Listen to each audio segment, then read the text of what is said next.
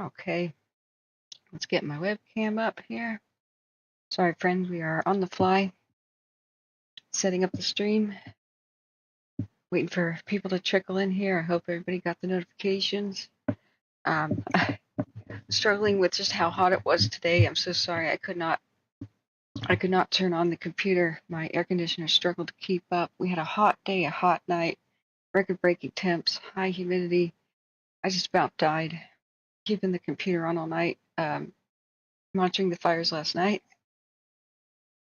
It produces tremendous amounts of heat. It takes a supercomputer to basically do this. And my air conditioning could not keep up, neither could the dehumidifier. It's just been brutal. So I had to shut everything down while the worst of the heat of the day was going. I had people telling me how the fires were going, and as soon as I woke up from my second nap, well, here we are.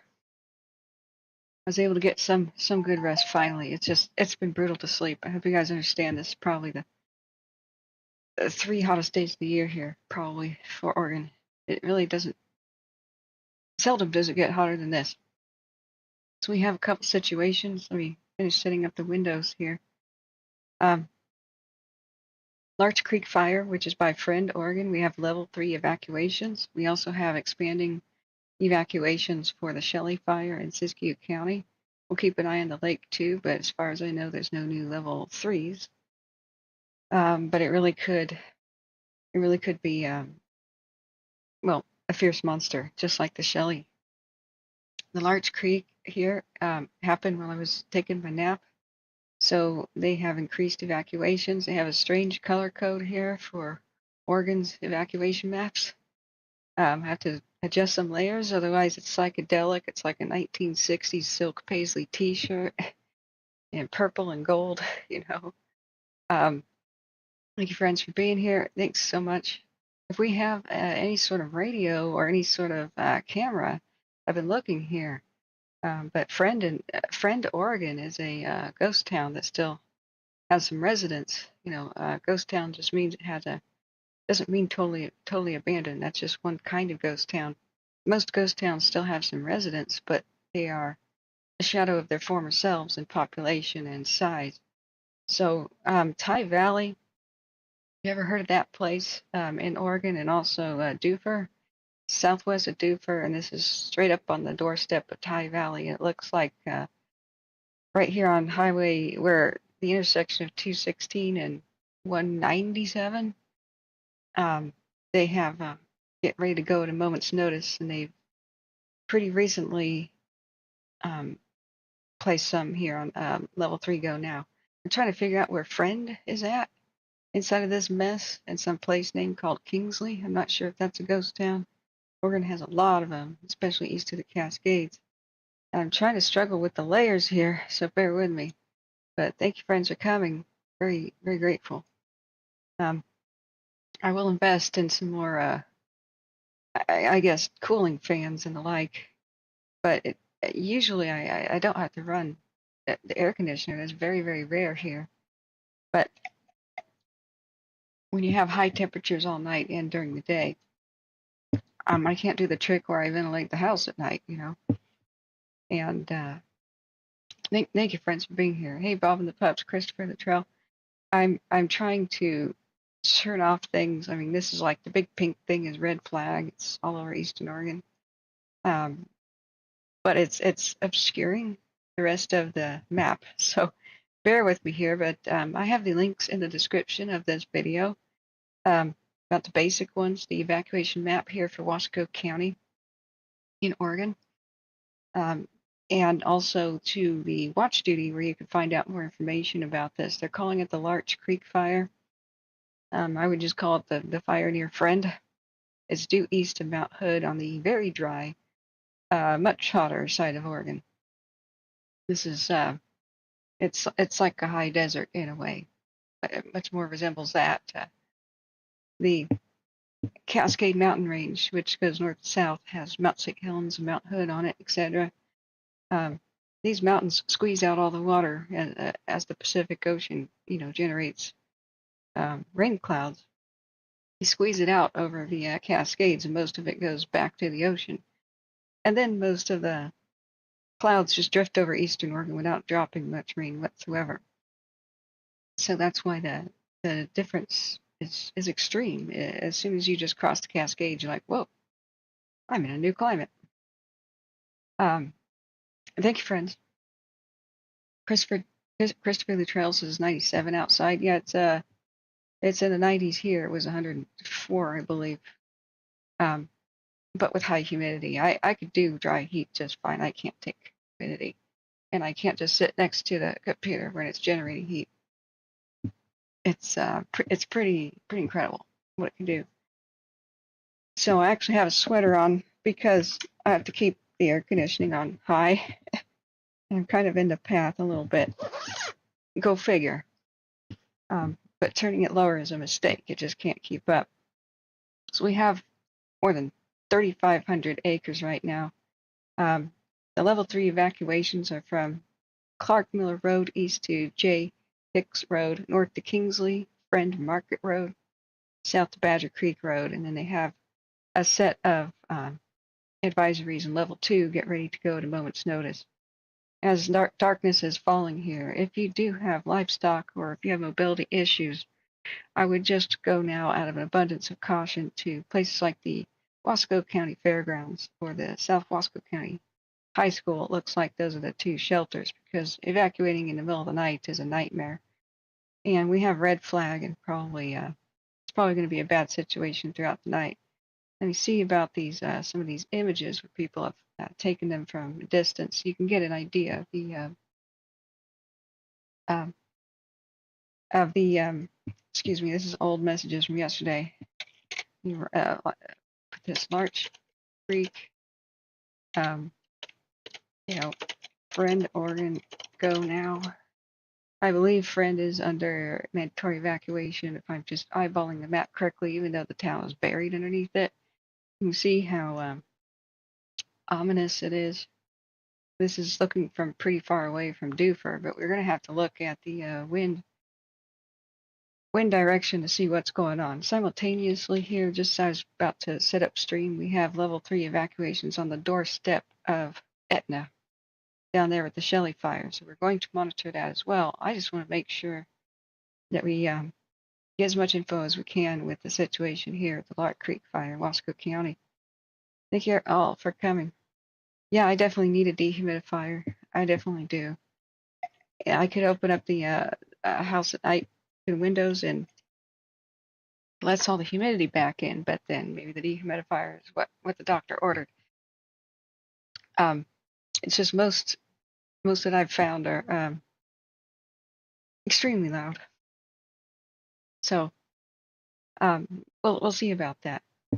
Now let's see here. Cause of the fires under investigation. Got a different Facebook, I believe. Probably Oregon Department of Forestry, Central Oregon. Yes. They've got these general maps, but the link is in the description of the video for the official one. It's called what, Falcon or something like that? Raptor. I was close. But you can see Dufur is well, you can't really see because the words get smaller as you zoom in and out. Okay. Let me try to mess with this and get the pink up here. I don't need live traffic. There's jurisdiction reference layer. I don't need that. Volcano status, no. USA Weather Watches and event. There we go. Finally. All these, I don't need hurricanes and active typhoons. Thank you. It's just gonna no wonder this map is so laggy. Okay, let's click that off. Yes, U.S. Forest Service fire closure areas and points. Oregon evacuation zones, yes. Traffic construction, no. Oh man, is there a way to just turn everything off and just turn on evacuation? I swear. So map layer here, the base map is what I want to change because world imagery is not that good. I want to know where the town of Friend is. So, it's so small, it doesn't even make it to some maps. But I did pull it up here. You can see a friend is here. I'm sorry, I can't make the words bigger. No matter how much you zoom in, they seem to just get smaller. So this is friend. That's the friend schoolhouse. Let me show you the area. There are very few surviving one-room schoolhouses. Maybe that's a two-room, but you get the idea. I don't believe I've been able to make it to this ghost town to film it yet, but it's pretty legendary.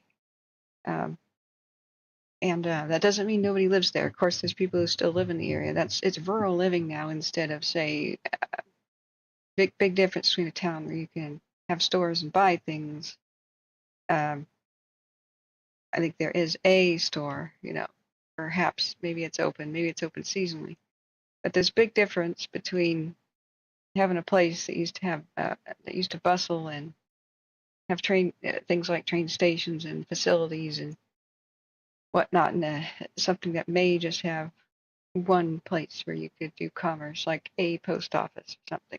Now, Kingsley, if I put on the layers for satellite, yeah, there is a post office, I think, maybe. Doesn't even show much on the map. And like a store that may or may not be open and or seasonally, you know. So there's not a whole lot of people who live out here. Eastern Oregon's a tough room to play in, um, like with weather and all kinds of things. But I just wanted to uh, show this. There are people who live in the area. There are ranchers and farmers, especially. Tygh Valley is inhabited and irrigated pretty well, so this is where you would go if you can make it safely in that direction to the Wasco County Fairgrounds. And I believe the other evacuation area, the other shelter, yeah, that's for animals, Wasco County Fairgrounds. And you can go to the South Wasco County High School in Mockton. Now, these places are small enough that everybody knows where that is. So, looking at a couple more of the pictures going on here, you can see Mount Hood here. This is from what time? 3:02 in the afternoon. Like this seemed to be it seemed to be kind of small, and then it got big. So I want to check out. We're going to look also real quick. Let's check on the Shelly fire. It's a kind of a sobering Fort Jones. I think it was Fort Jones 2. It was in panoramic. See this?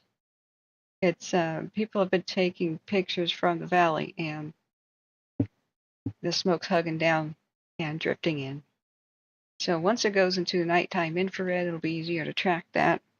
But they just put a level 3 evacuation notice within the last hour, I believe, on the desk on the doorstep of Etna, which is one of the larger, quotation mark larger towns in front of in danger with the Shelly fire. So I want to take a look at the Shelly fire's evacuation map as well.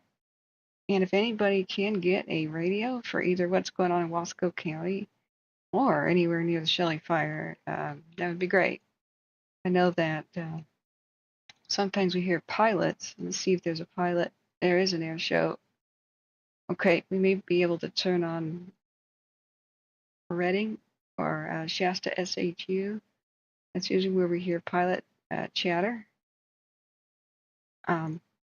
There's, if somebody could check that, please. We've got a bunch of Marsh S2s, which are medium, kind of large tanker planes. And this is good. The Avro RJ85, 4-engine. I don't know if that's considered a VLAT or not. Very large aerial tanker. But you also have some helicopters working the scene. Let's see if any are there by friend currently, where the Larch Creek fire is menacing. So let's see here. This is Wasco. Yeah, we do have some airplanes. I've not been able to find a camera.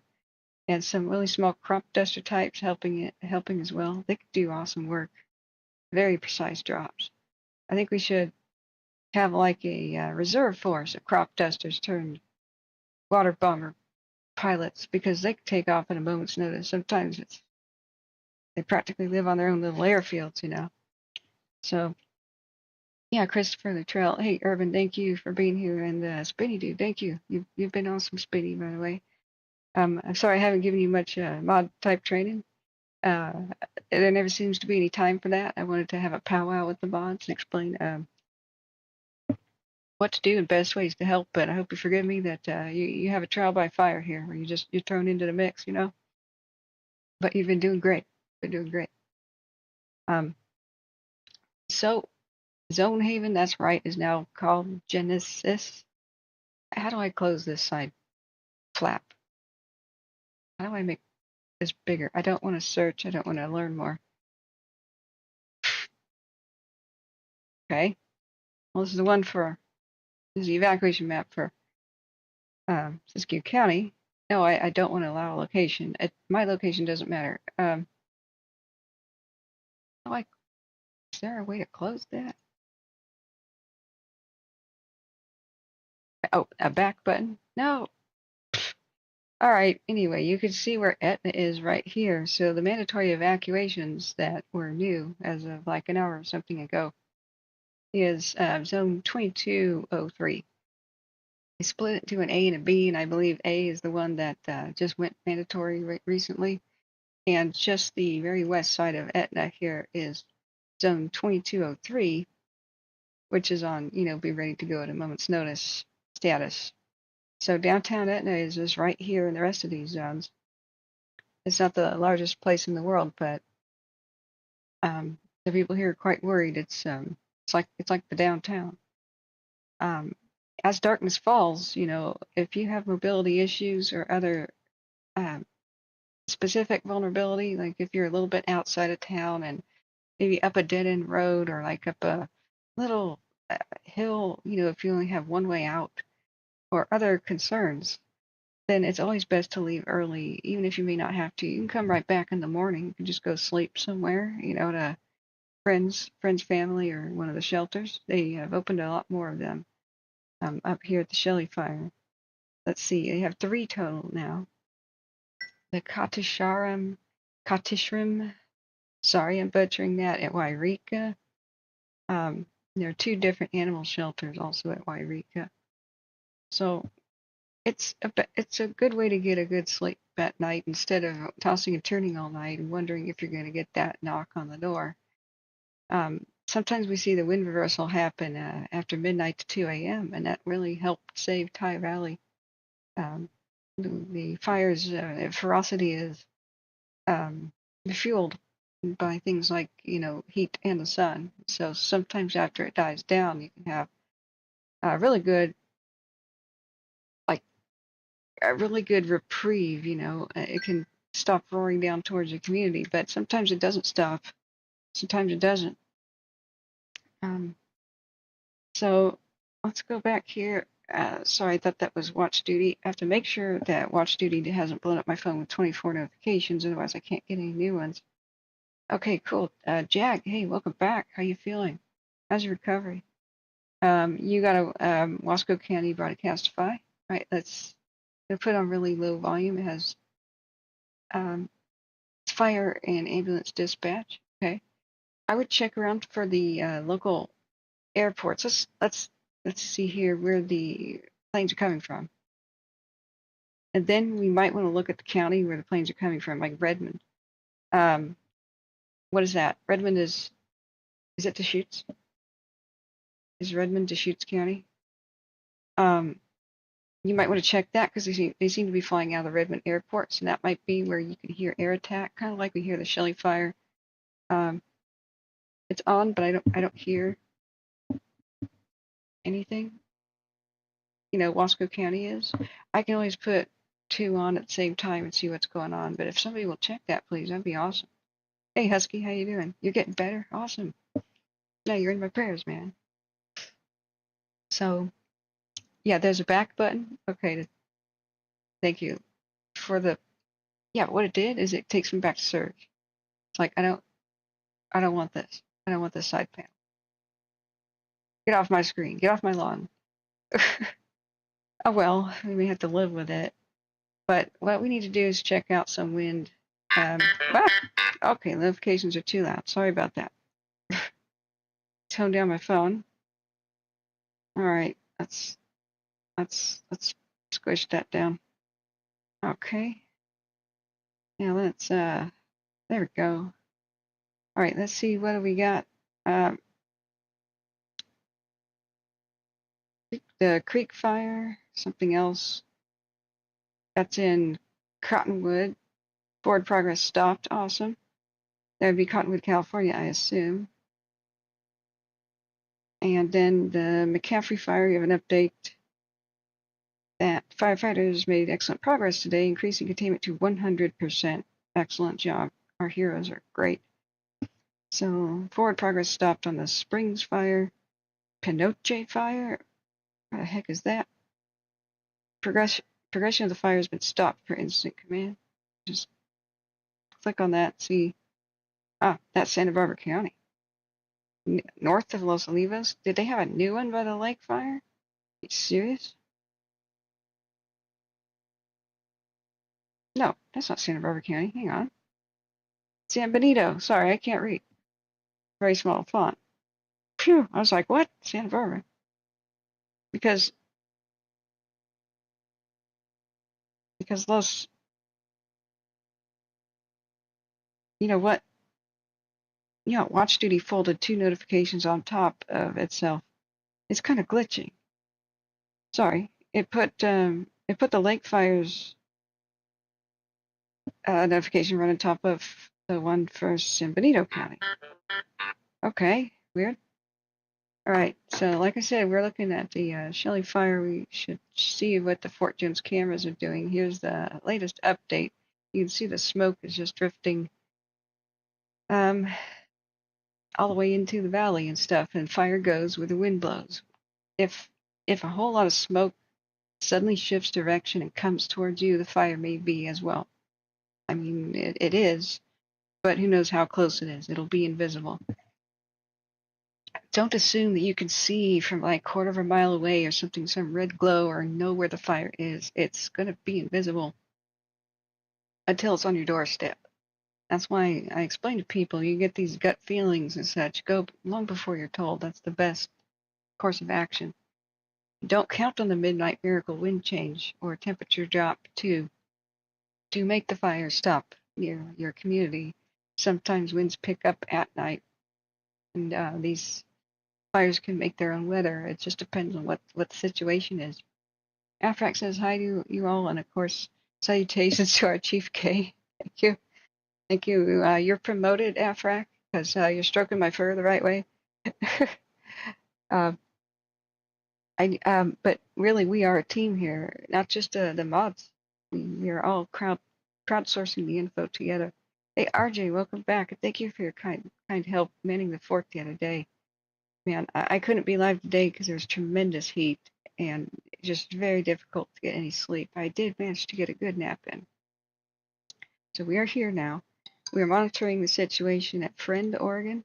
I wish we had some new photographs, but you can see from pretty far away, which is southwest of Dufur, northwest of Tygh Valley, and the Maupin area. You can see had earlier today, from all different directions, people were submitting photos, which is awesome. I want to remind you guys that as you get watch duty, you don't have to register or do anything. There's a little camera button, especially where we don't have I don't think we have any cameras looking. I checked the one at Timberline Lodge. Just press that camera button, take a picture of the fire, and just submit it to watch duty. And everybody from authorities to the people like me trying to cover it can have a much better idea of what's going on. So I encourage everybody to do that. Everybody has the power to submit a photo, and you can be totally anonymous if you want. So the last update we actually had was they're increasing the expansion of the level 1 get ready evacuation zones. So you can see, I like how they do a screenshot of before and after. They had Tygh Valley on, kind of get ready to go at a moment's notice part of it. The part that's northwest of the intersection of the highways. I don't know why they had a checkerboard kind of thing for get ready, but now they've penciled it all in this green. So Oregon has ready, set, go evacuation system. And I think California has kind of recently adopted it too. It used to be get ready, and then like it used to be a two-step. It was prepare, and then like advisory for evacuations, and then mandatory. Right? That's the old way of doing it. So they've tried a three-step now, which is supposed to give people extra time. Like get ready, which is prepare, and then when you're at that's level 1. At level 2, get set means be set is what they actually should call it. Level 2 means you should already be ready to go at a moment's notice, and or already leaving, just depending on how close you are to the fire or how comfortable it makes you. Or if you have specific issues like livestock to worry about, pets, mobility, um, if you live on a dead end road or something. But level 1 is prepare fast as you can. Level 2 is be already ready to go at a moment's notice. That just means your shoes are on, you grab your keys, and you go out the front door.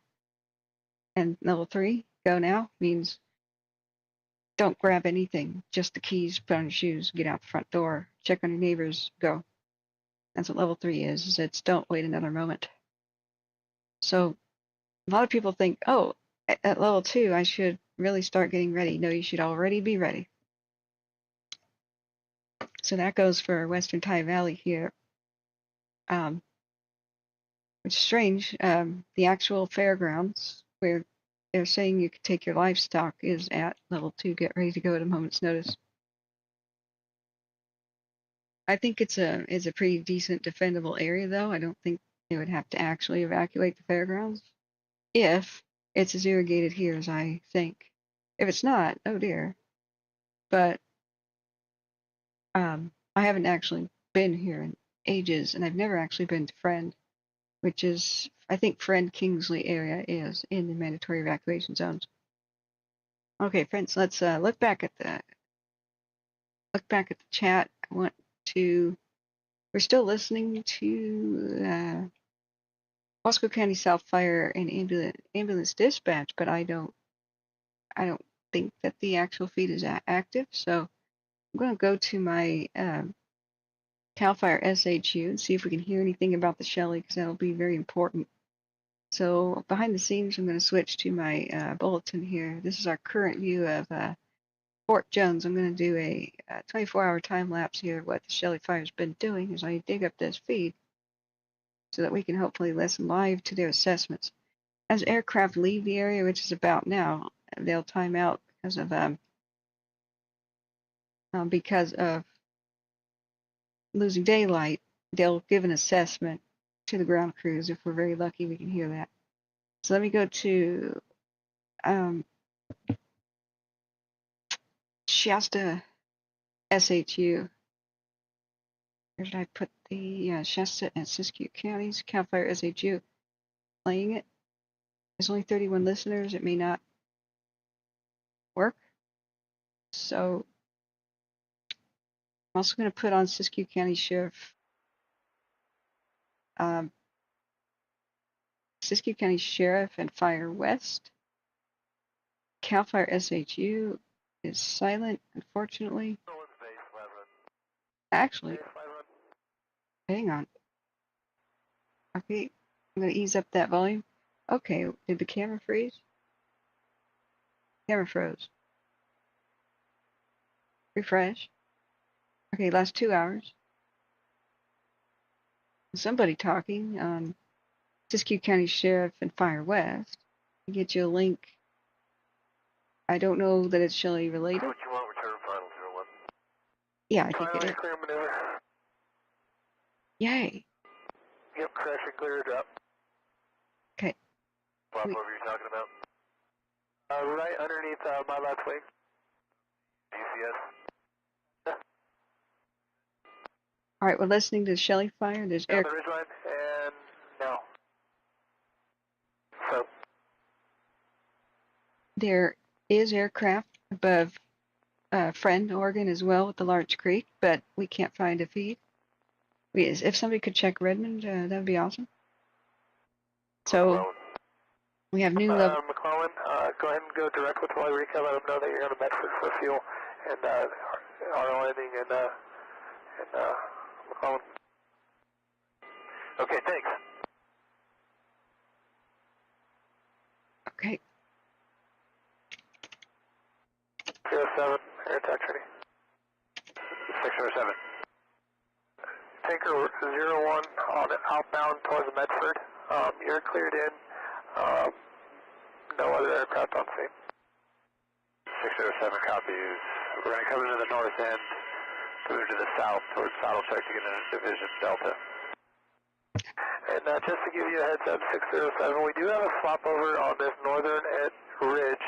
We tried to put some retard on it. It drifted over onto the ridge line. Weren't able to encompass the swap over. So I don't know if you guys are going to be working helicopters tonight.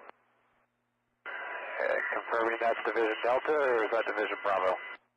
In Division Bravo, to the northeast where we were working the tankers. I know where that is. Okay. If you're good with it, I'll make some radio calls to the ground, and we'll be heading out. 7 copies. All right, I think I know where Division Bravo is. I'll get up battle maps later. That's the Shelly. We're hoping that as the aircraft leave, they'll at least give an assessment. I hope we didn't just miss that. Let's see here. The date is the 9th on the Tuesday. Okay, I'm still working on my food here. I do have maps. Thank you so much, Spyman. Air attack training. On air ground, command. You guys are so good with the like button. 92 viewers, 52 likes. I appreciate it. Thank you so much, Yeah, Spyman. did what we could with the retarded. We do have a swap over. On top of that ridge line that we were painting with retarded, I did let helicopter 607 know about it. And it looks like you might have folks walking towards it. Just wanted to let you know we were not able to finish the whole ridge line due to the time of day. Oh no. Incomplete retardant drops on that ridge line. I do believe helicopter 607, the Black Hawk, is a night flight helicopter.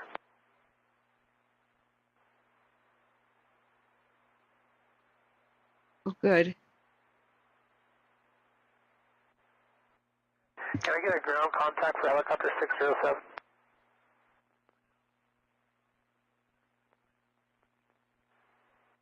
I'll pass that along. Right, see where. On air tactics. Air attack 607, I copy traffic. If you're good with it, we're going to head back to Wairika, or Siskiyou. 607. Okay. Etna at this time is not. 47 medical 8553 way, unit number 1, 81 male, breathing 125, responding at 2048.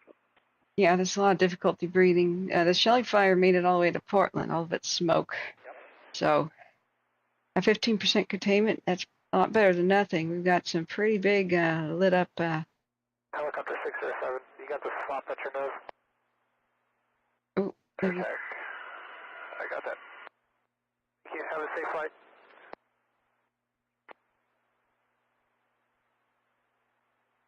okay, you must be too low to see on the transponder here. So let me look back at chat real quick. I do have some battle maps so we can find out where Division Bravo is at for the Shelly fire. I believe we have maps with the divisions on there. New update. FEMA says excessive heat warning. Yeah. Ready, have your light for 1, hearing unit. Light for 1, ready, copy, 607. Where were the copters dipping out of up here? Pond. 607. Still no update on Larch Creek fire. We can't see it. We're running Sugar Pine 2 and quarter PM. 607, do you need coordinates for those? Ready, I'll take coordinates. Goodbye. Coordinates. I'm ready to take it down. H14, copy 1 patient on board, 1 extra rider, and route to Mercy Reading. Don't talk over them. Copy to 23. Oh, man. Ready, 47 responding. Oh, I hate that. 47 responding, United Your traffic. 25 to 2050. Reading Alpha Valley Crew 2, entering leader. Valley Crew 2, Reading copies 2050. Okay, Cal Fire SH. Engine 54. 4131.79.123.04.94. Shoot, 4131 decimal. What? Copy. Dang it. I wasn't holding the pen. Yeah, I just clipped it. Maybe we can go back and look at it. The only thing I can see, the camera that is pointed at Friend and Kingsley is from government or Timberline.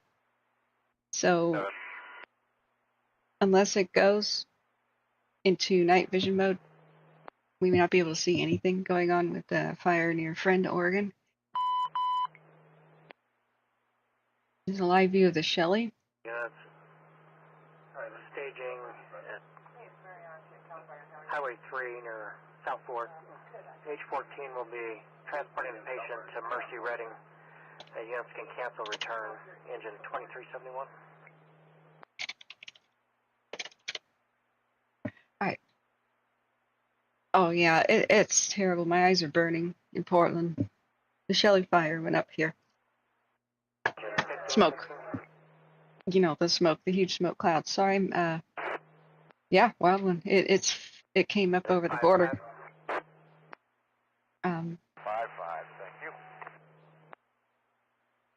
Okay, prayers are okay. 2371, did you copy? Yes. But we can't tell people religiously like what to do, like to repent or to join this or that religion or do this or that. We don't want to make people uncomfortable. 15, were you in contact with 2371? I hope that's... Medic 5-5, all units copy that traffic. It's best to say 2052. prayers sent and that sort of thing. But we're all worried for the situation here, and we want to try to keep this as keep everybody comfortable. You know what I mean? So prayers and well wishes are totally welcome. In fact, we're going to need all the help we can get from above. That would be great. Uh-oh, one of the cameras are down. Let's see about Fort Jones here. Let's do a 12-hour. Sorry, it's in rotate mode. Part of the day. Division Bravo, where the swap over is, I believe. Helicopter 607 is a nighttime helicopter that might be able to work it here at the Shelly fire. I'm gonna dig for my maps behind the scenes, so I have to keep eating my food before it goes super cold. But we'll be able to find out where Division Bravo is. God, it's always in rotate mode. Sorry, this is annoying, friends. That's how it's making its panorama. So Fort Jones 1,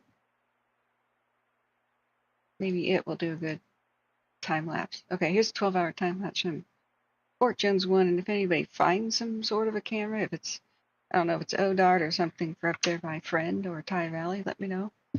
Even looking at Tygh Valley right now would be good. Well, one says I don't see any smoke in Vancouver yet, but it looks hazy over that way. You know what? Coin 6 News this morning at the crack of dawn had this amazing, super Technicolor map, and shows the smoke drifting in from the Shelly fire, filling up the entire Willamette Valley, and kind of dissipating around the Columbia. Man, I've already got air quality alert warnings from last night. But I think I shared that to my Twitter, which is @KWildfires. Oh, I forgot to tweet that I was live. Shoot. Let me do that, friends. Then I'll get you a link to the Twitter, and you probably see it. Although I tweeted a storm today because it was too hot to run the computer until now. I've just been dying here. I'm acclimated to dry heat, not to what Oregon delivers. California, Washington, And we're live wildfire tracking. So let me write down with the link that I am live. Okay, I'm live covering the Larch Creek. Oh, I have to hashtag that. Larch Creek fire. I wonder if that's one big hashtag. And at Friend, Oregon, and Shelly Lake at Shelly Fire Lake Fire of California. Okay, share. Hope my hashes are correct. Never got used to that. Now, what you can do, friends, is share the fact that I'm live. Like share this one particular tweet or X or whatever that's called. So let me see how I can link you right to my. There we go. Here's the Twitter link right here, and you'll see all kinds of information. Okay. If really you must obey the rules, or look, getting the fire information is a right, but speaking here is a privilege, and so you can always say whatever you want on your own channel. You can make it all about whatever you want.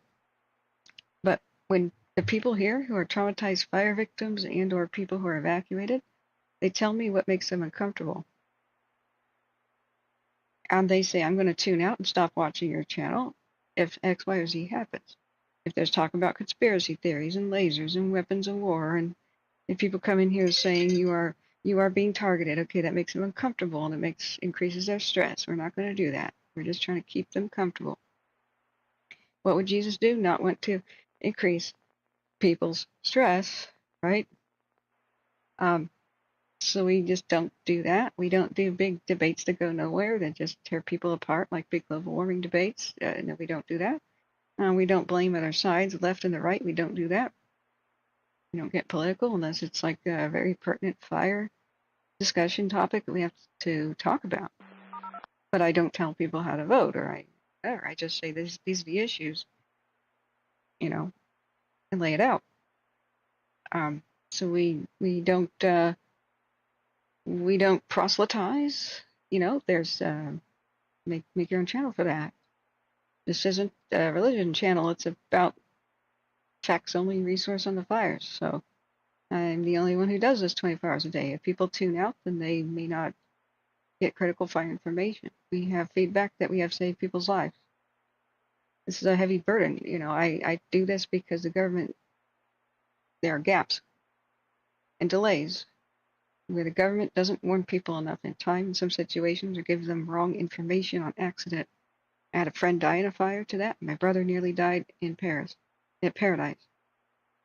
So what we try to do is get emergency information out to the public ASAP, and we are a support group. So we will pray for people. We will try to comfort them in any way, and anything that makes them uncomfortable, we generally avoid. So I hope everybody understands those rules are for that reason. I'm not trying to squelch you, or I don't even have the power to prevent your freedom of speech, whatever, because you could just hit the like button on your own channel and do whatever you want. But what we're doing here is we're crowdsourcing information about fires, because these are life and death situations. But trying to tell people how to act, what to do, apocalypse is coming, and all these sorts of things. Zip it. Nice, just facts only info on the fire. And if we speculate about something, we make it very clear that we're thinking the fire may do this or may do that. And we don't allow a lot of negativity, anti-human hate stuff. Humans are a virus. Okay, get out of here. We don't allow, oh, that town is toast. No, we don't allow that. How would you like it if somebody said that about your town? We give people the best case scenario that we can tell for the fire situation, the middle ground, and the worst case scenario. And I think people have the right to know about all three to the best of our ability. And we're doing this to help the heroes. We are hero helpers here. They have their hands full with dealing with the fire, and if we can get people early warnings and keep them informed best as possible, oftentimes sheriffs and police have told me that they show up in a neighborhood ready to go door to door and inform them that they have to evacuate, and they're already packing up and leaving. Like when we reached people with the mosquito fire. And we gave 4-something hours early notice to the people of Mariposa. The officials didn't put the entire town on evacuation for far too long. There's something wrong with the system. Policies for notifying people where the fire could possibly go, and it delays. I don't know why, but here we are to lay it out so people can make the best. Division Bravo, 607, air to ground. So people make the best decisions to save themselves. So I know there's a lot of new people. Every once in a while we got to go over the general idea. We just came back down in the valley. We were unable to get a dip out of those high mountain lakes. I got that flop over on Division Bravo. Back en route to it with a tank of water. Awesome. So right now there's a breach. Ouch. Okay, I'm sorry. Try to adjust the volumes. I'm not 607 copies, and confirming it's going to be 20 Golf making their way in. I can't control loudness. Copies. It's a Golf strike team, I guess. So what we have is a slop over. The helicopter is on it. I don't see him on the filter. It's Copter 607, presumably. He says he found the slop over, which is where an ember has, or the fire's just moved beyond where they want it right now. They tried to, I don't know exactly where this is. It might be by Etna. I don't know if it's by Etna or Fort Jones. We're going to check it out in a minute, looking at the maps. I've got division and maps and that sort of thing right now. So I just had to look that up, but it's somewhere in Division Bravo. They put a helicopter on it. Those are the best things to do. The best kind of craft to go put out a little spot fire that breaches the lines.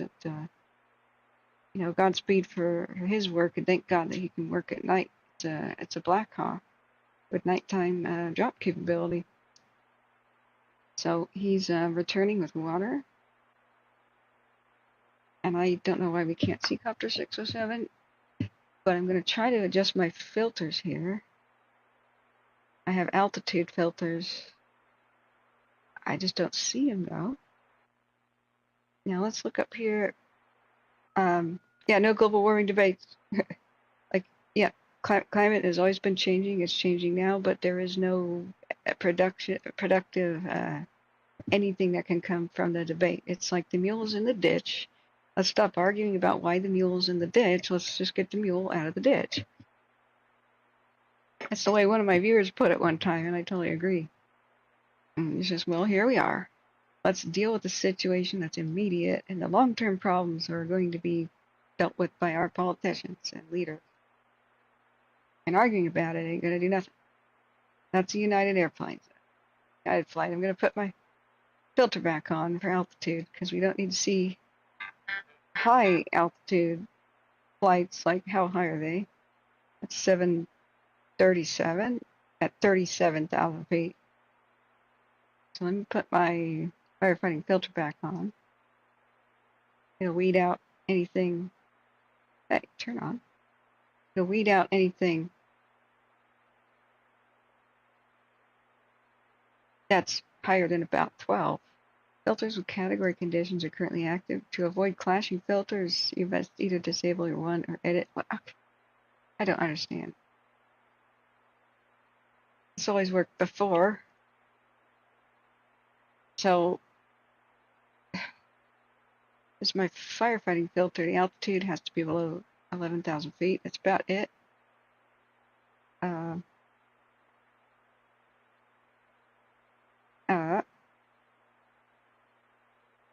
know why it's suddenly giving me an error. Never did before. Alright. Whatever, flight radar. Disable what? Disable the categories? Disable the filter. Just tell me what's wrong and fix it yourself. Isn't that what AI is supposed to do? That's what AI's best use would be, is don't make me figure this out. Okay, you're throwing an error. What exactly is the problem? Is it the type of aircraft I selected that's clashing? You must use the category panel. Disable your active filter. Alright? Okay, whatever. Is it on now? It's not on. Oh, whatever. Okay, I'm just going to say it's working.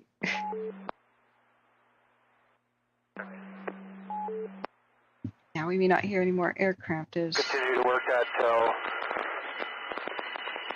Devil's Garden 2 gets there. Oh, there he is. Is this perhaps... Well, the other one says he's returning after dipping, so he actually is probably not this helicopter. It's 607. So, and that was, he didn't go all the way up to the Fort Jones area. So we're going to look at the cams, and as soon as they go into night vision mode, maybe we'll see something a little bit with more clarity.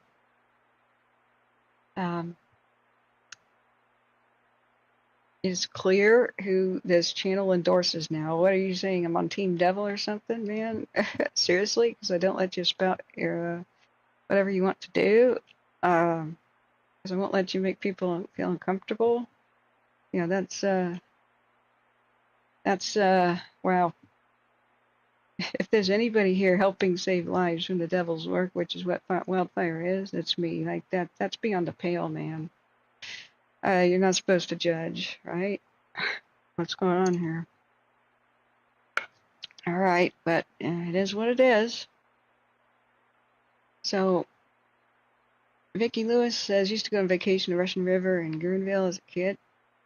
Okay, if anybody has any local knowledge about what's going on with the friend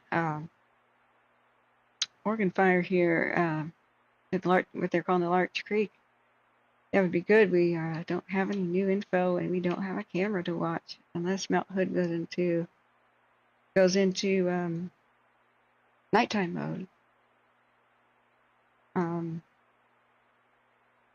That's about the only thing we have looking at the situation. So it's Mount Hood's Timberline Lodge cam. It's just pure haze. We haven't been able to see any plume or anything on the replays, but it is looking long distance. And friend is barely in the view. And the mountain's just north of Tygh Valley right there. Mountains, hills, plateaus. I'm going to call them mini mountains right there. So, let's see here.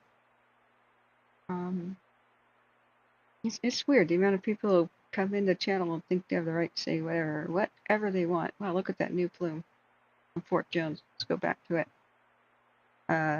No, you don't. You're in my living room with me. You act like a guest because you're in my living room. So, all right. There's just one overreaching basic rule, and that's disruption is not tolerated. You just can't have chaos. You wouldn't walk up to firefighters and say, hey, do you have a moment, as they're putting out a house fire, do you have a moment to talk about such and such, Savior? Not the time, right? They'd be like, what are you doing? Well, why are you walking up and doing that here? Do you have a time to talk about the DEWs, laser weapons, military stuff, and space lasers? No, I don't have the time to talk about that right now. There's level 3 mandatory evacuations and a fire going towards several inhabitations. No, I don't. I'll be a guest on your channel one day. Whoa, look at that. It found new fuel right there, or whatever that black is. Could be a stand of dead trees. Help me keep an eye on the Shelly. The situation may change rapidly with new evacuation information. I do want to see where is this right down here? Where are we looking? Hopefully they calibrate it. We're in the magical moment right before it goes to infrared, where we can still see in color actual flames, but if they don't calibrate the infrared view, it'll just be one big solid white blob, and we won't get the precision view of, you know, what the flames actually are doing. It's let's go back into this mode. If we mouse over here, see the red beam. Oops. See, the red beam will point exactly where we're looking. So it's not next to Etna, of course. It's up here by. I'll have to check for which little community is right next to it. But it's on this ridge on the south side. Let's turn off the heat detection. Yeah, it's Kidder Creek on the south. Medic 5-4 in quarters. Excuse me, Medic 5-5 in quarters. Okay, we're still. 5-5 and 2111. So it is right here. This is about where that flare-up is. And so if I look at my 41S4.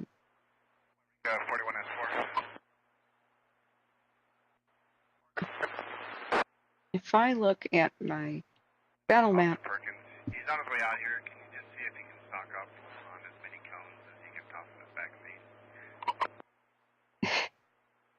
Officer Perkins is on his way out here. 41S4, their transmission was completely broken. I'm not sure what your request is about 45. Can he stock up on as many cones as he could fit? Whatever traffic cones he can toss in his backseat, we might need them out here. Yeah. 41S, requesting traffic. Slot 2 4115, copy. Can the officer put as many cones as he can in the back seat? Every once in a while there's something funny.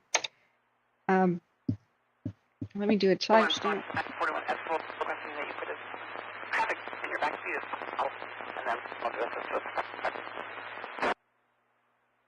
Officer in back seat. All right, so looks like everywhere there's a black dot are structures. So hopefully they've done enough structure protection, because fire is up here on this ridge. I hope these people have evacuated. I don't know the nature of the structures, but it's super vulnerable if you have like one way out, one road. I don't know what they are, but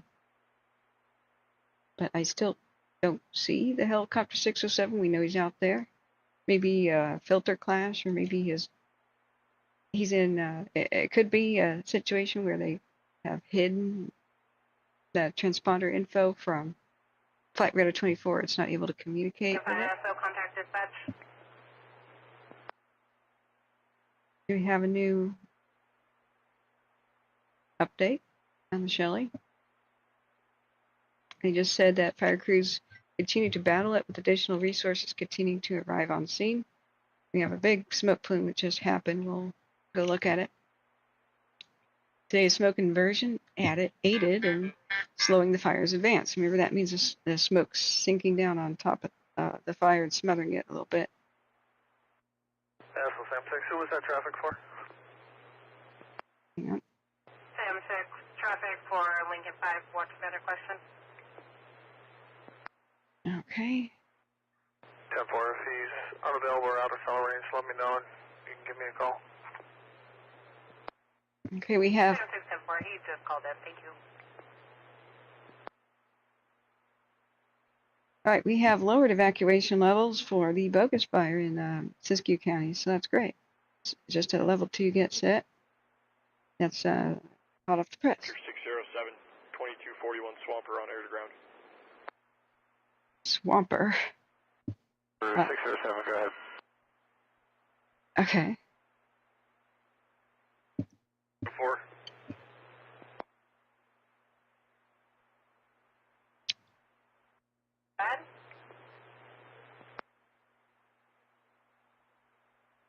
Yeah, look at the evacuations. Be ready to go on a moment's notice pretty much everywhere around Etna. Hold on to your butts. Like I said, Flopper calling 607. Go ahead with your traffic. 607, just on the south side of this ridge. This is the slop over there we're going to have crews making their way into. We're getting a moderate pickup of fire activity. Break. oh dear.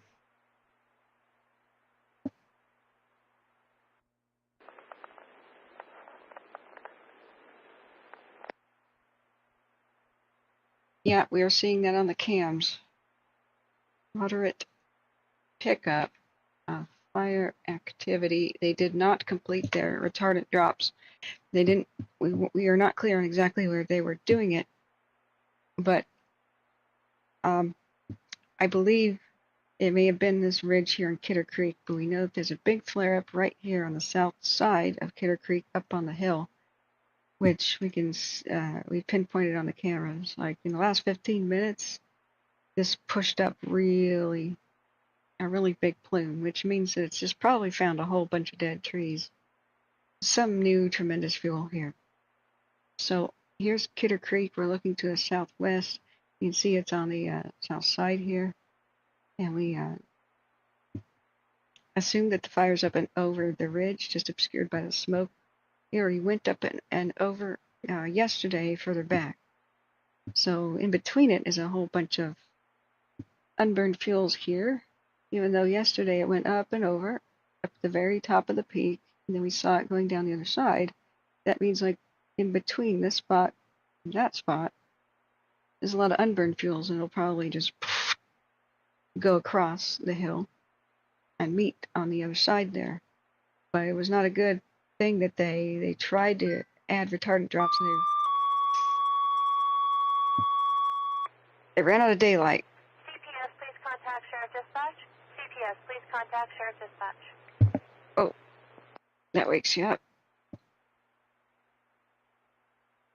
Okay, let me look back. Let me look back up at the chat. Sorry, it's been very difficult to juggle this, the volumes and all that, and deal with explaining the rules to folks. So, for some reason, people just don't want to just be productive and helpful and cooperate. I'll never understand that. Okay.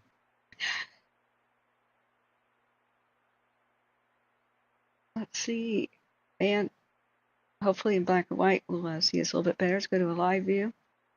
We still don't have an update on what's going on with Larch Creek. We still don't have a cam.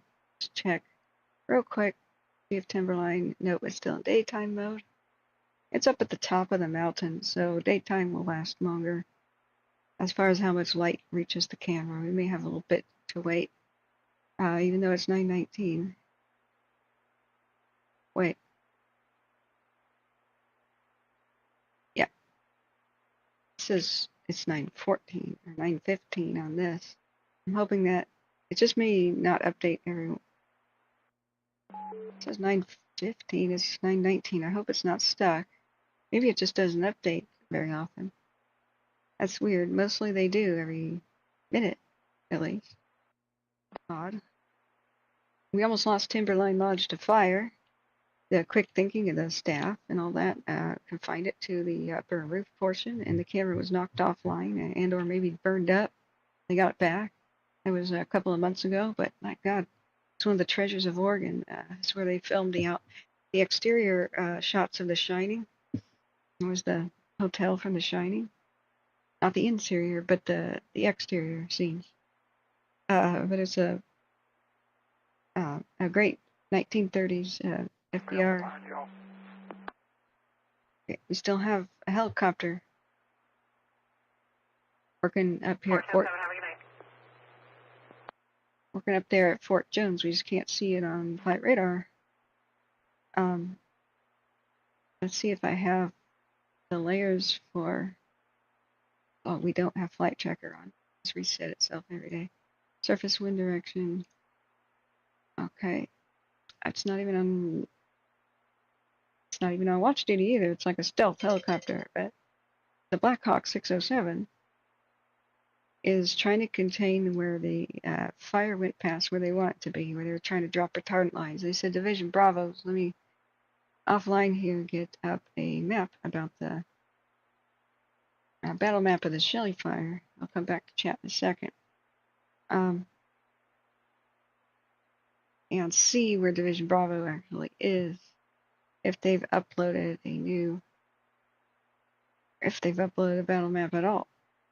So go back.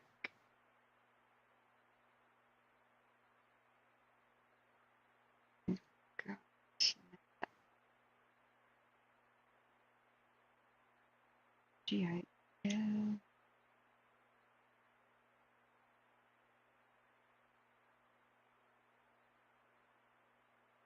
Hey, there's a whole bunch of stuff to weed through. Infrared.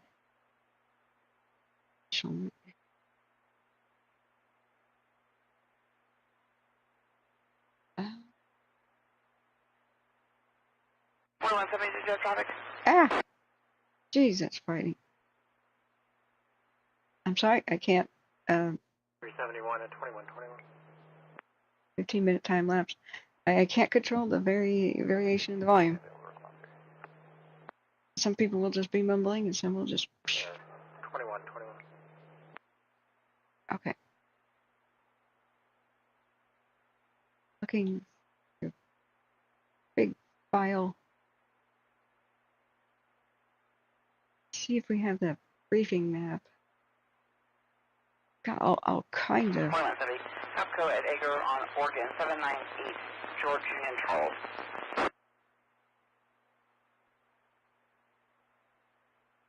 Alright, we're going to hear more of Siskiyou County stuff. This is a live view of what's going on at the Shelly fire.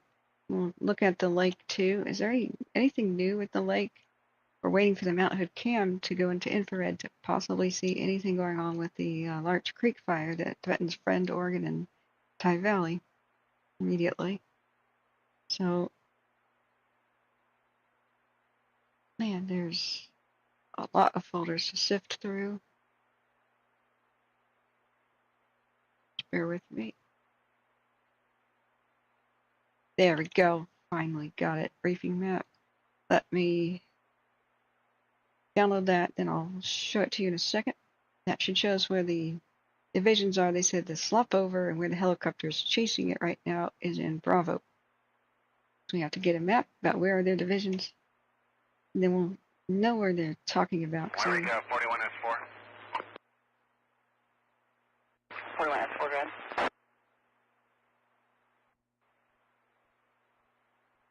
I believe they're going to start here in about 30 minutes. Can you reach out to them and let them know that they're detailed tonight? I want them in 2 separate cars, not doubled up. That is probably law enforcement. That's a helicopter. The radio is extremely bad this evening. Foreigner, wasn't sure who the second officer's coming. They should be approximately 30. You want them in 2 separate cars. And Officer Dominguez. So, be there in about 30 minutes. Here, I need them in two separate cars, not doubled up together. Okay. 41S4 copy Dominguez and Foreigner copy the 2 separate cars. And 41-5 is going to relay that to them. There's a pole in the way. Your little site you're talking about. There we go. Pilots. We could just get a couple high altitude split drops just on the multiple spots we got down here, keep them from getting established before the crew gets in. Yeah, copy. And just west of you, you have multiple flop overs as well, too. The north side of the ridge. Affirmative. Be whatever you believe the highest priorities are. How far out do you think those crews are?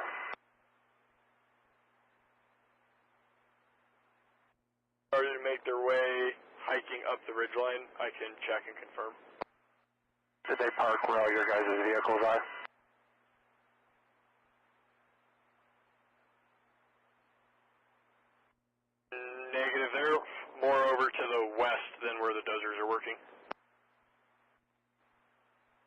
That's probably P198. strike team 20 golf is what they were calling it. It's doing the same thing that your spot's doing as well. It's just on the north side of the drainage here. So we're going to be outbound for fuel. All right, I got the map. Part of a burn barrel at 38 Main Street, nearest cross of Highway 3 and Charles Street, at 2125. Who is burning today? Seriously. Okay. All right, we're listening. There will be some law enforcement bleed over. I'm taking notes over here because my food is getting cold in front of me, but we got to keep up with this. So let me save the map and I'll show you guys. I know where. If we know where Division Bravo is. It's the Taylor Divide area on the north side of the fire, north side of the Shelly fire. Let me just find a place to save this. So we're going to go to fire stream.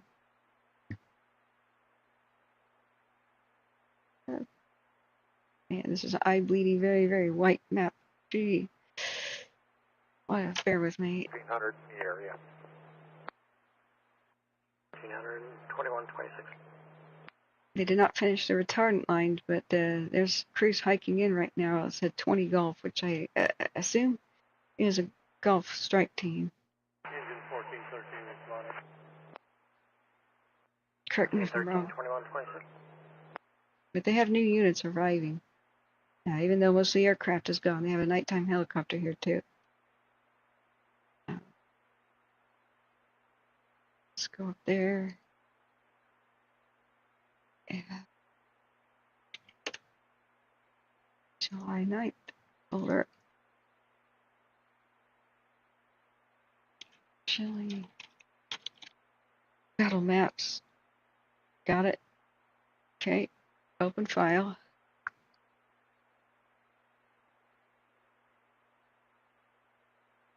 Well, why didn't it open the file? No, not in the Explorer. Okay.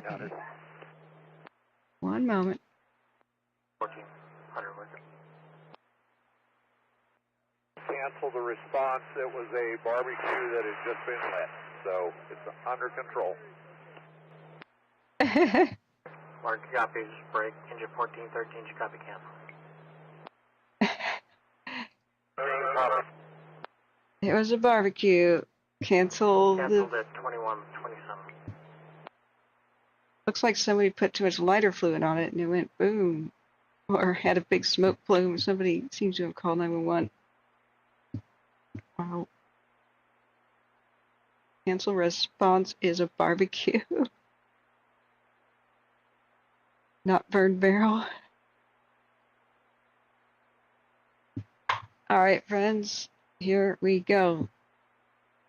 Take a look at the battle map. We can zoom in as much as we want here. Sorry, we'll look back at chat soon. Thanks much for holding that fort there.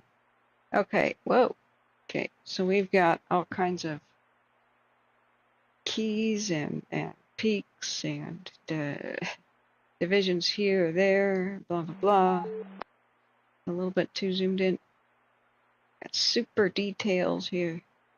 So remember, they made this map sometime last night. It was for this early morning's briefing. Of course, the fire has spread by now, and the cameras will help explain where. But you know where it says Taylor right here with the Taylor with the Y divide? It is pretty much there right now, from what I can tell. On the south side of Kittier Creek here, it already, like I said, Kidder Creek, it already went over, like I said last night. We watched it on the cameras, but it's advanced towards. NSO, last to Martin, first of Johnny. I show multiple code 6 spraying set of multiple, including one in hand.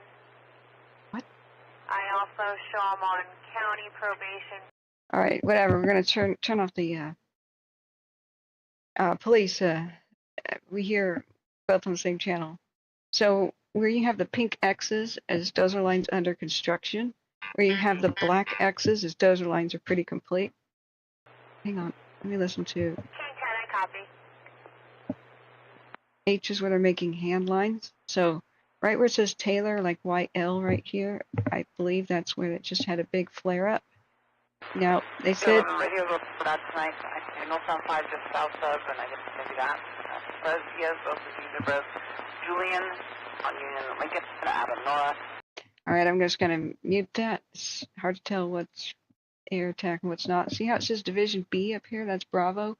So that means that they're charging like the northern section of the fire. It doesn't mean that the fire's up there. It means that there is like a big clock around the fire, right? So they're at like the northern part of the fire, wherever that is, would be like 12 o'clock, right? And that's where Division B is. So they are working on a lot of lines on ridge tops. We heard them talking about Shackleford Creek Road last night. So they're doing a mix of dozer and hand line and whatever R means. Let's see, what is R on the key? Planned road as a line. So they're going to enhance the road, like masticate the vegetation on either side, which means like wood chipper, like the brush on either side of an existing road, and maybe even burn a little bit of the grass away from the road to enhance it. So you got a mix of that. They're going to create road. You know, like on this particular ridge, so where the fire is right now, they have incomplete dozer line. And I'm sure they worked as hard as possible today to try to put on the north side of Kidder Creek. Where we see this, I'll try to zoom in a little bit. Hope this is helpful, guys.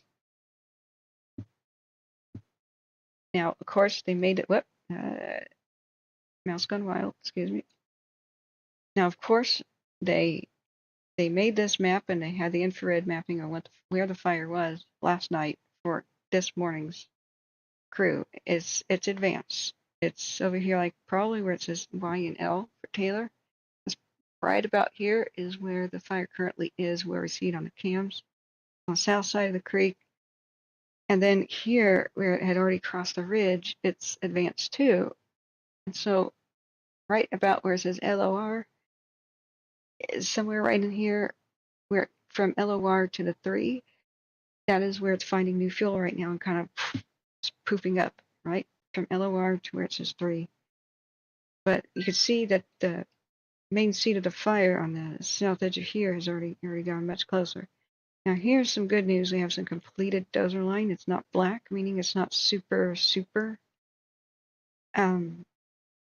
reinforced.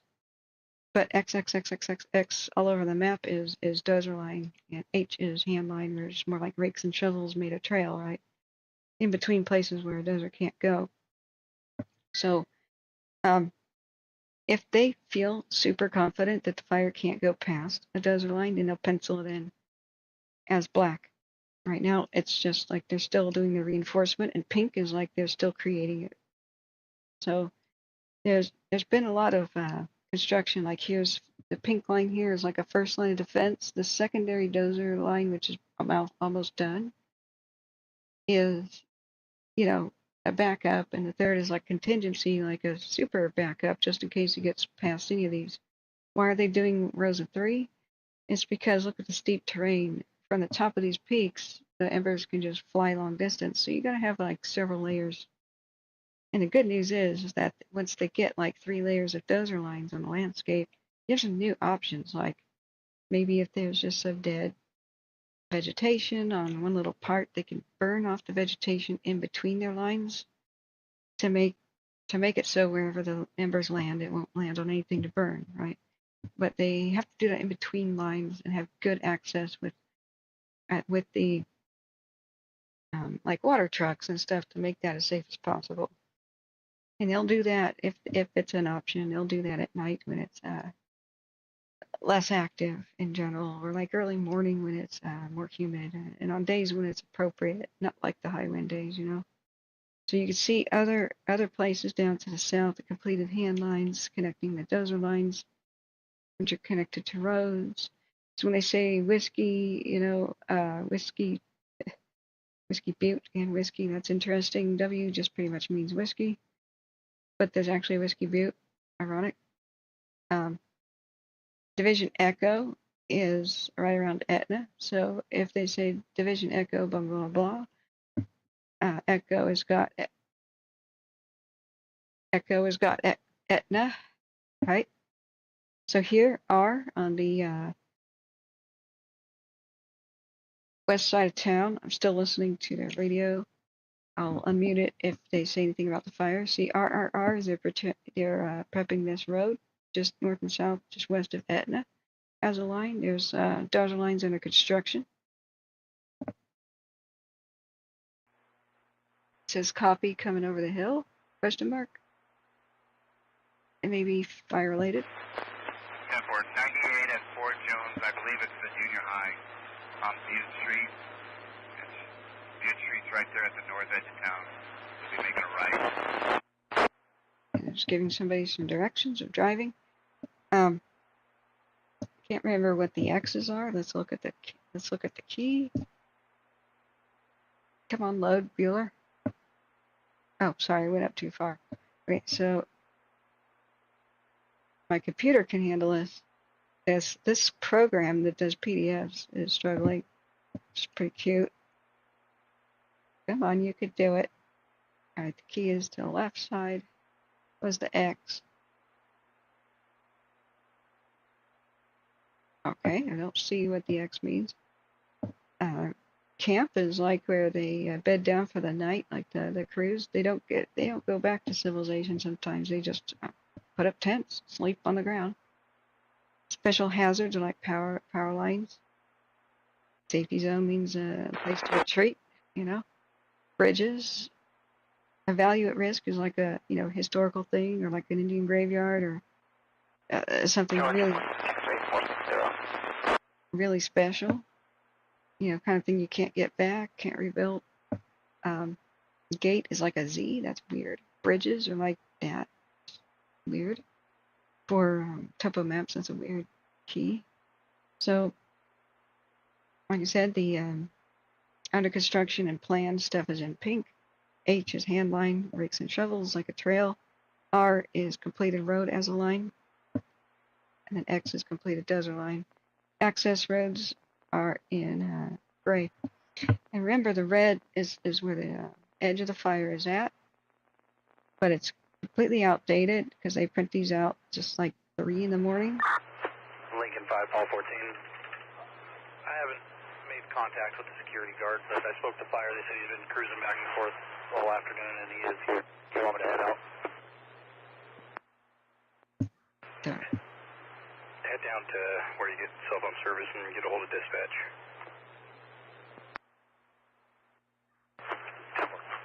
Okay, so remember, Division B is wherever the northern part of the fire is. So that would be, everywhere like Immigrant Creek Road, Mill Creek Road. They put like a big clock around the fire. Division A would be the northwest side. Whiskey is the south side. Everything to do with Etna is Echo. 103 area of the 3000 block of Fairlane. Larry's Auto Shop. The 2 vehicles are currently in front of Larry's Auto Shop. They were near Mississippi. One was a pickup with lights. They're driving around. A male driver with a baby in the cab. Again, 2303.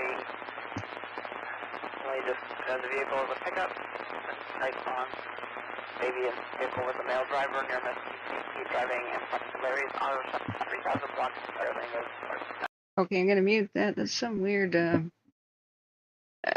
something to do with law enforcement and stuff. Okay, we got infrared. All right, let's do a 30-minute time lapse. Now I will finally look back at chat. Sorry about that, friends. Husky says tomorrow from the lake fire, it's going to be another rough day with winds coming from the southwest, 8 to 15 miles an hour. And gusts up to the mid-20s with 12 to 20% humidity. Great. Up in the hills. Okay. Yeah, Spyman about volcanic eruptions. I covered the Tonga thing, that eruption that just detonated in the South Pacific, and even put a small tsunami on the coastline south of San Francisco. It was a pretty small one, but I think it hit San Diego too, and it swamped some of the sheriff's boats. It was like, really? I don't remember which. Somewhere between San Diego and Ventura. Right, the lake fire. There's a new evacuation order right now, starting at the south end of Kachuma Creek, the northeast of Santa Cruz Creek, to the Santa Cruz Peak west of Grand Spring, and to the northern part of whatever. I have to continue reading on the phone. So I hope that, did you guys like the map thing? The is that helpful to you? I sure love having those maps. It finally gets people knowing, you know, where are they working, and where are they trying to protect people. It's better, I think, than them just saying, "Oh, we're doing everything we can." Well, if we could see it, that's reassuring. Um, so right now I have to do new timestamp 1/01/26/00. We have new evacuations for the Shelly. And did we have any sort of update on what's going on with the Larch Creek, friends? This is a current view of the Fort Jones, and it's not calibrated. Like, if you go back, see how this is the reality view? See how the flames are not that big? Now, the thing is they're generating heat, and the hot smoke is rising. The hot smoke is pure white. This is exaggerating all light and heat sources, and we can't tell the difference between fire and that. So if they calibrate it, you know, one clue here is like, these are normal farmhouse lights. Look how huge they are. It's just a farmhouse light, you know, which means the shutter is wide open for the camera because it's trying to get all the detail and shadows. The more detail and shadows that you can see, then the more you realize it's going to exaggerate all light sources. So it would take pretty somebody manually adjusting this and then freezing the camera controls to make it so the fire, which was the important thing to look at, is you know, looking proper, right? So like, I just want to caution people that when it's not calibrated, infrared makes everything look worse than it is. Oh, hey JB, how are you doing? Didn't see you come in because I was looking at the battle maps. Yeah, Disney dumb. Sorry, I can't say your. I'll get banned if I say your word out loud, but that's good information. Great. I'm glad you guys know. Ladybird, hey, welcome. There is a nighttime helicopter called Helicopter 607 working on the slopover that they said they could not complete the retardant drops, which I don't know where that was. They didn't explain exactly which ridge, but it could have been right here because this is the big hot spot on the map, which is the south side of Kidder Creek. They said that we ran out of daylight, so they asked one of the Blackhawks, which is Helicopter 607, and we've been hearing him on the radio say, "Yeah, I know where that slopover is. I see it." He asked where the locations of the ground crews are, and hiking in right now is 20 Gulf, whatever that is. Strike Team, I suppose. So he was like, "Where are they? Where are their vehicles?" Because he wanted to look out for them, and of course not drop water on their heads, you know. So that would be like a swimming pool coming down. Um, that would be like a hot dog. Sorry, sorry, I just looked at a deleted comment. That's okay. People can talk about getting Costco hot dogs. It's fine. But that kind of stuff is all right if people want to share what they're doing. What I said is people have, if they make chat. Oh, Disney, thank you for kind donation. If people keep the chat going, like, hi, you know, how's the weather? I like dogs. That's okay. It boosts us in the metrics for what how YouTube works. Christopher Luttrell, what post what in the chat? I can't post the links to the maps. I'm sorry, Dylan Cook said zoom out to the surrounding areas. Okay, sorry about that. That was 5 minutes ago. Sure, I can get that back up. let's see, PDF reader. Yeah. Let's go out. It's super detailed and huge. So the more we zoom out, the more that you can't really see the words. But you can see Fort Jones in the valley here. Where it says Division C is where our camera is at. I just want to, and they would call it Charlie, of course. I just want to show people Division C, Quartz Hill, or whatnot. I'm still listening to the radio. This is about Chaparral Hill, I believe, is where our cameras are located. They are looking southwest. And so, remember where it says YLOR and 3? The flame front is right about there. And there was already some kind of on the south side by, I don't know if that's Patterson Creek. It's not really labeled. But is advancing the most on the south side of Kidder Creek, and then it's trying to meet where the other part of the flames already went over the ridge, which, if this is Patterson Creek or whatever, that's where we're seeing the big flare-ups. Like there's unburned vegetation in between, and they're going to come together. So don't be too terribly alarmed, like, oh, what is that big flare-up? Well, they're just coming together, and that's where stuff hasn't burned yet. Now, I don't know exactly where they were doing their drops. They said it was on Bravo that the slop over happened, which means the north section of the fire, Bravo's division. So we don't know if that's north side of Kittier Creek or if it is the south. And I would just take a wild guess to assume it was the south. I don't know. They have a dozer line here under construction in the pink. So if we zoom out, I hope that lets you know.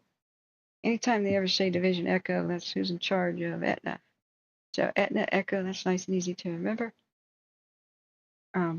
Bravo is the north side of the fire. Alpha is the northwest. Then let's see who else is in charge. So Tango is southwest. T, and I guess it's the west and southwest is what Tango is. And Gulf, the very south of the fire. Mind you, that's not where the crews are. It's just putting a big circle around the fire area, and they just say these are the general areas. Like if you think about it as a clock, and if say from midnight to 2 o'clock in the morning is Bravo, like what we're seeing here, then think of it going all the way to the center, like a pie slice to the center where the clock hands are. It's not like they stay on the edge and that's where they're only going to be. I hope you understand. It's like a pizza slice, right? So let me do a final zoom out. I can't link to where I got these maps. They take forever to download. So when I get notification that they're there, or I check it and they're there, I download them and they're on my actual computer. So I don't have a way to really get these to you. I could do some screenshots and put them up like I did the lake fire onto the community post, but I'll have to wait for that to calm down for a minute, for things to calm down. So I hope that was a good overview. It's possible, RJ, we saw just before I went live that they expanded the mandatory evacuation areas for the Shelly. And JB, are you still here with us? Hope so. Dylan Cook says, I do indeed like dogs, so I'll say that for you. Cool. Yeah, if somebody says I'm eating Costco pizza right now, that's actually okay. It's not like spam. I don't run around deleting everybody's messages. I kind of encourage kind of stuff like that. It just can't be totally off the wall wacky or something, you know what I mean? So we've been going over this. The latest zone to go mandatory was more than an hour and a half ago, maybe 2. And that's here, the SIS 2203. And so you can see that everybody on the periphery of it is supposed to be ready to go at a moment's notice, but I don't see why they would do that for the periphery and not the downtown, right? That doesn't make a lot of sense to me. Like I've been saying for days, everybody at Etna should already be ready to go at a moment's notice. And if you have mobility issues and the fire approaches at night like it does, special issues or concerns, the best way to get a good night's sleep is just go sleep in a shelter overnight. You can always come back tomorrow if nothing happened. Then you don't have to fear the knock on the door at midnight and the, you can get good rest. So there's a good Fort Jones 1 link. Okay, yeah, we've been monitoring that. Let me see. Yeah, you got the alert, West. Thanks, Husky, for that link. Yeah, that's how we pinpointed exactly where the big flare-up was. Is we used the little beam thing in your map. So if we go back the last 30 minutes, remember the hot smoke is mostly what we're seeing with the white. I mean, the flames are like 200 feet tall because the trees are over 100 feet tall, and there's a lot of dead ones, and they're lighting the living ones on fire, unfortunately, which is super dry. It sucks. But a lot of the pink and the red glow, even in daytime mode, is reflection of the fire's light off of the smoke underneath, above it, right? It's all a little bit exaggerated. And especially when a regular photographer goes and takes a picture, it's still exaggerated because it's dusk. So in order to get a photograph to come out clear, you have to keep the shutter open longer and allow more light in and open it huge and wide. And so all light is exaggerated for these nighttime fire photos. And you would take extremely expensive cameras to get it more to like what the human eye would see at night. Hope that makes sense. What they would have to do right now for us to see more of the fire and less of like the smoke is squeeze the shutter down like it's daytime. Actually, we would go pretty dark here. We wouldn't be able to see the trees, but that's okay. We don't need to see the trees. It's more important to see exactly where the fire is. But these are cheap cameras. These are pretty cheap and pretty old cameras now in the landscape. Photography has advanced a lot in the last 5 to 8 years, like tremendously. Thank you so much, Larry Green, everybody who's donated. Thanks for 108 people hitting the like button. We've had 1,200 views. Please hit the like button to keep going. Keep us trending, because if people are actually looking, especially for people looking for the Larch Creek fire in Oregon, they could be typing, like searching for us, unless the video is popular and trending. We don't go in their search result. So I'm super grateful for everybody who does that. Yeah, Dylan Cook says the shutter speed is essential for dark night fire photos.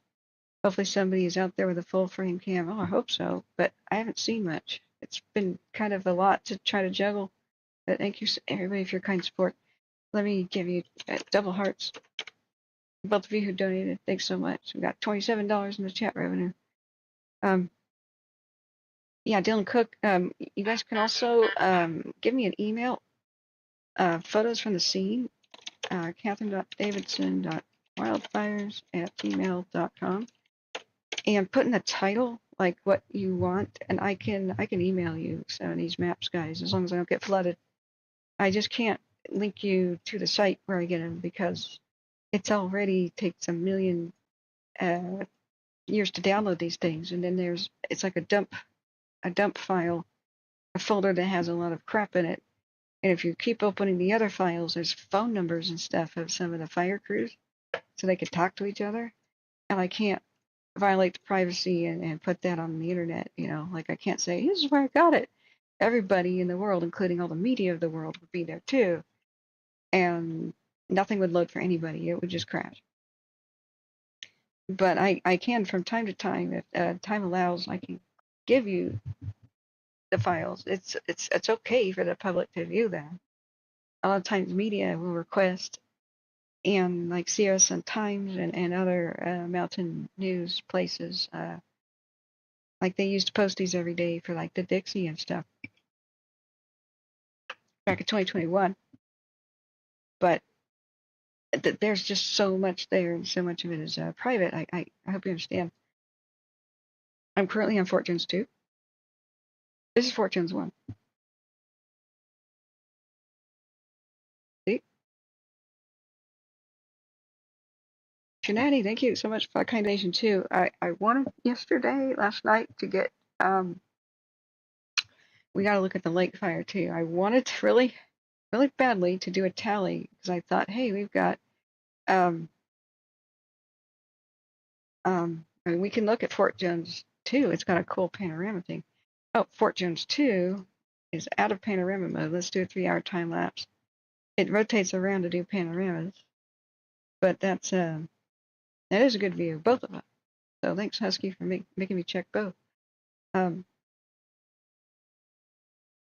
So it's remember, fire goes where the wind blows. So this Etna would be far off to the left side of the screen. We don't really see it, I don't think, in this view. So right now, oh, sorry, I forgot what I was going to do. I was going to go and see what is the community called. Yeah, in Caltopo. This is a Forest Service map. What is the little neighborhood community right here in Kidder Creek? Greenview is further away, but I thought there was one here, like there's a name for this little area. So it's not on the Forest Service map. You know, on TF Outdoors. Does it have a specific name, friends? Anybody who's local there? I thought I saw one on one of those maps. Maybe it was. Maybe I'm smoking crack, being so sleep deprived. Sorry, that's a slang thing from my old generation. Yeah, see, Etna's further to the south. We'll look at the heat detections. I guess, no, Mugginsville's the other ridge to the north. I guess it doesn't really have the Orofino Creek area. That's what I'm going to call it, the Orofino Creek area. That's where we're seeing the most threat, because this is Kidder Creek here, right? And this is the other one over there. So let's see. Oh, Holly Cooper, thank you so much too for the kind donation. Yeah, please hit the share button and text to other people if you can. Anybody you think may need to know this info, and on the fly we let chat guide us. Like, what do you guys need to know? What do you want to know? And Jim Farrell says, I like corn nuts. You know what? They're gluten-free and they're original, and they're from the 1800s. One of the earliest snack foods ever made. That and corn chips. Fritos. Let's go back to a half-hour time lapse. See, yeah, this is sort of better calibrated. Don't worry too much about the flashes. Flashes happen when like a couple of trees go up, and then kind of maybe it dies down after a wind gust. But it looks like a huge explosive looking thing. Remember, it's like one frame every minute. So this is like, actually this is every 15 seconds or so. So I'm glad they have it on faster frames than normal. Look at all the traffic here running around. Is that normal for that amount of traffic on a highway, or are people going to Wairika? Yeah. Corn nuts come from corn nut trees. Hey, send me some seeds, man. Okay. Yeah, but thank you so much for your kind donations. I was just blasted with the heat last night. I was overheating at 6 in the morning just as I thought we might have a moment to rest. The lake fire, I did some special analysis of it. It's not good. The special weather statement for the lake fire with some of these sundowner winds. I don't know if you're still here, JB. What do you think? I was going to ask JB what John Bruno, the retired fire captain of Shasta County, I was going to ask him, hey, Dusty Smoke, welcome back. Thanks for being here.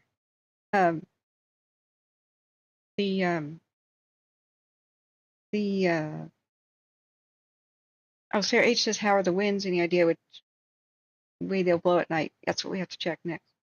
Spyman says near the Friend Fire is only hazy skies. Thanks for checking on that. And yes, there is a helicopter, a nighttime helicopter. They haven't said anything on Siskiyou, like nothing, like no voices, except just now there was a murmuring of, why is the webcam messed up? All right, I hope you can see me better now. I know it's dark, but it seems to be law enforcement running around doing their thing. Excuse me.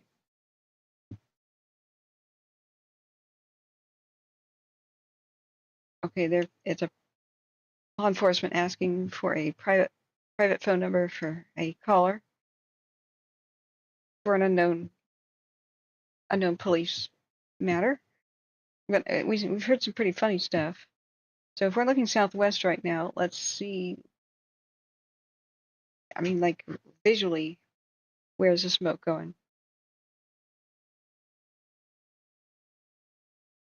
Okay, sorry, I'm still listening to police stuff. If it would zoom out a little bit, this is Fort Jones 2. This is a great way to see the wind at different elevations. So like down the valley and then 1,000 feet up and 1,000 feet above that, the wind could be in totally different directions. And when it forms its pyrocumulus cloud, western cloud thing, sorry, there's an extremely screechy tone out thing. See how I said that there's unburned vegetation in between the fire and each side of the ridge? It's just going to meet. So you'll see really bright lights as that is consumed right there. Just don't worry about that too much. Worry about whether or not it's coming towards the camera, right? So if we're looking to the southwest. Medical aid for 77-year-old male with a medical activation at 1330. Somebody has got an emergency on a Graveyard Gulch Road, so that's not fire related, but they just they said fire response. So it was a pendant activation of some sort, like a life alert. So what we want to do is see if the smoke changes direction in any way on any part of the screen. So we had a lot of smoke drifting to the pretty much east. We can look at the satellites too. But you see at the upper right side of the screen how the smoke is going to the north at the higher elevations. At the lower elevations, it's drifting to, so we're looking to the southwest. Now, let me get my sheet out. I've got a little like mini compass thing. So if we're looking to the southwest, yeah, smoke's been drifting east to southeast down at the surface, right?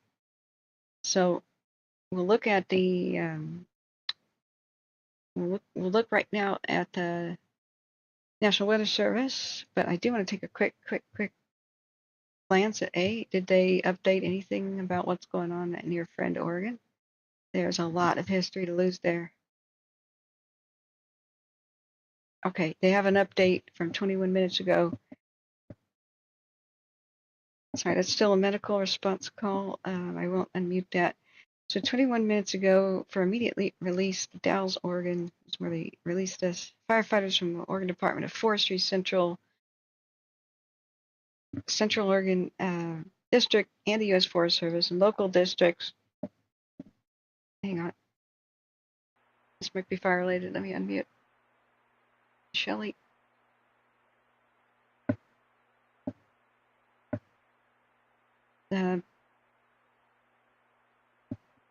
Okay. SO? 4-3, this is Brush 47. Team 10, SO, Yukon 1022, Paul 42 is able to make negative contact with either party. She is going to follow up at the clinic tomorrow. Milhouse left the area. Okay, sorry, that was not related. When he said Brush 42, I was like, wait, what? That's a fire unit? Okay, back to Wasco County. A quick reading of their release. We have mandatory evacuations here from Tygh Valley to Friend and Kingsley. I'll read this. We're going to check back and check the weather and check the lake fire too, because we have new mandatory evacuations at the lake fire in Santa Barbara County as well. So we have massive red flag all over the eastern Oregon. So high winds, low humidities, high temperatures, hold on to your butts. So they said they responded to a wildfire near Friend, Oregon. Firefighters are under initial attack and will continue operations well into the night. Fire is currently burning with moderate to high rates of spread, 1,500 plus acres in grass and some timber types at this time. No containment. The Larch Creek fire is located 5 miles southwest of Dufur, near Friend. It is burning southeast of Winslow Road and Township 2S, Range 13 East, which is west of Highway 197. Last reported resources are 8 engines there, 20-person hand crew, from the Forest Service of Mount Hood, 4 dozers, local landowners fighting probably with their tractors, and multiple air resources. We saw a bunch of crop dusters, medium-sized airplanes, and the one that has 4 engines. A Type 3 Central Oregon Fire Management Service team has been ordered. It's en route. With high temperatures, low humidity, difficult terrain, meaning it's a nightmare. Suppression efforts are requiring diverse methods of attack, prioritizing safety while protecting life and structure foremost. Increased winds are playing a significant factor in that fire behavior. No structures reported to have been lost, well, yet. Explain their level 3 evacuations. The evacuation map is in the description of this video. Also a link to what I'm reading here at Watch Duty. So they have level 3s, 2s, and 1s. And even the Wasco County Fairgrounds, where there's an animal shelter, that's on level 2, be ready to go at a moment's notice, which is odd, but it looks defendable as long as there's good irrigation nearby. So yeah, the updated acreage was 3,500, but we've been unable to find any radio unless somebody could find it and show us that. But it's a bad day out there in Eastern Oregon. We're going to look at the weather. I need to do an update on the lake fires new evacuations as well. So let's go to, that would buzz my watch a minute ago. Hang on. Engine 21 is responding. I don't know if that's about Shelly. We'll unmute it. So 27 minutes ago, evacuation warning was issued. The area is starting at the south of Kachuma Creek, northeast of Santa Cruz Creek to Santa Cruz Peak, west of the Grand Spring to the northern part of Kachuma Creek for Los Padres National Forest on their Twitter. That's why I have 150 tabs open right now. No joke. I have to check the Twitter of everybody, the Facebook of everybody, the Office of Emergency Services of every county. We have to check the Watch Duty. We have to check so many different places. People who don't have social media are kind of screwed. It's really sad. Excuse my language, but So they said correction earlier. This was listed as an evacuation order on the offices. Medical aid at 13305 Graveyard Gulch Road. This is. Oh. Cancel. Engine 2370. It was an accidental pendant push of something like somebody's life alert. Great.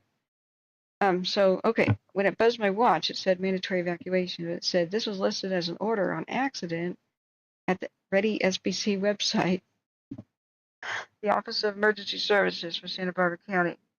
Oh my God. However, per Los Padres National Forest, it's actually a warning, and they have corrected it here on Watch Duty. We apologize for inconvenience. I'm rating Santa Barbara County's communication to the people like a D-. This has been pretty abysmal. They made a website as soon as the lake fire kind of broke out, like part of their emergency services. And then they said there's evacuation warnings, and then they didn't update it for more than 24 hours. It didn't make an evacuation map for like somewhere between 24 and 36 hours. And then as we watched on the cameras, the fire burning over a camera, they didn't put that to level 3 until the fire was actually there at Figueroa. We've seen the fire burn over 2 different cameras. One of them survived. The Grass Mountain camera survived. Figueroa is still down, isn't it? Which is our best view. This is our live look at Santa Ynez Peak. This is our last view of the Figueroa the night that this whole area burned. I don't know if we lost like 4 historical structures or not. We saw some crazy stuff there, some deer walking by. They looked like barns or a ranch or something, and I don't know that it's still standing. Then we saw something that looked like maybe a gasoline tank exploding and flying through the air. Unsure what that was that night, but that's why I didn't sleep for almost 4 days. Stuff like this was happening night and day. I'm still listening to Siskiyou County Sheriff's fire. Every once in a while we hear something about the fire. I'll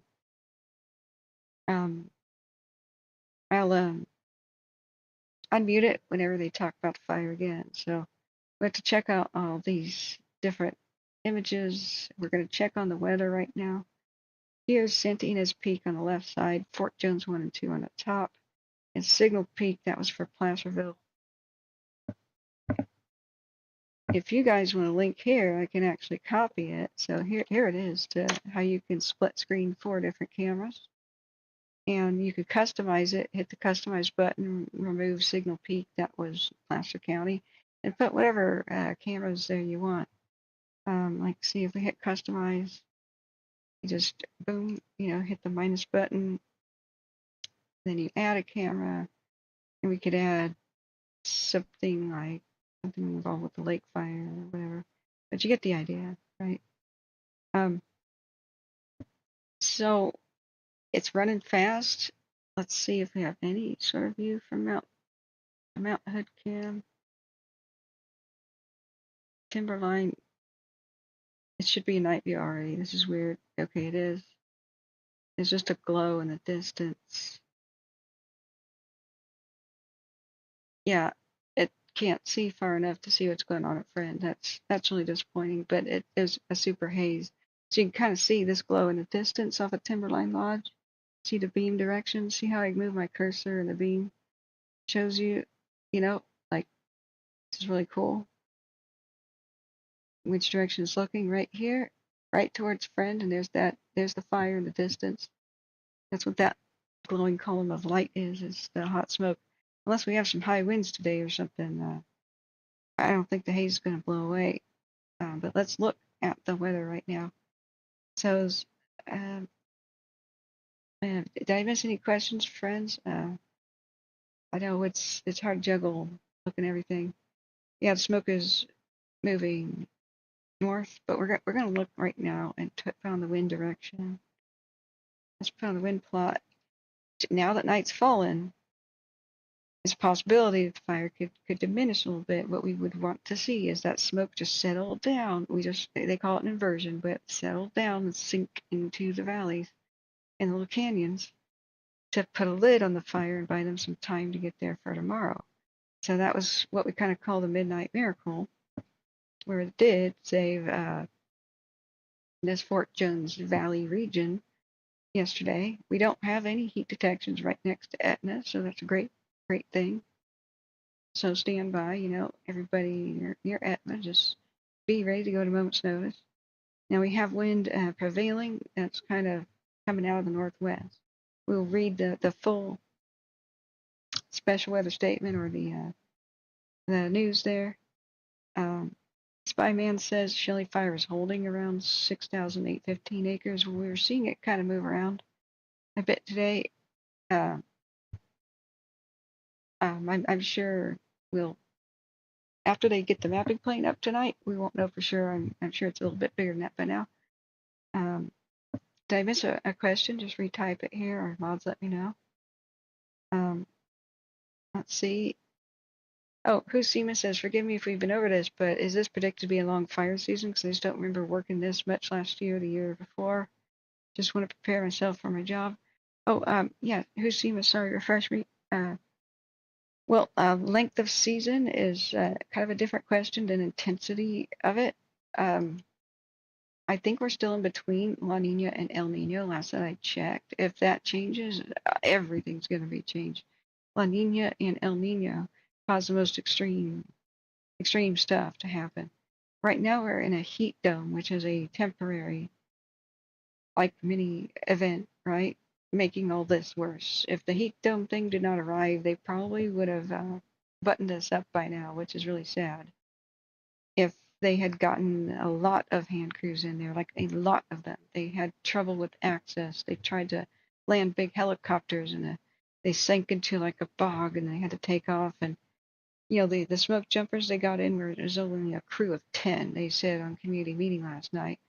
So if they just didn't have any good access. If they had really good access, helicopter landing pads closer to the fire on the ridge tops, if they had roads, they could have gotten a huge amount of crews in there. They slammed it with aircraft and got retardant ropes around it from the get-go. This wind is erratic. You see how it just bounces? Let me try to get this a better contrast so you can see the wind. Maybe that's better. See how the wind is bouncing around? Northern California does this. You got the dry desert north winds that come from eastern Oregon's desert. You got stuff that tries to make its way in from the coast, and they meet.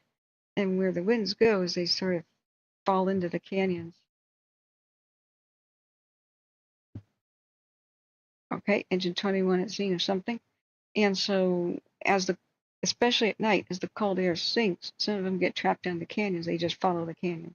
So that's why we're looking at the smoke at the lower levels and comparing it to where it's going on the upper levels, because there's a different wind directions higher that you go. So prevailing winds, which you kind of see with this primitive wind thing here on Cal Topo, it does not reflect that some of the wind sinks down, goes up over the ridges like a porpoise up on waves, right? But some of it will not have the power to climb up over the next ridge, and so it'll hit that brick wall and then split east or west or whichever way the canyon's going, right? So it will go the direction of the canyon, and that's localized. And the best way to tell like what it's doing is actually look and do a time lapse, see what the smoke is doing, and watch it as it changes, right?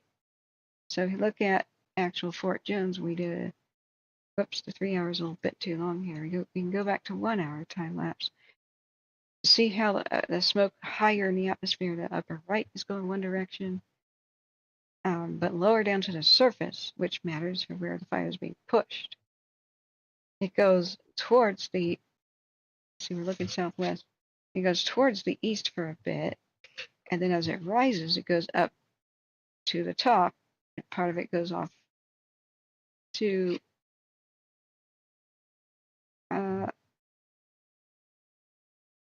sorry, we're looking southwest.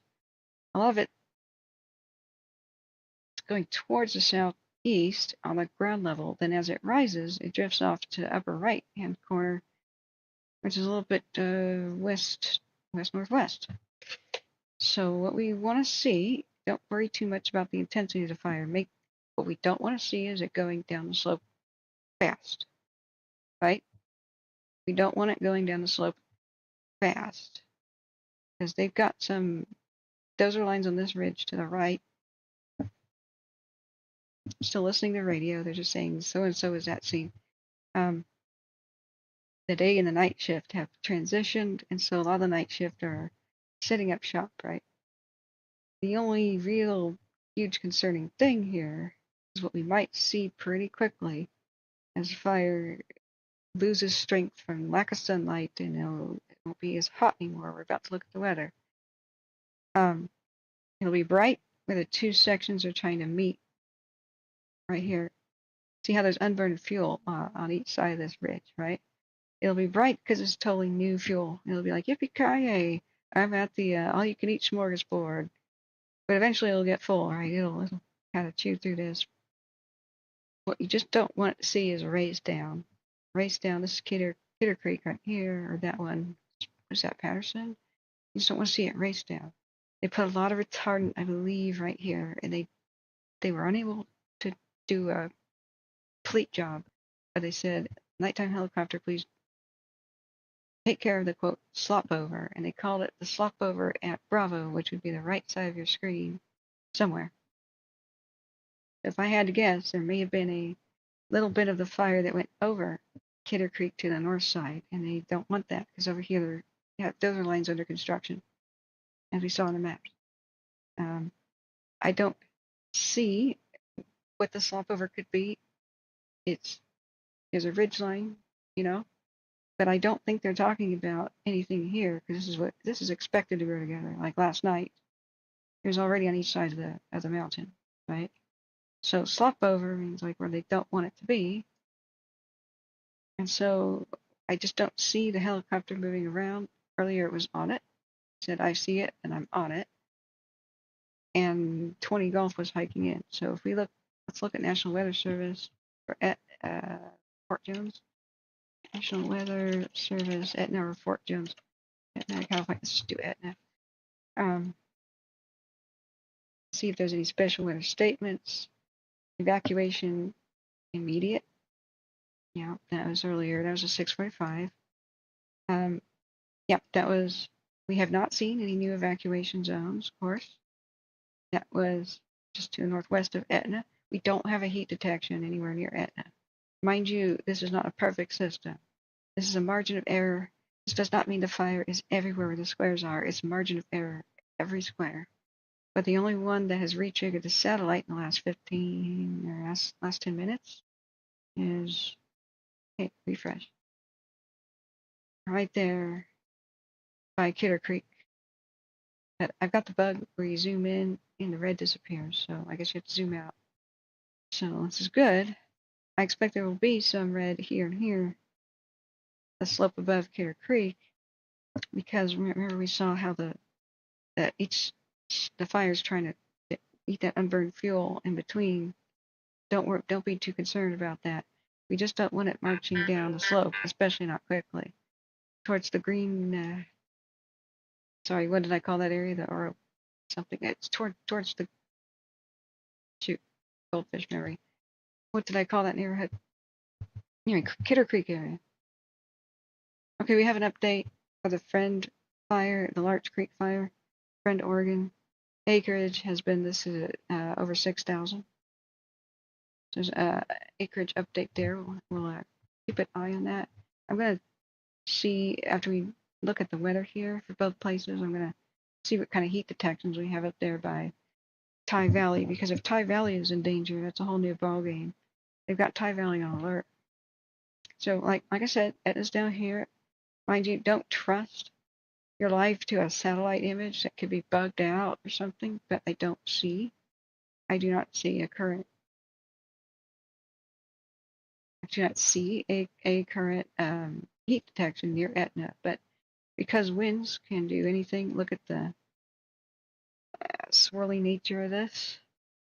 You know, it's a different engine is reporting in service available. That's, I'll unmute it if it gets important there. So mostly it's false alarm medical calls and the like. But you could see how it doesn't matter what wind is doing if fire wants to spread uphill. Hang on. 07. Here's the copter. It says Division Bravo 607. Wish I could see the copter on Flight Radar 24. I don't. For some reason he's invisible. But he's a nighttime firehawk. So he just said Division Bravo because he's trying to talk to them. Hopefully we'll just get a new update. Remember, like I said, don't be too concerned about big lights here. The fire's growing together on your side of the hill. That's normal. And we want to see the smoke change direction. If it goes back, if the smoke stops going towards the valleys, that's the best thing possible. And we might be witnessing that, so let's keep an eye out. Now, looking back to chat, did I miss anything? We're about to read the rest of the weather service about currently down there at the airport, Montague-Siskiyou County, 88 degrees, but humidity's at a critically low 20%, even down there in the valley. So up in the hills, it's got to be a lot less. Though I doubt any weather stations are up there to tell us anything accurate, because they're probably burnt out. Division Bravo, Copter 607, air ground command. Okay, it says widespread smoke, mainly after 11. Good. That means that smoke might settle down. That's what we want to see it do. Back with you. I've been working with Swamper 2241 on this swap over. Advised Devil Gardens 2 staffing it. Well, we got a tank of water. Do you have any priorities? Swamper 42 on the slop over. He's asking for other priorities because he's got water in the bucket and he's flying around. So he's asking Division Bravo, which is the one probably in charge of Kidder Creek. And he goes, copy, but we didn't hear the other side talk. So Dang it! If we could see where the helicopter is. Devil Garden Crew 2, Copter 607. All right, let's go to flight aware. 07 Devils 2. That's it. Yeah, I believe you're working the swamper that we were dropping on previously when I was in contact with 2241 swamper. Firm, and I got a good spot for a drop directly below me right now. Got a good hot spot. I'm going to hit a strobe straight up in the air, see if you get eyes on me.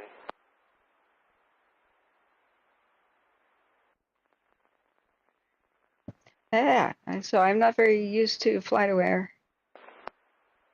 Let's do it. Is that ready? For you. Ready. It's not on flight aware either. Anybody know where Copter 607 is? It's like invisible. He goes right below me. Okay, all right. We would love to know where you are on the map. He's off to your left. Left.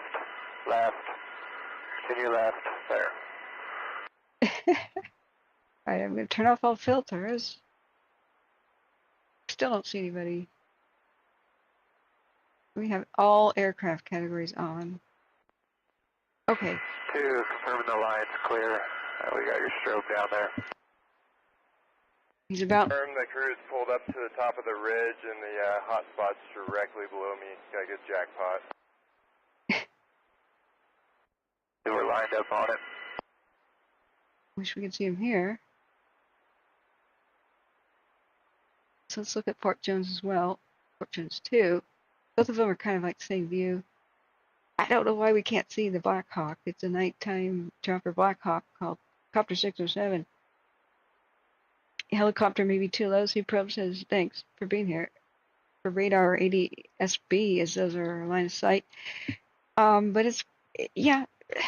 It went, 7 Devil 2. I'm going to be further up the ridge from that last drop and about probably 3 to 4 seconds sooner. I'm almost at the ridge top line. but we haven't seen it at all. Like, at all. You know? So, hey, Beyond the Badge, thanks for being here. Good to see you. Yeah. Sorry, I was trying to finish my sentence about how long the fire season might be. We have no idea, like, how long. Last year, down, because it was La Nina, I guess, or no, El Nino, Southern California had fires into December. And so I wasn't prepared to go, like, from June to December, being here, like, every day. But we basically were. And then there was the torrential rain, and that's just what happens with La Nina. So different parts of the state, if we transition to El Nino or La Nina, different parts of the state are affected differently. The more normal kind of weather, not that California is normal. People don't realize California fluctuates between extremes. There is no normal California weather. The geography doesn't allow for that. Everything that happens with California is pretty much based on the Pacific Ocean's temperature, and then what gets generated by the Pacific Ocean. If there's a La Nina or El Nino, then the amount of rainfall, how much, when, how long does summers last, all that completely radically changes. And so I wish there was a guidebook like, oh, El Nino always means this. No. Or La Nina always means that. No. The weird thing is, like 70% of the time, El Nino means, like for northern and middle California, very dry for the summer, and then torrential snow, huge heavy snowpack, and then perhaps a massive flood year in the spring. Like that's often what it can mean. We saw Paradise burn during an El Nino event, right? It was, the rains came late and the snowpack came late, but then it was heavy, I believe. It just depends. Like there's a percent chance of what it does in different parts of the state. So if you want to look that up, then that really helps. We may be in a transition period in between one of the El Ninos and La Nina things. I'm still waiting for the weather people to explain that. Holt Hanley, guys, somebody can get a Holt Hanley link. He explained California fire weather, and then maybe we could ask him. He's really good about taking questions. Like, do we expect to be into a La Nina or El Nino? Because what La Nina or El Nino did to Southern California was, like what I just said, wildfires in Ventura County until mid-December, and then a week later they had torrential rain. and flash flooding from massive, massive, massive heavy rains all winter and in spring. So it really will depend.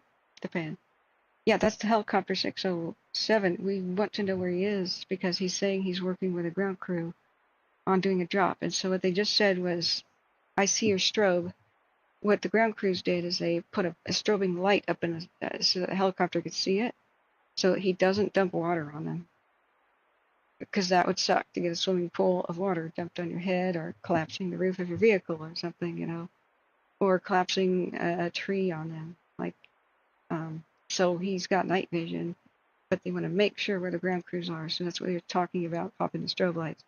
Now, let's do a 15-minute time lapse.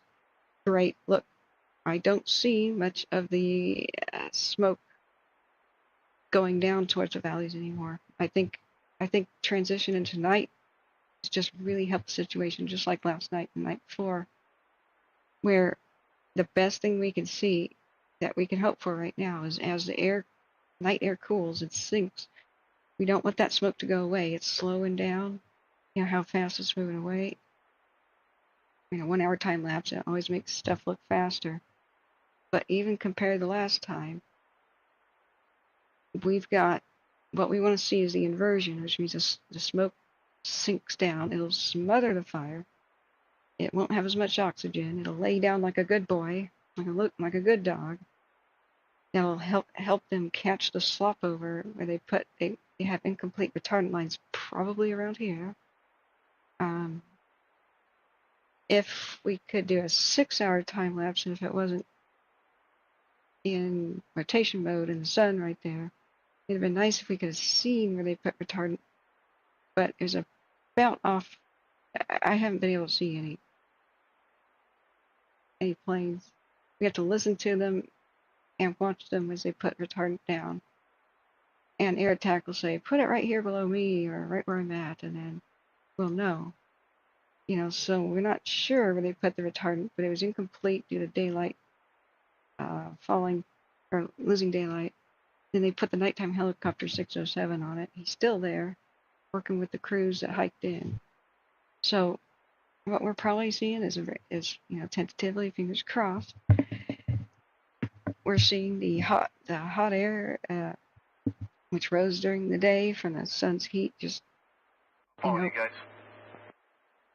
turning into cool air that's sinking. If it drags the smoke down, there will be less intense fire.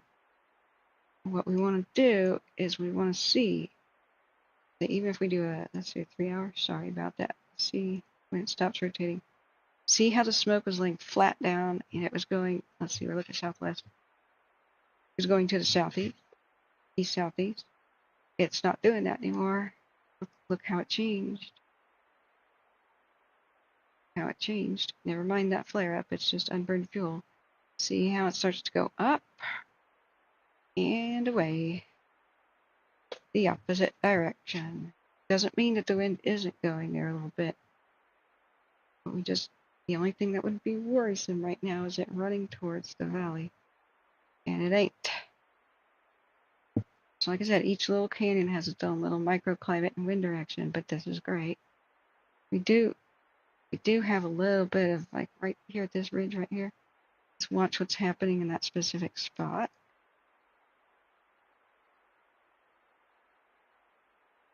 I don't know if it will come that direction. We might see if they have a completed dozer line there yet. Because this is Kidder Creek here. This would be the other one. I should be reading the weather forecast real quick, and then we'll look at that. So, widespread smoke mainly after 11 p.m. Good, which means that they probably think it's going to sink down. And that'll be like a lid on the frying pan of the fire. Just hold on to your butts if it blows away. A clear low around 64 in the valley at least. Northwest wind around 5 miles per hour, becoming calm in the evening. Perfect. Tomorrow, widespread smoke, though. Sunny and hot, though, with a high near 100. Calm wind becoming north 5 to 7 miles an hour in the afternoon. We should probably look at any community meeting they had today or North Ops forecast to get the details on this. So we can watch their little video. The lady who had the microphone explaining all the bad weather news, is the same one doing North Ops. She's like the Pope. You know, one of the people, North Ops is like the Pope for fire weather. Forecasting that for Northern California. They even talk about Southern California a little too. So, but the coolness of the night makes the air sink and just. Crew 2, Copter 607. 07, Crew 2. We'll get the strobe going again here. And like I said, basically top of the ridge line. It should be this kind of southwest edge of it. And directly below me about 20 feet. I got a bunch of reprod that's got some heat in it. Wait up. We're going to drop from the top of the ridge down. Yep, A-firm, that would be great. Cool. It's a copter to Crew 2, wherever they are, our heroes. 607, do you have the strobe? It's about to drop. I don't know which ridge line they're talking about.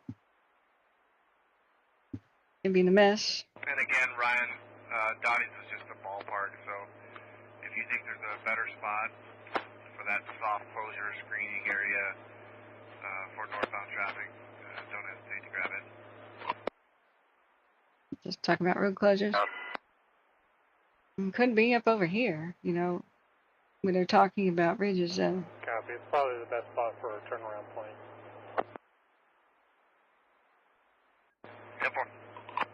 Seeing the southwest portion of the ridge, just the southwest. Maybe the helicopter drops are going here. They have a desert line under construction. And look at the evac map. This is kind of south end of it.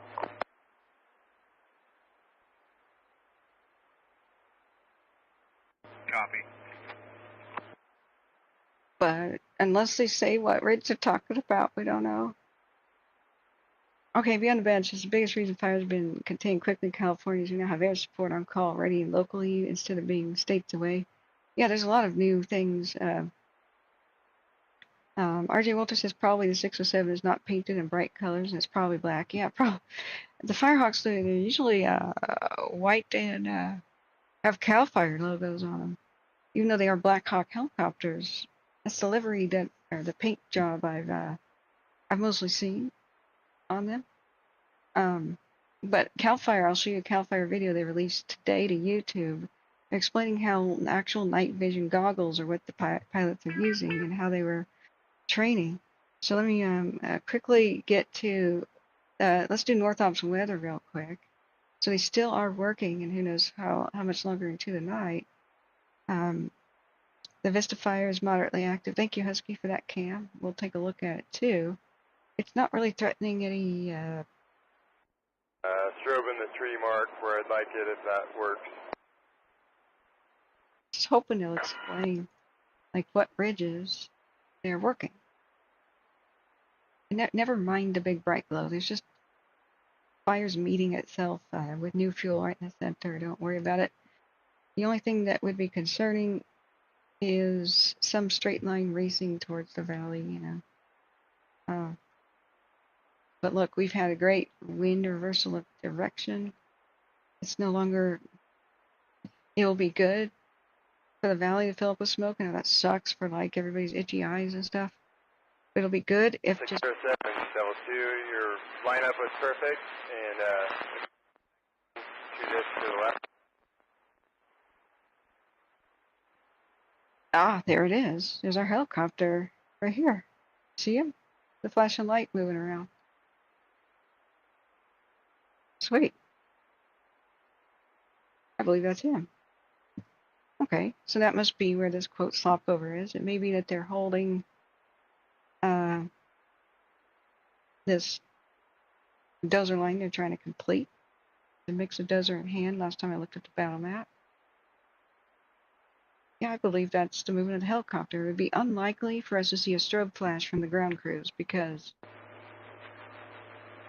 Yeah, 4, copy, channel 2. It probably just blinks for a second. This is... Oh. Hey, Sarge, I'm here with Christian. He told me that to go south with you, take another post. Okay, that's where it is. That's where our slop cover is.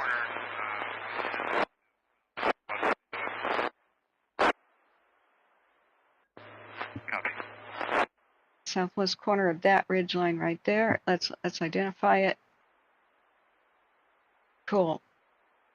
All right, let's keep an eye on what's going on with Friend, Oregon as well.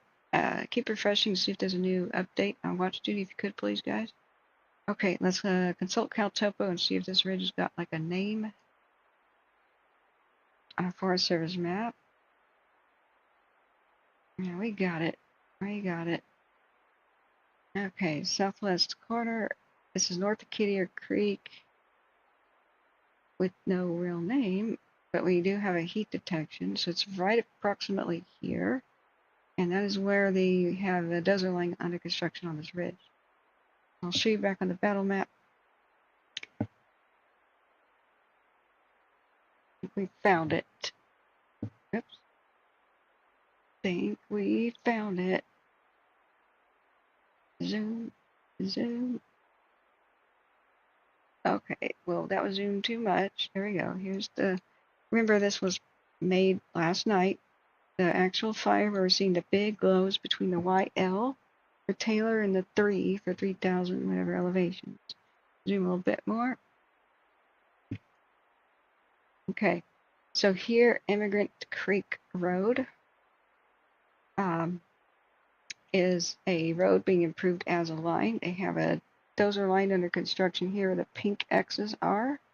They have one that's just about complete, going up the hill like so. So right here, this is under construction.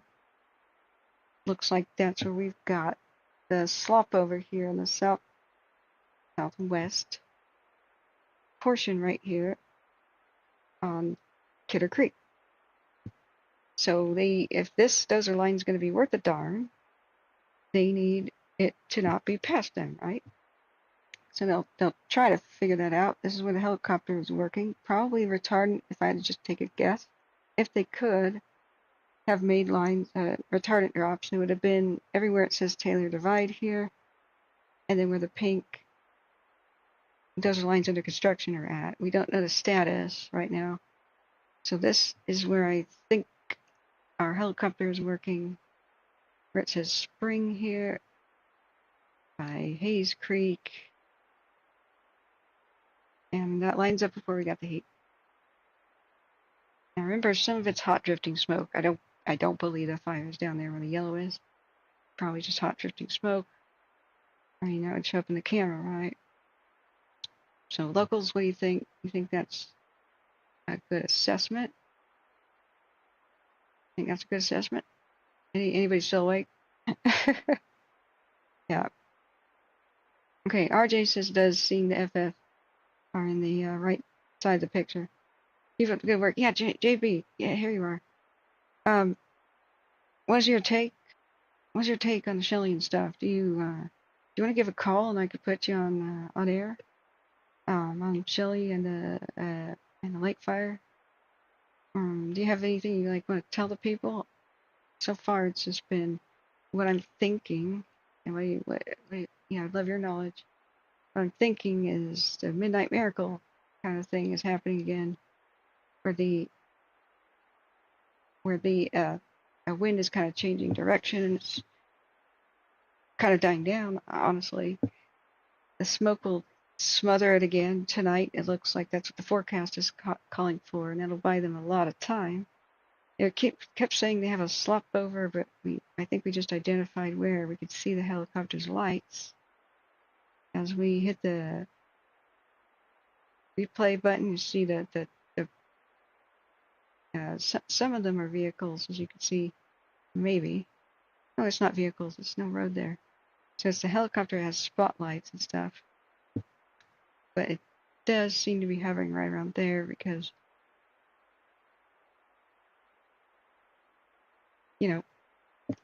what else would be moving around that quickly in 15 seconds? Every frame is 15 seconds, but something in the air. So let's, oh, sorry. I'm sorry. I didn't put down the battle map. I was like, oh, here. You see the lights here. So this seems to be where they've got some dozer lines under construction. Just to recap, if anybody's not sure what's going on, don't worry about the massive blob. It's mostly hot smoke. The fire was on each side of the mountain even last night. So where it's meeting, there's unburned fuel in the center that it just found. Just don't worry about that. They were unable to complete their retardant drops. They had a gap. Some slopped over of maybe where they're putting the dozer line in. So they sicked in a nighttime helicopter called Copter 607, which is a Nighthawk. On it, we can't find it on either FlightAware or my radar. So it may just be in private transponder mode for some reason. That's a Southwest Airlines flight. Or too low, like Steve Probe said, to even trigger the transponder's got to be like, the helicopter's got to be flying high above the mountains to be on the radar. I just would have thought we would have seen it blip a few times, you know? It's been a little weird. Double guard crew 2, 607, we're inbound. We're going to come uphill with this drop. Awesome. That's the helicopter pilot. Crew 2 is the one he's talking to. And they've said, yeah, drop from top to bottom, like on the top of the slope to the bottom. 772, you contacted me? Yeah, we're inbound. We're going to come the uphill side. Drop up to you. That sounds good. I'm clearing my guys out right now. Give me a couple minutes here. Did you hear that chainsaw revving? Now, helicopters will drop water directly on the fires to try to actually extinguish these little slop over things. So if they get smaller, then they're doing their work there. And then the ground crews will get out of the way for a minute, and then they'll reduce the intensity, then they'll run up to it and try to do what they can. I don't know how much water a Black Hawk can do. 07, line is clear. Oh. 07 copies, we're inbound. Thank you to Stonewind for your kind PayPal donation. $30. Awesome. Thank you so much. Thanks, everybody. Oh, hit the like button. That's a free way to help. I was trying to explain earlier that covering this all night with the heat exhaustion, I just couldn't. I was incapable of doing math. I did a pretty sobering analysis that went pretty long. We watched the Shelly community meeting for over an hour. Crew 2, could you give us a stroke? Checked CAL fire. Oh, is it like live 6300 one? Back. Because, yeah, thank you so much, friends who donate. And the like button is free. And if anybody is around here that doesn't know about what we do, just hit the share button and text it to them, or put it on your own social media and tag people, like your own Facebook, your own Twitter. That super helps out. We fight the stupid algorithm, and we go to the bottom of the search results every time we restart the stream. But YouTube won't save a video going over 12 hours. We have to. It's a perfect drop. Cool. Maybe he dropped right here or something, because that gets a little bit... We'll be back with you, Double Guard Crew 2. See that splash? Thank you. Yeah, there's the helicopter's light. The next frame. And we see a little bit of almost like a steamy effect right there on that spot. If I hazarded a guess, he dropped somewhere right on these little spots. If they get smaller and smaller, that's what he's doing. So I believe that's the helicopter. Yeah, if there's a live view, if CAL FIRE has live views of helicopters, that would be cool.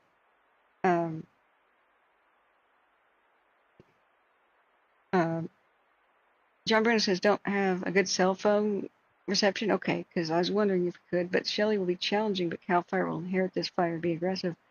Yeah, they're in unified command now. But you know what? The Forest Service has been aggressive.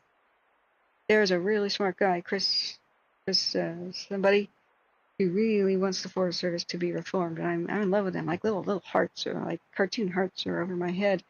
He explained the Frank Dope situation, like the Frank talk, like this is a monster fire. This could erase towns. This will be a challenge. This will be huge.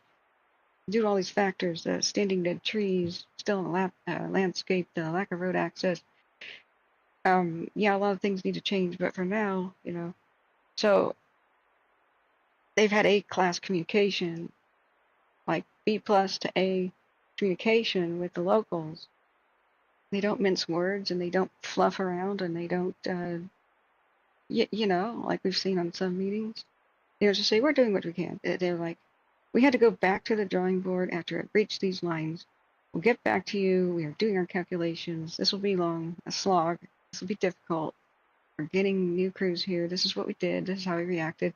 They slammed it with aircraft from day one. They got hotshots in, or smoke jumpers, but unfortunately only a crew of 9.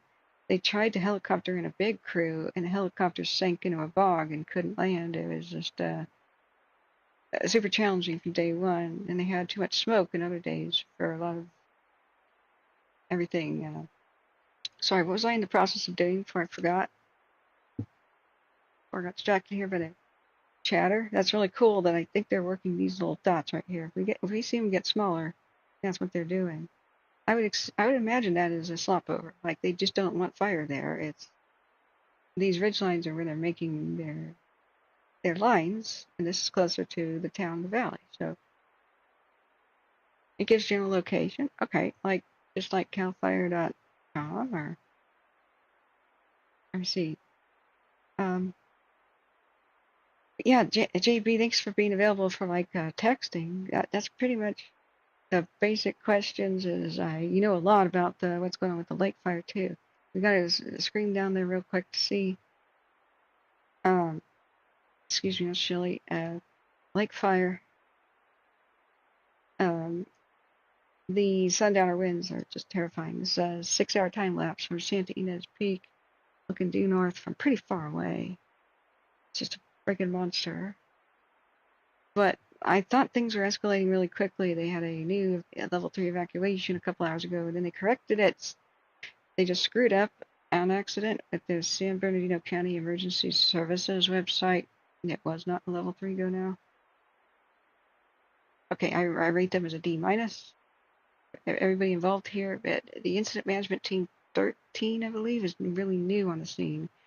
And there's an opportunity for improvement. They'll probably do better at informing us what's going on. But we've been very, very, very concerned by the nighttime burn over the cameras. No explanation of it. We just see historic structures burning at Figueroa. Why are the cams dead? Is the building okay? They just showed up in the morning, said we just arrived. Fire was mostly in its footprint. Then I spat my drink out. No, it wasn't. Then he goes, but where it did spray was the southeast. I'm like, oh yeah, that's right, Figueroa. But then that was it.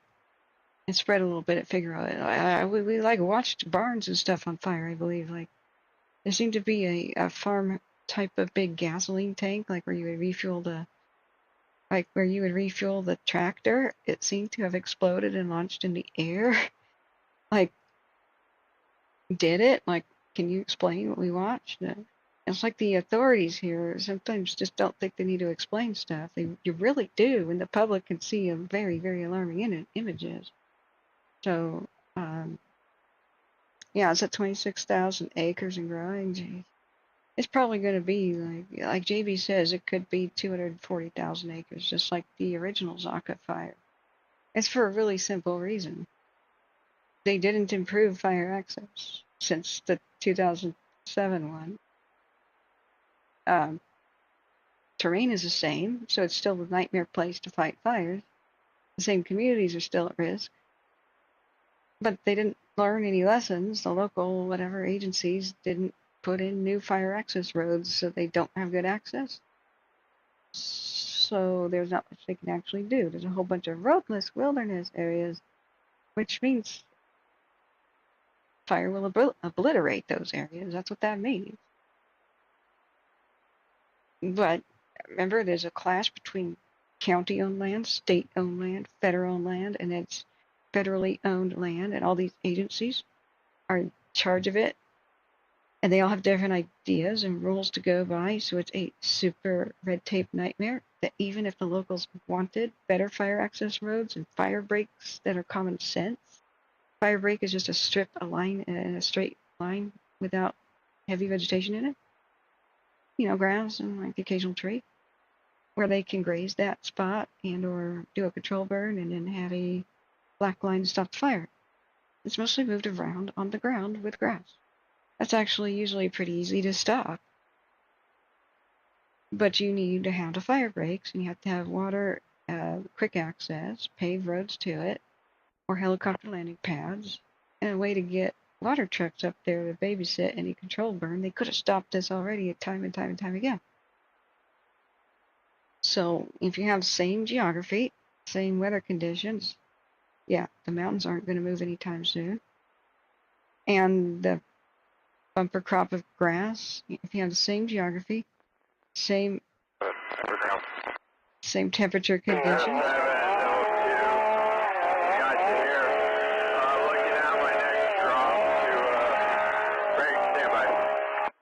Oh my God, sorry about the extremely loud chainsaws, but they're still doing drops at the Shelly. Anyway, if nothing changes, you're not going to get any change. It's going to repeat the same way again and again. That's just like kind of common sense. So here we are. This is why I'm calling for the creation of a fire czar. For 607 doubles 2. So I'm good on the last drop. I don't have good eyes on the lower portion of this fire, but I'd like to get a drop, and I can see a good glow down there if you have any eyes on it, and start securing that lower edge. Double card crew 2, 607 copies. We're working on that lower edge. Just advise if you start making your way down there, that way we can make sure the line's clear, otherwise we'll just come and make drops. Hey, so my crew's in on the last drop right now. As long as you're aware of them, I believe you should be good, but if not, let me know.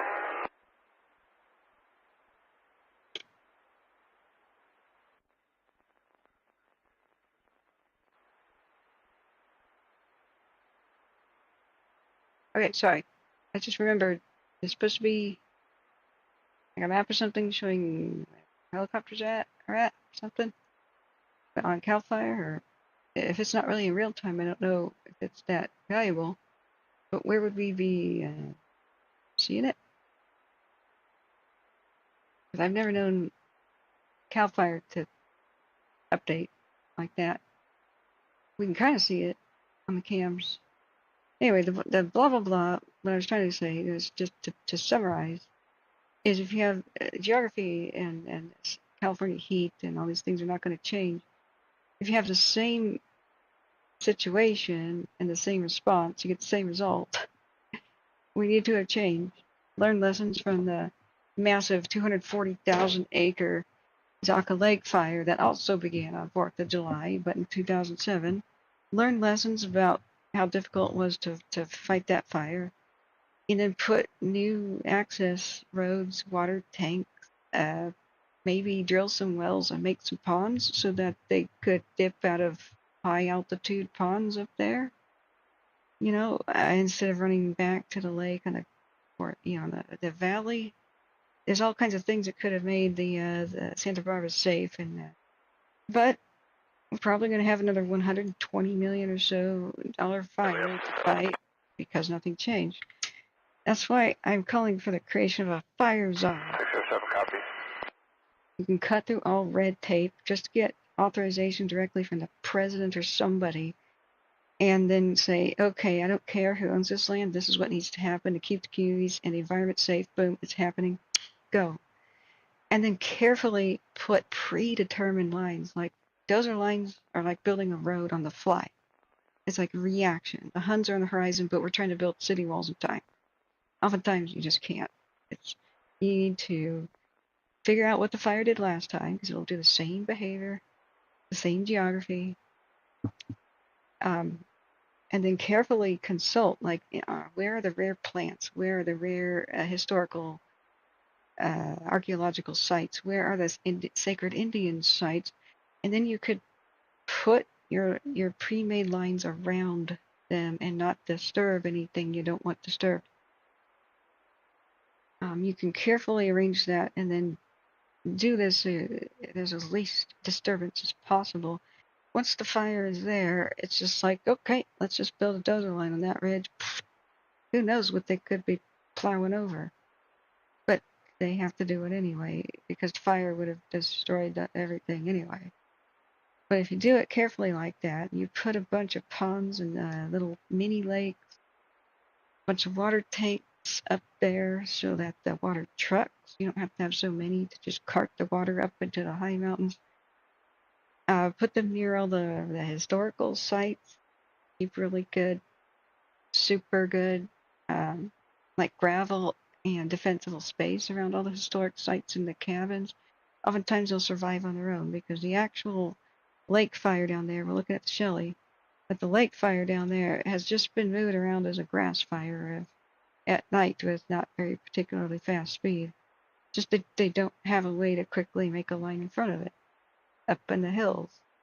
So it'll just go and go and go like the Energizer Bunny. So, sorry, let's go back up to chat. Did I miss anything? All right, Wrath, come back and see us. Good to have you here. So you're watching the lake down there, RJ? Okay, let me know if there's something compelling to look at. We just heard there's still more drops continuing to go here. Up on the, I believe they're working this ridge. This is where Crew 2 is working. They're getting out of the way of where the nighttime helicopter drop is dropping. But if we zoom out and not focus just on that one spot, look how wonderful this is. We no longer have the wind pushing intense amounts of smoke fast along the valley floor. So what we will like to see is that smoke settle down, hopefully in a little while, because we want the helicopter to do this first. We want the helicopter to put these spots out first, or at least reduce them so much that a hand crew can, or something. He won't be able to fly in this super thick smoke, but what we want to see is the gradual lowering of the smoke. Sorry, it'll make everybody have itchy eyes and choke on it for air quality, but that will put a lid on the fire at night and it will slow it the heck down. And it'll just kind of lay down like a good little doggy. As far as we can tell, Etna's doing okay. I don't think anybody needs to leave Etna tonight. They haven't said so. I don't see a heat detection near it. Go back and look at it. That doesn't mean that there isn't one. It means that, satellites and how they interact with programs is not always perfect. Sometimes there's weird little blank spots. Doesn't mean the fire isn't anywhere near Etna. It just means we're looking at heat detections and new flare-ups. That's what this chart is. I think this is a false one right here. Remember, this is all margin of error. So, like, say if this tiny spot is on fire in this corner, it triggers just a tire square. Don't worry too much about that. I'm sure we would see this mountainside on hill, this little mini hill on fire by the cameras. I don't see it. Don't worry about it. Don't worry about how big the glow is right here because there's a lot of unburned fuel in between where the fire already went on each side of this ridge. Don't worry too much about it. We're watching here, north side of Kittier Creek, where they're putting a dozer line or two in, and the ground crews are there and the helicopter's helping them because they were unable to complete retardant lines and they had a slop over. And slop over is when the fire gets beyond where they want it to. So they don't want it to be on the slope that directly faces the valley because tomorrow when the wind picks up, it'll try to push it down. So they'll work on that tonight, every which way they can. That's their priority. They're doing it. If you look at all the bright spots over there, like the last 15 minutes here, sometimes you see the helicopter, that bright ball light flying around.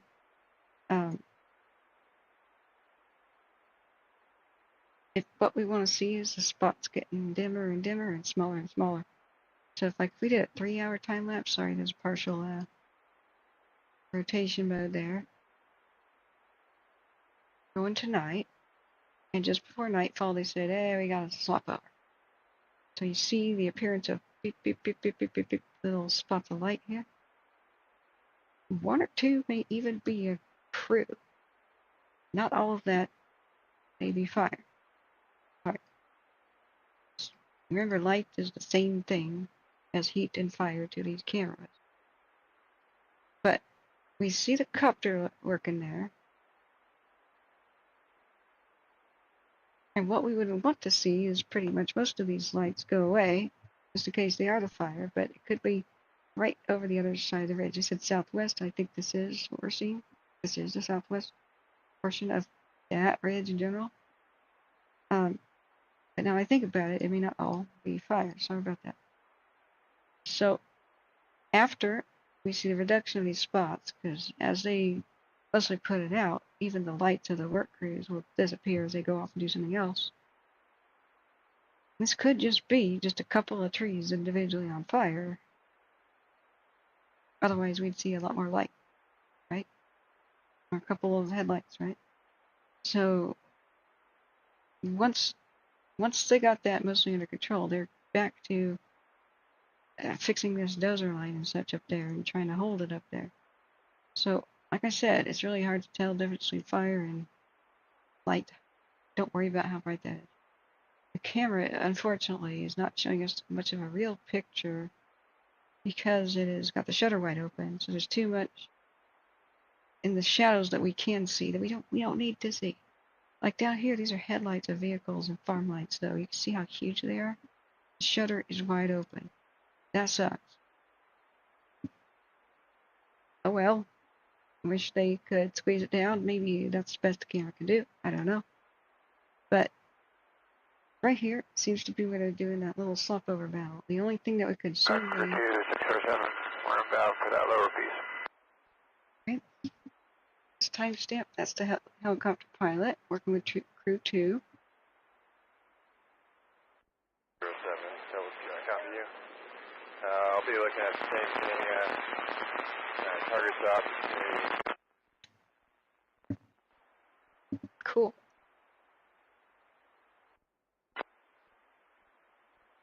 The crew 2 just said, hey, pick a target, any target, whatever you want. They don't have a special trouble spot right now. He says, go to targets of opportunity.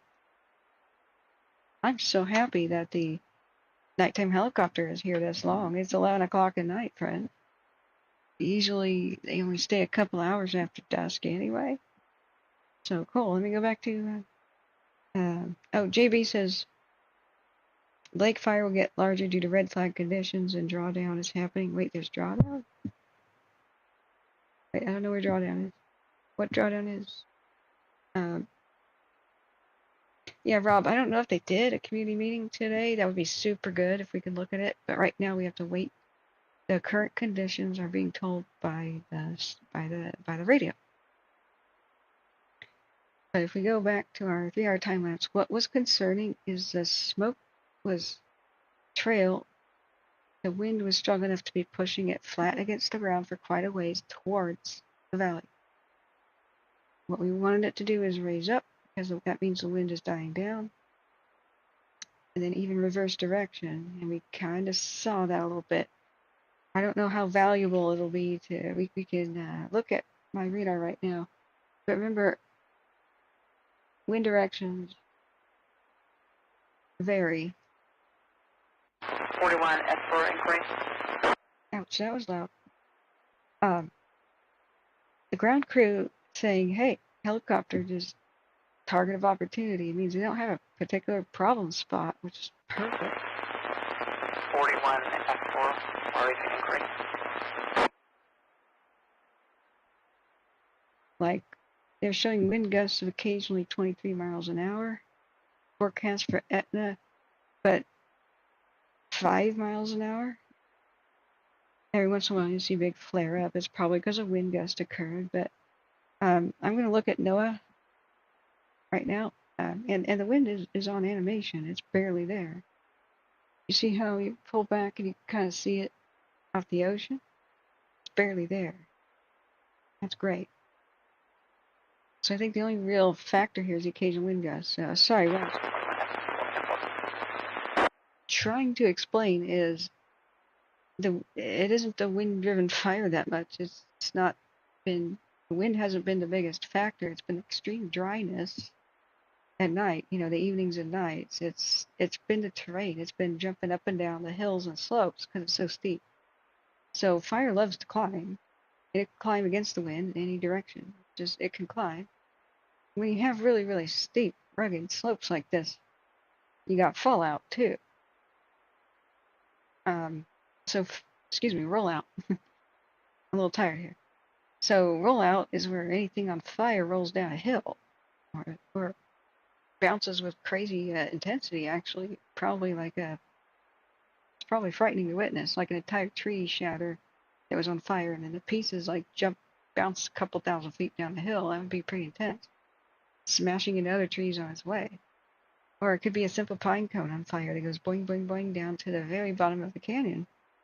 That'll light the bottom of the canyon on fire, and the fire will race up the other slope. So don't think, oh, I'm safe if the wind is not blowing my way. And we'll see the fire spread up and down the hills like a porpoise going up and down the waves, just because they're the steep terrain. And we also have the other nightmare here of so many dead trees being around. Look at this. See the big dead spots, dead trees? That's the one, Paul 14, I'm 1097. Like, green is mostly living trees. See the brown? 14, copy 97. Lots of dead trees from prior fires, or what the one in 2017? Sam 4, can you go to CHP S4? Sorry. Law enforcement breaking in. This is a nightmare of dead trees, and they're interspersed with some of the living ones. So, at the top of the slopes, even if there's not much, the 98 real quick? even if there's not much wind, there's just high elevation, dead tree at the top called a snag. It will be throwing embers that are just going to drift down eventually, just because you have elevation. It doesn't really need a lot of wind. So I'm going to read the NOAA weather forecast, which is a little bit different than National Weather Service. So it'll give us a much better view, an idea of when the winds will stop, what the gusts will be like at different hours of the night. We'll do this for the Shelly and for the lake. I love NOAA weather. I have it on my phone. It takes a little bit of getting used to the app and how it works. Whoops. Don't crash on my phone. Okay, NOAA weather. So I think, yeah, Fort Jones, California. Tonight, July 9th, 62 degrees, widespread smoke, mainly before 2 a.m. There, with a low around 62. Light east wind. Sunset at 8:48. Tomorrow is going to be 102. With areas of smoke, sunny and hot, with a high near 102. Calm wind becoming northwest 5 to 7 miles per hour in the afternoon. But we're going to watch Predictive Services. That's going to be a really different forecast. Much, much more detailed. So, right now it's saying that at Fort Jones, and mind you, Fort Jones is in the valley that's up in the hills. There are not that many weather stations up in the hills, so most of the weather data is actually fake. It's animated, filling in the gaps, but it's actually fake. Because there's not that many weather stations out there in the mountains and not that many communities. So all we know is the current wind speed and humidity at the individual weather stations. And it's completely blank, question mark in between them. But what these weather apps and what you see on the news is just filling in the gaps in between them with the best guess. And that mind blowing. So it's, remember that when we looked at the Caldor was spreading out this direction, that direction, and none of the weather stations had the true wind direction. We could only tell by looking at the camps. Each individual canyon had a different wind direction and speed. And it depends on how narrow the canyon is, because narrower the canyon is, the more it's like sticking a finger in a garden hose and accelerating the wind. So right now, it's like almost a dead calm with just like 3 mile an hour wind, gusting only to 7. That's the current NOAA, National Atmospheric Administration really good weather forecast. It's updated 33 minutes ago. You could try to find out, like with Windy app, where are the weather stations up there, but who knows if they're still operational. So, that missing piece of the puzzle we're going to watch right now. Hopefully, I'll Guard crew 607, we're about. hang on. I just said until the pilot speaks again. We're going to watch a short video about North Ops fire weather forecast for today. It was this morning. Good morning. Oh, it's not the lady who was there at the community meeting, but it's the other guy. But the helicopter guy just said something. Santa Anas are seasonal beyond the badge. What we're experiencing down by the lake fire is sundowners. Telepathy Media says, if feel past, can you see me already on your screen? Can you ever visit you? Where the heck are you? Who are you? Sorry. Katie Hart says, last time I was there watching, listening to Captain was Dixie Fire. He was there 32 days. Who was? Did you meant to say, was it typo? I covered the Dixie and the Caldor for 96 days. With 5 days off, or 6. That's brutal. But welcome back if you just found us again. I was here all last year and most of 2022.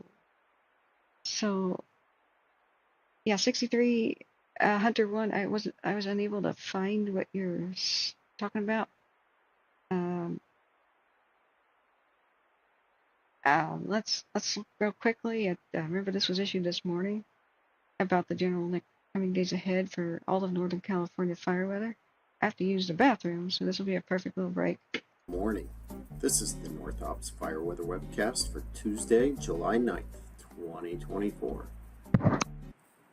Mid-level water vapor imagery shows very dry low pressure spinning over North Ops this morning, and a notable area of moisture over southern Nevada. The low pressure trough is moving northeast. NSX, copy 97. Okay, I may actually have to mute just briefly the Siskiyou County because there's a lot. That is a lot of. I can't talk over it. It'll be chaos. Be right back. Well offshore, northeast of Hawaii. True color visible satellite imagery shows marine layer low clouds and fog along and near all coastal locations with notable inland extent, especially in the Bay Area. Substantial smoke also extends from the Shelly fire southwestward, with lesser waves of smoke elsewhere. The fire and smoke map shows mostly good air quality forecast in the short term across the southern portion of North Ops, a lot of moderate across the northern portion, and some UCSG and unhealthy air quality in the vicinity of the Shelly fire. Many heat-related headlines remain in effect across North Ops, with warnings in magenta and lesser advisories in orange. The headlines for Siskiyou and Modoc counties are set to expire Wednesday, while the remainder of them are in effect through Friday evening. There are no fire weather watches or red flag warnings in effect across North Ops. A quick look at observed maximum relative humidities since midnight reveals poor recoveries mostly in the 20 to 50% range at mid and upper elevations, but higher to much higher values at lower elevations, especially for more coastal locations. The Cansack Wharf wind and RH forecast shows better recoveries this morning, but not as good as they actually are for lower elevations. South through west winds will generally occur today, breezy to locally windy in the Sacramento River Delta and Mount Diablo areas, and becoming breezy and shifty across Siskiyou County and the Shelly fire. Notable breezes will also occur in the southern Sacramento Valley and from the Sierra Crest northeastward. Tonight into Wednesday morning, There will be some pockets of northeast breezes in the mountains of the north coast, Siskiyous, and central Sierras, with the driest air in the Sierras and South Bay coastal mountains. Winds Wednesday will be more westerly, with notable evening breezes and even localized windy conditions across mainly the northwest half of North Ops. Wednesday night into Thursday, pockets of westerly and northerly breezes continue to include in portions of the Sacramento Valley, with notable 30 to 40 mile per hour gusts in the Del Norte County mountains. Thursday winds become mostly southwest, with breezy afternoon to evening winds from the Sierras northeast, but gusty northerly winds are likely across northwest areas, and very dry afternoon RHs in the upper single digits and teens for the interior low to mid elevations are expected. The 6C GEFS 20,000 foot level forecast shows high pressure centered over South Ops and the very dry wave of low pressure over North Ops. This low will progress northeastward today as the high strengthens. Low pressure will develop off of the Southern California coast late today into Wednesday, while the ridge expands its influence over North Ops. The low will inch northward Thursday into Friday, with a significant increase in southerly winds aloft Thursday night into Friday. Friday night into Saturday, flow becomes a bit east of south as the low moves north. Saturday night into Sunday, the low moves across North Ops with southwest flow Sunday afternoon through next Tuesday. The 6C GFS 10,000 to 30,000 foot moisture and wind forecast, used as a proxy for examining sufficient moisture and flow for thunderstorms, shows very dry air across North Ops this morning, but moisture may be sufficient enough for some cumulus buildups in the Marble Mountains area this afternoon. Similar conditions are expected Wednesday. Southeast flow begins across the Tahoe area Thursday afternoon and evening, and then builds westward Thursday night through Friday. Moisture is likely to be sufficient for thunderstorms from the Sierras northeastward Friday afternoon through Sunday afternoon, with lesser potential west of there. Drier southwest flow is then likely Monday night into next Tuesday, but some thunderstorm potential returns to the Tahoe area next Tuesday. The North Ops 7-day significant fire potential outlook shows moderate risk for significant fires for most inland PSAs today through Friday. High risk for lightning is then forecast from the northern Sierras north and east this weekend. South Ops is also forecasting mostly moderate risk for significant fire through Friday, and then has high risk forecast for lightning for Saturday and Sunday for most of their mountain and eastern areas. In summary, improved RH recovery at most lower elevations this morning has occurred with an extensive marine layer along and a bit inland from the coast, especially in the Bay Area. Breezy to locally windy south through westerly winds this afternoon and evening are expected in the Sacramento River Delta area into the southern Sacramento Valley and across much of Siskiyou County and from the Sierras northeastward. Cumulus buildups are likely in the Siskiyou County area this afternoon and Wednesday afternoon, but it's still too dry for thunderstorms. Very dry air across the interior is expected with southwest breezes Thursday afternoon and evening.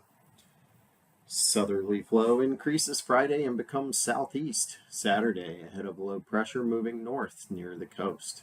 This will bring a high risk for lightning to areas from the northern Sierras northeastward Saturday and Sunday.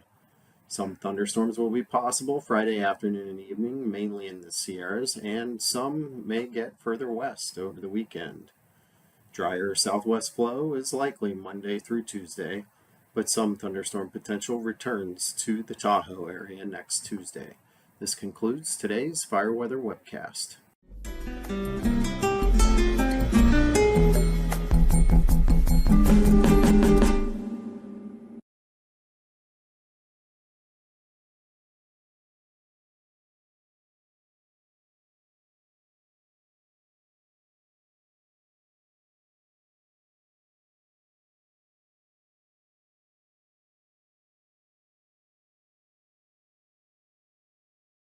Well, I almost got back to the computer in time, but I needed some sweet tea.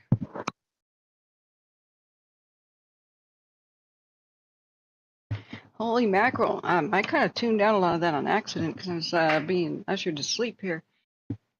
He sounds a little bit new, and maybe when he got the memo, speak nice and slowly so everybody can understand you. Maybe he took that a little too seriously. About the only thing I was able to gather from that is there's going to be lightning. Yikes. On the weekend. That just about.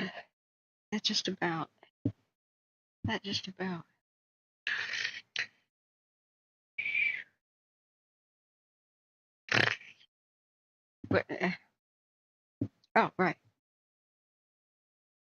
Yeah. Still 88 at almost midnight. Enough. Okay. Let's see here. The winds in Santa Barbara County are called sundowners. Yeah, Marty, that's what JB was educating me about. Let's do at least a half-hour time lapse. Remember, everything looks slower when you do the smaller time lapses. Everything is pretty quick once you go to the other ones. Like we've been doing 1 hours. But this is pretty good. We're seeing a lot of the smoke just kind of settle in. It's going to suck for the breathing quality, air quality. I'm going to turn right back on now the Siskiyou County Sheriff and Fire West. Had to mute it for that. Had to refresh myself. So, yeah, Wild Wind, the Larch, we've been taking a look at. Larch Creek is at Friend, Oregon. We have no views except for Timberline Lodge, and it's just a glow. But they evacuated the areas, I think, where Friend is at. It's hard to see through their little thing, but they've got a lot of crews converging on it, but they're in super red flags, so I need to read the forecast. The forecast for the Lake Fire and also the Larch Creek. So we just listened to North Ops, and there was a lot less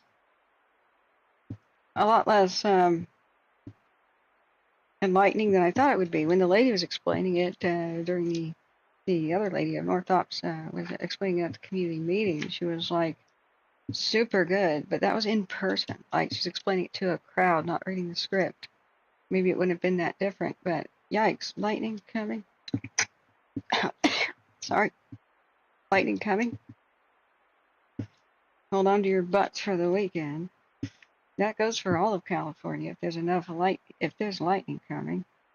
Remember, July and August is the lightning strike season of California. This is when it's really supposed to heat up.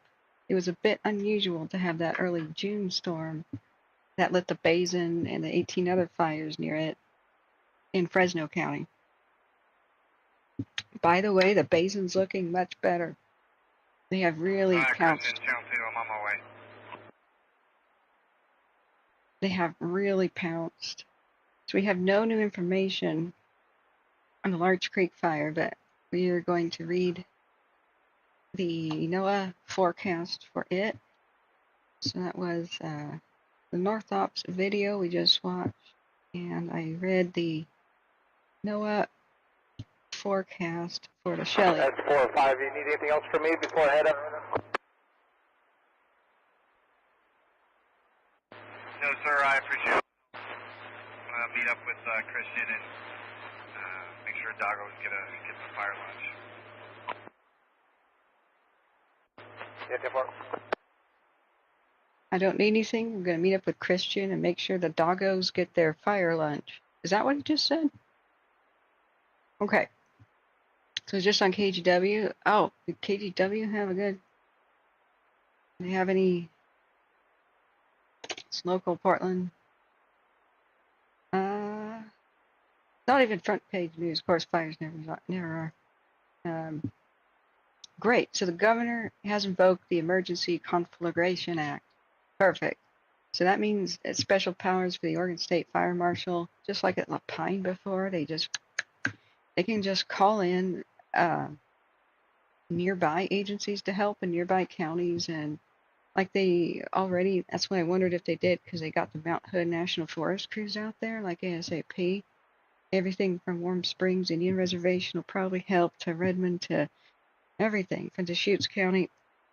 Capital. And then, like I said, Greg, just do me a favor, maybe just assess that, at least that north closure there in North Kidder. If there's a better location tomorrow during daylight, along with signage, don't be afraid to pull the trigger. Oh. Yeah, 10-4, sounds good. He was actually talking literally about a dog, and it's probably a police Lincoln dog. 1, copy 10-8. Police chatter, they're still closing roads by Kidder. Okay. I remember that we've had some pretty funny chatter. I'm gonna clip that. We had some very funny chatter. Earlier they said, could the officer, somebody such and such, please come back and get as many cones as possible, as many as he could fit in his back seat. Thank you. So feed the doggo. Every once in a while we hear funny scanner radio. So great. This is what the for God's sake. I'm gonna back the volume down on that. Sorry, friends. Okay. Please restart my heart. Yeah, this is of course from much earlier today when it first began. So the Emergency Conflagration Act. What is a conflagration? A town or a city pretty much massively impacted by fire, like practically burning down. So the conflagration is meaning a firestorm within an urban area. So the Emergency Conflagration Act, which they came up with after 2020 and those disasters. That's when I started Firestream for real. The Red Monday, like video one on my channel. You can go back and look at it. Red Monday. When all three western states had experienced something like Santa Ana winds with 75+ mile-an-hour wind gusts in the hot, dry deserts blowing towards the coast. That was one nightmare, historical, huge nightmare. So instead of individual counties having to negotiate mutual aid contracts, agreements, and blah, blah, blah, however that works, I don't care how it works, I just know it doesn't work.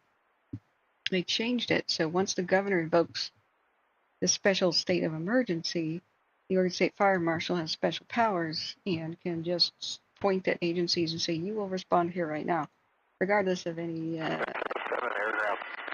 It's a red tape cutter. That's great. Okay, we're hearing... Anybody on the eastern side of this? Alright, we're still listening to the Shelly fire. 07, I believe my other crew, Devil's Garden Crew 3, is entering the area right now up on the ridge line. Crew 3. We're going to stay just below the top of the ridge line and make a drop there. Okay. Copter 607 is a beast. He's a superhero today. He's been at it for hours, working with crews on the ground to take care of the slop blower, which we think is visible on the right hill up there. We keep seeing these lights moving around really fast, which can't be a vehicle. It can't be driving that fast. It has to be the helicopter. And he keeps asking the ground crews, like, where are you? So I don't drop water on your heads, you know? They said, Crew 2 said that Crew 3 is entering the area, and they're probably up on the ridge line. So Copter 607 doing the night drops. So Firehawk said, okay, I'll work below. So we're still listening to what's going on with the Shelly fire. tentatively, and I don't want to curse anything, this is what we wanted to see, friends. We didn't want to see a slop over, of course. So the only thing that I would be worried about is if the fire goes towards the valley and the wind is no longer much of a factor at all. Look how upright the smoke column is. And it just kind of spreads any random direction up at the top. And eventually, when the air gets cooler and cooler and cooler, it's because nighttime, it'll sink. And that, you'll see it. That's what we want to see. We want to see it settle right down on top of the fire. It'll starve it of some oxygen. It will lower its intensity, and it'll buy even more time for the crews to do their thing. Doggos ate my turn. Rat says, all hail Queen Catherine. Keep that up. I like that. Keep that up. Sorry, did I miss during the bathroom break? Yeah, Weather Underground. Yeah, thanks Star Smith for the good reminder. I love your name, Star. Like Ringo Star. Love. Hit the like button, remember, guys. Yeah, Desi, the sundowner winds are different than Santa Ana's. I believe Santa Ana's and Diablo winds are seasonal that run through October through January. So you look at some of the worst firestorms, even from the 1950s onwards, down to Pasadena, LA, Ventura area. The Santa Ana's are in the wintertime season. Good night. Adam 2, copy tonight.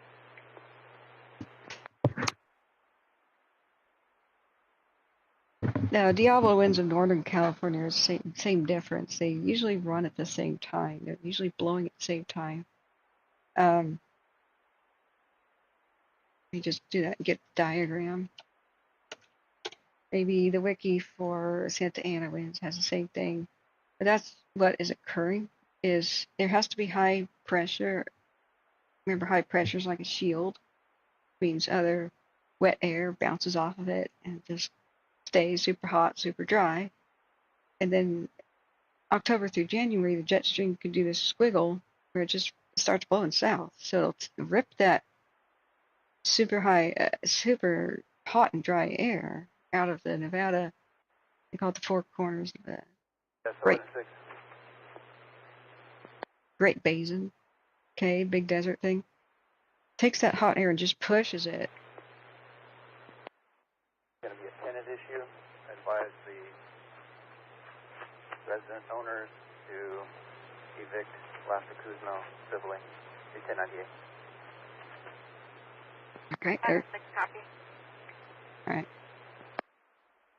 So, like as the diagram shows, they're almost always blowing at the same time.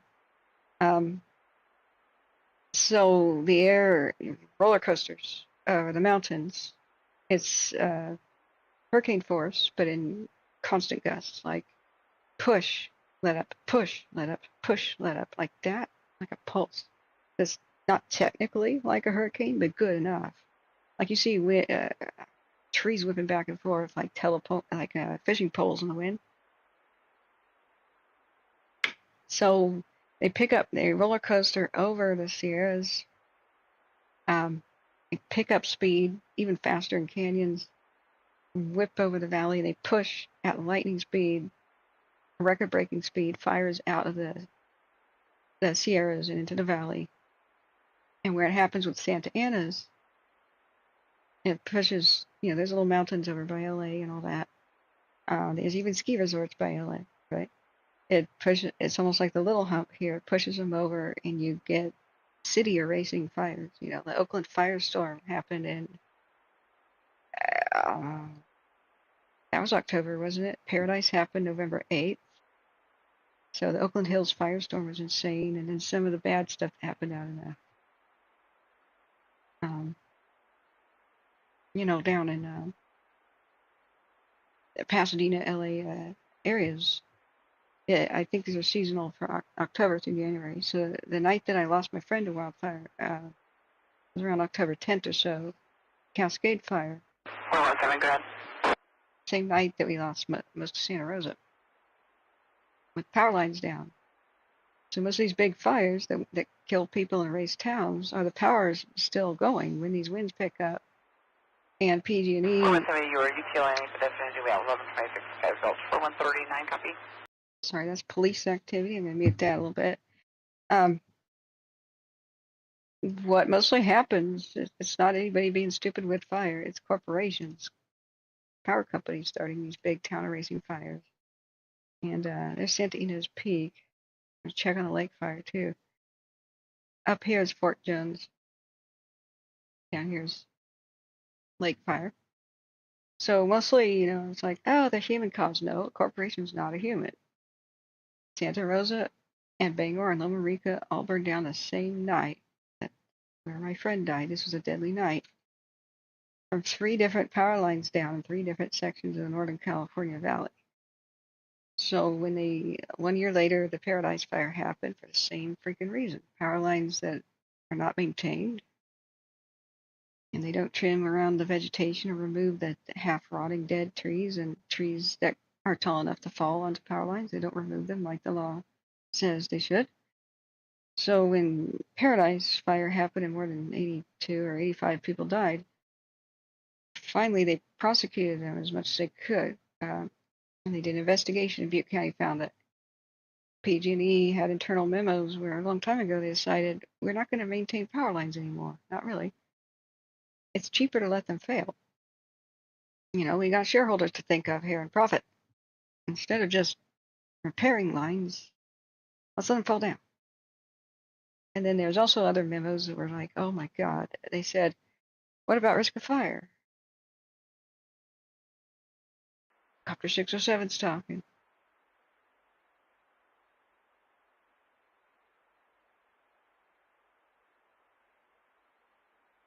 Let's go look up. Did I miss anything in chat? If I miss questions, please ask them again. Yeah, you're totally right, Marty Winter. I don't know much about sundowners. If you guys could enlighten me, that would be more. Crew 2 is trying to get a hold of Crew 3 just to make sure that they weren't on the top of this thing. We didn't see anybody up there last time we dropped. He told me that he can't hear my sauce quite yet.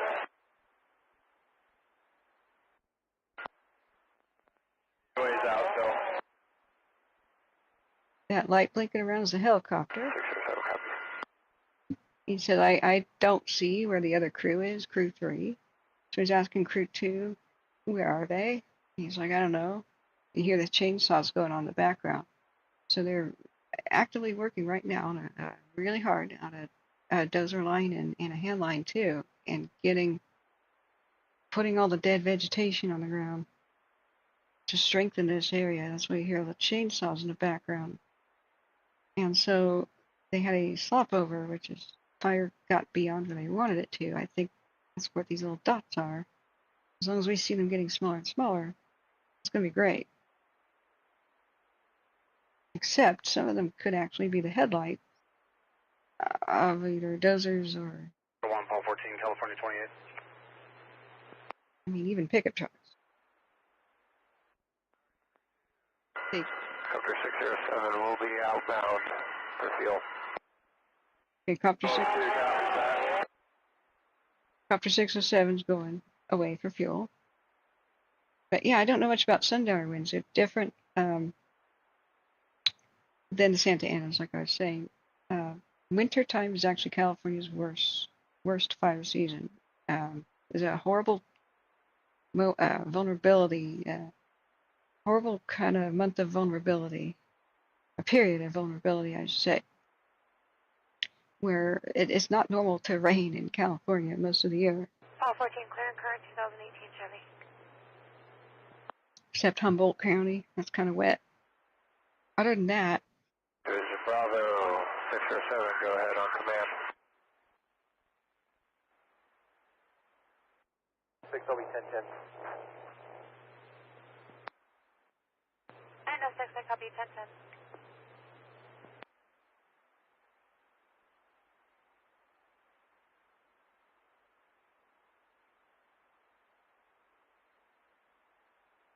hang on. 607 copter is going for fuel.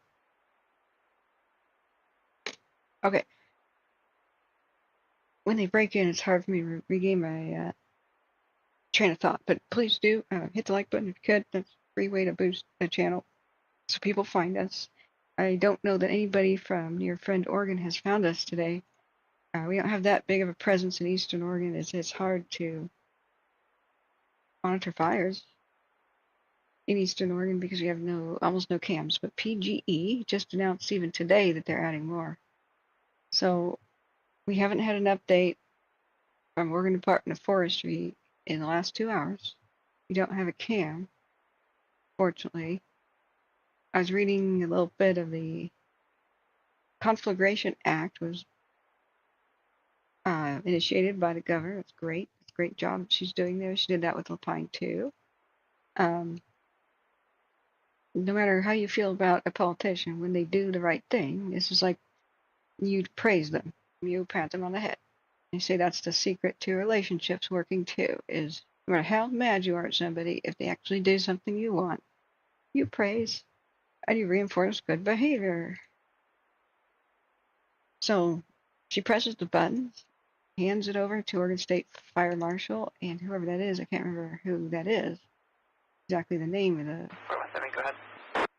They quickly they just point to other communities and say, send your people.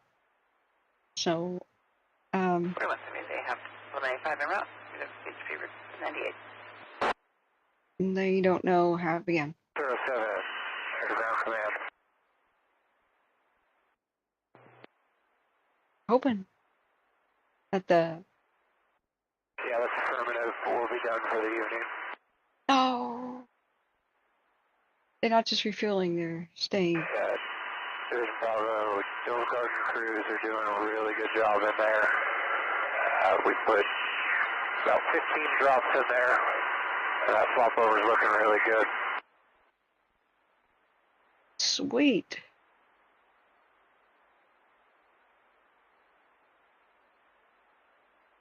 So they put 15 water drops around there by the slop over. It's looking really good. The Bravo crews are doing great. So that would be Team 2 and now Team 3 arriving. And Copter 607, what a hero. Sweet, that's what we were listening for. Sweet, so we'll keep an eye on that. Look at how smoky it's gone in the last 15 minutes. Smoke is settling down. That'll moderate the fire. Guys, everything's looking great for the moment at the Shelly. From what the side of it we can see, this is great. Considering that they had issues, they could not finish their retardant line because they ran out of daylight. They sent the nighttime helicopter. He came to help them take control of it. The wind has died down. The smoke's settling in. It'll suck. It'll be poor air quality. But that's great because the fire's choking on it too. It doesn't have as much oxygen. What we were terrified of was the possibility of nighttime wind gusts and just having it blow down towards the communities before they had time to get lines in there. If you have not seen the battle maps, and if you want a copy, I will send you in an email, but you better put that in the headline because I have 608 unread emails. I'm sorry. I'm really sorry about that. But I am more than 8 months behind in my own personal affairs. Like, I am 8 months behind returning people's phone calls for just my own life because I covered wildfires from June to December 15th last year and tried to catch up as best I could. And I've not really been able to. So if you need this battle map, it's already old. It was generated last night. The mapping plane comes around like sometime between midnight and 2 in the morning. Current fire is, we're seeing the big glows. Whoops. I zoomed in the wrong spot. It's kind of by where it says Taylor YL and the 3000. We see that there's fire on the other side and they grew together. I mean, look, last night there's already fire on the other side of this ridge, right? Excuse me. So they didn't, today, where you can see it in the front, is there was unburned fuel, like right where it says 3169. So that came on each side of the mountain and consumed it. That's what that blazing white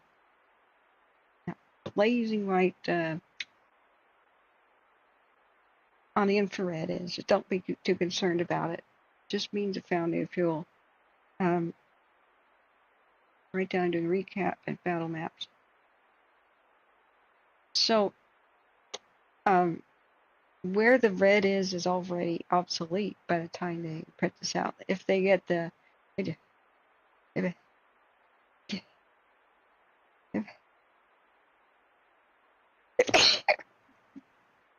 sorry. If they, what they do is they fly sometime after midnight to 2 a.m. If they can, the high altitude plane does a map and 3D mapping too. Where the heat is, and new changes in the terrain, because the old topo maps can be hopelessly outdated. So that one will be plane 12 is what they usually call that one. It will land, get the map data over, then they print it out at like 3:30 in the morning, and then the ground crews get it to them somehow around 6 in the morning. That's when they can get their coffee going, 5 or 6 in the morning. As far as I could tell, the generals in charge, they get an idea about how to plan the day. Then they do a morning briefing for the people using this map. Like, this is the briefing map. This is the one they used this morning. It's almost midnight, but morning of the 9th, right? So they will say 4139, 10-145 today. Let me check something real quick off screen. I want to see if we'd see Copter. Yeah, Copter 607. It was just too low the whole time. There he is. There's Copter 607, and it's a white Blackhawk. When they're specially converted or made special order for CAL FIRE, they call it a Firehawk. Very neat. So they've got a limited amount of pilots. They have nighttime goggles on. They have nighttime views. In CAL FIRE, I can show that video a little bit later about how they were training people on the goggles. It's pretty advanced, elite. Flying. Extremely dangerous. But California's adding more and more of these guys. And I keep telling people, as bad as everything is with all the fires, it's not going to get worse. We're about peak. This is as bad as it can get. I'm talking about an overall trend, because we're in a horrible spot right now where we've screwed up the landscape and we've suppressed fire for way too long, and there's too much overgrowth on the landscape, and we've let fire access roads decay or haven't made new ones. We have lower amounts of staff, paid people almost peanuts, and so we don't have a lot of people even joining. Low staff. We don't have enough airplanes. The stupid power companies are starting thousands of fires, almost thousands a year. These are the big ones. They are extra. That's ones we don't need. That's on top of the normal. Helicopters. 7. Ground 1. Well, he's explaining how he's landing, I'm sure. So we have unregulated power companies erasing towns and killing people with pretty much no consequence, so they don't have an incentive to change their behavior. Politicians protecting them, and we have technology that's coming down the pipe, but we haven't been able to utilize the new technology. So as soon as any of these things improve, we're starting to learn. We're starting to go back to learning from the Indians, and instead of suppressing all fires, in the cool, damp spring and autumn conditions, when it's right, when it's not a drought, do control burns, reduce the fuels, thin the forest. You know, we're starting to do that. But that we're at the worst right now. We're at the worst. Because all these factors really suck. We also have bureaus that don't work together, have different goals and different ideas about what to do and how to fight fires. Like the Forest Service and CAL FIRE pretty much hate each other over the last, ongoing animosity, I should say. Not the individuals. I mean, sure, they reach across the aisle and work together, but as agencies, they are completely other opposite ends of the spectrum with what the different ideas of how to deal with fire, And so just whoever's in charge and whatever the response is going to be, where does the fire start? If it's on state land, CAL FIRE gets it and leaps to action. If it's on federal land, God knows. If it's a Forest Service or BLM, God knows. It'll just be whatever agency they're deciding until the fire spreads away from their land, and then CAL FIRE joins the fight. And right now, the Caldor only got big because it was really small. Colson Aviation showed up, and they wanted to do nighttime helicopter drops. They were the first one that had that capability with Chinook. And they said, okay, where do we go? And who's going to pay us?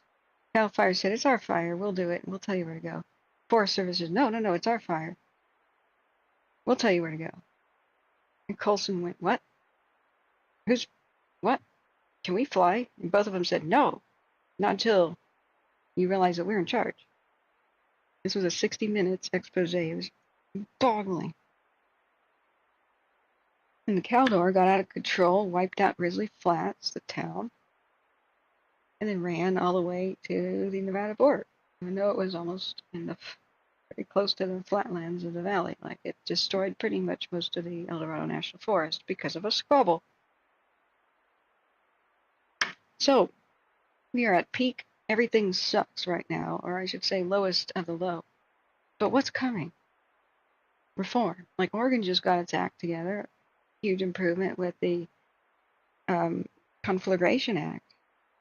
Now, Washington still doesn't have something like that. They need it. Because we saw Washington, a poor county called Kittias or Clickitat, I can't remember which one it is, had a really had a fast-moving hay fire in the hay harvest.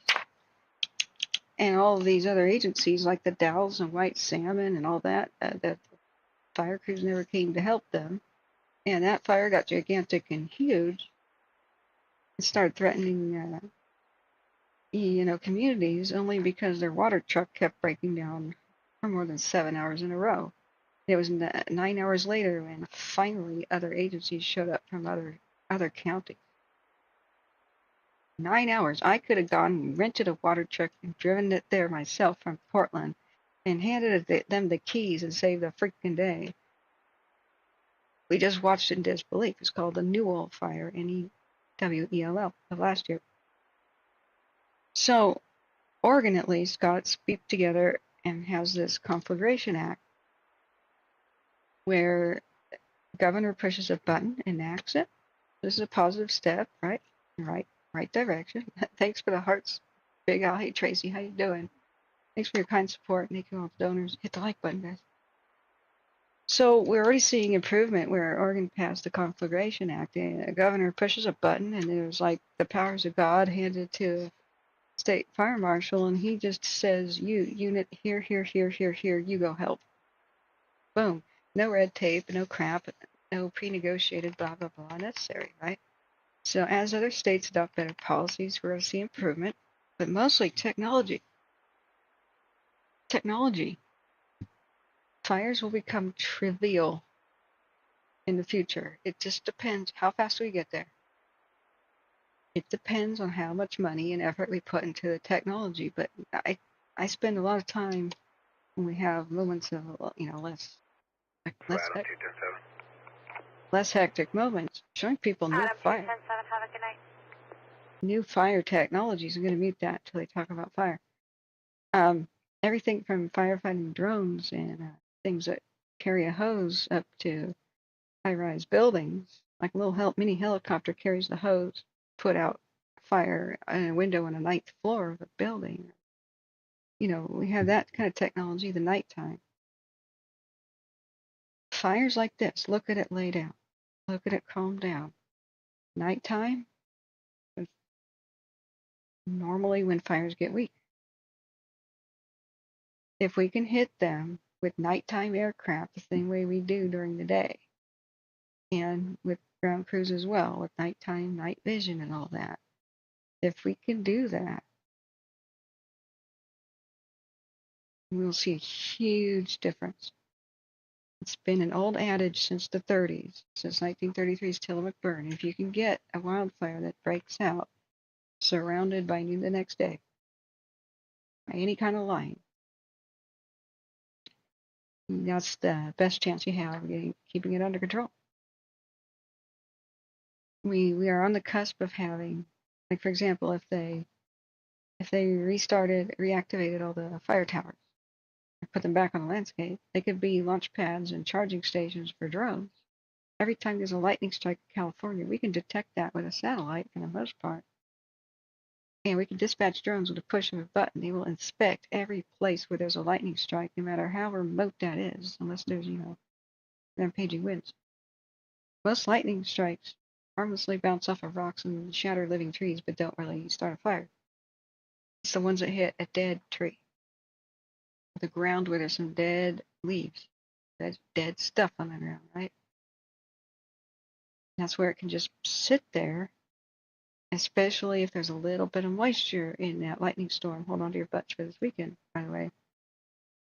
It can kind of struggle to get established, right? It can be smoldering, it can be invisible on the landscape, but if a drone flies up to it, thermal vision, we can see that. And you can rule it out like there's no fire there, or that stuff is on fire. Okay, different units are saying goodnight. So something fire related is just, it's midnight, guys. Welcome to the tent. Welcome to Wednesday. What I'm saying is there's so many new technologies. After we have inspection drones like that, they can just go out and look. It's early detection, early response. That's it.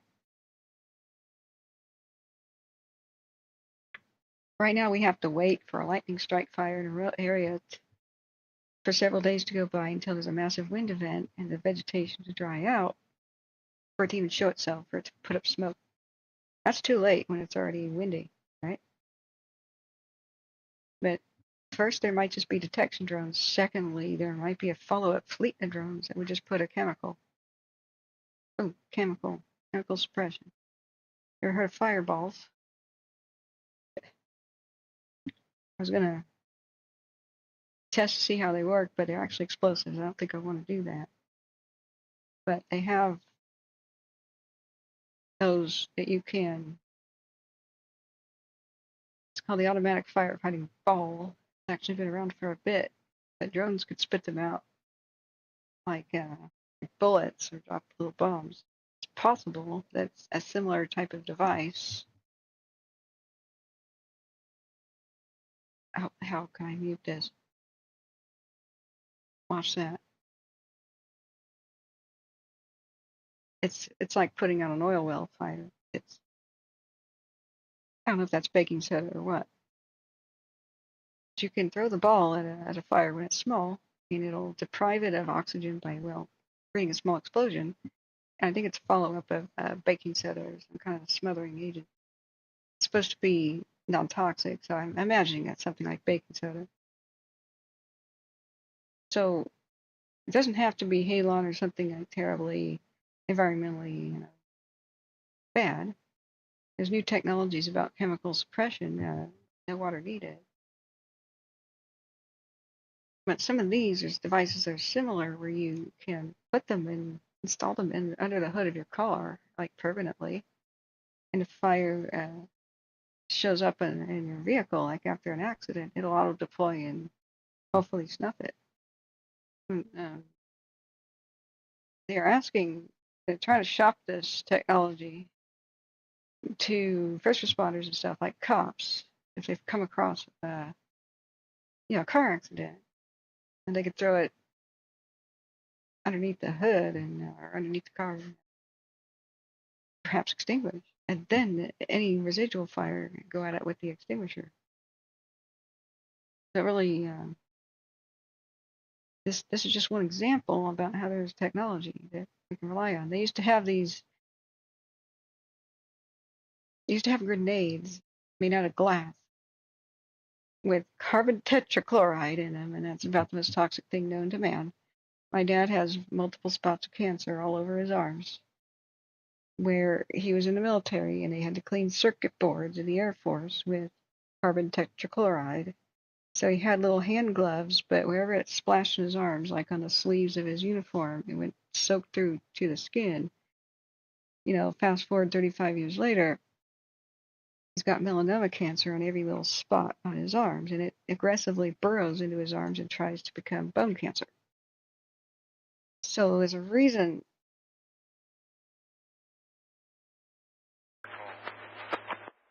There's a reason they were banned. Yeah, 10-4, I was thinking that, but I wasn't sure because I know Parsons uses it, and I think he's on at 6 tomorrow. Let's look back at that. Look, we're on the cusp of like some brand new technology. Sorry, I'm going to mute that. That may have been law enforcement. There's also personal flying drones that could take a firefighter up a 2,000-foot slope and drop them off. If you want, I can send him an email. I'm sorry, I can't tell over the shop there if they're talking about the fire. Why did Fort Jones turn away from the fire? All right, Fort Jones 2 went into rotation mode. It's a little irritating. But don't be alarmed about how bright that looks. It's just the cameras are not calibrated. So, sorry, let me go back up. Wheat and barley harvest started today and everything is drying up. Hey, Stephanie Schooler, how are you? Heavy eastern Washington state up here in central and eastern Washington. We ain't got nothing going yet. It's beginning to make me nervous. There were a couple that took off towards Medicine Lake. Thanks for being here, Stephanie. I find it very difficult to cover Washington, but we covered the gold because there's not that many radios and cams. We were covering Yakima. Yakima's had their hands full. But if you look at the alert wildfire cams, like we can't even see except for this tiny orange glow what's going on at Friend, Oregon. But yeah, the gold fire we were watching, we were listening to it, and they had some evacuations, and we saw the airplanes doing drops and heard that, and it really saved the small town. Let's see, where was that? It's going to be off watch duty now. But what I'm saying is the whole point was we are in a worst position possible where we got the climate the way it is. Yay. We've got unregulated, running wild, doing what they feel like, public safety if we feel like it, power companies, buying politicians, and doing the hope, the new tech. We've got reactive and outdated policies, most of which were made in the 1950s, about how to fight fires and how and when to notify people of evacuations, which is way too slow. We have a primitive, there's no one unified system. Like right now, you have to sign up to get fire notifications from counties. Are you freaking kidding me? YouTube comes on everybody's phone, says Amazon and Facebook, but not a national one-stop shopping emergency app that would notify people in a crisis with push notifications. You have to sign up. Seriously, not everybody's going to do that.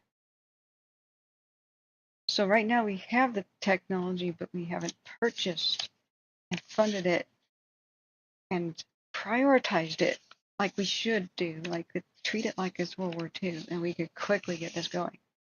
Like right now, they are turning a lot of the C-130 tankers, C-130 Hercules planes in the military. They're turning it into tankers.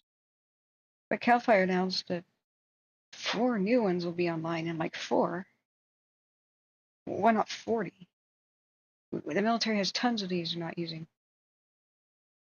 4, and he goes, and they go, ready by late 2024.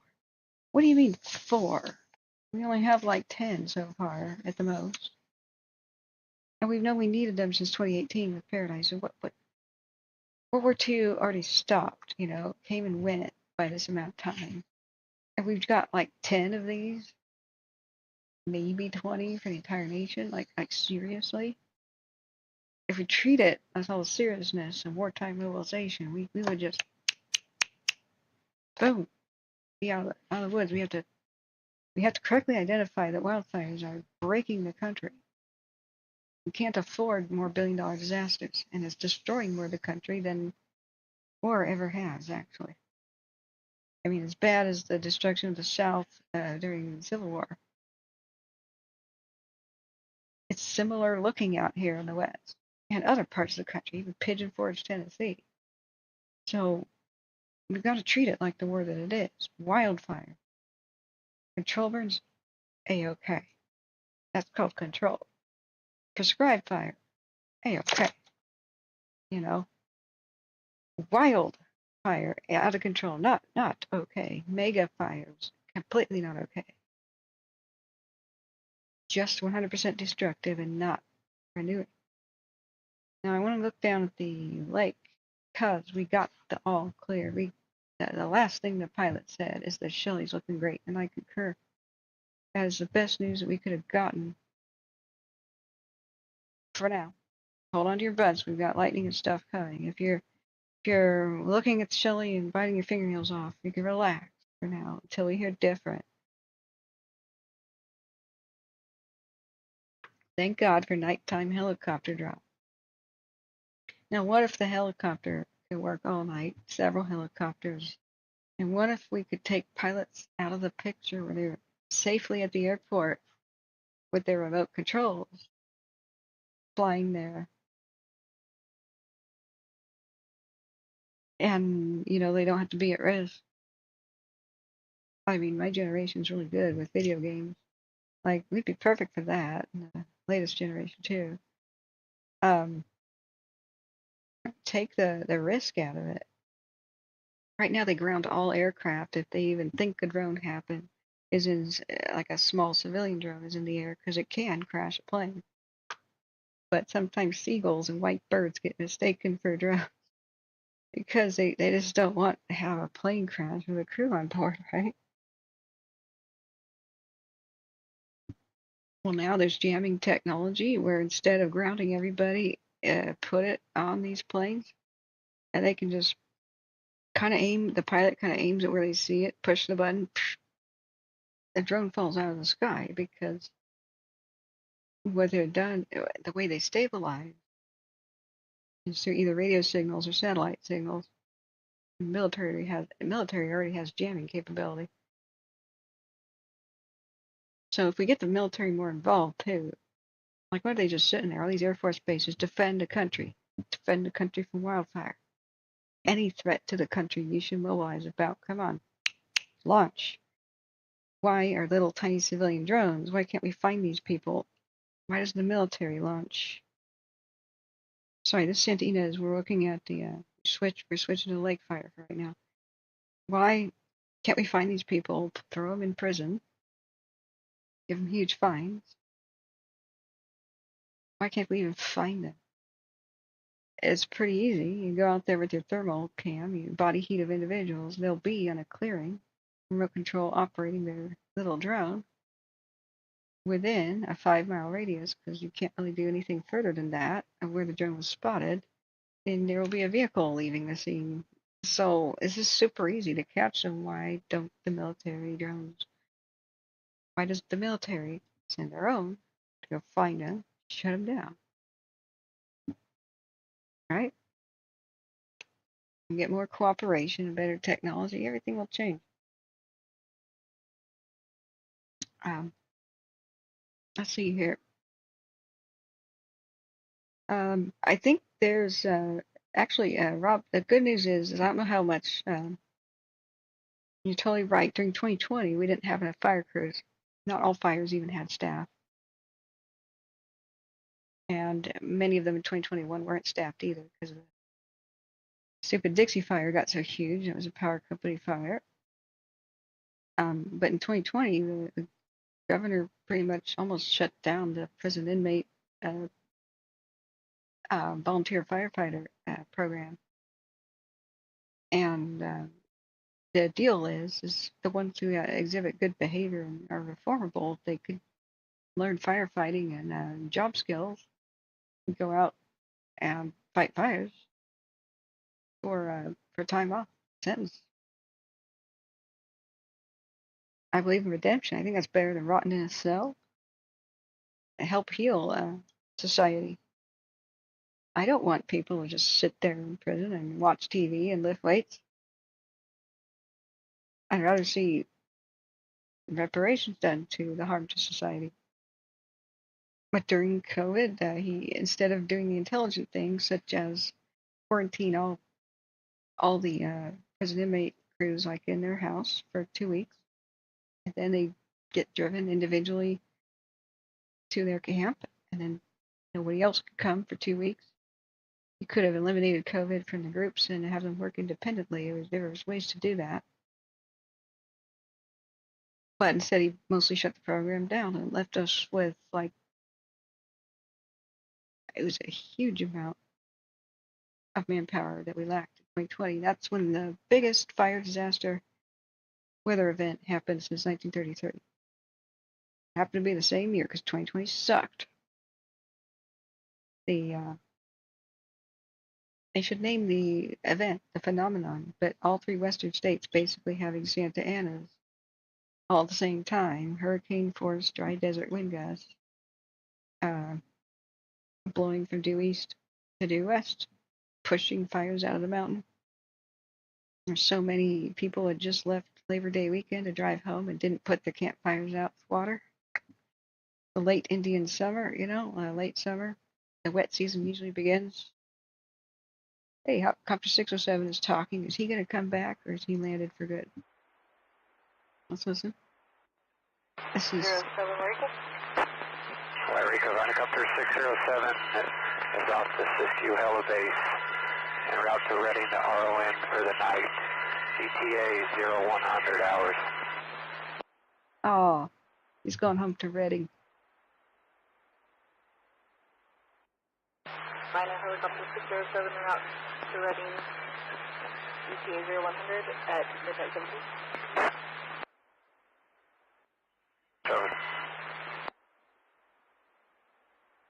Wow, here's a different view of the lake fire from Santa Ynez Peak. There's like 3 of them. This one's super high up. Sorry, friends.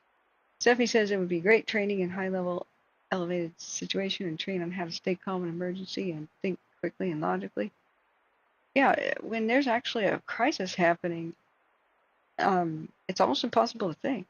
Adrenaline has an effect on the brain, and what it is it's supposed to turn off higher level thinking to make you act. It will turn that off. Like, I remember when I pulled a fire victim out of a burning house, which she self-extinguished it, but the smoke was killing her, an elderly lady. When I heard her smoke alarm going off, and I called 911, I couldn't remember my friend's address, who I knew very well, which is just down the street, and I had trouble. Like, 911 op is like, okay, well, what's your friend's phone number? I'll call her and get the address. There's other people here, other 911 ops, because I'm dragging the lady out with one of my hands and I'm on the phone with the other, and I just couldn't, I'm fumbling with my phone trying to get to my own contact list, going, oh my God. So I start yelling at nearby neighbors, like, you need to call 911 and get the fire crew to the actual address, because I don't know if the fire is still in the back room or not. So what adrenaline does and what a situation does is it's turning off the higher level thinking portions of your brain. So everyone falls back on training, or they need to pick up a book and read what to do. They need to pick up a manual. If you're ever watching those airplane disaster shows, as soon as something goes wrong in the cockpit, usually the pilot asks the first officer, could you please get the manual? He reaches under the seat and there's a manual of what to do in different emergency situations. It's unreal. I'm like, what? You know, I was much younger. I was like, wait a second. Sorry, I'm getting a refill of tea, guys. Shouldn't pilots just have such extraordinary training that they already know what to do? Well, adrenaline doesn't work that way. Even if they're very calm in a situation, adrenaline will still happen. It'll still happen. It's still hard to think and recall, especially when something's complicated as flying an airplane. And all things can go wrong with an airplane. So they have a little handbook and they whip it out, even if they are confident that they know what to do, that they've been over it a million times in a simulator, and they will still whip out the book and checklist. Push this button, pull that lever, do A, B, C, D, E, and F. And that's what they're trained to do, and so that's what they do. And then one concentrates on flying, the other one reads the checklist, and they push the buttons in the right order. So they don't miss anything. Missing one little thing is terrible. So what actually happens in the best course of action is you make the plans before the disasters occur, and then everybody falls back on the plan. Or you drill. Remember all the fire drills in school, right? Why? It seems like no duh. You would just leave the classroom, walk down the hall, go down the stairs, go out the nearest exit, right? Assemble outside in a line. Why do we have to actually practice this crap? Did you ever think about that in a kid? You're like bored as heck. Fire drill. Well, if there was a true fire in the school and smoke filling the room, and there's alarms and bells screaming and fire trucks arriving outside, screaming down the hall from other kids, you can't think about what to do, even about simple things. However, if you've been trained and you've practiced, it's muscle memory. You will just do what you've already done before. So it also keeps people calm. The reason why first responders calmly walk to a disaster, and all of us, we're running away going, oh my God, is because they drill. They just repeat what they've already done. And it's weird. Oh no, Stephanie Schooler says, I just had an old friend of mine who passed in a trailer fire. Autopsy came back as asphyxiation. Oh God, I'm so sorry for your loss. My brother, who since passed on, he died of cancer, not this last Christmas, the one before, like on Christmas Eve. He saved an old lady from her burning trailer. They go up so fast, they're just made out of plastic, especially the mobile travel trailer types in RVs. There needs to be new regulations that just limits the amount of plastic, extremely flammable stuff. Sometimes there's polyurethane foam in the bed mattresses and in the insulation. And so what it does is create thick black smoke. You just take 2 breaths of that and you're incapacitated, you're out. You don't even know you passed out, you just face plant. Or if it happens when you're asleep, you just don't wake. It's like burning crude oil. So polyurethane foam just basically needs to be phased out and banned. It's so flammable that the only way that it's legal for use in any furniture, or any buildings, or any construction is if huge amounts of flame retardant, which is toxic, is put on the cushions, like the outer skin. But some people are using it as spray on insulation foam in homes, and that's just going to be a death trap home. I can't believe that's legal. It's like, okay, I'm going to insulate my home with some spray on crude oil. Why do we allow this BS? I don't know. So let's see. where Santa Ynez Peak 0 is looking. And let's check. So far, so good with the Shelly guy. We're still listening to Siskiyou County. If something doesn't come up here, things are going pretty well. We're going to go down and look at the lake. What? Right. I want to learn about these sundowner winds. There we go. Come on, load. So if we do a really crude measurement,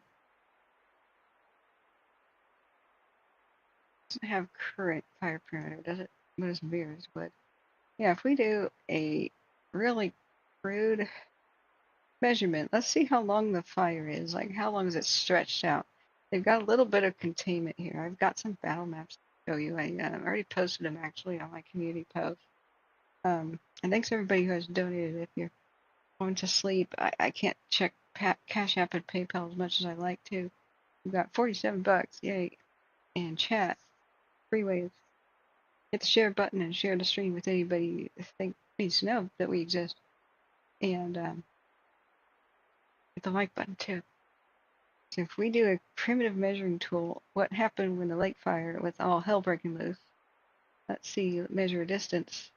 Is it spread as it typically does, night after night, from northwest to southeast along the ridge lines? And when it reached 7 miles long after that first night or second night, it's all running together for me now. I was like 4 days awake. So, it was 7 miles long along the mountaintops, and all hell broke loose after 8:38. I ended my stream at 8:36. And I said, guys, I got to take a walk and be outside at least once per day. I haven't been outside in 2 days now. Whoops. Anyway, I went and took a walk, said I'll check it at 10:30 p.m. Fire's coming towards the Grass Mountain camera. We may have a burn over tonight, but I'll try to rest my voice and actually walk and get a little bit of sunlight exposure. So it took a little bit longer and came back at 11. I looked at my cell phone as I was walking back. I was like, what? I was looking at the cameras, and instead of seeing the fire approach the camera, there were weird purple ropes, and that was actually the cameras had already burned over. And it was in weird color mode, screwed up, but that was fire burning a log on the ground, and the ropes were like the branches, with high winds just incinerating it. This log on the ground incinerated to white ash because they had 55-mile-an-hour wind gusts at the time. It was like a blast furnace. And so the cameras survived. The Grass Mountain cameras survived. I mean, even though I had dead grass underneath them, and they shouldn't have, they're only like 6 feet off the ground. They survived because the 55-mile-an-hour winds pushed the grass and laid it down flat as it burned up. And so the flames couldn't reach up and melt the camera domes. It was insane. So when I did the measuring tool, what had happened that night, though, that terrified the people down below, and Santa Barbara County didn't even give them any evacuation warnings or anything, just south of the Neverland Ranch. They self-evacuated at this, what you call it, Minden School, or middle school area down there. Like, the county told them nothing. Didn't have evacuation map, didn't have anything. Since it had spread along 7 miles up in the ridges, the wind changed direction and blew it down as a 7-mile-long wall of fire. And we couldn't hear anything. So right now, the distance, the really crude measuring tool says it's 27.6 kilometers or 17.7 miles long. And that actually is further if I go to where the current heat detections are, back to where it started. Yeah, 16.6 miles, or 26.5 kilometers. If the night nightmare scenario is if sundowner type winds or whatever happened that one night happened again, we could see a 17-mile long wall of fire run for the valley communities. So I did a very sobering assessment of it and that possibility, which communities are most at risk. And pretty much all of them down here are, like Los Olivos, excuse me, say that. There's the wrong fire here. We'll look back at the Shelly too from time to time. Just let me know when you want to see it.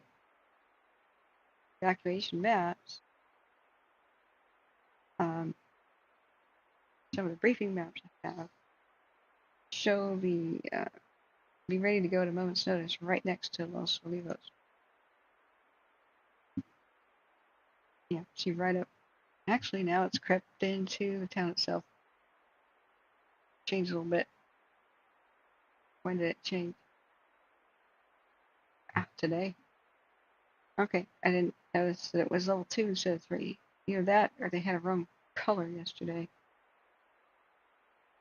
So yeah, I mean, we knew that Los Olivos was in danger that night. There was a bit of a miracle where the winds just stopped blowing it down. Otherwise, we would have lost Neverland Ranch and all these things. It could have run almost to Los Olivos, maybe all the way, and it would have run halfway to Los Alamos, I'm pretty sure. But it just stopped. And then it resumed its southeasterly progression towards Figueroa Mountain. And the next night, we saw Figueroa Mountain cameras burn. The building looks intact. You know, it had good defensible space. I think they just lost power, but why didn't they restore it? I think the cameras... CO 416, 4 hours in the stream. So this is a recap of the lake fire. That's why I didn't really sleep for like 4 days, except tiny snatches. When you see a fire burning over a camera and what looked like that's a curve view. What looked like buildings in the background here, like burning, and the weird thing that looked like an exploding fire tank. Let me get that. Instead of just describing it, maybe you guys can help me figure out what the heck we're seeing in the image. This was the last image before the camera lost power. See, this building was okay. The grass burned off here, and it was really fierce, where the black is down to the right. But this was the last images of the Figueroa camp.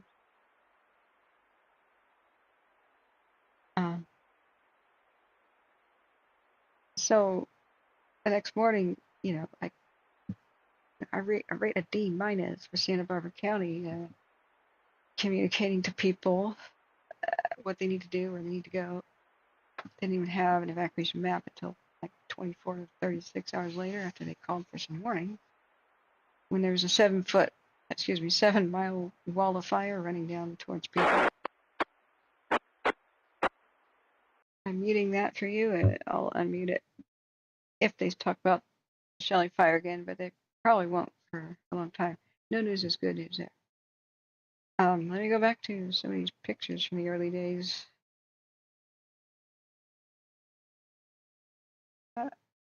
What it looked like, yeah. This was 4 days ago. The 7-mile long wall of fire just spilled over the ridge and ran down for the valley. There's no hotline. There's nobody to call. There's nowhere to get answers. There's no evacuation map. Okay, Santa Barbara County, you can do a heck of a lot better than that.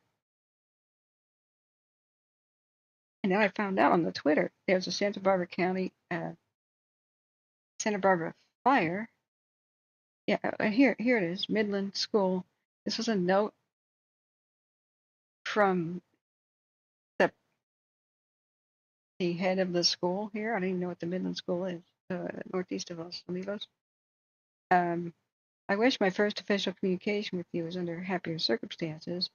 On July 5th, 3:45, the lake fire started, blah, blah, blah. As the fire moved closer, we made the decision to evacuate our horses and cattle. And just after 8 p.m., we were put on a warning, but at midnight, we decided to take our own action, basically, to evacuate the campus before an official mandate was announced. And then earlier this morning, Grass Mountain began to burn over the cameras. As of 6 a.m., it's still burning, blah, blah, blah. This is a letter to, like, the students or whatever.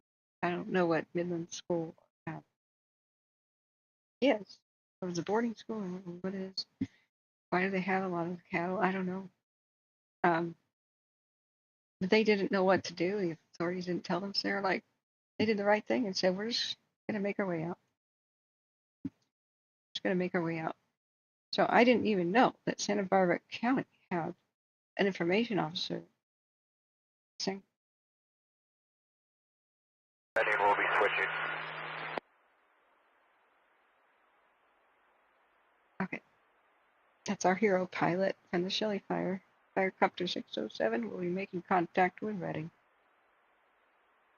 But I didn't know there was a public information officer and who had a Twitter who was explaining stuff, because on the website they made for the lake fires, Santa Barbara County Office of Emergency Services, they didn't mention him.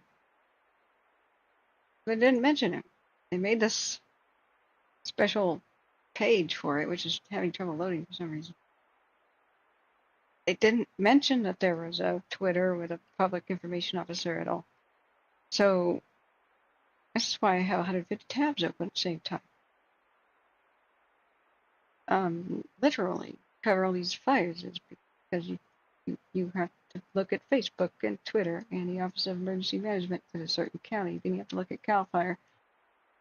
Then you have to look at InfoWeb. Then you have to look at CalTopo for the heat detections. And you have to look at Broadcastify for the radio. Then you have to look at Watch Duty, of course, for their awesome work. Then you have to have, there can't just be one tab open for evacuation maps. Oh, no.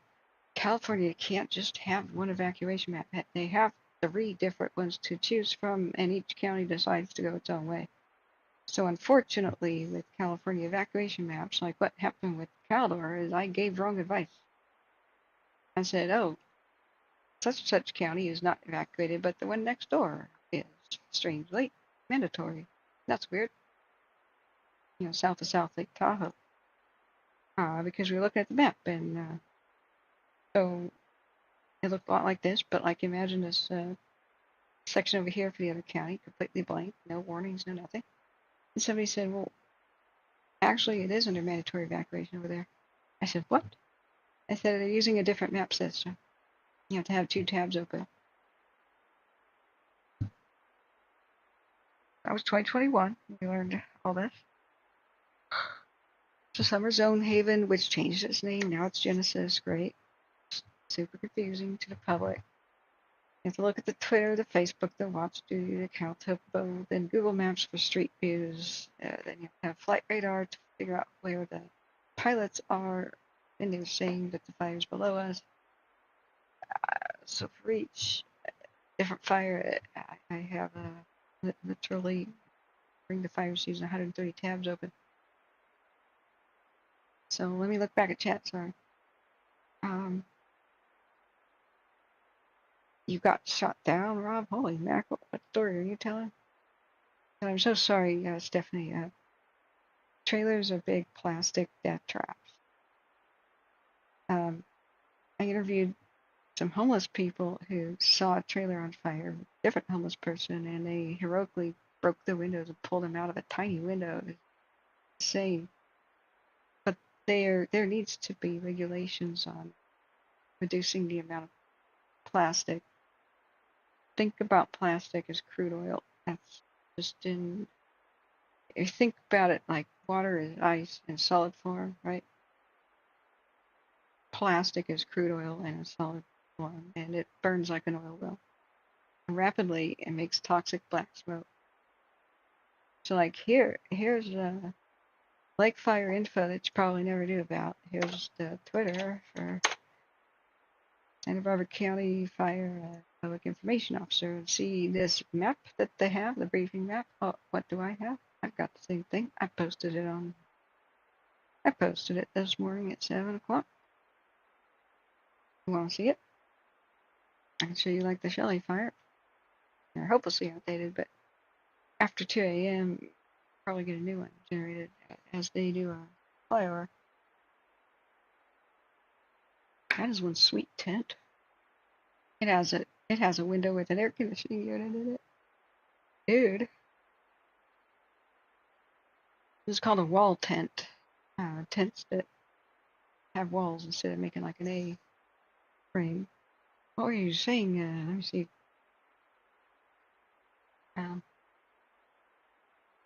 Steffi said, right, I mean, I've got a nonverbal autistic who's highly sensitive to sounds. Oh, sorry, this 4th of July must be very tough too.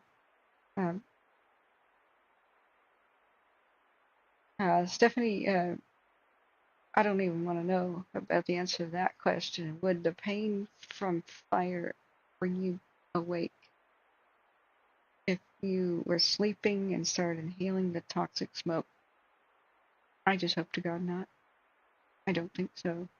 It's that toxic. It's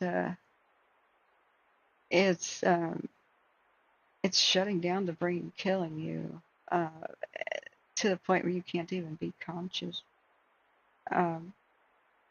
It's the #1 killer, and really has been since the 40s.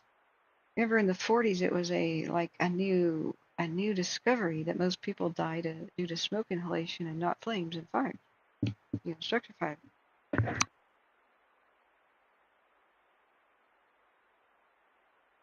What you don't know, like what the public doesn't know, is that was news to people because it wasn't true in the past. Smoke wasn't that bad, wasn't that toxic inside of structures. It's basically a product of the petroleum oil age and industrialization.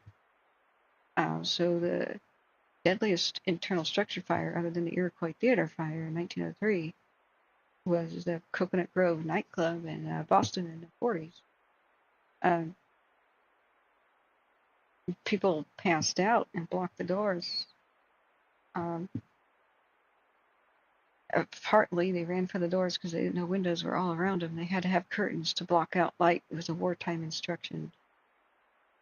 Cities went dark at night because they didn't want Japanese or German spies to map out where our cities were so they could stealth bomb them at night off of submarines and stuff. Like, it was wartime was crazy. So every nightclub had to put curtains up over their windows. So people ran past windows where they could have just jumped out and stampeded to doors and clogged them. And very quickly they inhaled and they all passed out by the hundreds in piles. And the firefighters had trouble entering the building to even get people out because people were passed out in piles. You got a repeat of that in the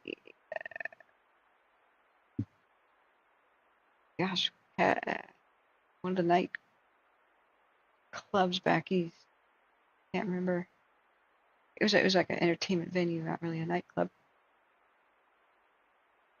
Well, what was happening and what they found out with chemical blood tests was a fake leather on the wall. Was so toxic when burned. They had little samples of it that 1 or 2 breaths and you just keeled over and died quickly. They brought people out still breathing and gave them oxygen. Remember, it's still the 40s, but they had oxygen. And they couldn't revive people. Their lips turned cherry red. And that's carbon monoxide symptom. But this fake leather that they decorated the walls of the nightclub with was so toxic it produced tremendous amounts of black smoke, heat, and deadly fumes and carbon monoxide. People don't realize that black smoke itself is flammable. It's a fuel. And part of what explains September 11th is people are like, how did the fires just keep burning and burning and burning even after the jet fuel presumably burned up? All the synthetic material on the Twin Towers. Every single chair is polyurethane foam, and that's like half an oil drum. Every couch in there is like a couple of oil drums that produce toxic black smoke. All the carpeting in there. Remember, every single floor of the Twin Towers was like acres and acres. So all the carpeting, and then just decorative stuff on the wall, the glue to hold the fake paneling and whatever in it, the ceiling panels, there's all kinds of stuff. When you are looking at a structure or something like the Twin Towers burning, you can tell that the black smoke itself ignited. All it has to do is concentrate the ceiling and get hot enough there, then it ignites. Because you'll see a solid flame out of the windows with the black smoke, like it's a blowtorch. It's like an eerie, solid orange color. And firefighters fear that. If they see black smoke, they call it turbulent because the smoke clouds are boiling around, bumpy and puffy, coming out of, say, any structures, doors and windows. They know that's close to flashover. Flashover is when the entire room ignites, everything in the room ignites at once, even if flames aren't touching it. Because the temperature of the room gets so hot that nothing can survive. Like everything ignites at once. That's mainly due to the black smoke up at the top of the ceiling. So we started to get a clue in the 40s when fake leather and fake products in general started to be produced. And fires started to get way worse in structures. And they finally figured out it's the smoke killing people. Why wasn't it that way before? Natural materials mostly burn with a gray smoke, dark gray. It is bad for you to inhale, as you know, but it's not going to instantly kill you unless you're just can't get out of it, right? Oftentimes you can crawl around on your hands and knees, be beneath it, and kind of get your way out. The secondary factor where we have too much insulation in our buildings. I think we should watch this as probably just a little blurb. This will finish my sentence. The second factor that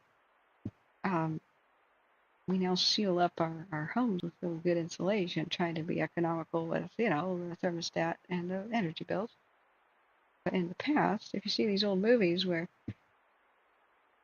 there's an old 1800s farmhouse or turn of the century, and they ring the town bell, and one of them's on fire, and they have a bucket chain, people handing the water buckets. Some people put on a bandana across their mouth. They go inside the living room, and they splash buckets of water on the fire. And they can't take the heat, and they rotate, and they go to the back, But then somebody new walks in the living room and splashes buckets of water. That's real. That's the way fires used to be fought. Because the heat and smoke escape down the cracks in the floorboards and around windows and stuff. It just wasn't that sealed up tight. So we've got a perfect storm of synthetic materials that are just like oil drums, People don't realize the fire load. Every couch, like literally, produces a polyurethane foam, which is about every couch made these days. Burns like a drum of oil. And they did tests after the sofa. I don't think it was called Sofa King or Super Sofa Warehouse in Charleston disaster, where this fire wasn't that bad. In the back offices, a sofa warehouse, display, open floor room, one-story building. Glass fronted, windows in the front.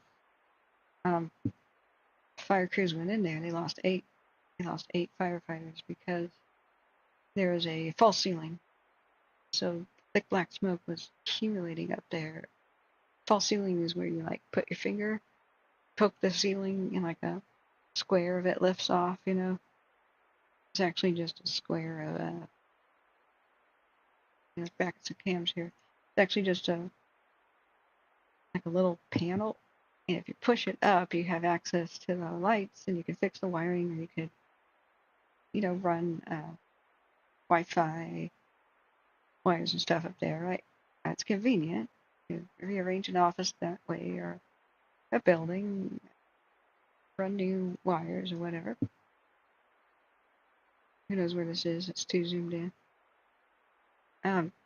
However, what it does is a false ceiling invisibly trap the heat and the black smoke up there from the fire that went into the back of the warehouse, not just in the office, but started burning up sofas in the very back, like those ready for shipping, delivery. So you flew medevac copters. Whoa, Rob. Sorry, just my chat there. So what happened is the heat was intensifying and the black smoke was condensing, and they couldn't see the warning. The warning that flashover is about to occur is that there will be little snakes and ropes of fire on the ceiling. They look like little twisty snakes, like the reptile, like snake. You have about 15 seconds maybe to jump out of a window head first, like run out of the building, drop the hose, before the entire room flashes over. Everything is ignited and it's not survivable. And that's when the windows explode out, you know. So they couldn't see that above them. They go deep into the warehouse. Somebody was trapped in a back room. They were trying to reach them. They were dragging their hoses. And they could have had a way to escape. It could have been cooling off the room, at least with a spray version of the nozzles, right? Which, that's important. You ever see firefighters just stick a hose into a room and it's not directly in the flames? It's important. It's to cool the room down. That's the wrong one. So the point is that back there out on the highway, they failed to close the road, and idiots drove over the charged hose lines and started to rupture them. So they lost the pressure just about the time the ceiling panels fell, and these thick black smoke came in everywhere around them from the top. And fire dripped down from the melting ceiling panels and hit the sofas. And it became a raging solid wall of fire inferno with a flashover that blew the glass front windows out so fast, like nobody could understand it. They actually rescued the person in the back room. They broke the brick wall down to save them. They were on the phone going, "Help me." But the 8 or so firefighters in there, got trapped for this reason. So they did some tests and found out that basically a big sofa is like a barrel of crude oil, produces the same amount of BTU. And there were hundreds in there. So that's why I'm just really gung-ho on it being banned in general, because people don't realize that that's what's endangering your own home. That's what's endangering your own family, is your furniture that used to be made out of natural materials. It was like pretty safe. You can have wool. Like you can have wool instead of synthetic, wool or cotton or something. IKEA does cotton and wool coverings on some of their furniture. You have good old-fashioned springs. Pocket springs are cushy, You don't really need a foam. It's just cheap to make. It's so flammable, though, that they can't make it into furniture and sell it in the United States. Unless it's full of flame retardant. And not really in the foam.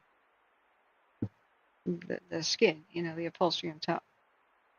And so that's what we sit on every day. And it comes dust in the air as we have friction of our own clothing sitting on our couches and stuff. So we're inhaling flame retardant every day. And PFAS, PFAS chemicals, because the second thing they'll put on a polyurethane couch type thing is usually a stain resistant coating, right? Water beads off or whatever you spill on the couch. Teflon, right? 15-7 SO 1024. Okay, we're going to watch a little video. So once we do a couple of changes to what we allow, polyurethane foam is also if you see the station nightclub disaster. 115-7, where units code for? 15-7, I copy, thank you. It's the soundproofing foam that catches fire, burn down nightclubs all the time. Just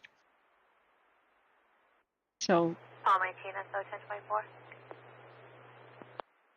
They're safe, natural alternatives. 19, King 10, code 4. King 10, code 4, thank you. But just hearing about what happened with your Right, I'm so sorry for your loss. In a trailer fire, it's loaded with all those materials. It's like big plastic death traps the way they are. With everything from like the little where you sit with the little the cushions, how it folds into a bed, where like the table is in an RV and that kind of thing. All that's probably polyurethane foam, and they have insulation like in between the panels and layers, and then plastic siding and plastic interior. And if we just change a couple regulations, we will have such a better survivability. Almost every other accidental type of death in the United States is becoming more rare. The statistics are improving, not fire. Fire stubbornly staying right there, and as the other ways of accidental death lower, fire that just makes fire go up and just stay up there. So there's things we can do, little things we can do, like just banning some of the worst offenders that we just don't need. We'll see massive improvement. There's a time before this kind of stuff happened, and all we do is appropriately ban what caused it. We'll return to a time before it ever happened. Plus, all of our new technology, our sprinkler regulations, and all these things, we'll enter a golden age of almost nobody ever dying in a fire, period. But I've identified a whole bunch of other things that we need to fix, like all laundries right now, all clothes dryers pretty much have a design flaw where they let lint build up inside of the laundry and go into the tube and build up in the vent that goes outside the house.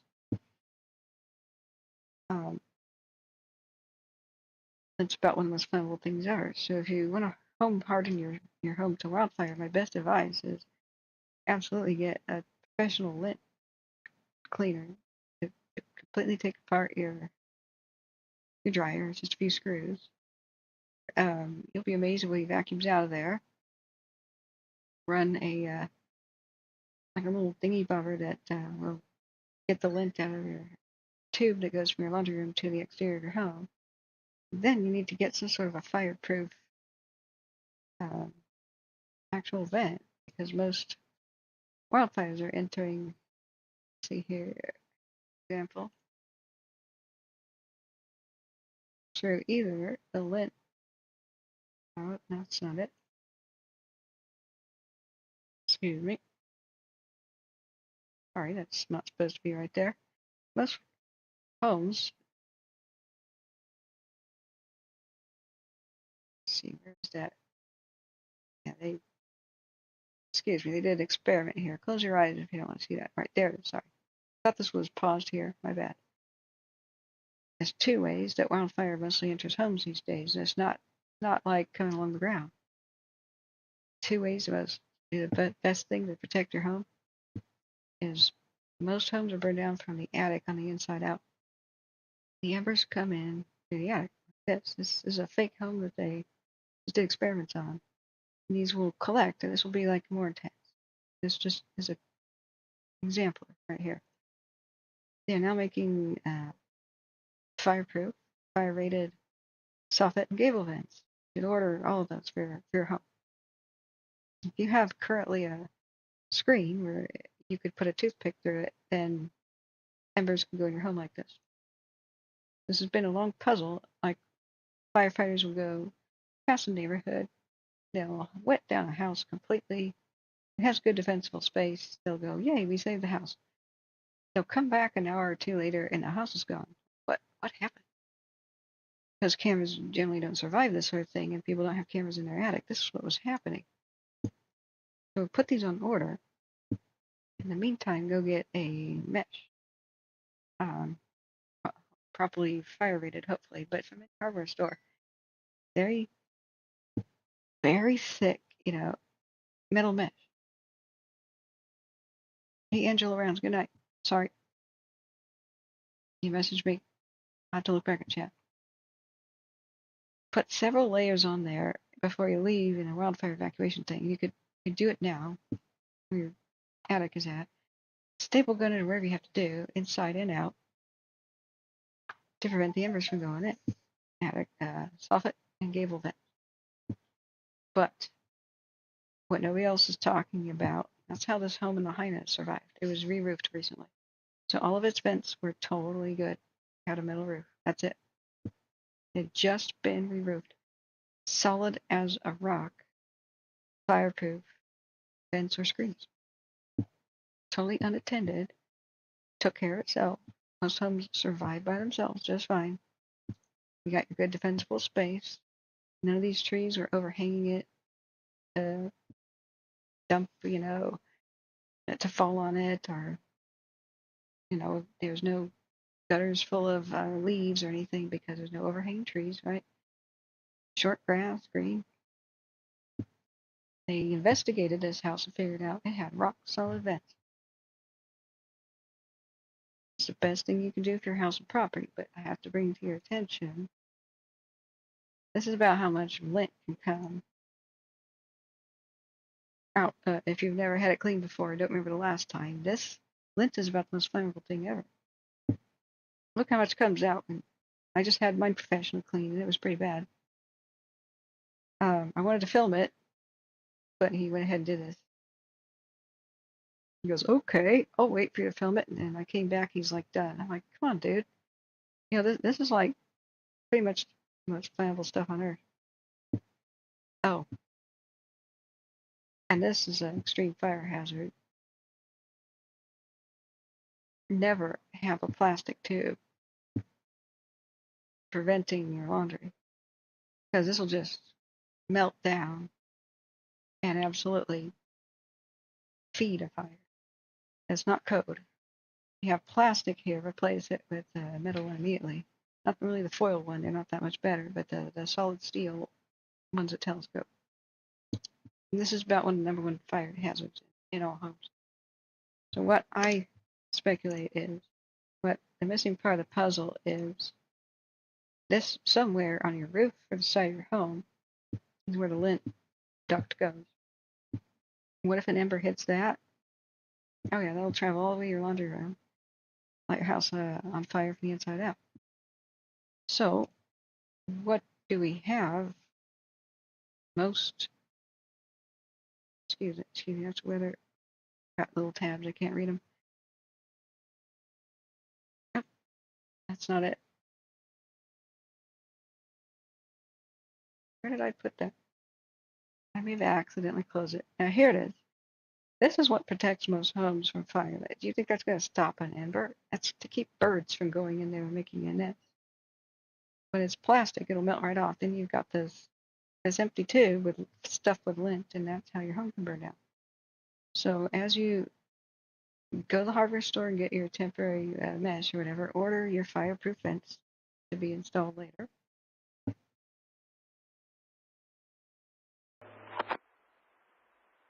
Still listening to the Shelly fire? Hang on. I don't know if the fire crews are talking to each other or if it's police.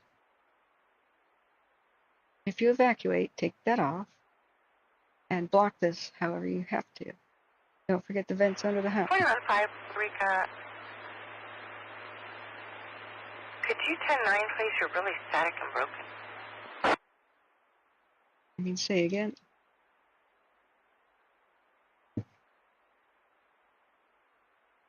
If we have some regulations. 405, 1010R. Good night. Thank you. Like no foam kind of regulations, at least not polyurethane. Fireproof vents. Fireproof attic vents. Vents under the home and where the laundry vents. Most homes are going to survive wildfires. Most neighborhoods will be totally fine. That is the number one way that homes burn down. And wildfire, it's not the fire coming up to your home. It's the embers, and they get up in your attic, and they get in through the little cracks. So you can do an amazing amount of work to. That's 41. The traffic here completely unreachable. Okay, I'm going to mute that too because I can't hear what they're saying either. There's a lot you can do. There's a lot you can do to home harden that is what other people aren't talking about, but you've heard it here first.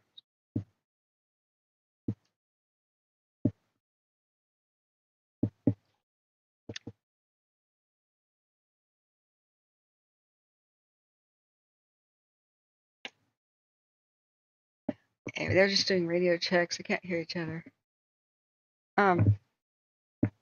So with a couple strokes of a pen and regulations, we can have most homes survive wildfires, even alone, by themselves. No fire crews particularly necessary. And at least they won't have the nightmare situation of, like JB said, that when he was down there, he told me about the Oakland fire store. I think he was there at the time. I don't remember. They even lost a fire chief, I believe, in the Oakland fire store. The new building was on fire every 38 seconds because the embers were like a blizzard. Close your eyes if you don't want to see that. I just want to show that just for a second.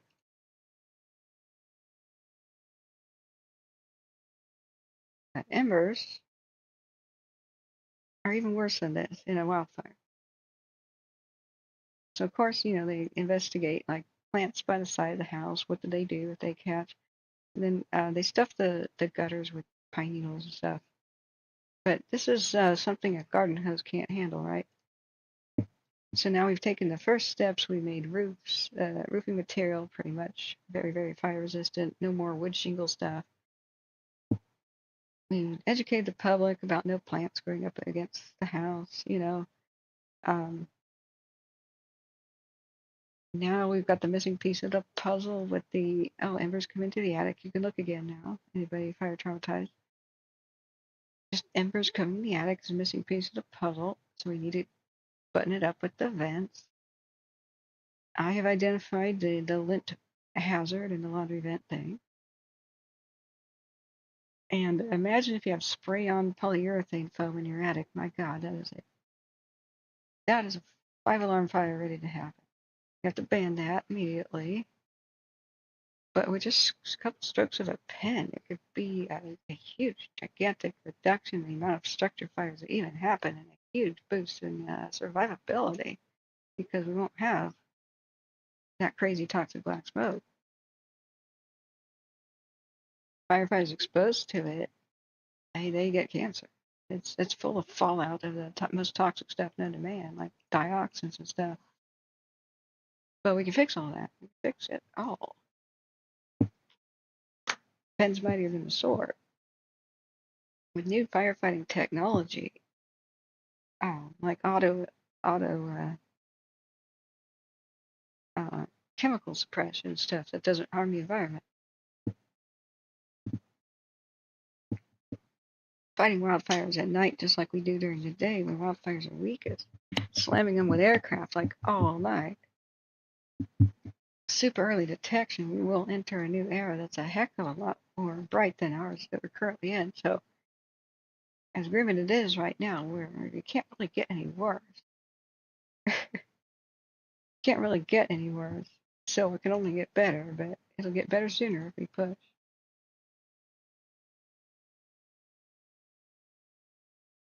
So, I'm a fountain of knowledge.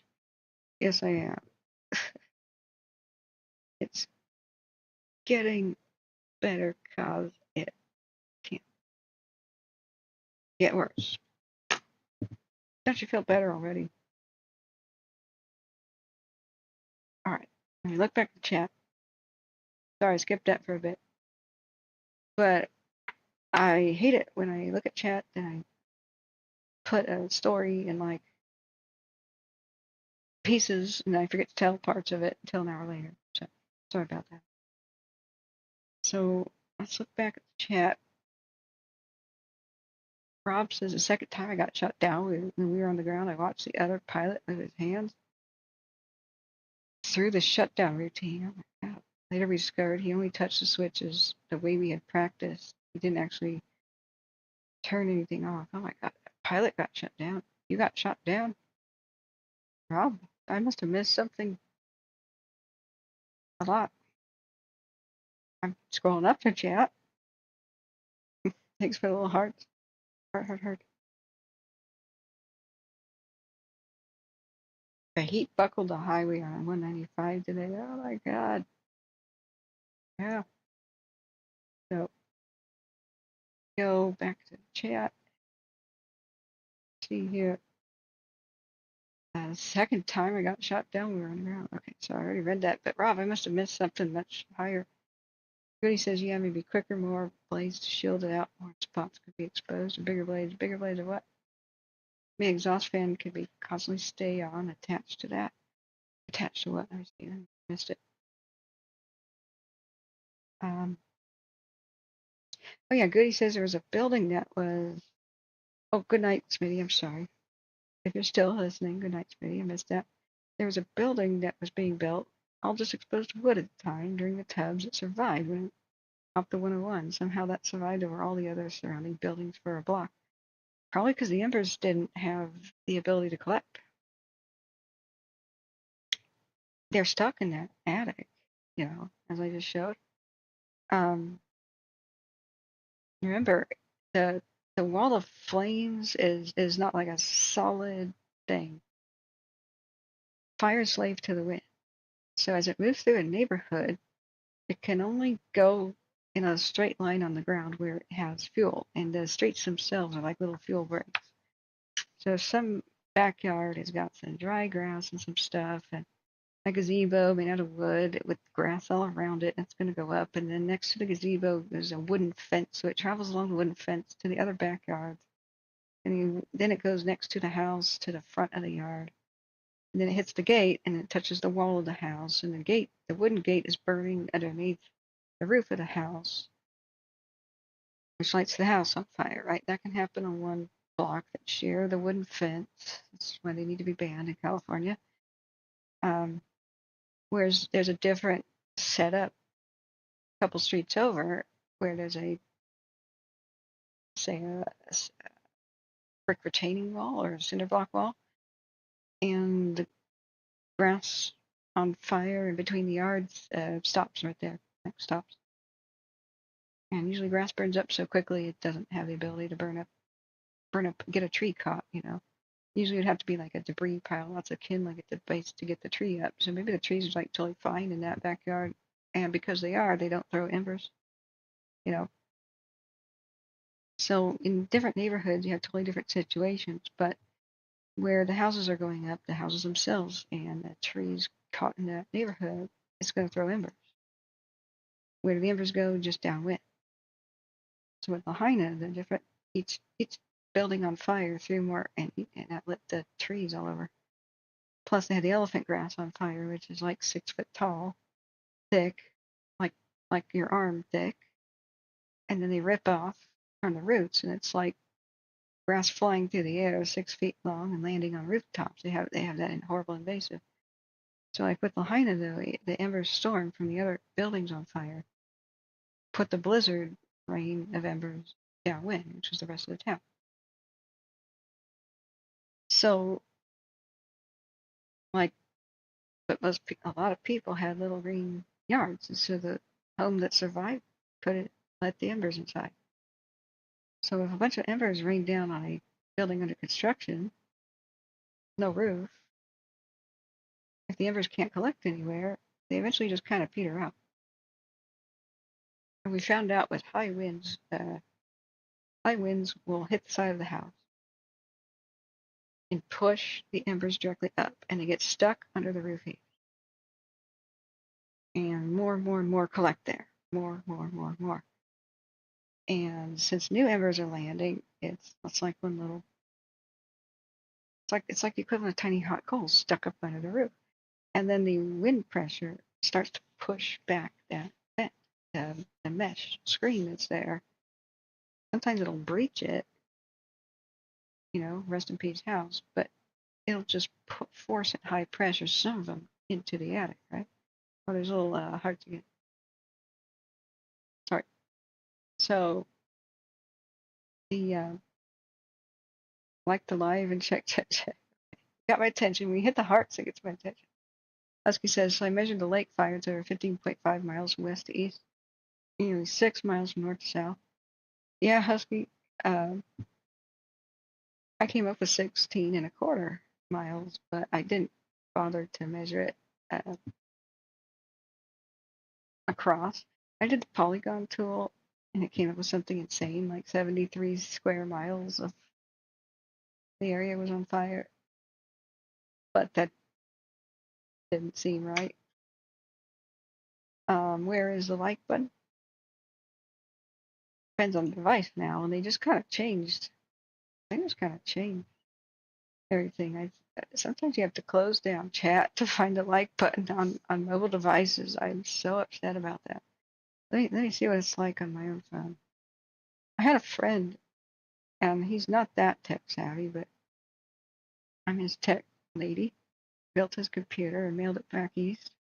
I said, could you, I know you can't watch all day, you're at work, but could you, when you get the notification, at least come in and hit the like button, maybe say hi? So he goes, sure. Later I get a text, and he goes, I couldn't find it. And I went, what? But then I confirmed after an update of the YouTube app, with my own broadcast on it. It's hard to find my own broadcast. When I open up YouTube, it's normal. Like I want to watch it. Even though it's the same account on the phone as when I'm broadcasting. It's so weird. Like it doesn't like show my live broadcast.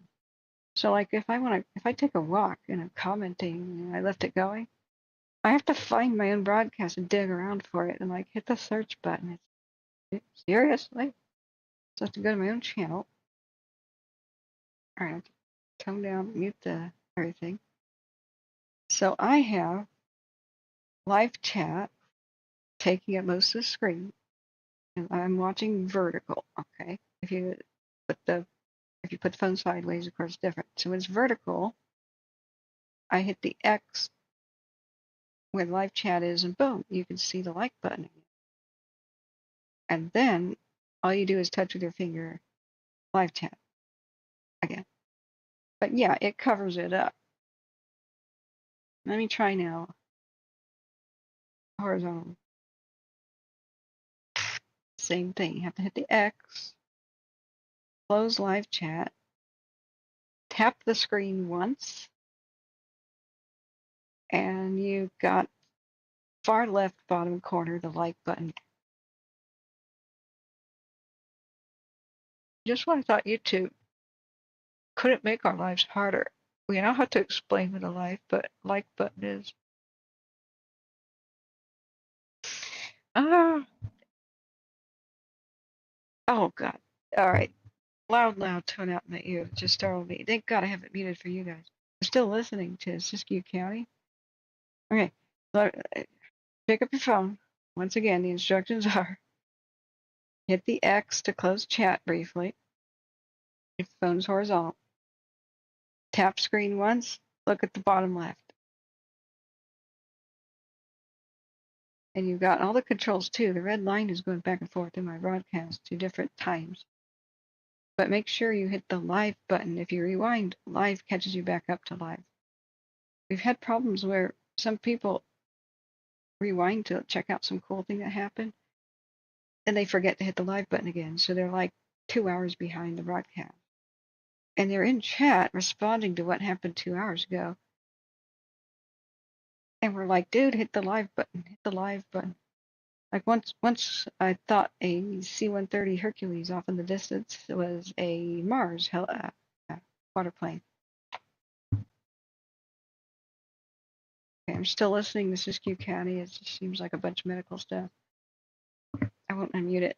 So anyway, so when people came back, I said, guys, rewind. There's some incredible firefighting done in the Cajon Pass, where passenger jet planes are dropping in a narrow canyon next to a freeway in Southern California, and then they're vertically climbing and almost smacking into mountains. Like, it's crazy. I've never seen a passenger jet climb almost straight up like a fighter plane. Holy mackerel. So a bunch of people go back and look. They forgot my instructions for hitting the live button again. So I had said, is that a Mars? So a Mars plane is a relic of the past. The wooden giant flying boat, I think it's wooden, like huge. And unlike the spruce goose, it can actually fly, like up in the air. There's not many of these left, and so Canada has a couple with their firefighting team. And so I was like, is that a Mars? I just saw it just far in the distance, and then I realized, no, people told me, no, it's just a C-130. I went, okay. So for the next solid 4 hours, chat went spamming with, that's not a Mars, that's not a Mars. And I'm like,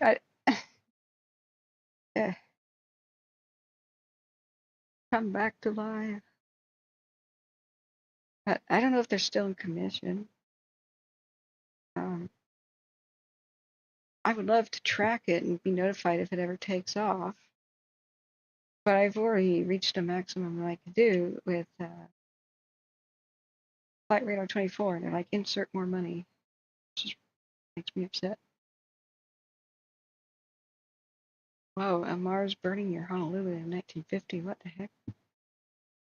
There's very few alive. I don't know if it's wooden or if it partially is, I think. Anyway, they're incredible. Get rid of that. Get rid of that.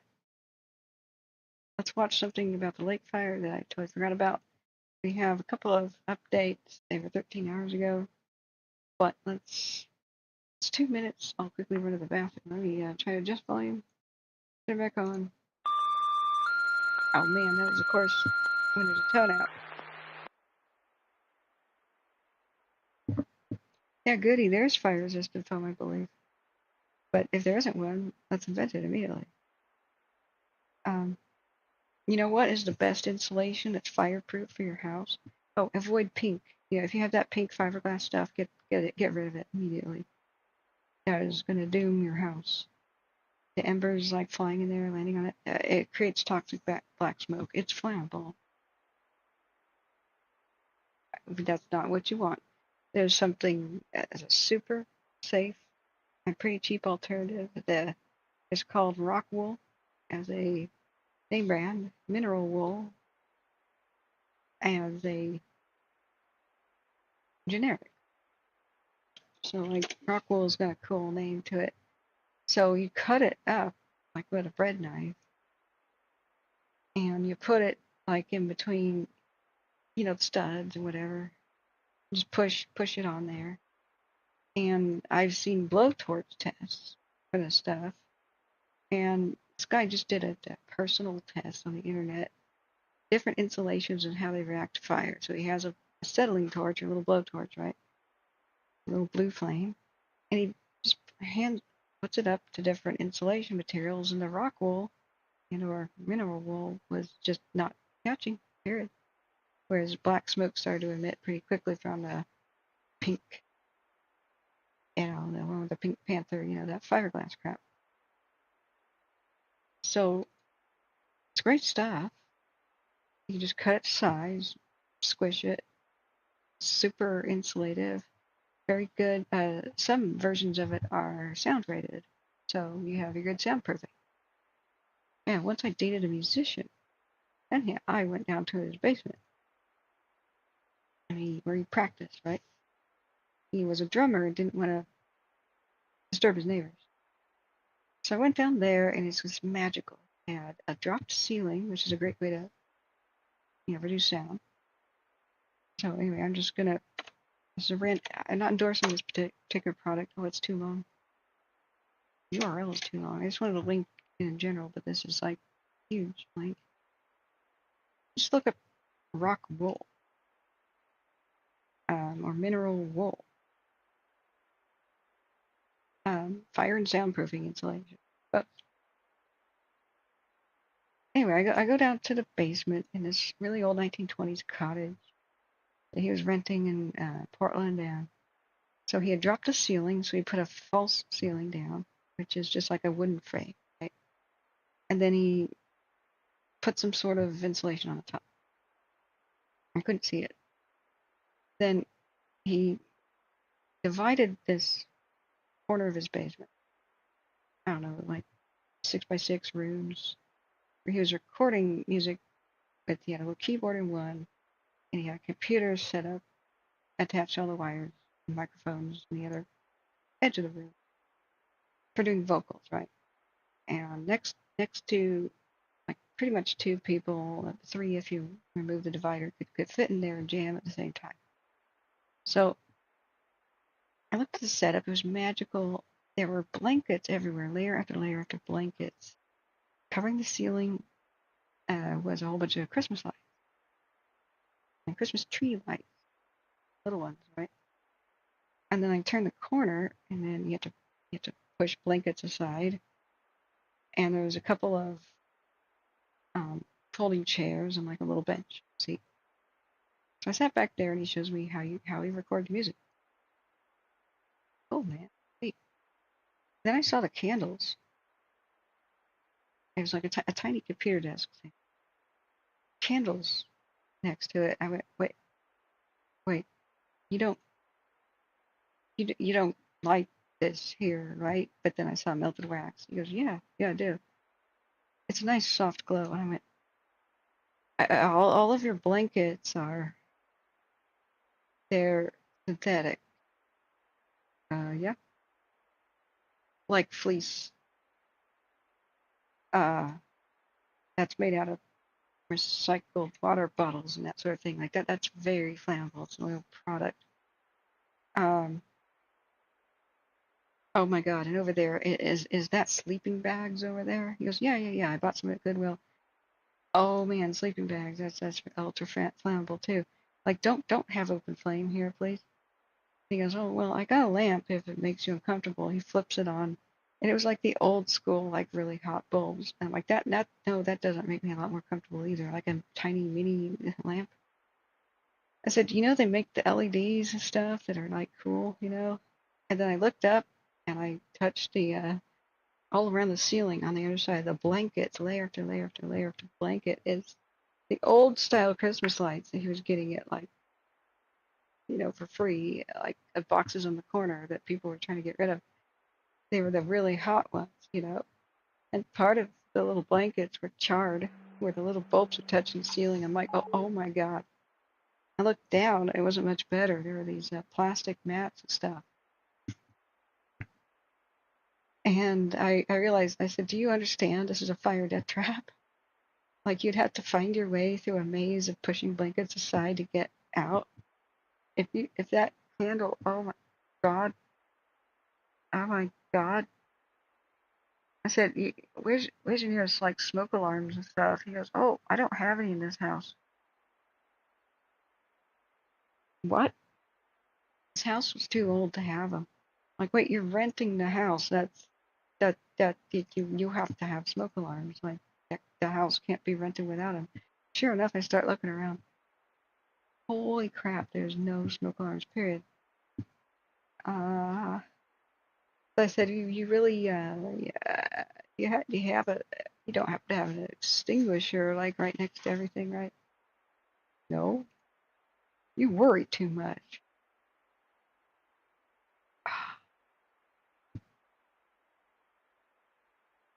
Justin Masters, what did you miss? 5 hours and 13 minutes of fire monitoring and many different varieties of topics, such as how people can fire harden their homes. People don't understand that mostly direct flame is not the way people lose their homes to wildfire.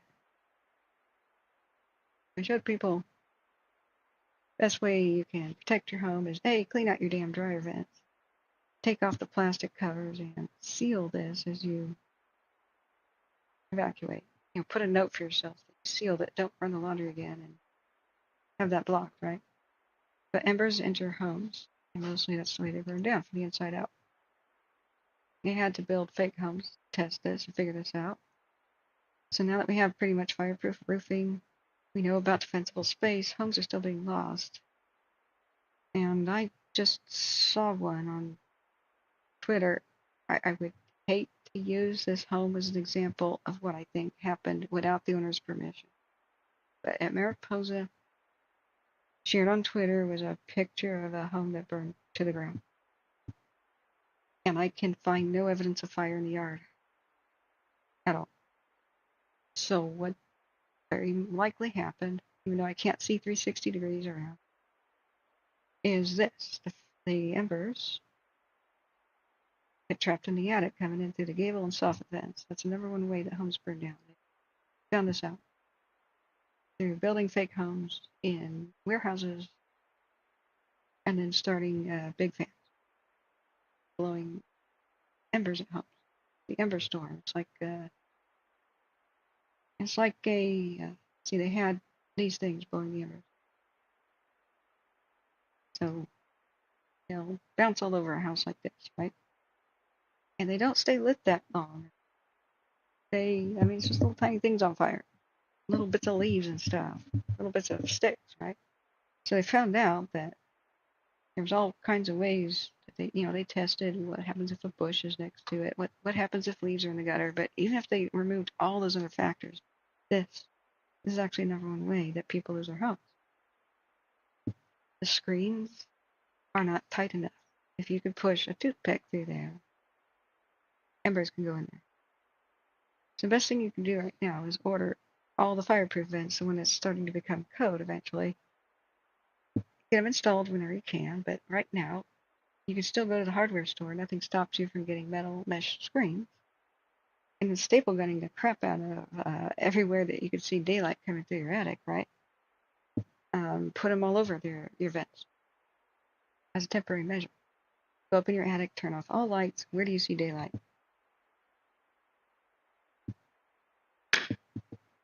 No cursing. I have no idea what that outburst was about, Ralph. Has a Shelly fire grown much? It's looking great. So good right now. So what happened with Shelly? Sorry, that's our current view of this is Fort Jones panoramic. The fire did everything we could ever hope for right now. Even with our dire forecasts and such, and hold on to your butts, there may be lightning this weekend. So go back. Now this is Fort Jones. It's in rotation mode right now. What is this? Different lights and stuff. Okay, it's in rotation mode. What? Yeah, big owl. Look out. Somebody's on a rampage. Update of new excessive heat warning issued July 10th at 1:30 a.m. Sacramento. We're still listening to Siskiyou County, but we were watching on pins and needles as we see that's a Shelly.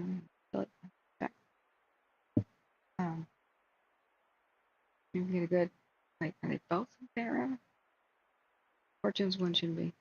Alright, you should have like at least 3-hour thing. So,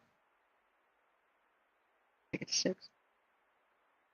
What was very concerning was evacuations are going closer and closer towards the Fort Jones General Valley area here.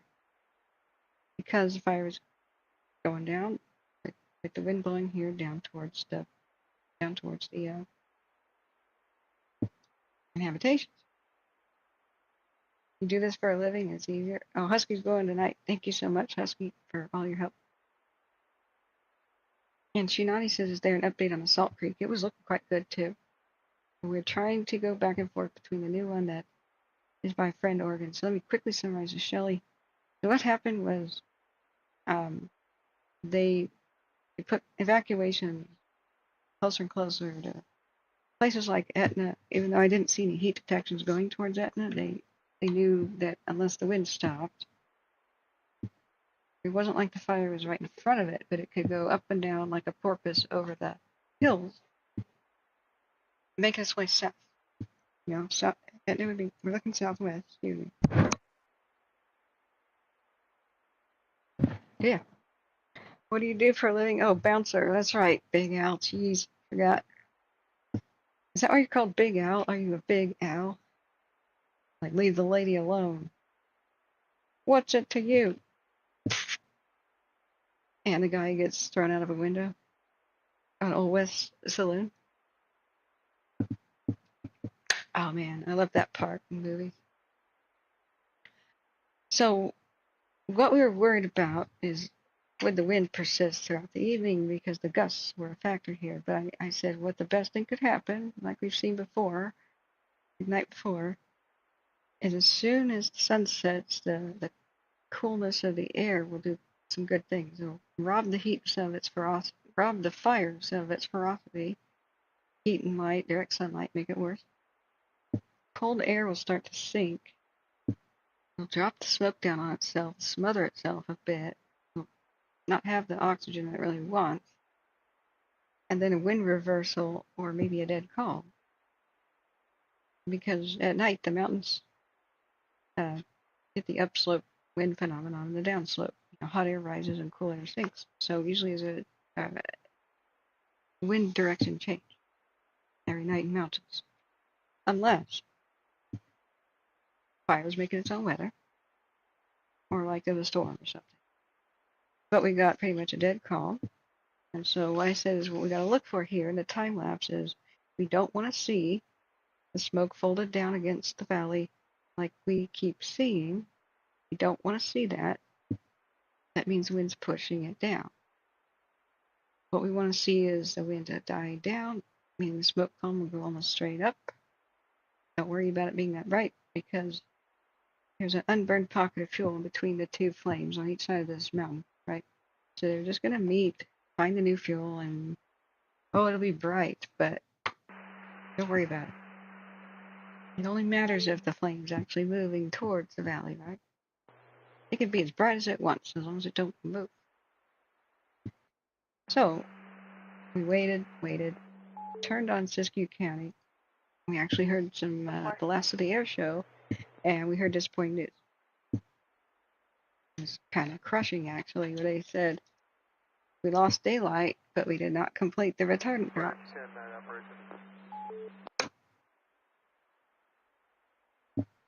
Uh-oh.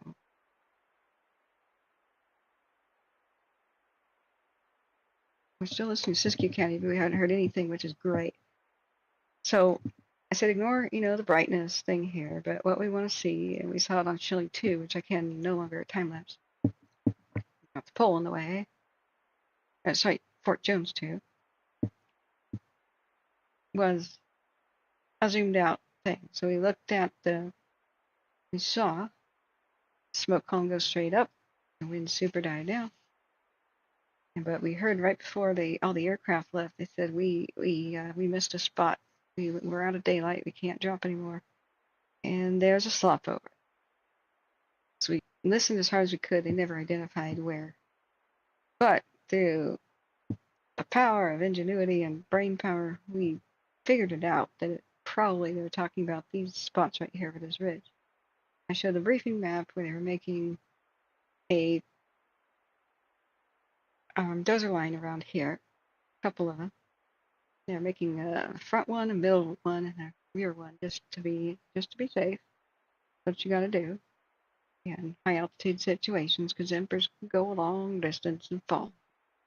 So they're making 3 different lines, and eventually we saw this light buzzing around, which looked like the helicopter.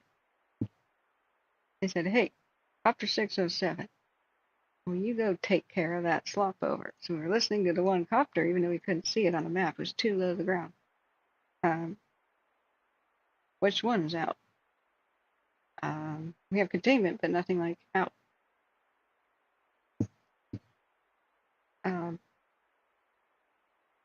So what happened is the copter, we figured out where he's working because this light was moving around really fast, and only a helicopter can move that fast. I don't think there's like a circular road around the mountain. So we heard the ground crew, Team 2, talking to the helicopter pilot who was dropping after night, with the night vision stuff. And they said, put it over here. Our problem spots are over there. And he goes, well, I don't want to drop water on your head, basically. And they said, well, here. And they put a strobe light up. They said, this is where we're at. Now you know where we are. And he goes, okay. So he drops water. He says, is that good? And they're like, yeah. Keep doing that spot. And so what we were wanting to see is all these little places here kind of go away, right? Some of them might be vehicle headlights and fire trucks, but somewhere it's the actual slop over where that means the fire got beyond where they wanted it to. They said Southwest Ridge. That is a Southwest Ridge. So we put two and two together. And so as time went on, started looking way better.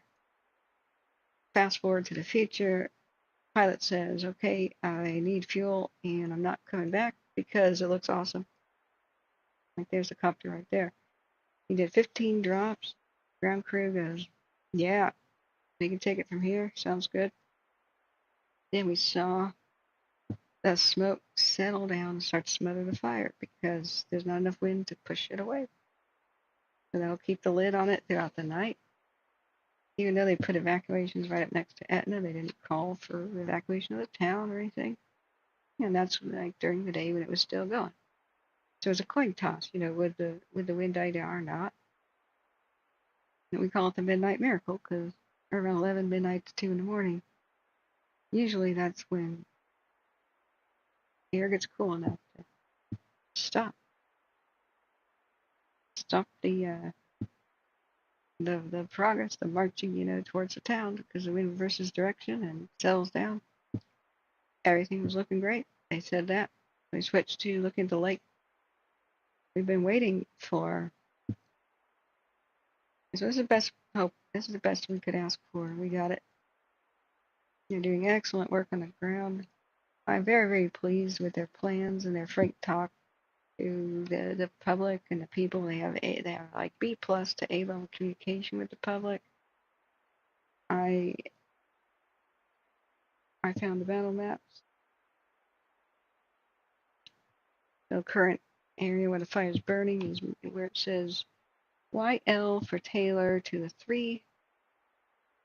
And where we probably right about here, I hope I can see my cursor, where it says, immigrant, where that E is, almost to the T. That pink line is where the desert line's under construction. That's what pink means. Let me zoom in a tiny bit. Hope we can see that better. So wherever the X's are, is they have dozer lines. And where there's also a road, like where the gray is, that means they're putting dozer lines next to the roads to make a nice wide line. Or at least using bulldozers to get rid of the dead trees and stuff, just to strengthen it. So, like I said, they've got this one just about complete, where it says M for immigrant down to Kidder Creek. But the pink contingency line's under construction in the very back. It says A for immigrant to D for Doe Run. And then they got this one up here forward where we think the drops are happening. So if I had to just take a guess, because they never identified pink names or whatever, while they were working up here doing their desert line thing, the slump over happened in this spot. Maybe what was on fire, they didn't like that. So I think there's a lot of vehicle headlights and stuff, probably because of this road. And then maybe, work lights or something in here. It's really hard to say. And of course, we see a lot of work lights from up here, if best that I can tell. Unless they said, give us a longitude and latitude, which they read out, but then got stepped on and we couldn't take down the whole thing. Barring that, this is the best way that we could pinpoint. Once we saw, if you want to see the zoom out, remember the fire advanced all the way to where it says Y, L. Don't worry about it. We got good dozer lines right down there. If we zoom out, even though the west side of Etna is basically on notice of be ready to leave at a moment's notice. That's because it doesn't matter which way the wind blows. People are like, where's the wind direction? When you have high peaks like this, the fire just runs up and down because it likes to climb. Flaming debris rolls down the other side, so it's like a porpoise going up and down. The mountains, it doesn't need wind to do that. So the reason why Etna is on alert is they don't have completed fire lines to protect it yet. They're in a race against time to do that, so their main line for the protection of Etna is this, where it says whiskey, the Y. It goes up with all those H's all the way up to where it says basically V for Valley Pipes. Now, dozer lines are way better than hand line. Hand line means a trail. They're using it with rakes and shovels, right? But hand line is a bridge here because it's probably too steep and too narrow to even put a dozer right here. So it's a bridge. So it's complete. Now, dozer lines, even though they're done, some spots, they won't pencil it in as black line until they're super prepped, like super finished. Like they still got to clear dead vegetation and any kind of vegetation for either side. Maybe strengthen it. They have options in between dozer lines and roads. Like they could right here. You see where this is like a really narrow strip in between the road and this road. I think these are roads. If they have a lot of water trucks up here, which dozer lines can become roads. I don't know. It's just theoretical, right? They can light the mountain on fire here when it's nice and calm. So it doesn't really harm the trees or anything. It just burns off all the brush and the pine needles and all that crap. A calm morning when there's more moisture in the air, right? And they could burn most of that off, say, to protect Etna. Because it would be a nightmare if it reaches the very, very top and rains down embers from a high altitude. Or if it reaches here at the top and then flaming debris rolls down. Because that's an extremely steep ravine here. That is super steep. So as long as you have fire access roads, I'm assuming these are roads. I don't know if some are trails, but they seem to be roads. Who knows what state they're in? If you have options, you can go, okay, that one went well, then they can go to the next road down and light a low-key fire that will stop at the road above, right? So you can do that when you have a controlled situation, reduce all the fuels, so the one day that the wind picks up, it's got a lot less to burn. They can hold it better. They don't have to abandon the line if most of the fuels, the ready fuels, are done, right? So because these lines are incomplete, and here where they have pink R's, but it does a wild zoom here. Pink R, here's Etna. The road is going to be a fire line, but they're prepping it. The pink means not done yet. That's one of their good things if it starts rolling down, like literally rolling, like dead logs rolling down the slopes. They could catch it at the road, right? But it's better if they've got it way over here to stop it from the long range spotting, right?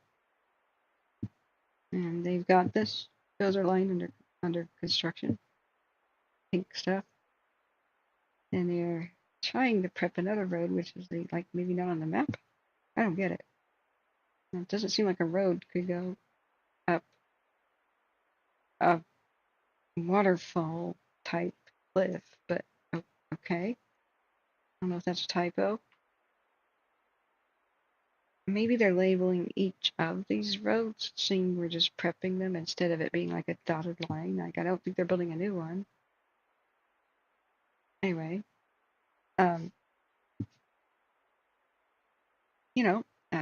they've got options, many more options where they have roads. They have little This means a gate. You know, some of these symbols we were going over. But that's why Aetna's still on being ready to go at a moment's notice. They would have to have a front line, a middle line, and then a contingency line. So as they have completed this, I imagine right here in the middle, from Deacon Lee Place or whatever that is, south, that they might start building new lines in between. Seems to be a new fire. Okay, so that's the overview of what happened with Shelly. What was the next question for the next one to look at? Hey, Rath, have a good day at work. I hope I have amused you today. Sorry, the next one, you had another question? But yeah, isn't it looking great? Oh, Shinani says there's an update on the Salt Creek. Right. It looked great today. So I'm very concerned about the Larch Creek, extremely concerned. Oh crap, I never got to the reading their weather forecast. Nay, we haven't had an update for 3 hours. We can't see it. We have no cameras. Yeah, they've really pounced on the one by Medford, Salt Creek. Because I knew that they'd be okay as long as they kept it out of the South Ovachan 2020 burn scar. They never changed their evacuation notices. It was all just notice. So I thought they had a higher percentage of containment than this. Is it 2? Is that a typo? Weather conditions challenge, an evening update 5 hours ago. They're working on the Salt Creek fire, continuing to be challenged by the hot temperature, the triple digits, and afternoon winds. Heat poses a hazard in combo with the hard manual labor required to build lines, and hydration has been key for all personnel. The new fire is a vegetation fire in Contra Costa County. We have to wait for another update because it just got listed. It's in San Ramon area, northwest San Ramon, on the edge of town. I hope I'm saying that right. So we'll look at that in a second. So heat also contributed to fire activity throughout the day, caused minimal growth though on the small portions of fires in the southwest, southeast, and northeastern edges. They reacted quickly and were able to engage these areas with aircraft and resources on the ground. I did see a lot of aircraft. I had to shut down the computer today. It was too hot to run it. It was boiling hot here. It's probably some of the hottest days in the year. We broke records. Really humid too. Yeah, thanks, Big Al. And if you got a camera too, that'd be great. Yeah, thank you, Big Al, for putting that there. You are on it, man. You're my right hand right now. So we won't know about how much the Shelly has grown. I mean, we saw it advance towards the camera. The mapping plane will go around, maybe it's even in the air right now. It's usually from midnight to 12 to 2 in the morning. We'll just see. So they've got a lot of crews. They're estimating it's still around 3,300 acres, the Salt Creek. I'll check the airplanes in a second, see if there's any flights over them. Said tonight, 11 different 20-person crews, 23 engines, 11 bulldozers, 12 water tenders, which means a water truck, and various overhead are assigned to the fire. More than 300 people working on it overnight. Resources will continue to build on current line in the northeast and south portions of it, and mop up areas on the west side. Remember, it was the north side that worried me the most. If it got to the south Ovachan, that would be like a giant dead forest to eat, you know. Seems like they've kept it out of there so far. So the west side was a big priority too, to stop it from moving towards, well, civilization and towards Brownsboro, Medford area, you know. So far so good. Blah, blah, blah. We have updates on Oregon Department of Forestry, Southwest Oregon District, BLM Fire Management page, because there's always like 10 places you need to look, including Facebook and Twitter, for each agency to figure out your fire info, right? App. They had a morning briefing, everything you need to know on watch duty. All these links, assuming you have social media. So, but this is a good example of how they build a line in the forest. They build, it first starts looking like a trail, and they have to push vegetation and flammable stuff on each side of the trail. So bulldozers can do that a lot faster. Masticators, though, are awesome. Basically a caterpillar, tracked trailer, like a tank. It walks up to trees, and it has 3 things on the end of its arm. Got a buzzsaw, and a grippy arm, and a wood chipper, usually at the same end. So it'll go grab a tree with this little grippy arm. The buzzsaw underneath it goes, cuts the tree off. It lifts the tree up, and then turns it sideways and wood chippers it. Awesome. Tree was going to die anyway to the fire, but now it's sacrificed, or if it's dead, well, it's sacrificed. It'll become mulch to rehabilitate the land. So you can see how, like, using a masticators can also run around on roads, and they can be on wheeled vehicles too. It really depends. You just stick the thing at the end of a tractor arm, basically. They can go on roads, and they could take the dead trees and the brush and just turn them into wood chips on your side of the road. And wood chips burn, of course, but not like standing up dead tree wood. And the brush just needs to go anywhere. It's brush is the assassin of the tree. Like, look here, these smaller trees and the brush. And look at look at that dead one. Geez, it's growing up underneath the living trees, which mostly don't burn. Bark is their fireproofing. If it's just like short grass or something, the forest is thinned out a little bit, and it's like, remember, the deer eat the grass. Like, that's food for the ecosystem. That's what the rabbits eat and everything else, right? If it's choked with brush, they can't find their grass. It sucks. It's like a food desert for them. And if it's choked with this brush, the brush can burn with a lot more intensity than grass. And if it keeps burning, especially dead trees next to the living and dead down trees down there, it'll keep going for hours and eventually light the living trees on fire because there's so much flammable stuff underneath.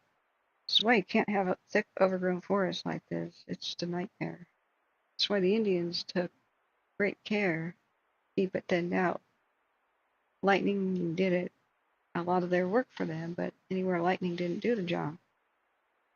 When it was nice and cool and under control with the wind conditions right, they would just light the understory on fire. It would just move slowly along the ground, fertilize the land to keep the brush down, and the deer population and the elk would just explode into happiness because they had all this new food. And whenever the fierce lightning storms happened during the summer, they didn't start raging infernos for the most part because they just start more of the replenishing ones because it would just mostly be grass down there burning. Grass does not burn long enough to catch a tree on fire. Just goes, it's done. So they thousands of years groomed the landscape and did this. There's historical records of it. You can soil sample, and you can tell as the hundreds and hundreds of years go by, the deeper soil sample goes, what kind of pollen is there? Is it more grassy? Is it more bushy? So you could tell where fire was constantly applied to the landscape too often and too frequently to be natural. This isn't me talking out of my ass here. This is real science. Plus, they already tried to tell white men that's what they've been doing a long time anyway. You could just listen to them and believe them. But you know, who would do that? Actually listen and believe natives? What? What a revolutionary idea. Learn from them? What? They depended on their landscape. They depended on their environment. They weren't helpless victims of circumstances. It doesn't take rocket scientists to know that you can prevent a lot of destructive forest fires by just kind of constantly igniting low-key ones that fertilize. Plus, the forest was a bit different. It was a mix of fire-resistant trees mixed in with fire-promoting trees. Like the fire-resistant ones are the cedars and redwoods, sequoia types. Stuff with that fuzzy bark, you know. And many different varieties of trees, things like Pacific yew and stuff that you don't even hear of a yew tree anymore. Very, very rare. So, of course, when the days of unregulated logging occurred, they cut it all down, but they didn't replant the fire-resisting trees because they grow slower. It takes longer to turn that into wood. It's very valuable wood. Redwood is very valuable. Cedar wood, very valuable. It all resists bugs. Like, we got our hands on, renewable redwood panels for the siding of our house that we used to live in when I was a young kid.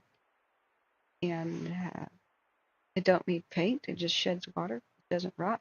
It resists bugs. Even dead, that's why people made cedar trunks. We don't have a camera for this. Just the one at Mount Hood. Don't see any new evacuations here. The other thing at Friend, fingers crossed, everything's going well there. Cedar, redwood, and sequoia, and all those family trees have a robust immune system that protects them from, beetles, right? Bugs. It's still active. Cedar oil is still in the wood, even long after it's dead. Like even 100 years later, it's still in the cedar. That's why everybody made cedar chests and put their furs and their silks and their, garments in there that bugs love to eat.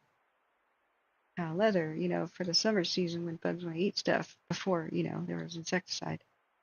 All you got to do to reactivate the cedar to make it a bug-proof container again is sand it. Sand it a little bit. If you want to, you can spray it with cedar side, which is basically cedar oil in a spray bottle. But it grows slowly, right?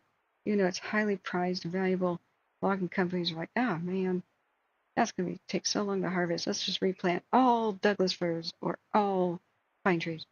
They all promote fire. We lost the mix. It's harder to do what the Indians did back then because we screwed up. But we can fix the situation. Diversity. Part of the reason why bugs may be just obliterating the forest.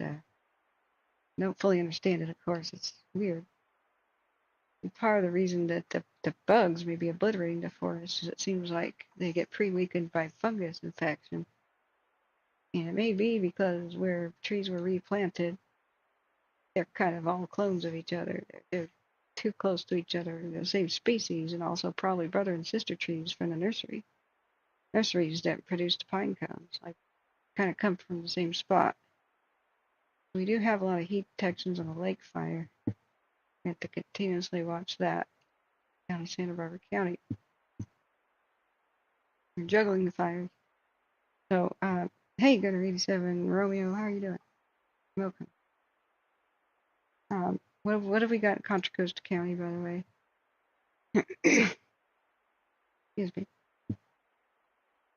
There's pure static right now on Siskiyou County. There wasn't before. It's kind of driving me insane. I'm stopping it. We'll turn it back on. But we haven't heard any fire information for quite some time. So, oh, we had an update 8 minutes ago on the lake fire in Santa Barbara County. They mapped it at 28,987 acres during a 9:30 p.m. infrared flight. Oh, we should have placed bets. I should have had a poll. You know, what do you think the acreage would be of the lake fire today? Because John Bruno, the retired fire captain in Shasta County, who took me under his wing, is wonderful at our service. He goes, text me if you have any questions. He said that he was down here fighting and witnessing some of the fires, like the Zaka of 2007. This is about a nightmare.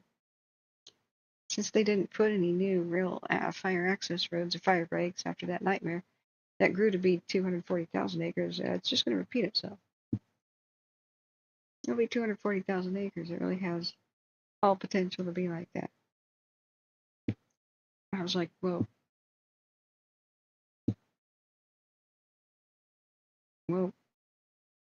Historical fire perimeters on watch duty only show the last 5 years, so it's not on there. But it started in basically the same area and on the same day, 4th of July. Imagine that. There's no cams and not hearing anything on scanners. Thank you, Al, for checking it out. Contra Costa County. It's they said it was moving fast. Gonna check it out. We got a notice and watch. It's called Deerwood, but it's at the edge of town. They could catch it.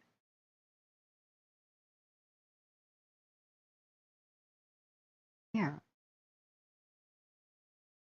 I mean, good road access. 1 acre vegetation fire, light flashing fuels on moderate slope with moderate rate of spread, backing down towards apartments per arriving engine. Cal fire is also to send in response for radio traffic. Why don't they say what radio? Like, seriously? Yeah, you can see that the different satellites took different pictures at different times of the year. This is California in summer. Zoom in, California in spring. Oh, it's green for like a month. Zoom out, rest of the year. Totally dry grass. Zoom in, California in spring. Zoom out, California in summer. Oh my God, look at this sprawl.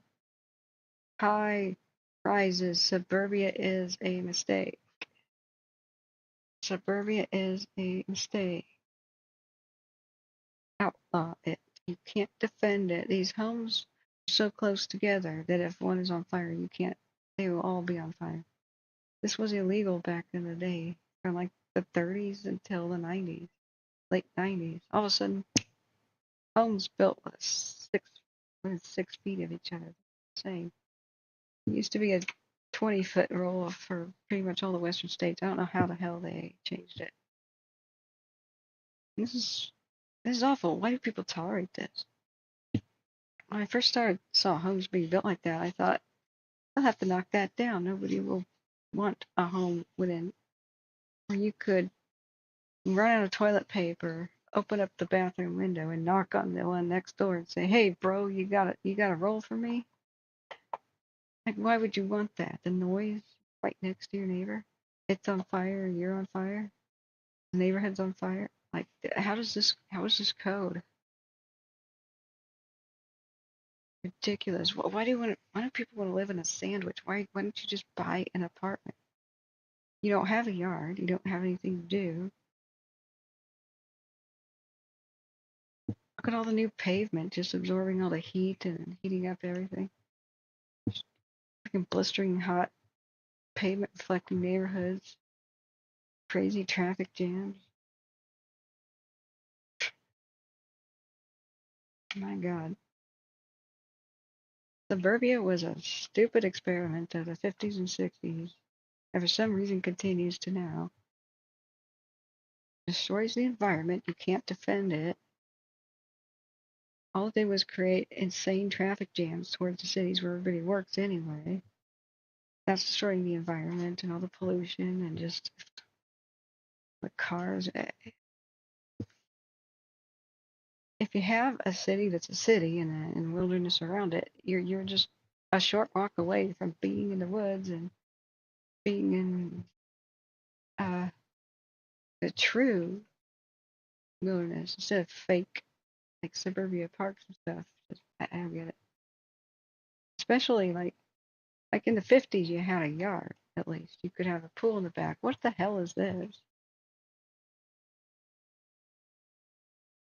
What the hell is this? Barely room for a fish pond? Why do you want this? Why would you pay for this?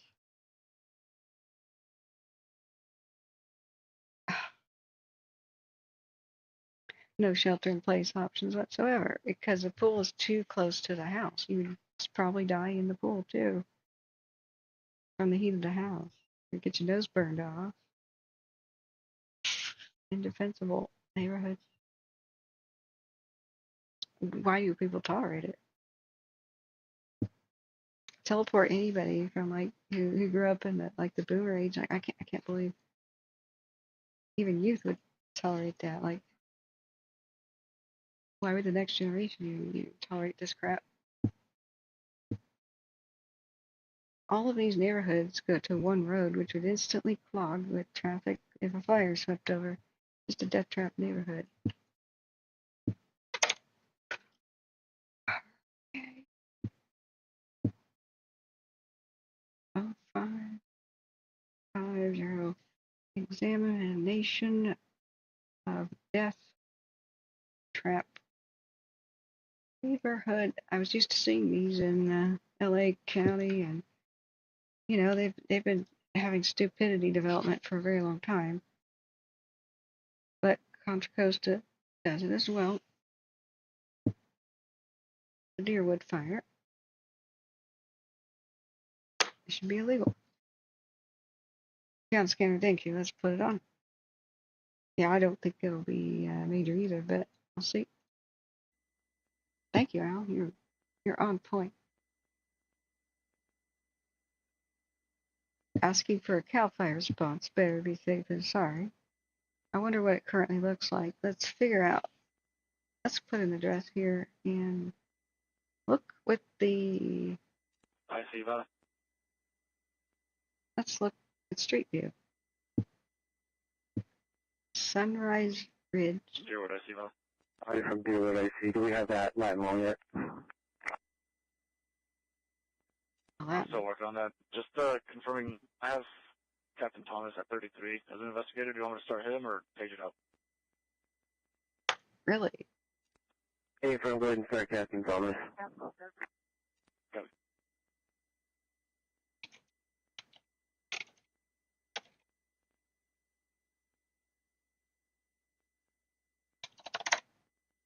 An investigator.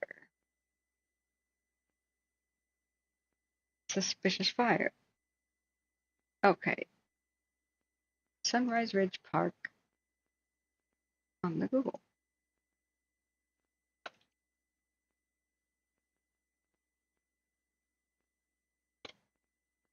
Maybe it's still under construction. No, we got too many. Yeah, let's find something else.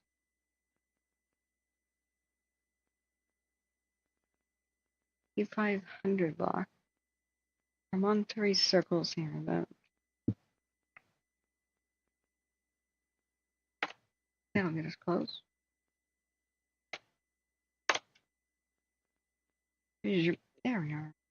Do we have the Google car?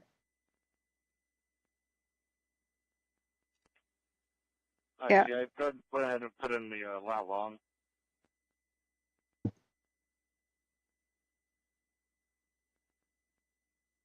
Got an update. Forward progress stopped already. Majority of CAL FIRE response. Copy, thank you. But they're putting an investigator out here. Good job, heroes. But why? This is crammed. What is the point?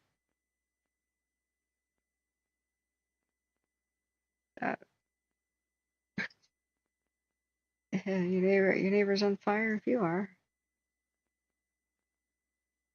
Look at all this lovely, this is a rare habitat, oak savanna. Super rare in Oregon and getting much, much more rare in California too. Wow, those freaking eucalyptus trees. Oh my God. But we're just sprawling all over it. Oh. Engine 33, respond for investigation on a vegetation fire. 2536 Promontory Circle. Engine 33 for an investigator on a vegetation fire.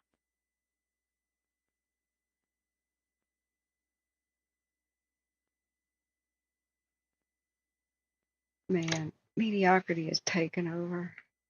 I never thought I'd be one of those crotchety old people that says the good old days, but it really, pretty recently, things were even the good old days. For some things like housing. What is the point here? The micro yard movement, you know, you have to cut down the tree you planted. It'll get too large for the yard in that spot. It'll start pushing its branches through your windows. They need fire access roads here and a fire break, but do they have them? Nah, why would we need that? They need huge hydrants right here, huge hydrants. All right. So it looks like Promontory Circle, we don't have an actual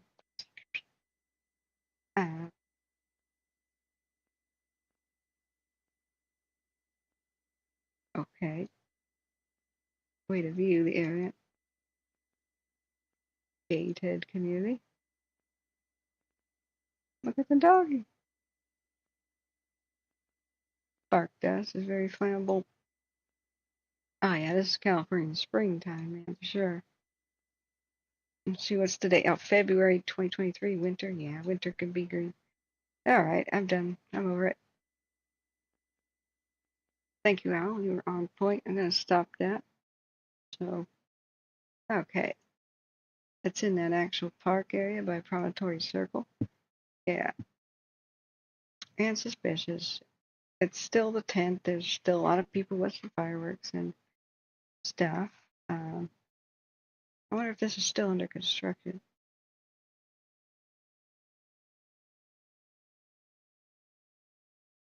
More and more sprawl. When they run out of free room, that's when the real housing crisis begins, when there's just no habitat, period. That's when they realize they have to bulldoze suburbia to put up high rises, which they should just do anyway. Whoops, we already destroyed the habitat and the species. You can't get it back. Whoops. Rear plans. Whoopsie. Who knows how many oak trees that were here older than White Man before White Man came, and they just bulldozed. Twin Oaks, new luxury homes. Well, the good news is, if you don't like this, it'll be gone one day because it's indefensible. Totally indefensible. It's a matter of time. Yeah. California's so screwed up. Anyway. All right. And these are probably just millions of dollars and stuff. The funny thing is people don't realize in the Bay Area there's ghost towns. The Bay Area. If people don't live where it's nice, where they want to, they live where there's jobs. But you got to put a leash on these developers. They don't care what kind of death traps they're creating. All right, friends, which fires do we want to check out? It's 2 in the morning. Now, Gunner 87 Romeo. Okay, people, I'm going to head out. Y'all be safe. Thank you for being here. Yeah, established the water supply and stuff. Big Al says I don't think there's any bears there, so we can count out our girl. Oh, you mean if it was arson or reckless arson? And stupidity with fire? Probably wasn't the lady purifying bear urine. But what if it's some lady purifying coyote urine to drink? You know. I'm sure there's coyotes out there. Okay, so here's a funny meme on the channel. If you don't know what the hell we're talking about, Wrath says, I know some koalas would love those trees, but it's the wrong country. Can we have some koalas, Wrath, that would like keep a lid on this eucalyptus? Like, unfortunately, they don't kill eucalyptus trees, but maybe they'd eat some of the damn leaves and turn them into, you know, fireproof turds instead of like the humongous fire hazards they are. We'll breed a couple million koalas for you. We'll hand them back to you.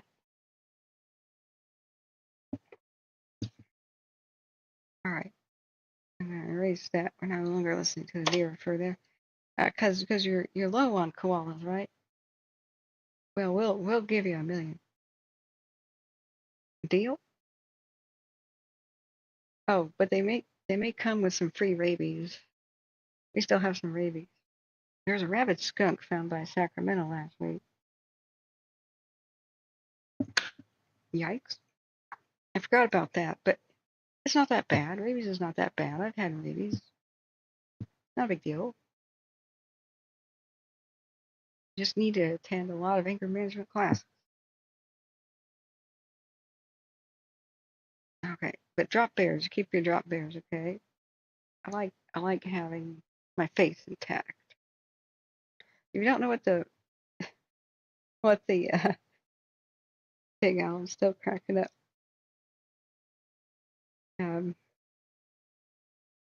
If you don't know what the bear urine joke is about, California went to a state of emergency during the 2021 fires. They didn't have any crews left to send to any new fires because the Dixie was huge, Calder was huge, everything was huge, red flags left and right, chaos everywhere. 35% of the entire nation's firefighters, the entire nation, were in the Dixie fire. People were coming from like New Jersey, being assigned there because the Dixie was growing and spreading across 5 counties, unchecked.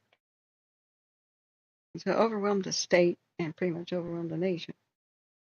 So California goes into a state of emergency with special penalties, punishments for people starting fires with arson or stupidity, which is called reckless arson. Then the winds began to blow that everybody fears. We're watching again look at the lake. Let's look back at Fort John. Shelly. Hopefully the cameras are not looking at it. What is the meaning of this? And the lake has hot spots. So look, what the hell? Cameras don't need to sleep. Wait, that's Crater Lake. Where are we?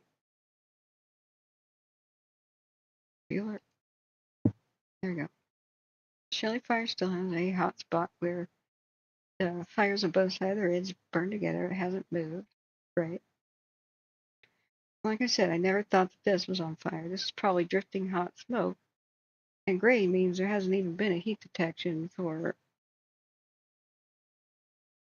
over 6 hours, which is when everything began to die down anyway. Sorry, that's very bright on my screen. Let's try to soften that. Turn down the brightness of the screen. All right, so hey, I know what we could do.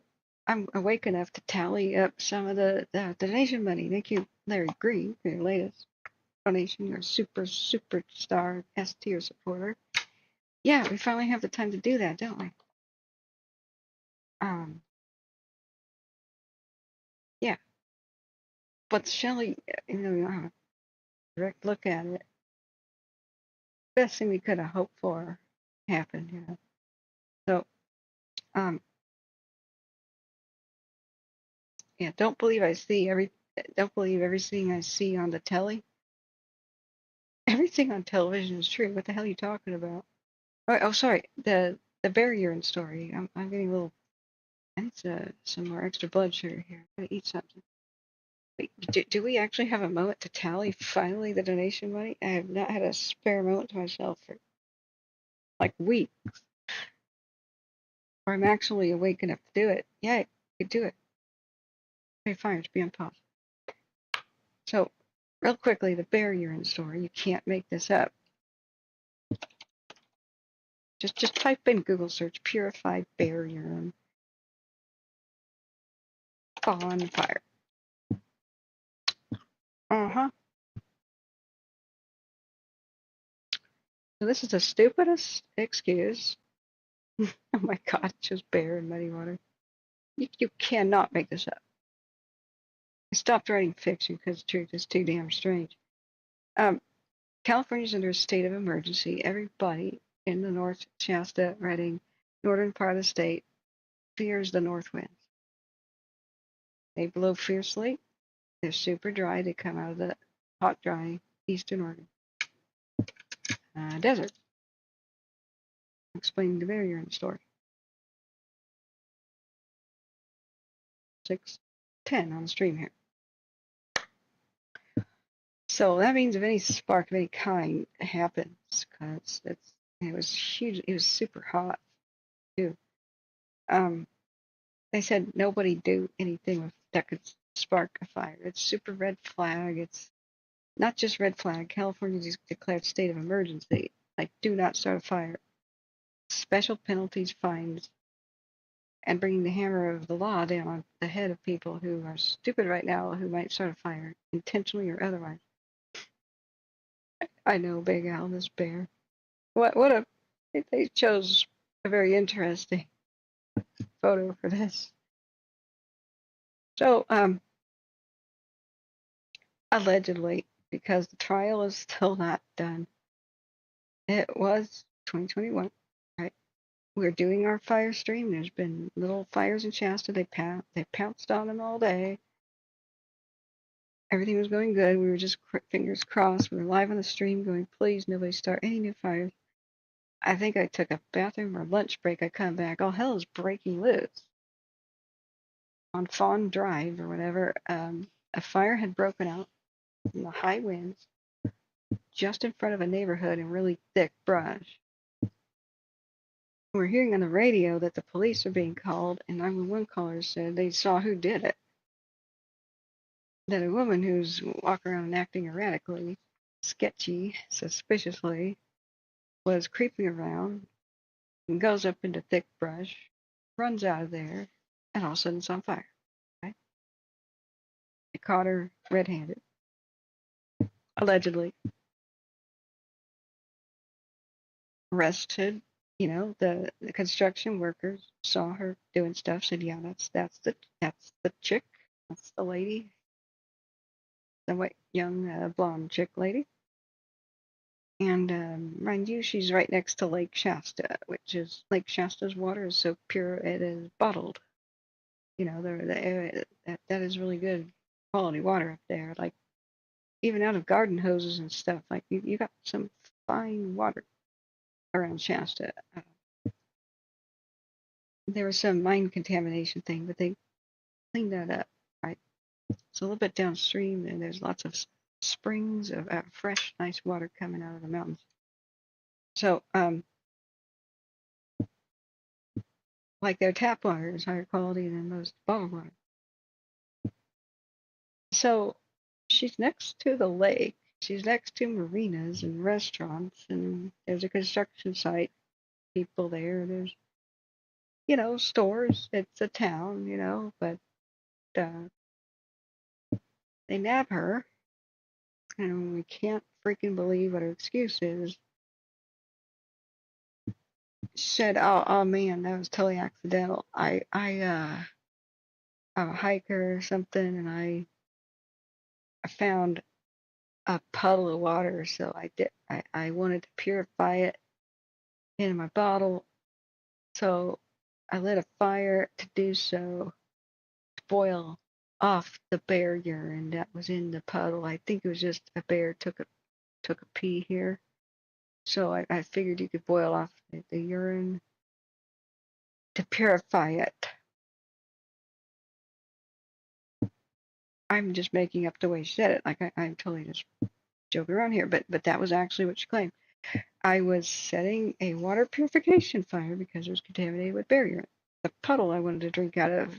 I mean, there's construction workers like with water bottles that they'd probably give her one if she just walked up to them. So that story does not hold water, but we speculate that the alleged arsonist was making this up to taunt the police, taunt them, and then, of course, get a psych evaluation and delay the trial and maybe get off on a psych. It wasn't myself, Your Honor, where it really kind of is probably, allegedly, I speculate, if you wanted to kill people, that's the best way to go about it, lighting that fire in that particular day in that particular spot, because it raced into a neighborhood. Heartbreakingly, we're hearing live the 911 dispatch. There's elderly people who couldn't get out, who were trapped. Firefighters charged into the neighborhood, hosing down homes, and took elderly people over their shoulders, evacuated them in their fire trucks. But we had dozens of people almost killed, and neighborhoods erased. And it was another big fire, and the Dixie and the Caldor and others got worse because had to stay around Shasta County and deal with another extra fire that somebody started.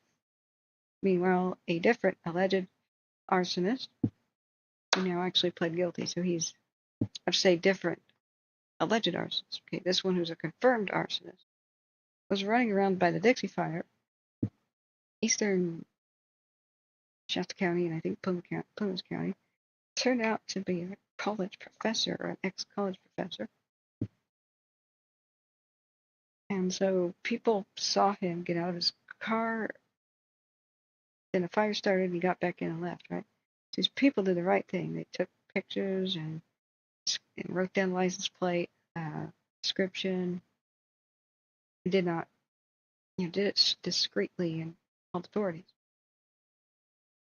Authorities found out about it, so they go kind of tracked him where he was going down the road. And I don't know if this was day after day or the same day or whatever happened. But this other, that because the trial for the phone fire is still going.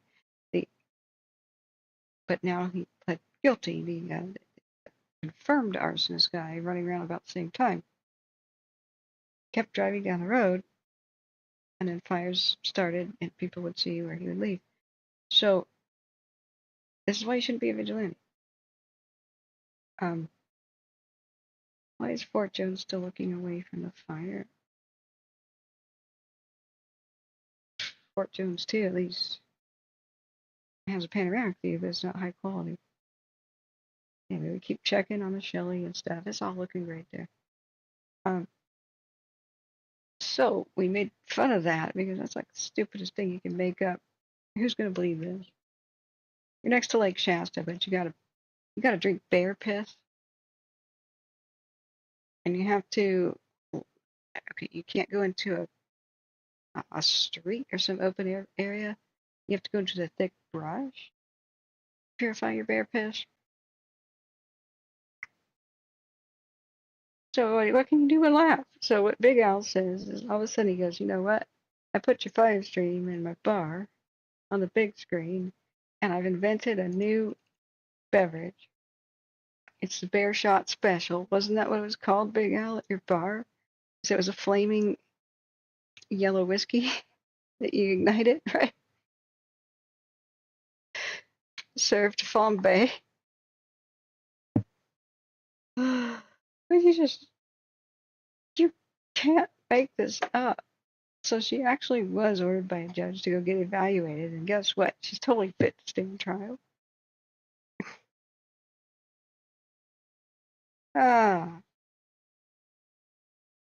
And here's what CAL FIRE said. She's suspected of doing more than one. This is the article from 2021, quoting CAL FIRE. And yeah, this was a raging inferno. Paywall. CAL FIRE said it's possible that she, who lists shaman as her current job on LinkedIn, is suspected of igniting other fires. Bonfire, meanwhile, burned through 9,000 acres on the outskirts of Reading at the time of this. The city was hit hard by the car fire and traumatized by that in 2018. Wait, I thought this was up by Lake Shasta. I have to go check it out now. Either way, Reading's got a big river through it. Bonfire, meanwhile, has burned through nearly 9,000 acres in the outskirts of Reading. The city was hit hard by the car fire in 2018. When the bonfire isn't on the same level, it wrought damage. More than 200 structures were destroyed. That's homes. And more than 30,000 people had to evacuate or be on notice. And it comes amidst the wildfire season from hell, in which has been frankly a stretch of wildfire season from hell. So, but yeah, so we saw the area have a bunch of weird, suspicious fires just kind of start up in neighborhoods right in front of homes, right where they would put people in danger. And it was, one thing you need to know about arsonists, they're pretty rare, but they repeat their behavior. It's the same couple of people repeating their behavior until they're caught. Whether or not it's real mental illness or some other motivation. Revenge is one of the highest levels of motivation. The Bear Whiz shooter. He called it the Bear Whiz shooter. Oh my God. He had to stop doing the flambe version because he lit the bar on fire at one point. Somebody knocked it over, right? Or am I remembering that right? Oh my God. Okay, so let's put it back on the lake fire because we can't see what's going on by Friend, Oregon. I hope they save the historical buildings and what's left of that ghost town and the history. I wanted to originally make abandoned places, historical sites, and history videos for YouTube. What I was wanting to do with my life. And travel and, preserve history, at least on camera, for the next generations, because we're losing it to time and development and stupidity and fire and floods and neglect. Time. There's very little of our gold rush history, for example, that is still standing in California. Very little. So I wanted to start filming all this, but the fires started right about the time it was about to begin, and a lot of it burned up before I could get there.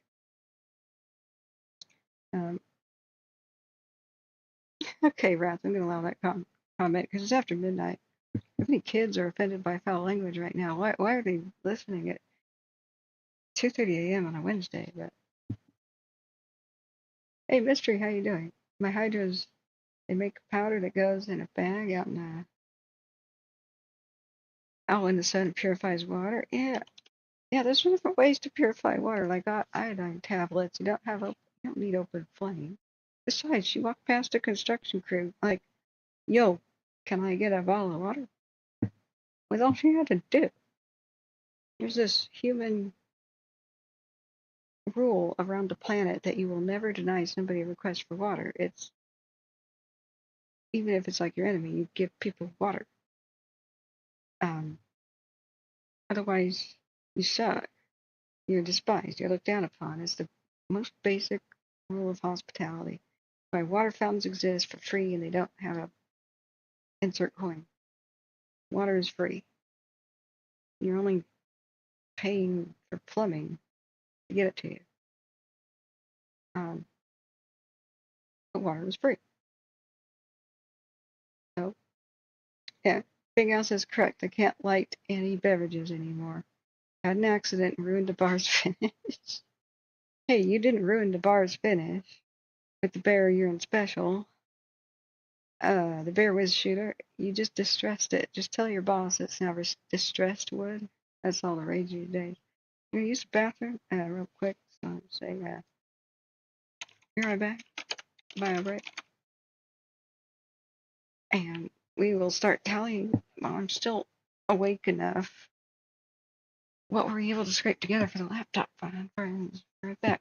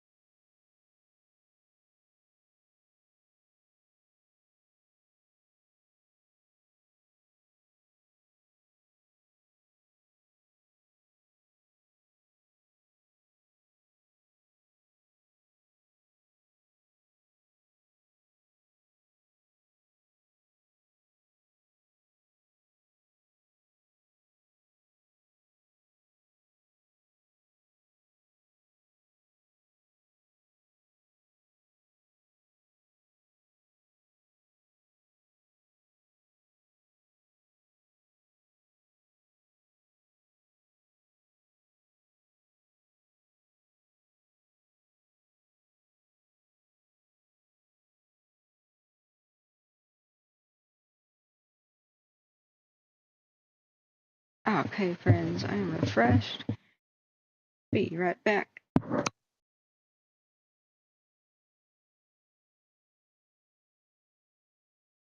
Oh, milk and some chocolate. That'd be good for the blood sugar. Oh, you know what my dad taught me as a trick? To refrigerate your glass so that you pour cold milk into a cold, chilled, or you can put it in the freezer.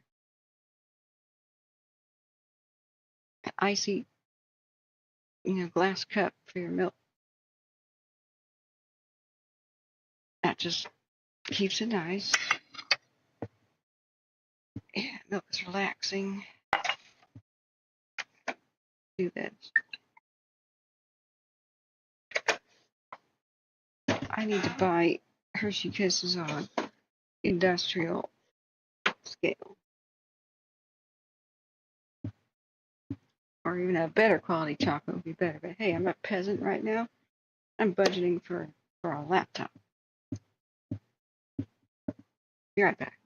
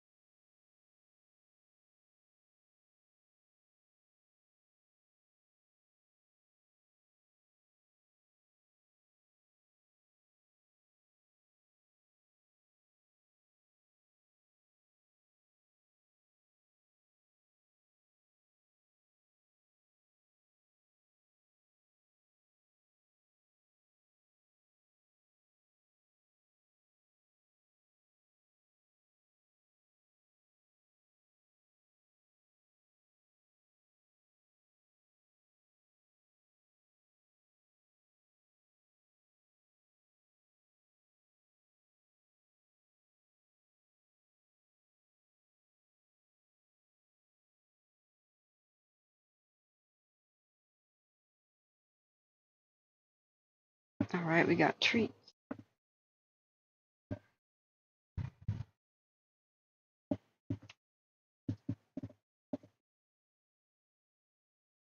Ooh, the computer, man, just creates so much heat.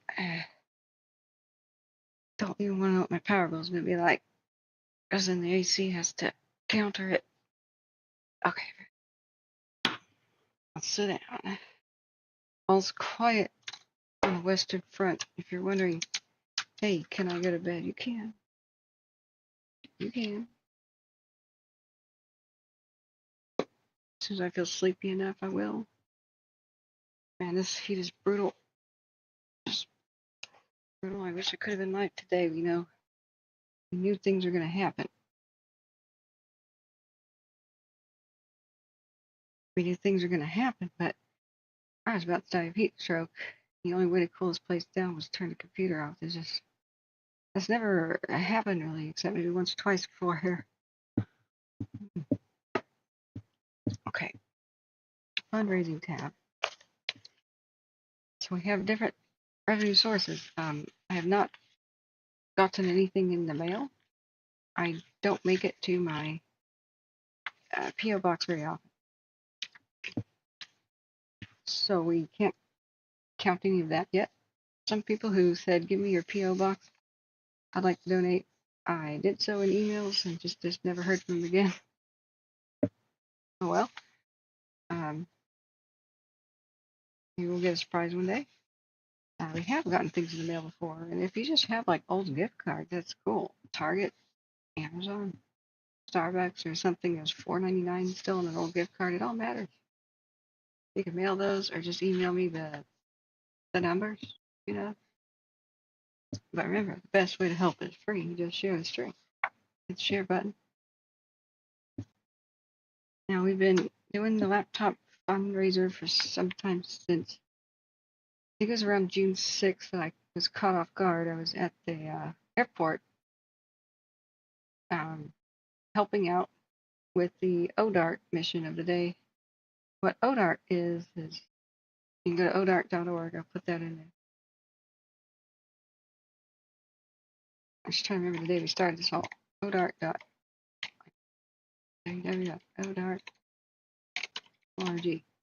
If you need a tax-deductible donation, this organization could use some help.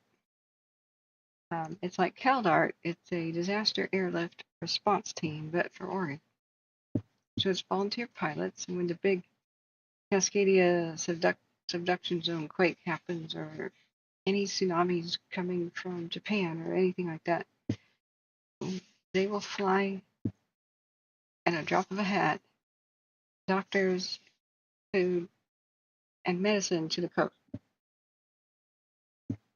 for all the communities that will be cut off. So you can go to odart.org to you need a tax-deductible donation. So I went to the Aurora Airport, which is one of the airports involved in the drill, and CalDART exists already, and has a history. So it's being modeled after CalDART. It's being run by a cool guy named Jimmo, that's what we call him.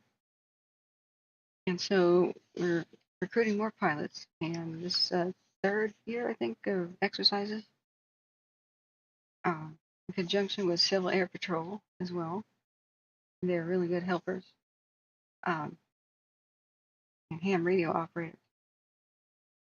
So the thing I was doing when the fires broke out and all hell broke loose, I didn't have a laptop, and so I was at this airport all day, helping filming, interviewing people, learning more about ham radio, because that would be good to know about. Apply it to fire tracking too. And cooler bunch of people you could never ask for, you could never meet. So people can volunteer in person, become a pilot, and make tax-deductible donations. It's all registered. CPRO's a treasurer, I guess. It's kind of a Swiss Army knife. And you're just getting started. You could be basically a founding member of this. No donation too big or too small for this guy. So I was at the Aurora Airport sometime. What was our last? See on my calendar. When was that? And that's when I realized, oh crap. The let's see. I guess I don't know that I have it on my calendar anymore. It may have been the 6th. I think so. Actually, it may have been the 8th. I think I missed the Belmont too. It was the 8th of June, and just as I left the airport at the end of a long, grueling day, I started preparing for it like 4 in the morning. Drove there. I was lifting potatoes in the airplanes and stuff. And there was a Beaver airplane. It was totally awesome. Like, pilots bring their own ones, but Beaver was sweet. That's like the bush plane for Alaska, with the skis and everything. So let's look at Cash App first. We have Venmo, Cash App, whatever might be in the PO box. I have a page for mail donation.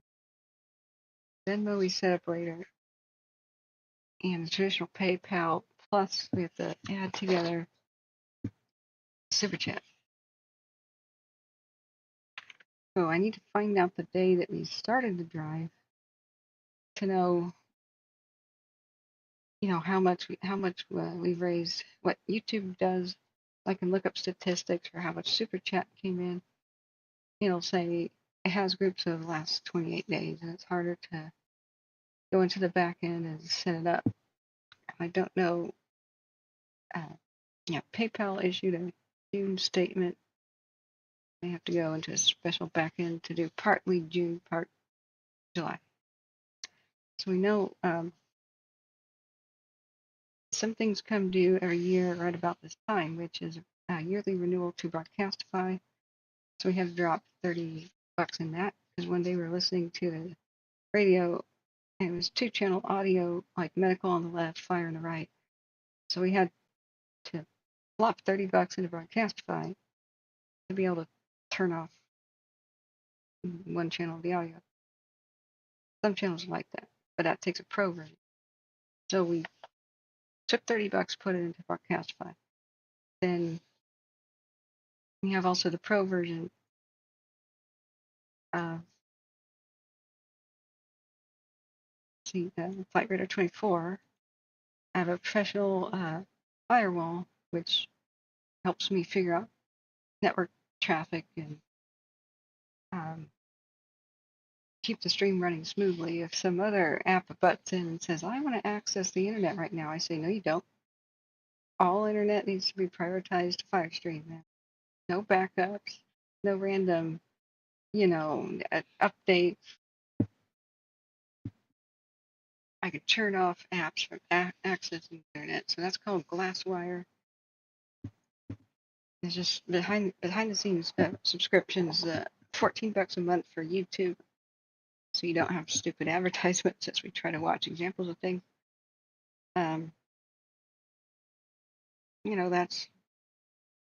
That's something that has to be paid for, right? We're still kind of looking at the mesmerizing lake fire due north. The fire is really huge. Like that is like 16 miles wide. Ugh. If the sundowner winds blow it over the mountains again, they only have a little corner contained so far, the very far left end. Containment, like black line, means they don't think the fire would push past it. And it makes its inexorable way to the southeast. And that one night when it blew over the ridge, panicked everybody and nobody knew what was going on. Or I'd say scared everybody. People that calmly evacuated themselves. They didn't wait for the government to tell them what to do. I should say scared everybody. They had to decide for themselves what to do. They did the right thing. Get out by like mid school. So we're going to tally that fund. And the important thing to know which date we did this, I believe it was the 8th. I missed the Belmont.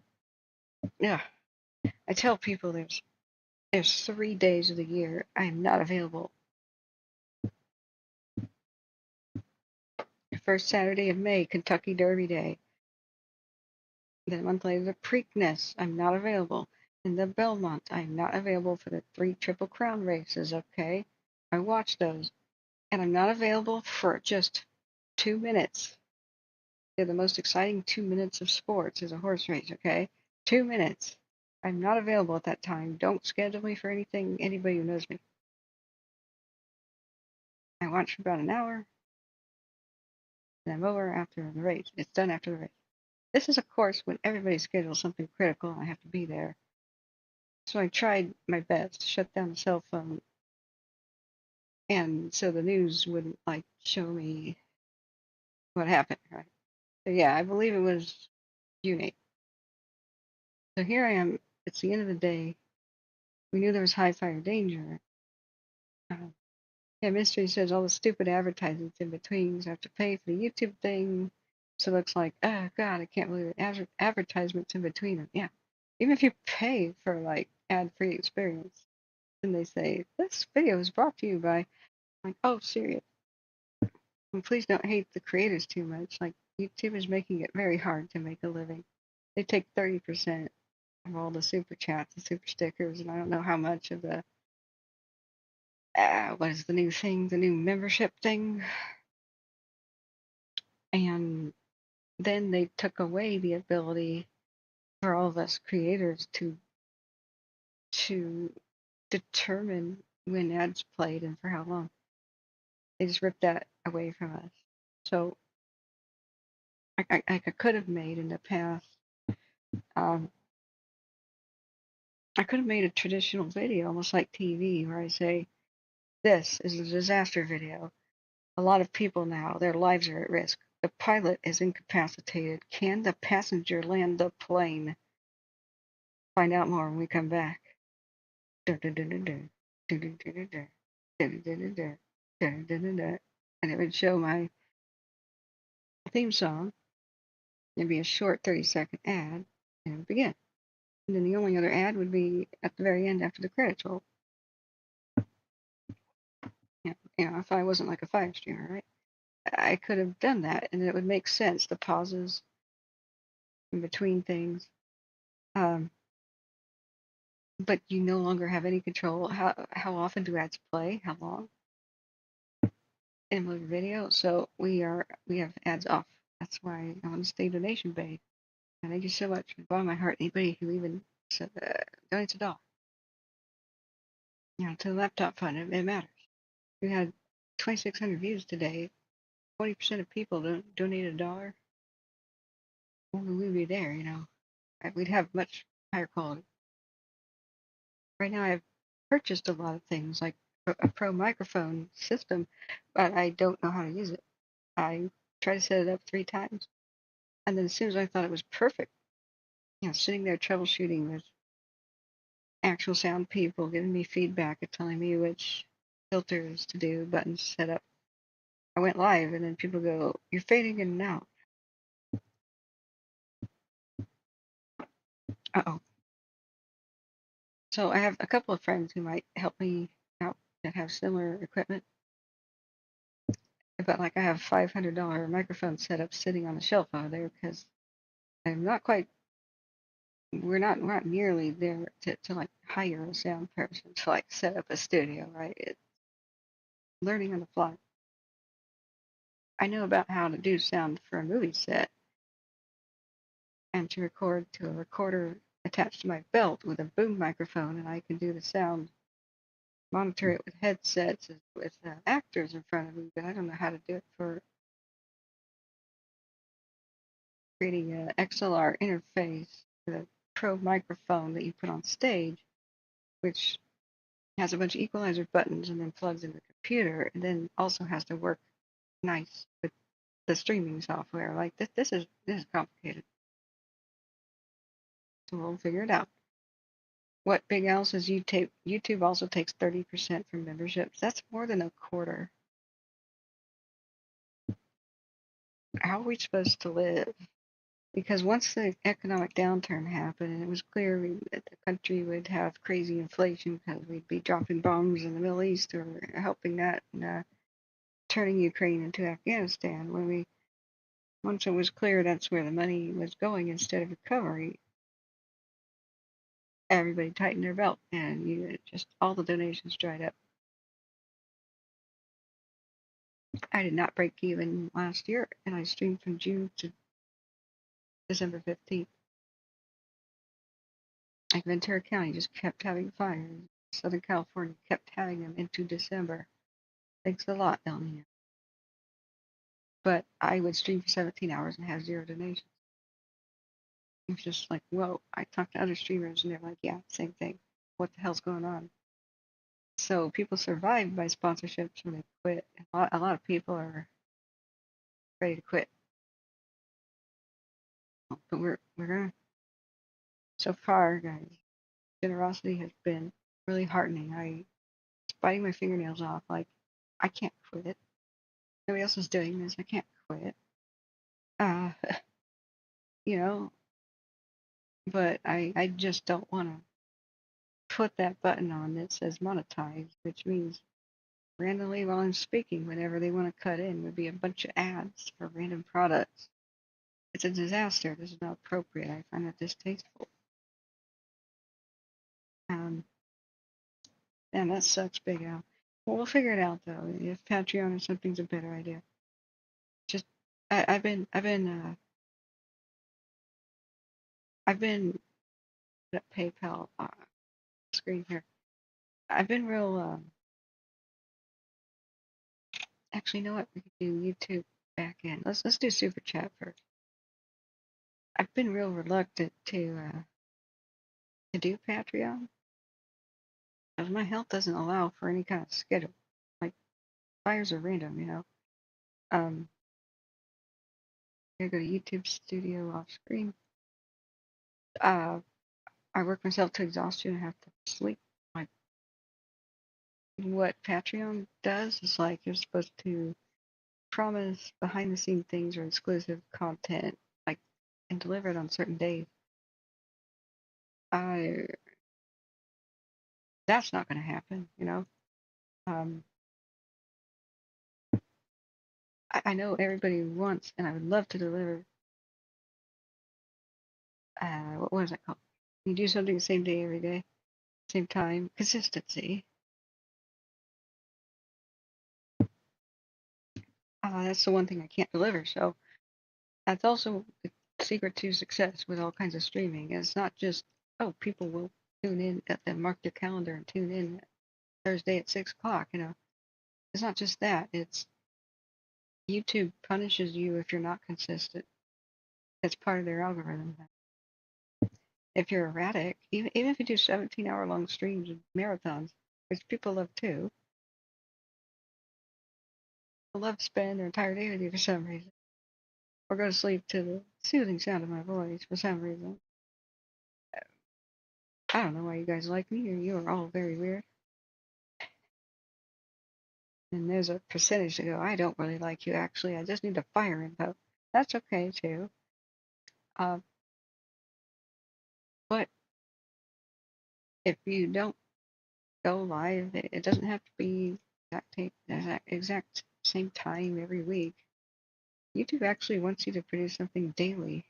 You want the most exposure, like to be at the top of the search results, to be found by people, to be suggested by people to watch. You're supposed to at least make a short every day. I can tell you that's high pressure. It sounds easy, it's not. Yeah, it really is not.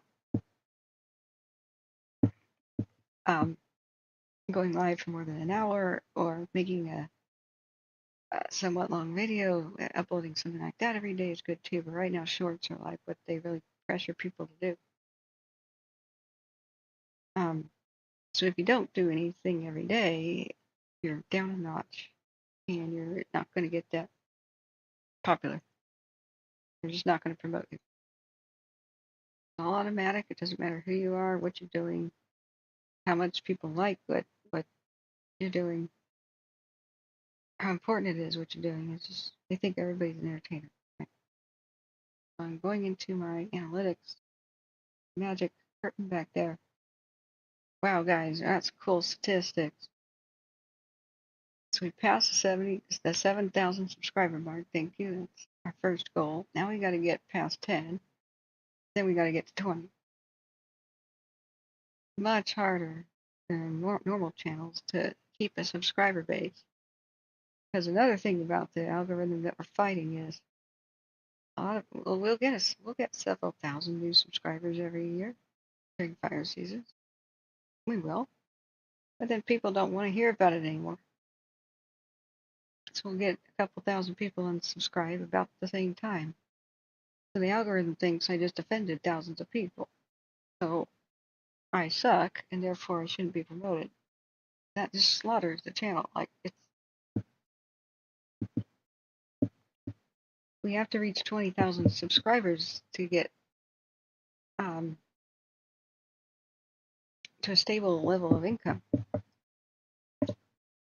Just for operating costs, basically. Because you have to reach 20,000 subscribers to like have a store. Like I never want to hit the button for ads. I never do. That sucks. I just don't. But ads is the first way that YouTube allows you to make money. And you join the partner program. And as you get more and more subscribers, it allows you to make money in different ways. So the next one is memberships, I guess. Then you have to get to 20,000 for two really important things. And that is, like I could show you a product, like I love this brand of milk. Or I love Hershey Kisses, right? So I could show that on screen, and past 20,000 subs, people just click a button on the screen and they get directed where they can buy it. Referral fee. So we can't do that without 20,000 subs. So we're if you don't allow monetization and you don't have a membership, starving. Like you can't really make a living at this, especially if you just sit here all day and don't have a second job. I had to quit making computers and repairing them to do this. I had a leap of faith, and it seemed like 2021 we had an amazing amount of donations, but we reached huge audiences. We had 30,000 people in chat looking at Tahoe. Then 2022 did not have as many huge fires, and so we still had some decent revenue, but I was in California without a good laptop. I couldn't go live, right? I tried, but my good laptop that I paid like $2,500 for died by overheating. I almost started a fire in my room right before I went down to California. So I had my mom's borrowed it and found out you can't handle streaming. We were like opening web pages like it's dial-up. So I thought I could resurrect the laptop and fix it. It just doesn't look like it's possible. HP only had a 1-year warranty, and I contacted them about a week later. That was a 2-year warranty. I was like, really? Great. I'll never buy an HP again. So we're in this like hell where you have what YouTube does is as you start to grow from nothing, like it was easy to just go from like went viral in the Bay Area during the 2020 glass fire. I had 16 people constantly on average in chat. Got I think it was Sherlock Jones that shared the stream into a Bay Area Facebook group or something. All of a sudden, 16,000 people were in chat, getting views per day. It says, like I was like, wait, what? Or 1,600 people showed up in the chat sometimes.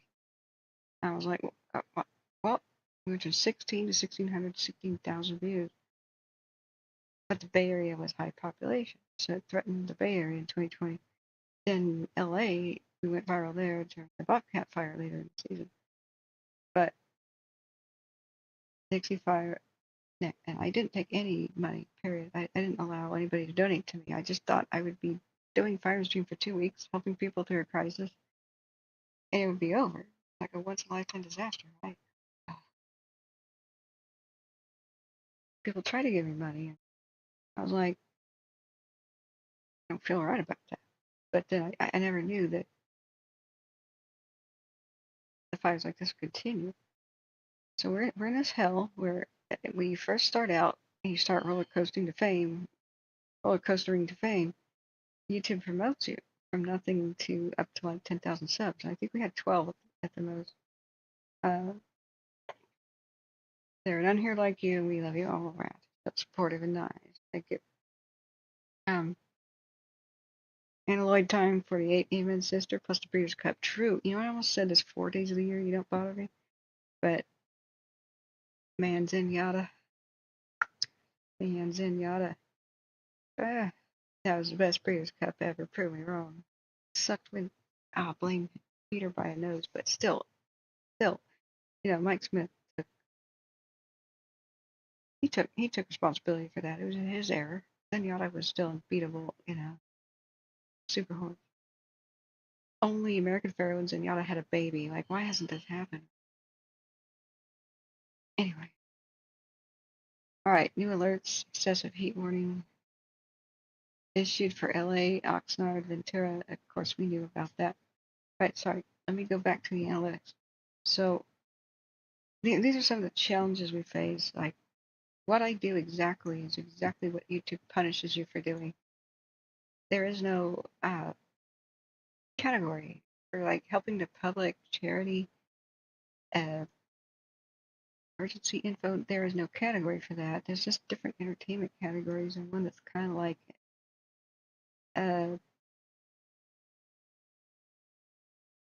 education, but it all is supposed to have an entertainment thing. So the tornado tracker guys, even some of them super struggle. But they do better because tornadoes rip across states at a time, so they get 40,000. But there needs to be a category where YouTube just doesn't take as much or nothing at all. Thanks. I think. What gives them a right to my donations? I'm helping everybody that works at Google too. Fires affect California. That's where you're headquartered. Duh. I also just don't understand why Verizon and cell phone companies even charge first responders for any service. Why? They're the ones protecting your cell phone towers. Duh. Is what it is. At the very least, they should make public good streams. Very low percentage cut, at the very least, and promote it. You know, you should be able to earn a badge like public service with no nonsense, no clickbait crap, and then be promoted more than the fear-mongering horse crap. Anyway, I hope you get a taste of why this is so difficult. It's yeah, we go viral sometimes, but then we have thousands of people on sub, and we're back to the drawing board. If we get to 20,000 subscribers, we get over a hump, or we can have like an actual store, and people can buy the t-shirts and the mugs and stuff. And then hopefully one day I can set it up so some of the merchandise is just straight to charity. But I told people, please donate most charities. Like here's the Caldor Fund, here's the Dixie Fund. Please donate most of that, and like 10% I can survive on what's left over. I'll never say anything like that again because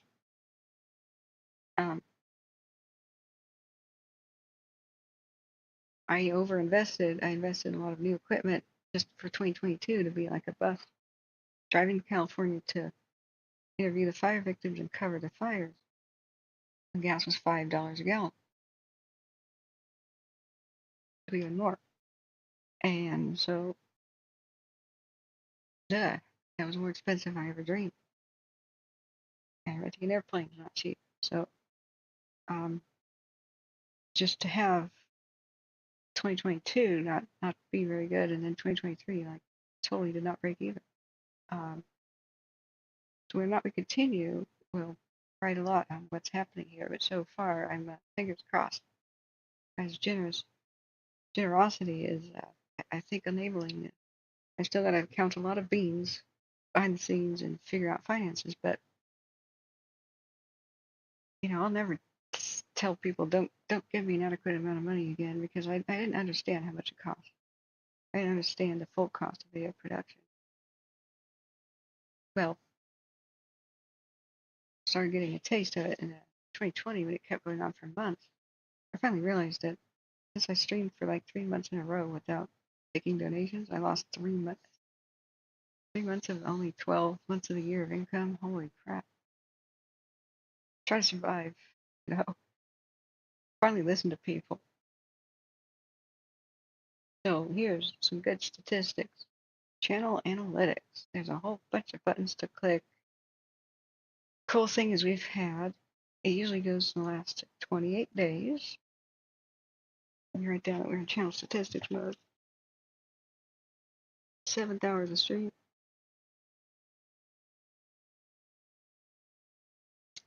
Channel statistics. We just spoke about the difficulties with funding. And I hope you understand just how crazy the people sound. You come in here and say, why are you begging for money? You understand that's what all streamers do? We're here to entertain you for free.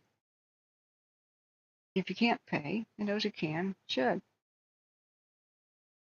And they generally enjoy that. What the hell? Do you not understand what streaming is? Where's my candy?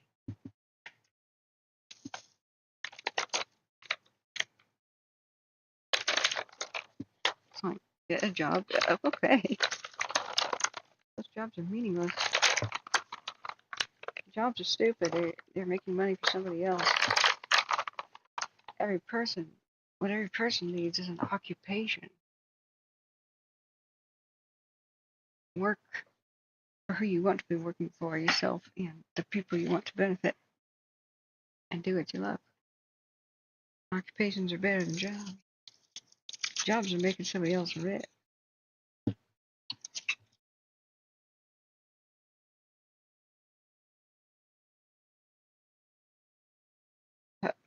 This chair is unstable. The floor is not. It's uneven. Okay. Here's the bright side of things. Your channel got 123,389 views in the last 28 days. 123,389 views in the last 28 days. Don't ask me why, but YouTube likes to put things in 28-day cycles. We have, and that is 119,000 more views than usual. They're talking about, I kind of go dormant when I flop, completely exhausted after fire season ends. I try to catch up on my life, so I'll go months without streaming, and then algorithm doesn't like that. So the watch time hours, excuse me, the watch time hours, 18.6K more than usual. Well, that's because I didn't even stream it all from like January to May. We have plus 914 new subscribers. Remember to do that. Hit the ring bell. If you want to find us again, you won't. You don't.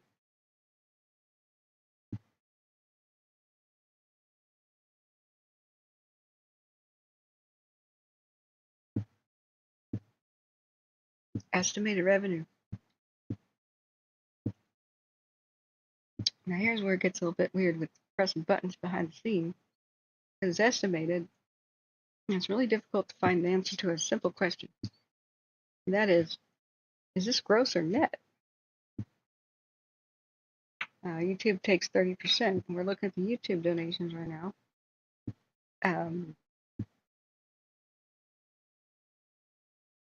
And I've never actually gotten a straight answer. People on Reddit say, yeah, it is. No, it isn't. Yeah, it is. No, it isn't. I go to actual YouTube.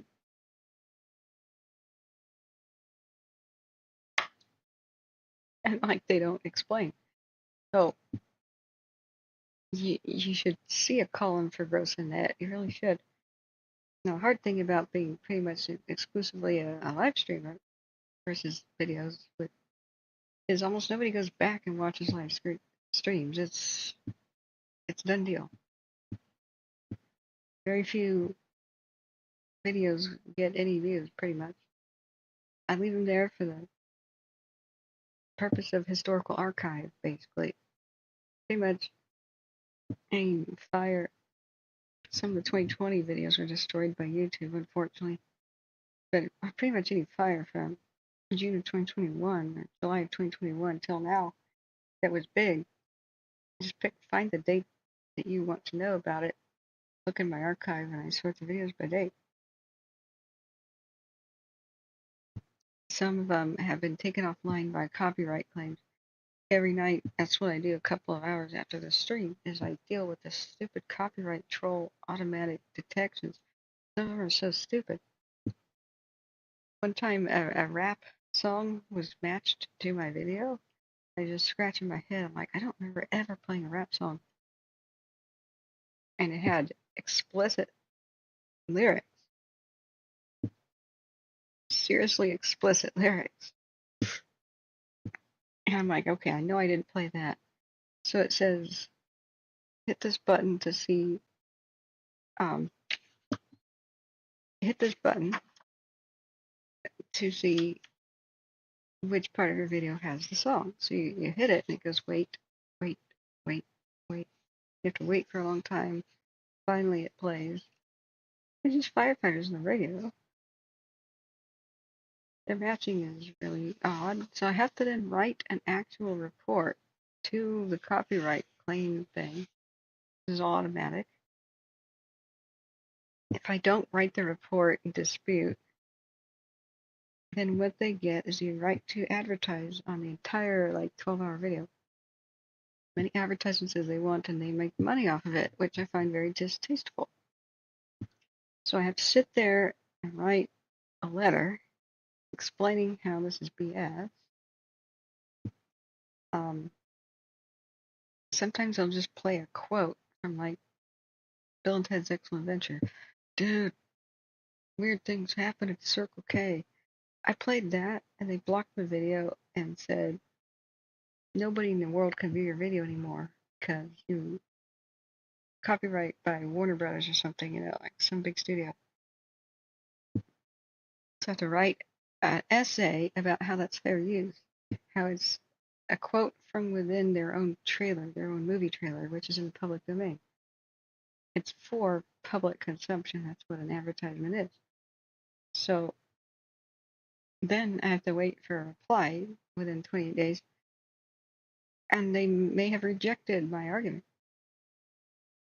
If I back down, I may get, if I back down, the video's never seen by light of day anymore. I may have to edit that out of my archive and re-upload the video, right? But that destroys the channel because the channel's popularity is based on how many views my videos got. So if I upload a new, really old live stream, it's never going to get any views. So it destroys the statistics. Just crap like this. So I sit there and write essays and decide whether or not I want to challenge a movie studio over this. Because I can play a game of chicken with them. There's a button that says, try me, bro, basically. Where I say, hey, this is fair use. And you have to file a lawsuit within 12 days or so against me. Go to court with me over this. Or you have to back down. That's a game of chicken. So there's worse ones where they call it a copyright strike, where you get 3 strikes and your YouTube account deleted forever. Everything you ever did, gone. Career gone. Just like that. And they call it for blatant violations of copyright. So I've gotten a strike. I didn't know how to defend myself. Some stupid hey, good night, Big Al. Thanks for being here. A friend just said that I'm telling them Chad owns YouTube. I can write Chad a nice letter. Yeah. Man. But Analoid Time 48, man. You like the horses too? That's great. I'm a handicapper, man. Anyway, I'm still messing with these buttons. There's a lot of buttons behind the scene. I have to try to figure out. I've got viewer hours, cities people tuned in from, subscription status, revenue source. Okay, I have to sort by. I have to. It's almost like a weird. It's almost like an Excel sheet with a bunch of columns. I have to turn off a whole bunch to try to figure out how much revenue made per day, because I only have a couple options. What's happened last 7 days, last 28, last 90, last 365, lifetime, except it only goes back to 2 years. 2022 is gone already. For statistics. Okay, date, custom date. Okay. So we started the laptop goal June 8th. Okay, June 8th. That was when the laptop goal happened. So today's the 10th. We don't have the actual 10th. It'll say the 9th because it's when I started the broadcast. Okay, here we go. Narrowed it down to that. All right, getting closer. But it says estimated revenue. What do you mean estimated? YouTube, you take 30%, do the math real quick, and tell me what the heck I made. Other people said there's a weird formula. It's not just straight up 30%. No, they don't spell this out for us. They don't. You would think that'd be in a contract. I signed contracts. They're kind of automatic, but I signed them. And I would have to have an attorney to figure out exactly how they take their cut if there is no clear indicator. I wonder if anybody will ever challenge this legally.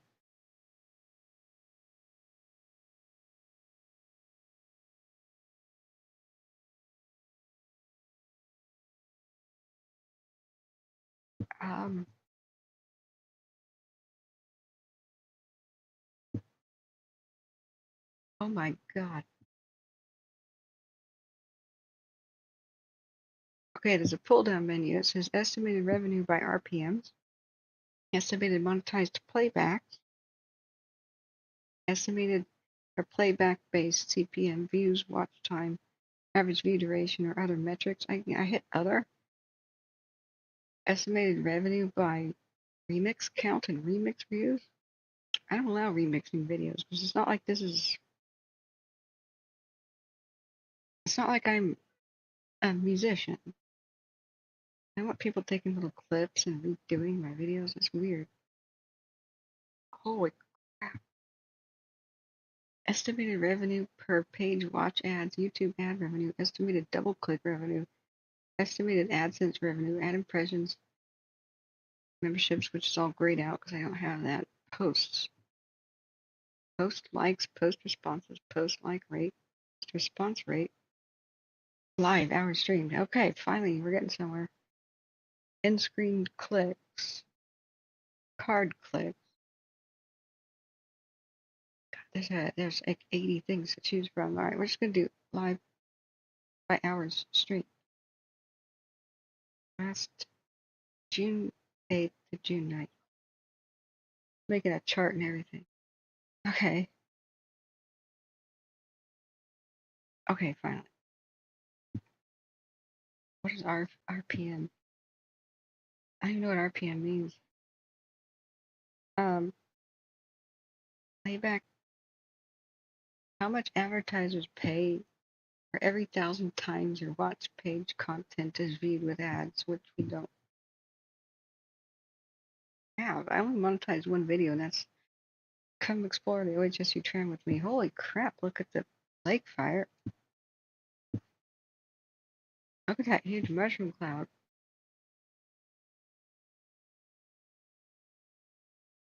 This is a 15-minute time lapse. Watch it. Boom. It's forming a mushroom cloud at night.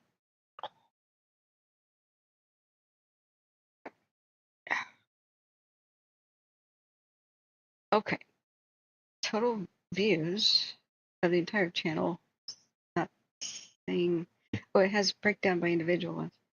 Okay.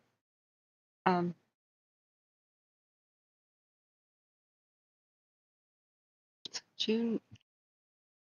Oh, it has to be. Oh, order by date, please. Oh my God.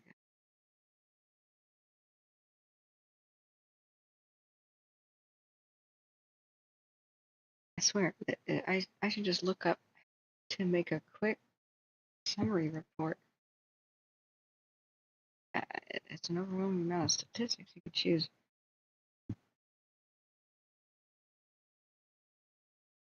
But the dates are out of order, so it goes for the 16th of June, the post-fire in Hesperia, raging in Kern County. That was the 16th of June, then it has July 8th next to it. Oh, it's sorted by streamed hours. Okay. It says I've streamed 235.6 hours since June 8th. 235.6 hours. Okay. And it's saying estimated revenue of $970. But is that before or after the 30% cut? Okay. So that one video on the 16th only made $65. 16th of June. We only made $7 on the, we're talking YouTube, for the July 8th Shelly Lake and Royal fires, even though that was 18 hours. On an 18-hour stream, it was $7, but that's because I was asleep and the mods were handling things. So wait, 30% of 10 is 7, right? So it must have been a $10 donation. 10.3. Yeah. Okay, so it must be net after they're cut. Well, it's still gross before taxes. Okay. Okay, so overall,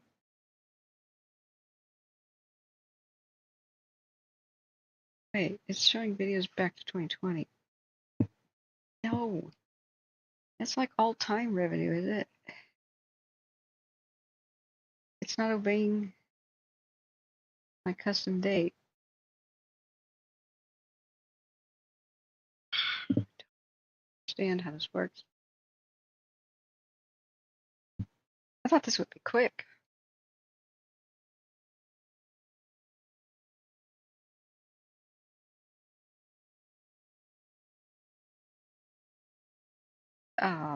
Why is 2020 content in the mix here? And last year, that's not relevant to what we're trying to figure out.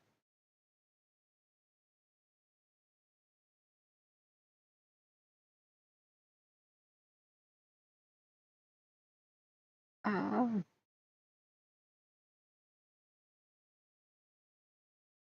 have to press enter, custom date, June 8th to July 9th, 2024. Why? Nothing changes. I don't know what I'm doing, honestly. I had this working, but it was a long time ago. In December, last time I was trying to figure things out.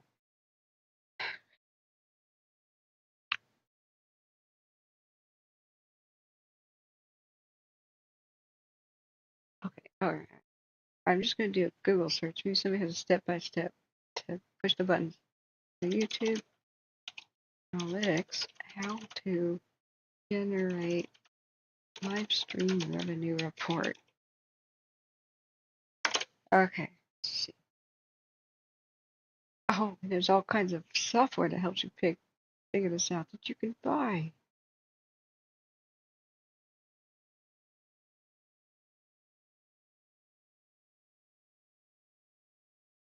General streaming guide for creators. I really don't care about the rest. I'm trying to make a revenue hours streamed so we know like how much we're making per hour. That's a scary thing because it was like 14 cents at one point. Even it dropped down to 4 cents last year. I was making 4 cents an hour. That was depressing. A couple of my super supporters would just every once in a while just be like, here, and it kept me alive. Like, thank God I could pay the power bill.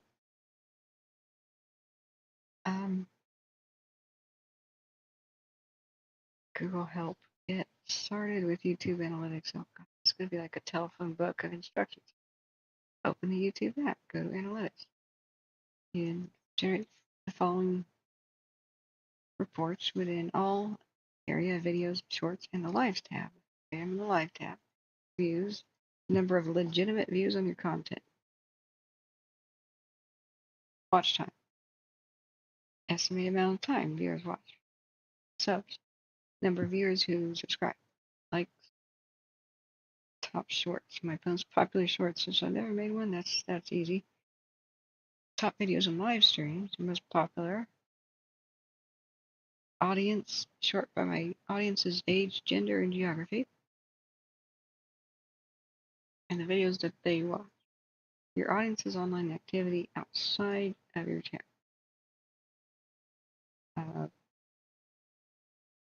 That's very generalized. It's like categories. Like most of the people who watch your channel focus on news and politics channels too.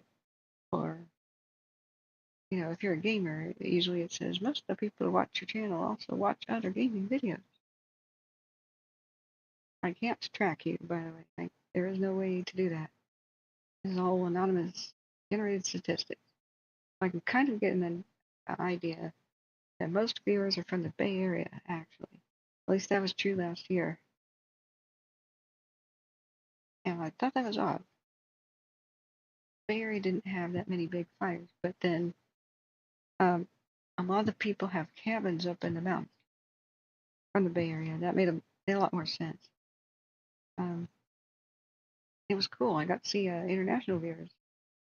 We had a presence in places like Trinidad and Tobago. UK viewers probably who came in because of Channel 73. She's awesome. But I don't care about that right now. Okay, revenue, here it is. If you're in the YouTube Partner Program, the Revenue tab helps track earnings. Okay. Key metrics card shows estimated. And then finalized earnings appear in analytics once payments are added to AdSense for YouTube, typically between the 7th and 12th day of the following month. Learn more about payment timeline. So it's fake.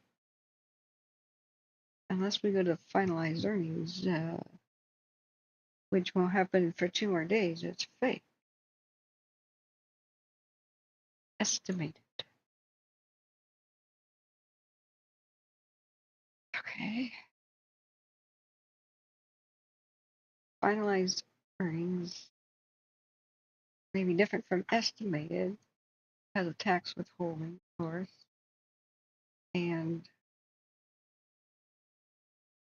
those from the previous months are added to account balance between the 7th and 12th of the month, which we won't see until the 12th. Okay, how to view finalized. Okay, I guess we have to do finalized. Sign in. Left, select AdSense. Oh, I have to sign into AdSense. Oh, totally different website. But then that doesn't give me the statistic that I want, which is how much per hour, because it's like making $1 an hour is depressing. Okay.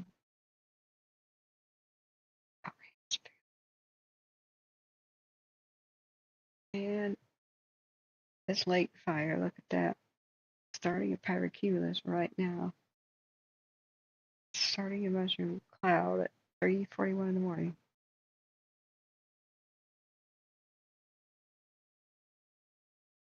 All I want to know is how I can figure out how much I'm making per hour on the lives, and not even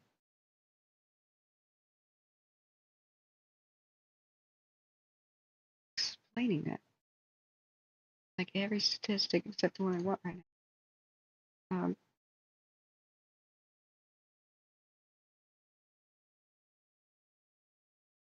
How many days ago was June 8th? How many? So 32. All right. If we just hit 28, that's the statistic that is functional, I think. So let's just hit that button last 28 days. Okay. That must have been a... No, it's not a bug because 2021 videos are showing up.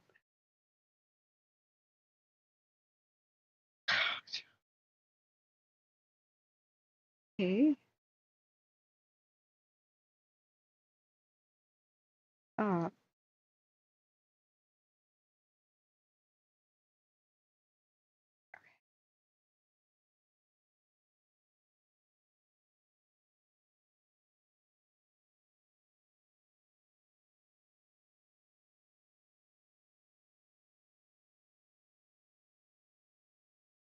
I have no idea how much we made.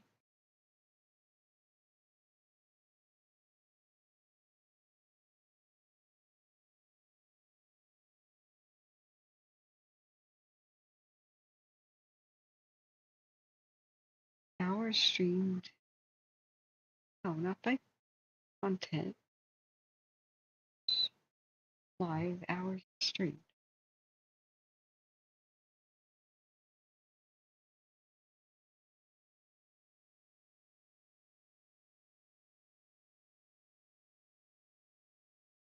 All right, guys.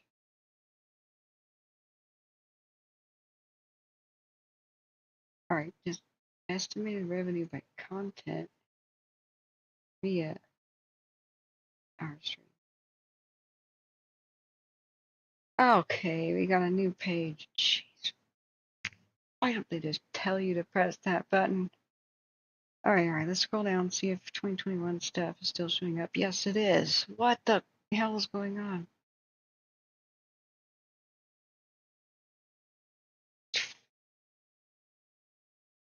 I don't know what to make of this.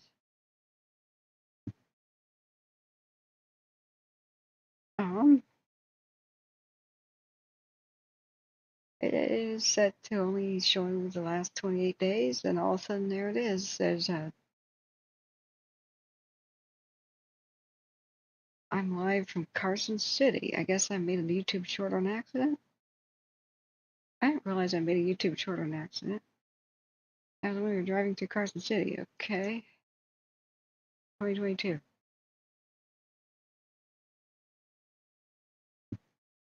I really thought this would be the easiest. You just flip to the other screen and you would just hit last 28 days estimated revenue. Boom. But it's showing up for other years. No matter what I do. Could be a bug. Or there's something I'm fundamentally misunderstanding here.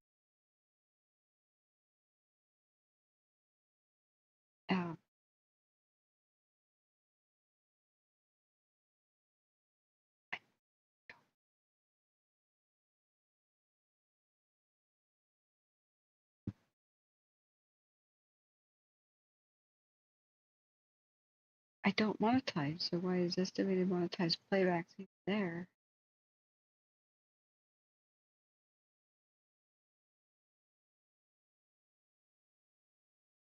Okay.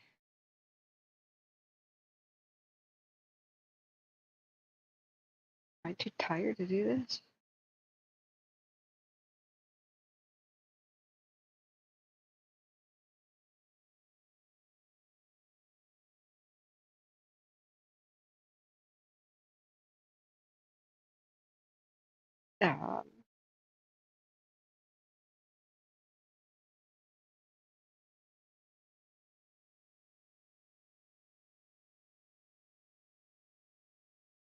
So it's including some videos from 2021 and it's excluding some 2024. It doesn't seem, there doesn't seem to be a reason it does that, right?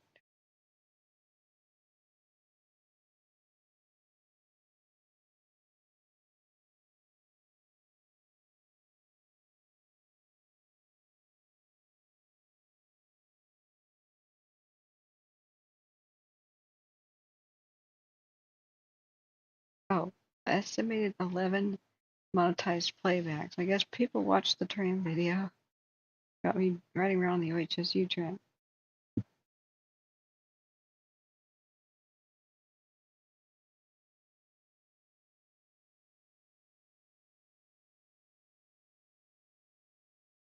That's cute.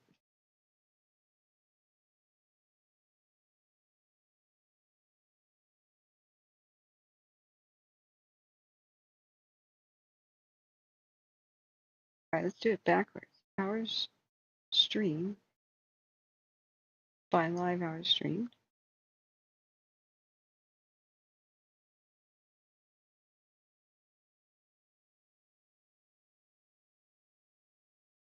I did not do anything.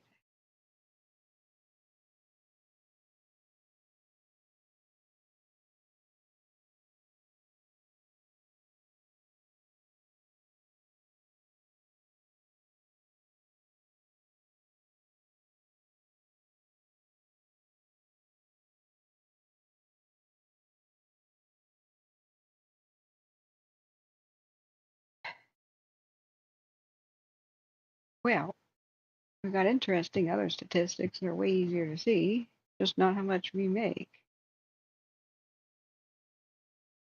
89% of our viewers come from the United States, 2.4% come from Canada, 1% comes from the United Kingdom, 0.7% from Australia. Next is 0.3% of the viewers are in Mexico. So it's like United States viewers, 110,000 basically. Canada has 3,000 viewers. United Kingdom has 1,200. Australia has 800. Mexico has 361. Germany has 209 viewers. Spain 194. New Zealand 183. We have 100 Japanese viewers. 78 from the Netherlands, 57 from Sweden, 54 from France, 49 from Brazil, 43 from Finland, 42 from Thailand, 36 from Greece, 24 from Austria, 24 from Poland, 23 from India, 13 people watch from the Philippines, 13 from Taiwan, 11 from Costa Rica, 10 from Denmark, 10 from Italy, and 10 from South Africa. And I know the average view durations for each. So people really love to watch at Costa Rica. All 11 people there. And Sweden. They're like, they watch longer than anybody else. Followed by the United Kingdom.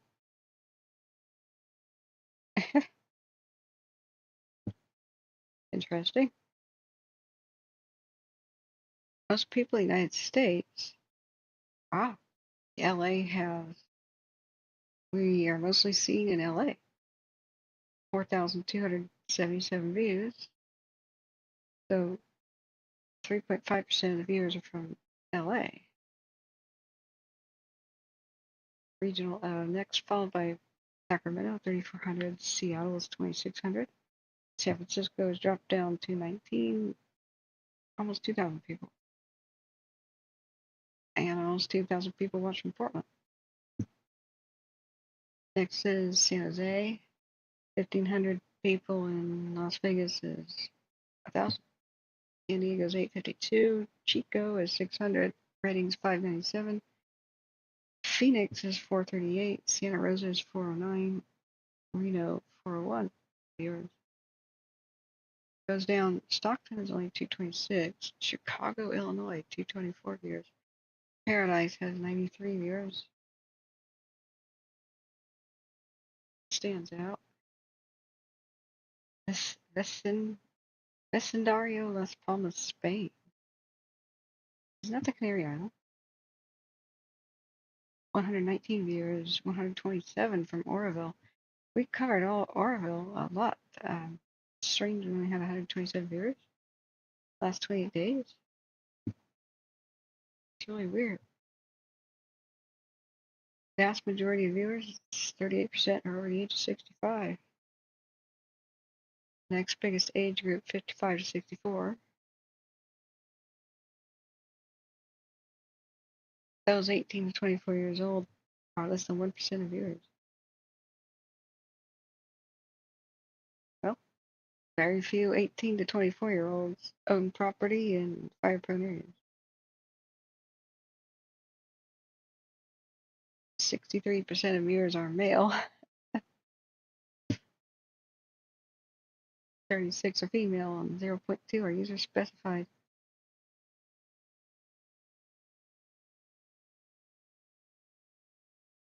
That is a good cooking mushroom cloud. The lake view, lake fire. They verify there isn't any change to their evacuations or something. That's oh.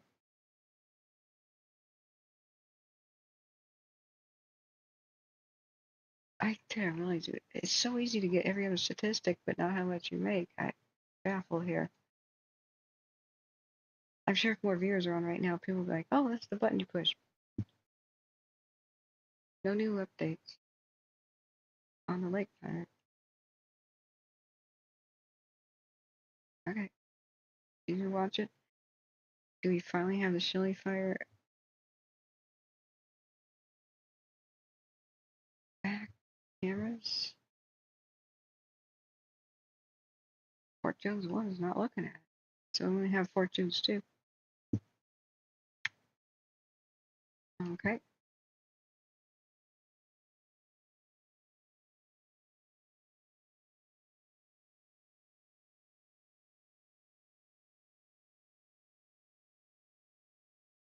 And where's my multi-view? I forgot where I put that. I'll just leave it like. Okay. Estimated revenue. we got 11 cents from our advertisements. 11 cents in 28 days. The OHSU tram video. Whoa. Okay.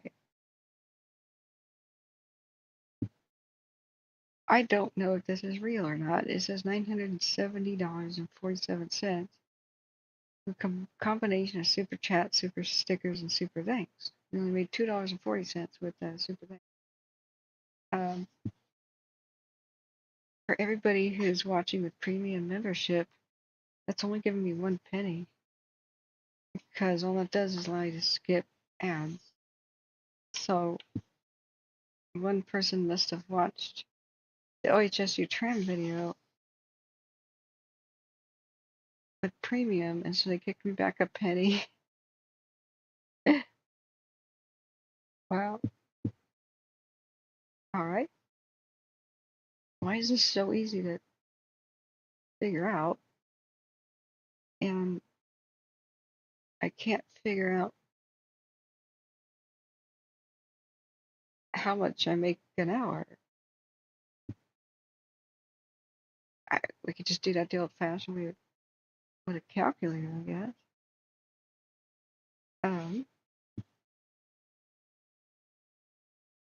So how long have I been streaming? So if we get content, that's estimated revenue by hour stream.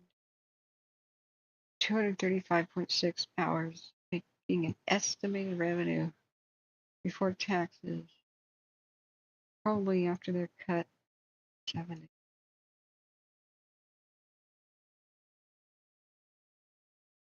So wouldn't that be 970 divided by 235?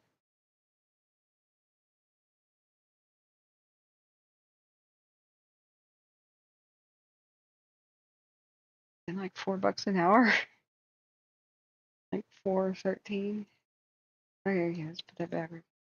413 times 235. Yeah, it's $4.13 an hour. But this is only YouTube chat. I don't know. There is videos from other years showing up, so I can't figure this out 100%. Also, it doesn't have good statistics for the last 2 days. Those are quote process. Okay. Let me try the custom date range of June 8th when we started the laptop fund drive. Out. That doesn't change. But that's more than 28 days. That's 32 days. So I'm just going to put a big old question mark of what the hell.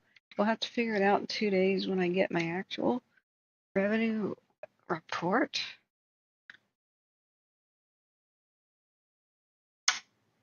I don't remember this being this hard. Maybe I'm not exhausted. Okay. So if we go June 8th to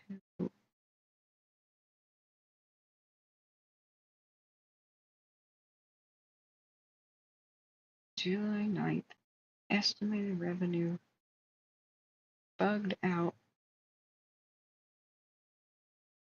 Check the true,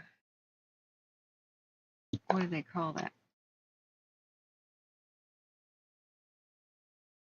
Finalized earnings.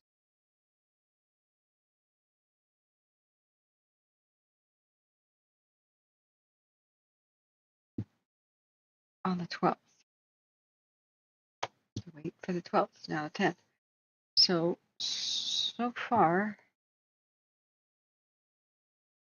it says the same for last 28 days as 32. 235.6 hours streamed. estimated revenue 970.47, but it's including other years. So why is it including videos from other years? This may not be accurate whatsoever. So, all right, let's just move on to cash. That should be an easier one to deal with. There's a dizzying array of weird statistics. Hey, JV, how are you doing? You're up early. I should have gone to bed. Look at the big pyrocumulus that the lake is pumping out there. Still at the coast, you lucky dog. I'm gonna be at the coast. It was 104 today, and I couldn't run the computer. It was too hot in this room. Air conditioning could not keep up with it because I got it too hot last night. I'm trying to figure out how much we made towards the laptop fund goal. I haven't been to the P.O. box. I haven't been able to leave the house really in 2 days. I haven't been outside in 2 days. Hey, Ralph, how are you? So,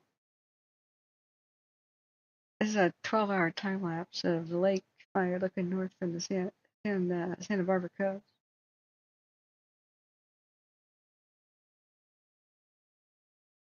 I'm just wondering what the heck the really bright lights over there are.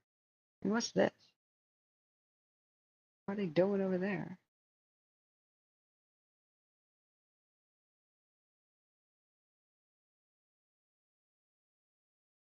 This is last 12 hours.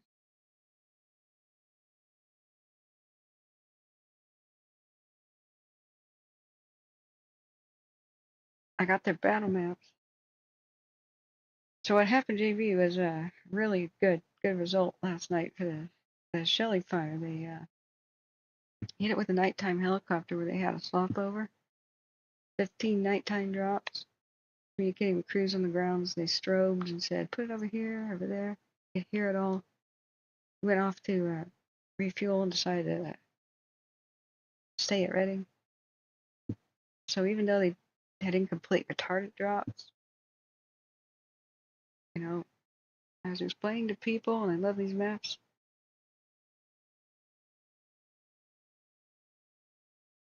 how they are trying to protect. This is Etna.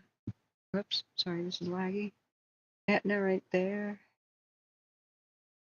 Why they're still on alert right up to Etna's doorstep because they don't have complete dozer lines and just they got a hand one connecting one ridge to a road to a dozer, but they're going to need backup lines. They're going to need some backups because the steep terrain is insane. So they're prepping certain roads, making more dozer lines. Current area where the fire is we're kind of stopped and met is where Hawaii is in Taylor to 31, right about there, and stopped.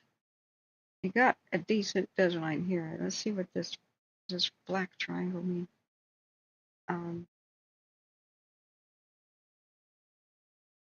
But man, whoever crew 2 is on point and awesome. Crew 3 joined them. They said, what does 20 golf mean? Does that mean a golf strike team with 20 people in it? Or is it a specific one? That's what I'd ask you about.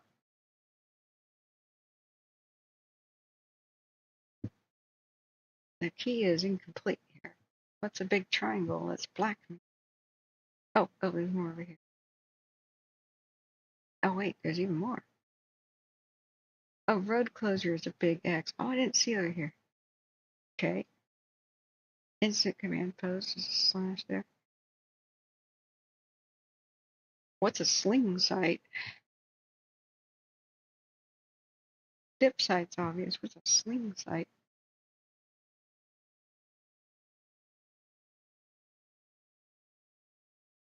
They have some unconventional topographic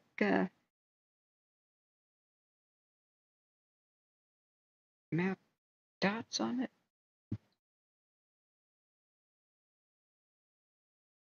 We got a huge new updated acreage. It's like 30,000 acres or something right now on the lake. I can't even remember. Yeah, what is the black triangle? Oh, it's Mountain Peaks. There, but there's one by Etna, so is that really what that means? Oh, it's Hughes Hill. Yeah, Taylor Divide, but that doesn't look like a peak right there on the road. Did they? I think they put the black triangle in the wrong spot. That's down there in the in between. That's in the little valley. But the best we could have asked for happened with the Shelly, where they had the smoke laying down flat and going to the southeast, and Etna's was put on more and more alerts, and people came in from Etna and said, what's it looking like? And I said, there's no heat detections near it.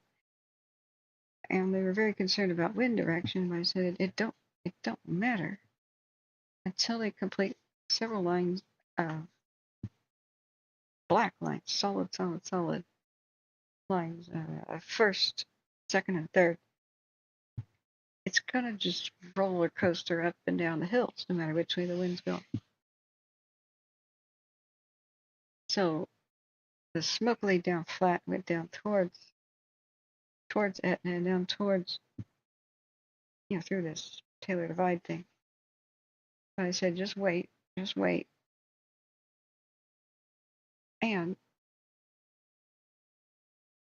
it can get as bright as it wants up there. Who cares? Hopefully we look back at the Shelly right now. We only have one view on it. It can be as bright as it wants as long as it doesn't come down the valley. It's okay. So they had a swap over. We believe the helicopter's working this, and it's looking so much better.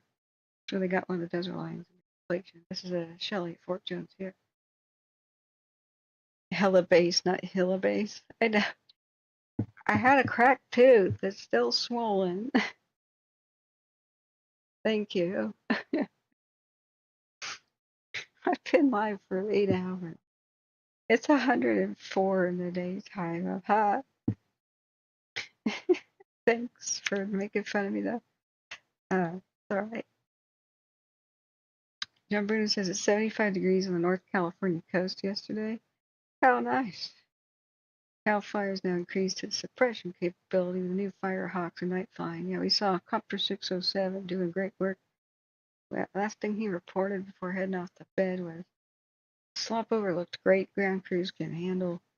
They thanked him, and Crew 3 arrived with Crew 2, and you barely see any heat on the slope they were talking about now. See here, as Kidder Creek Youth Camp is there, and a golf strike team is for the G, which represents a Type 1 hand crew. Okay. Is it like the VLANs, where VLANs are like very large tankers, so they're Type 3, right? The biggest one. Or is it Type 1's biggest? I'm so deliriously tired right now. Oh, he's correcting his own typo. Oh, whoops. I've been made fun of for mispronouncing stuff because of my tooth for like the last 2 weeks. I'm sensitive.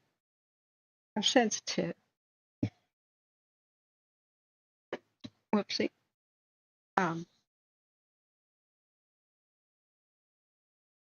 get basic things like that messed up every once in a while. Like the type 1s, the big ones are Type 3. Type 1s are the biggest, right?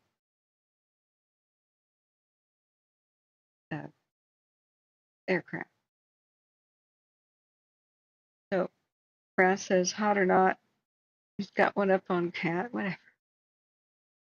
Thanks, Andrea. Red face. Lobster mode. So, yeah, Kidder Creek has a youth camp for golf strike teams for the G. Represents Type 1 hand crew. Yeah, they're hiking in. And the sling site's an area on a hill or base helipad that receives transport cargo nets of equipment. Oh, okay. So it's like a The bag of supplies, got it. I was thinking sling like projectile weapon.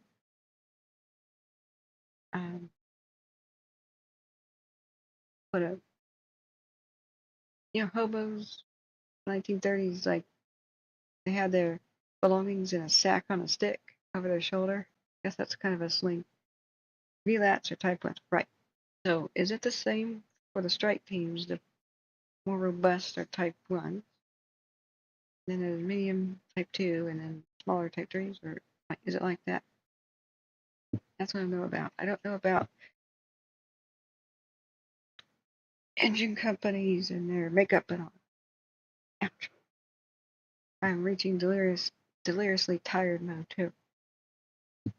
It's been too hot to sleep. It's just been. It's the humidity up here. I'm used to California, but oh God, when Oregon's 104, you wake up and your feet are sticky. You need gills to breathe. Yeah, VLATs Type 1. Very large aerial tank. Okay.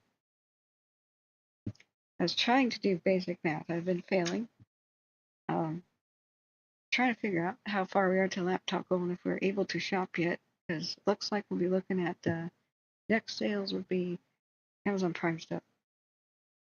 About to look at Cash App. There's a dizzying array of statistics.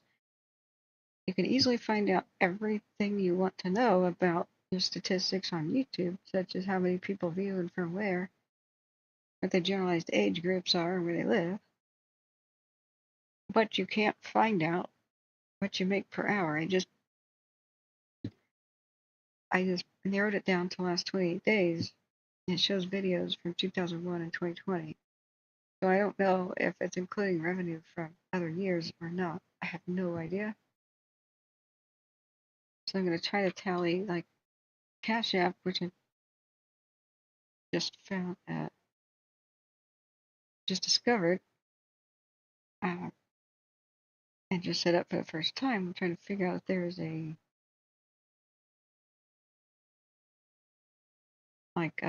total.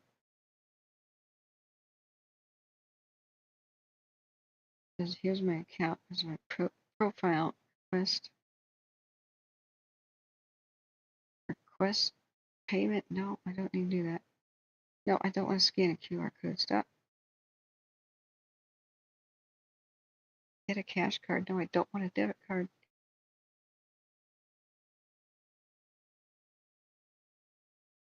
Okay, great. Completed transaction. Activity. Cool. Okay, I think we have 199. 199 on Cash App. Total. Yay. And if I invite friends to it, we both get $5. JB says the VLATs have 12,000 gallons of pink stuff in them. Dude. That's current view of Fort Jones. But let's look back at the lake fire, which is, holy crap, making its own mushroom cloud right now. We measured it crudely, JB, and it's 18.5 miles wide. The lake fire. So if they do get those sundowners to push it down the hill, it'll be a flame front of almost 20 miles wide going down the hill. They have a little bit of containment.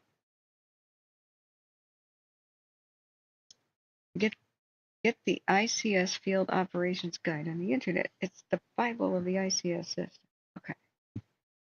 ICS Field Guide.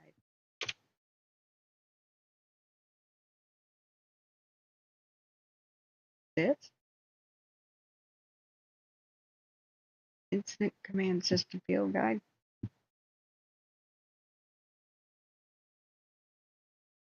$25. Whether you are at the local, state, or federal level, this ICS Field Guide puts NIMS compliance information at your fingertips. Okay. Planning schedules. This don't seem like it's the right thing. FEMA Field Operations Guide.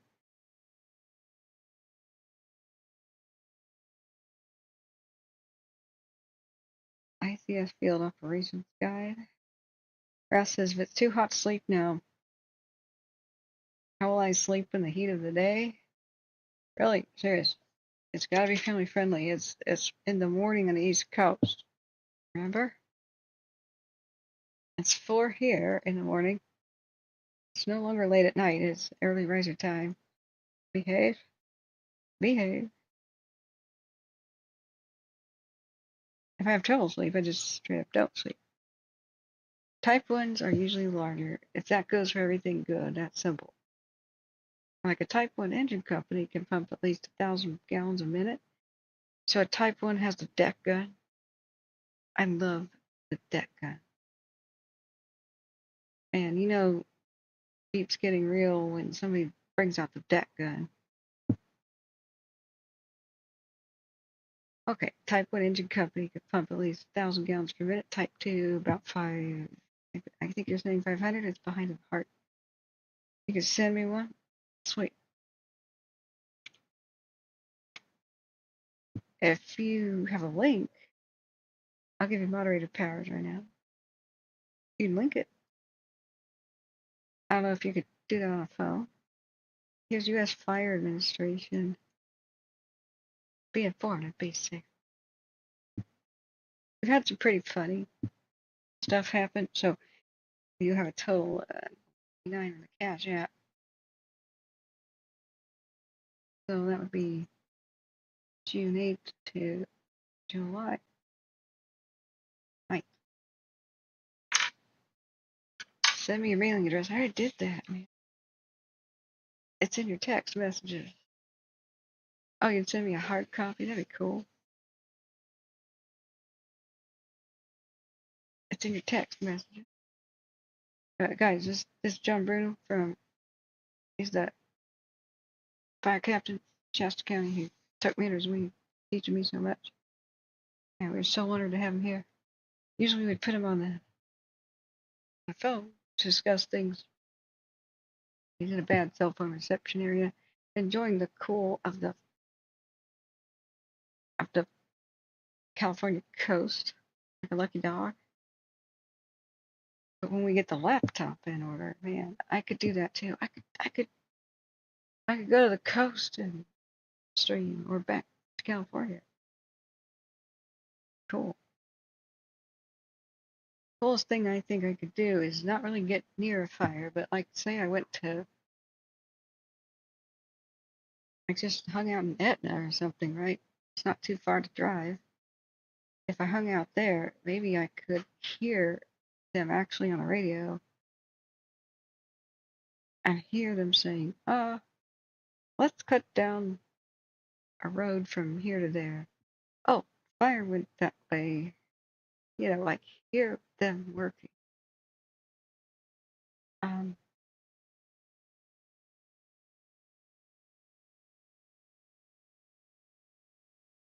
But you would think this would be downloadable.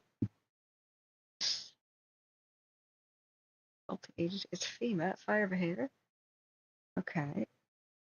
Mission statement, fire scope, all 3 terms. Okay, we could search table of contents. What is unified command? Oh, you can't click on it and go somewhere. All right, there's search. Search the PDF. Let's just type.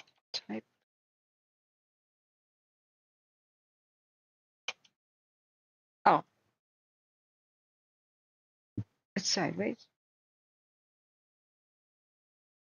Resource hand crew. Crew number, I guess you would pencil that in. Type 1, highest training level. F. Okay. Is this it? Am I on the money here? I can have this printed. CPRO has a laser printer. Highest training level. No usage restrictions. Fully mobilized. Highest experience level. Fully equipped. Permanently assigned supervision. On the state level, it's Cal Fire. What does 13 mean? Like, what's the little parentheses, 13 mean? It says type 2, minimum training or some use restriction or not fully mobilized or moderate experience or minimum equipment or no assigned supervision. Okay. Federals, it could be hot shot. Regulars. Flight crew. I don't know what the parentheses mean. Like 10 after that.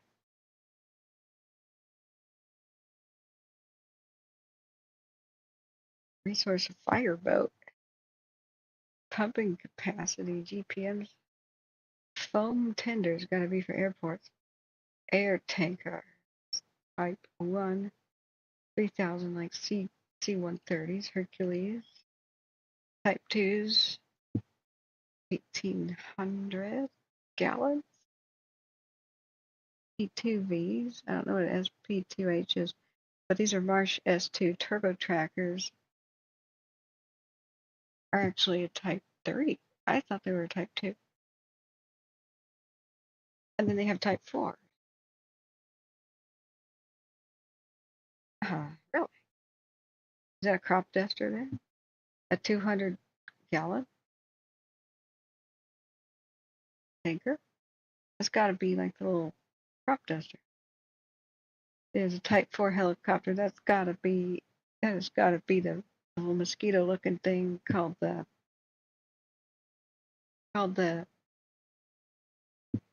this is it. Sweet. Thank you.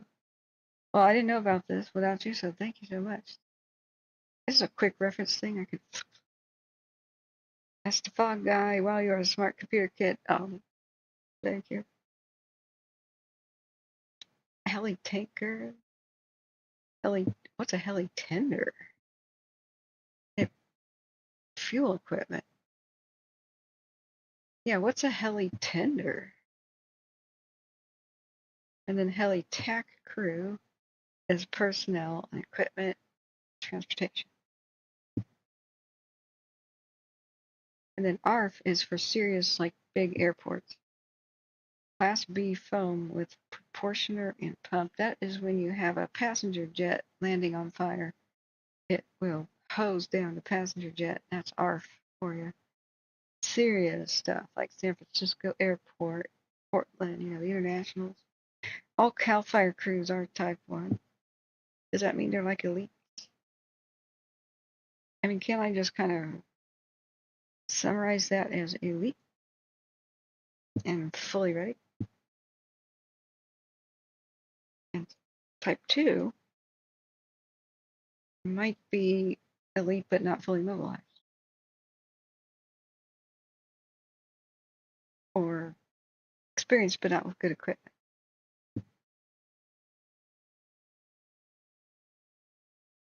Type 4s are the single seats. Gotcha. So the cutie little helicopter that the Australian guy was flying, we called the Mosquito, was the, what is that tiny helicopter called? Oh, shoot. Sorry, friends, this is very bright white, Is there a way to invert the colors? Oh, thank God, my eyes. Okay. Sorry, friends, I didn't realize I could do dark mode. This is sweet.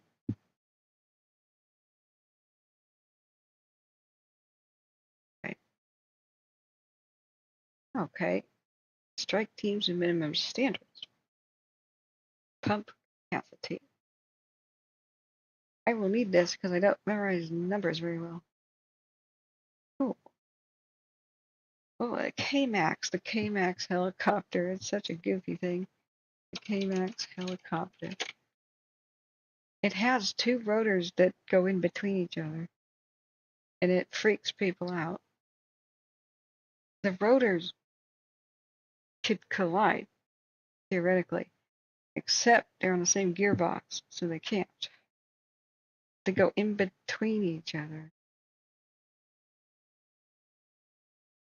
Isn't that weird? But it looks like The Australian guy was in the little green one, and it looked like a little bug. It looked like a mosquito. Yeah, it looked a lot like that. We were like, oh, isn't that cute? I think it was in 2022. But hey, you know, if it fits, it ships. Looks like it can snorkel.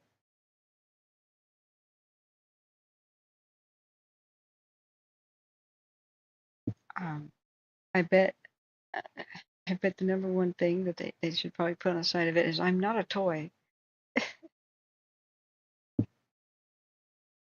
Don't even ask, I'm not a toy. That's why I'd spray paint on the side of my K-Max. Tiny helicopters, Type 4, like the Bell 206. Yeah. Neat.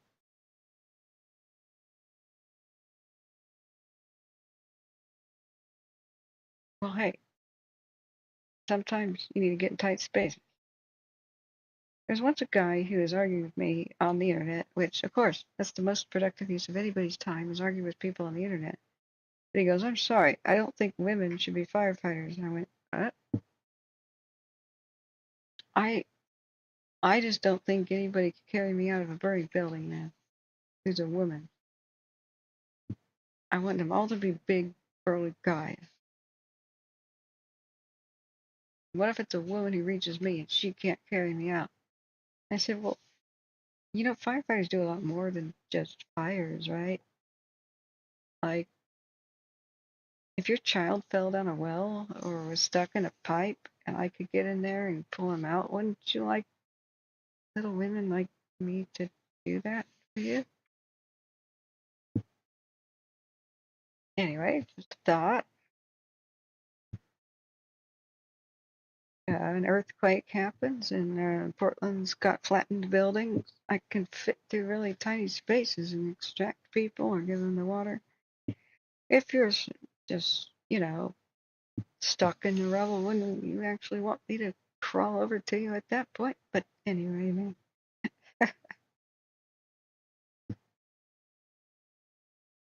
So K-Max, the ugliest helicopter out there, but a very effective unit.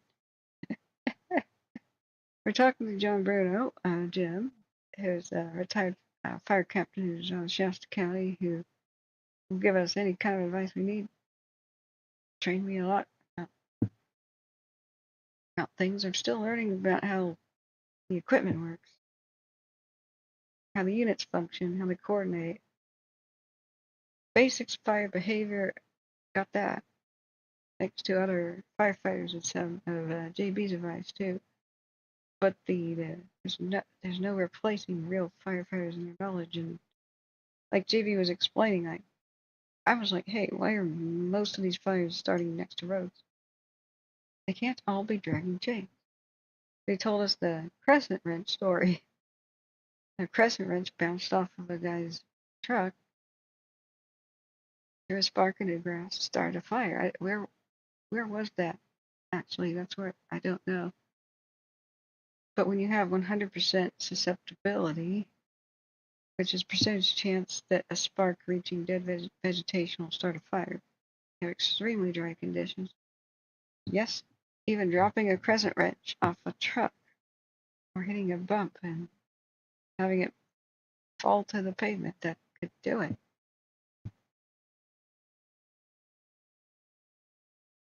Brass says Ed Sheeran and Arnold Schwarzenegger are all fans of myself. Of Cat. I would actually like to interview Arnold. He was governor of California. What does he make of the situation? What do you think of PG&E starting all these wildfires after his watch ended?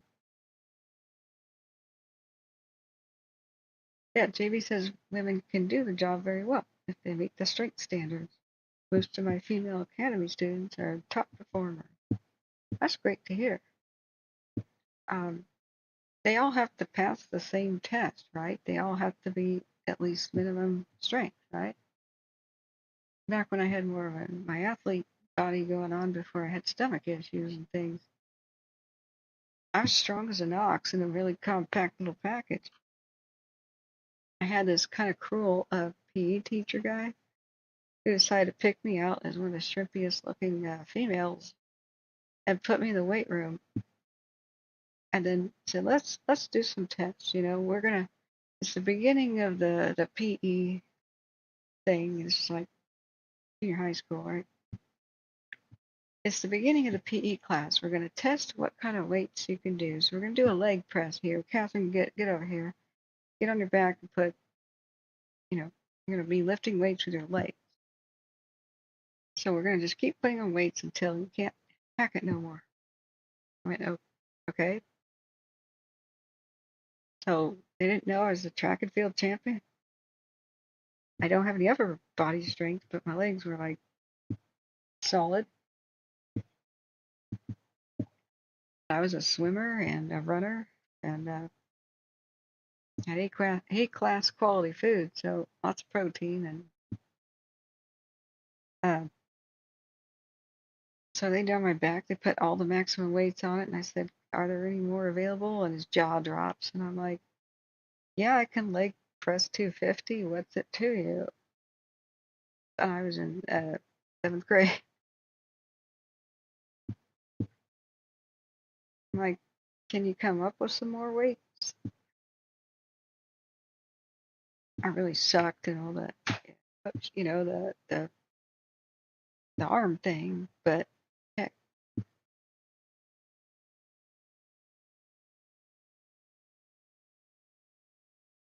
Why are you talking about me in third person, man? A little odd. John Bruno says the crescent wrench fire cause was actually Shasta County. That's what I thought. Near Highway 229, near the Cal Fire Diddy Wells fire station east of Bella Vista on a very hot, dry, breezy day. How big did it get? And what approximate year was it? Do you remember the name of it? That's nuts. So I told people to secure their vehicles and look out for other people. Like if you're at the park or, the lake, if somebody has not secured a tool or anything in the back of their vehicle or there's something on the roof, to tell them about it immediately and say, hey, did you know that something falling off your vehicle could start a spark like a dragon chain? Put the tools in there. Don't just have stuff loose in the bed. Yeah, all it takes is that one bump, So I think that's helpful. That's it's kind of new information that just something bouncing out of the pickup bed could do it, or somebody driving away with something on the roof of the car. There's all kinds of these like metal water bottles these days. If somebody leaves that on the roof of the car and drives off, it can boing. So that's pretty similar to what we've seen all night at Fort Jones Cam with the Shelly, and this is the lake fire is making a pyrocumulus. Really big one. We measured that as about 18.5 miles long, crudely, with the maps. So, no, I'm not, Brad. I don't want to sleep this month. I'm scheduled next month for sleep. What I really wanted to do, and I got stuck on trying to figure out how you could find out how much money you make per hour streaming. I've come to the conclusion it's kind of broken.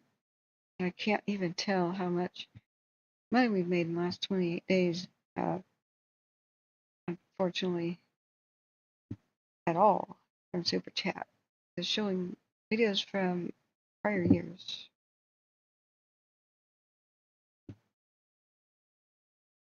I messed around with it. What happens to me is if I get a computer problem, I have to solve it or I can't sleep. I have to tear myself away from that.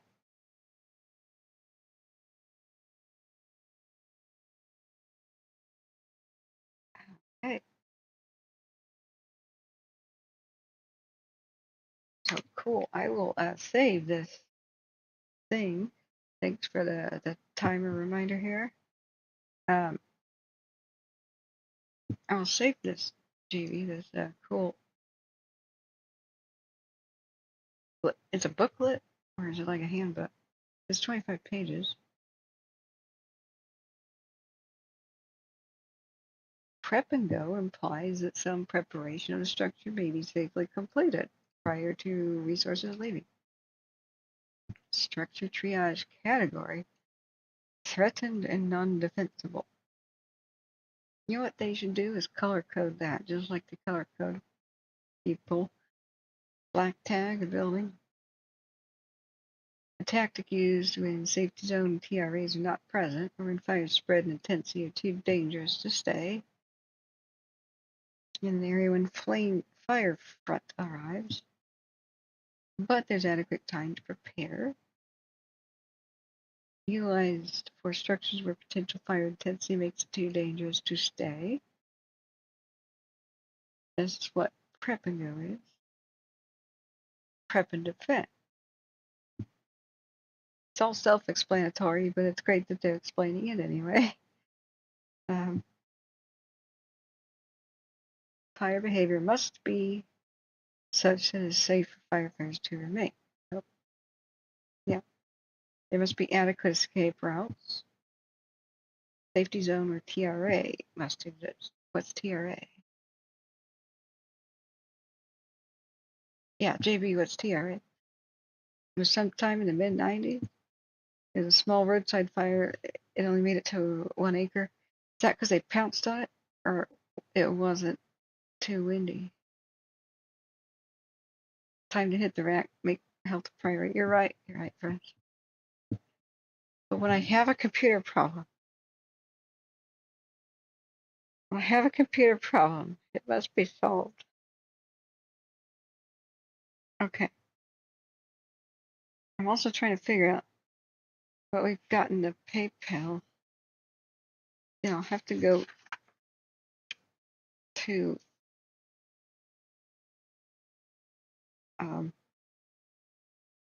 I'll have to go to the P.O. box at some point or have CPRO fetch it. I mean, get my mail.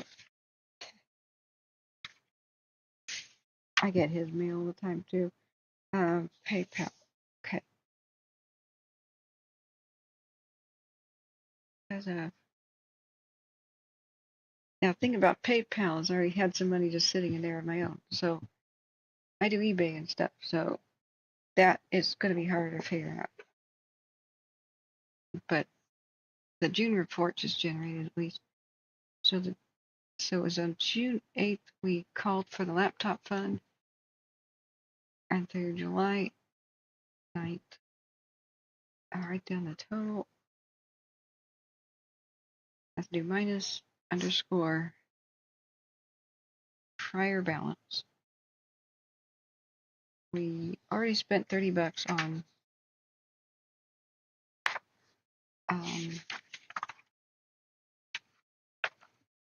our Castify, a couple other things like YouTube Premium. So I am the problem at the computer. Shut up. Central Oregon's under red flag. Yeah, we had a new one today. It's so hard to get any information. We can't see it, but it's very concerning. The Larch Creek fire. This is by Friend, Oregon, which is one of the best preserved ghost towns. Southwest of Dufur, just due east of Mount Hood. So this is the dry side of the state. And you're right, I am very concerned for the red flag.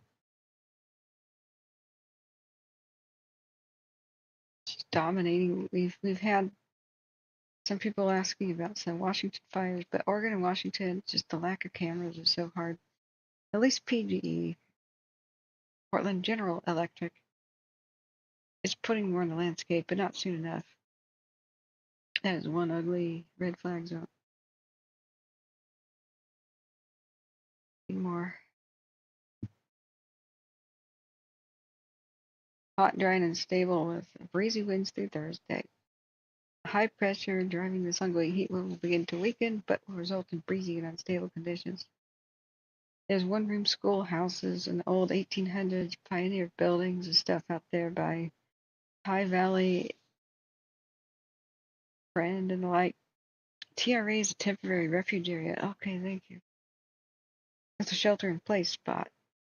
Maybe I should tell people to make their own TRAs. That's basically what the advice we got when we lived rurally in California foothills. We thought we grew defensible space at our house up on the top of the hill, and we invited the volunteer firefighters over for a big barbecue. And we said, "So, how do we do?" Captain goes, "Man, you got some work to do. You'd probably die here." Forks hit the table, you know. What? Yeah, you live at the top of a hill surrounded by waist-high grass and with one way out, and it takes you more than half an hour to get down to the nearest highway, and then the nearest highway is only 2 directions out. It's only one road, so you need shelter-in-place options or you eventually die here. Oh. Oh.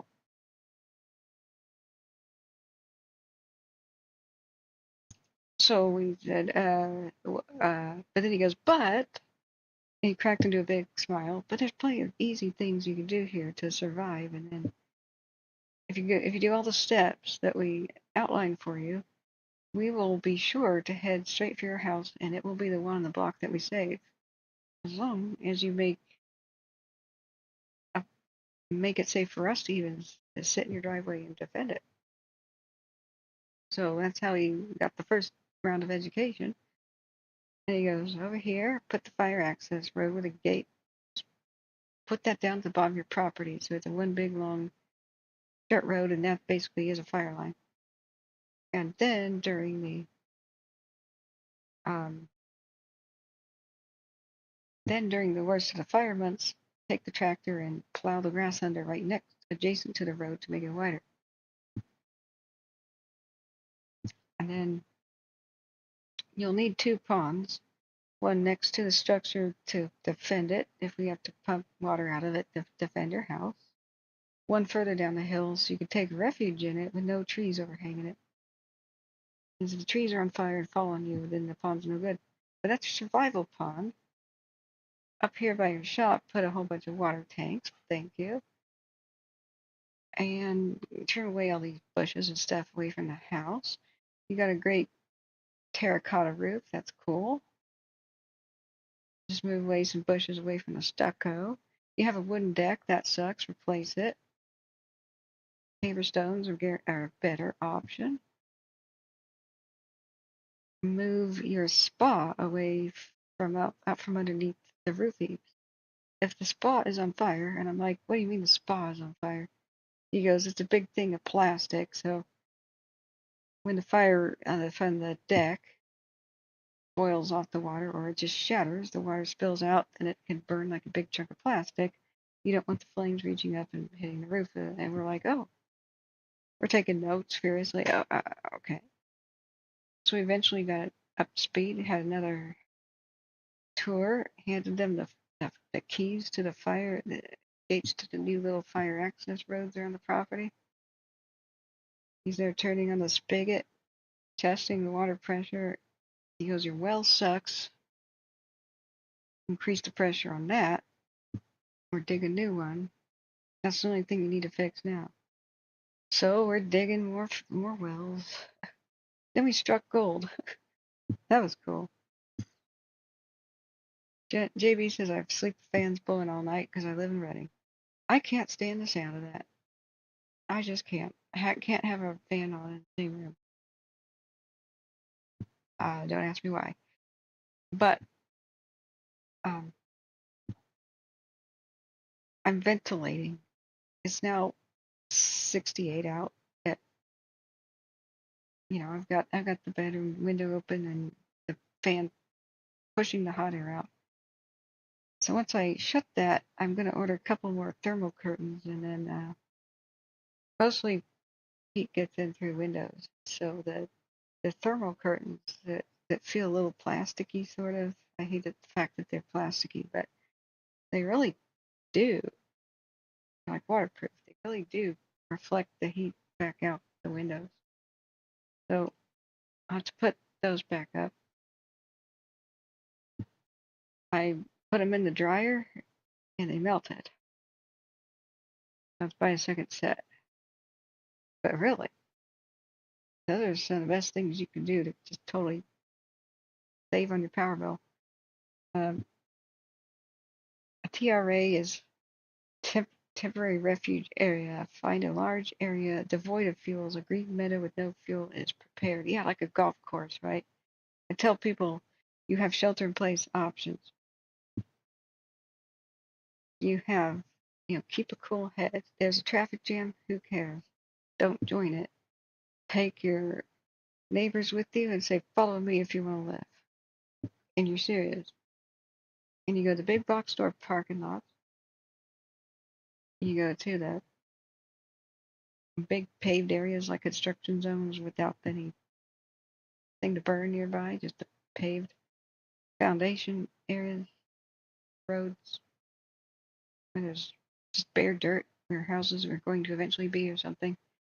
You go to the baseball diamond, the track and field of your high school, hang out there. Anywhere there's sprinklers and stuff, green grass that don't burn. Hey, Kathleen, good morning. I tell people that don't ever leave a place of safety for any sketchy drive down the road. If you can't see very well and the road is smoky, assume it's not safe.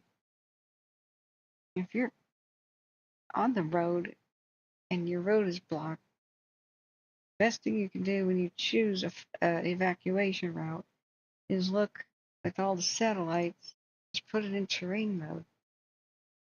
Let's randomly look at Angel's Camp.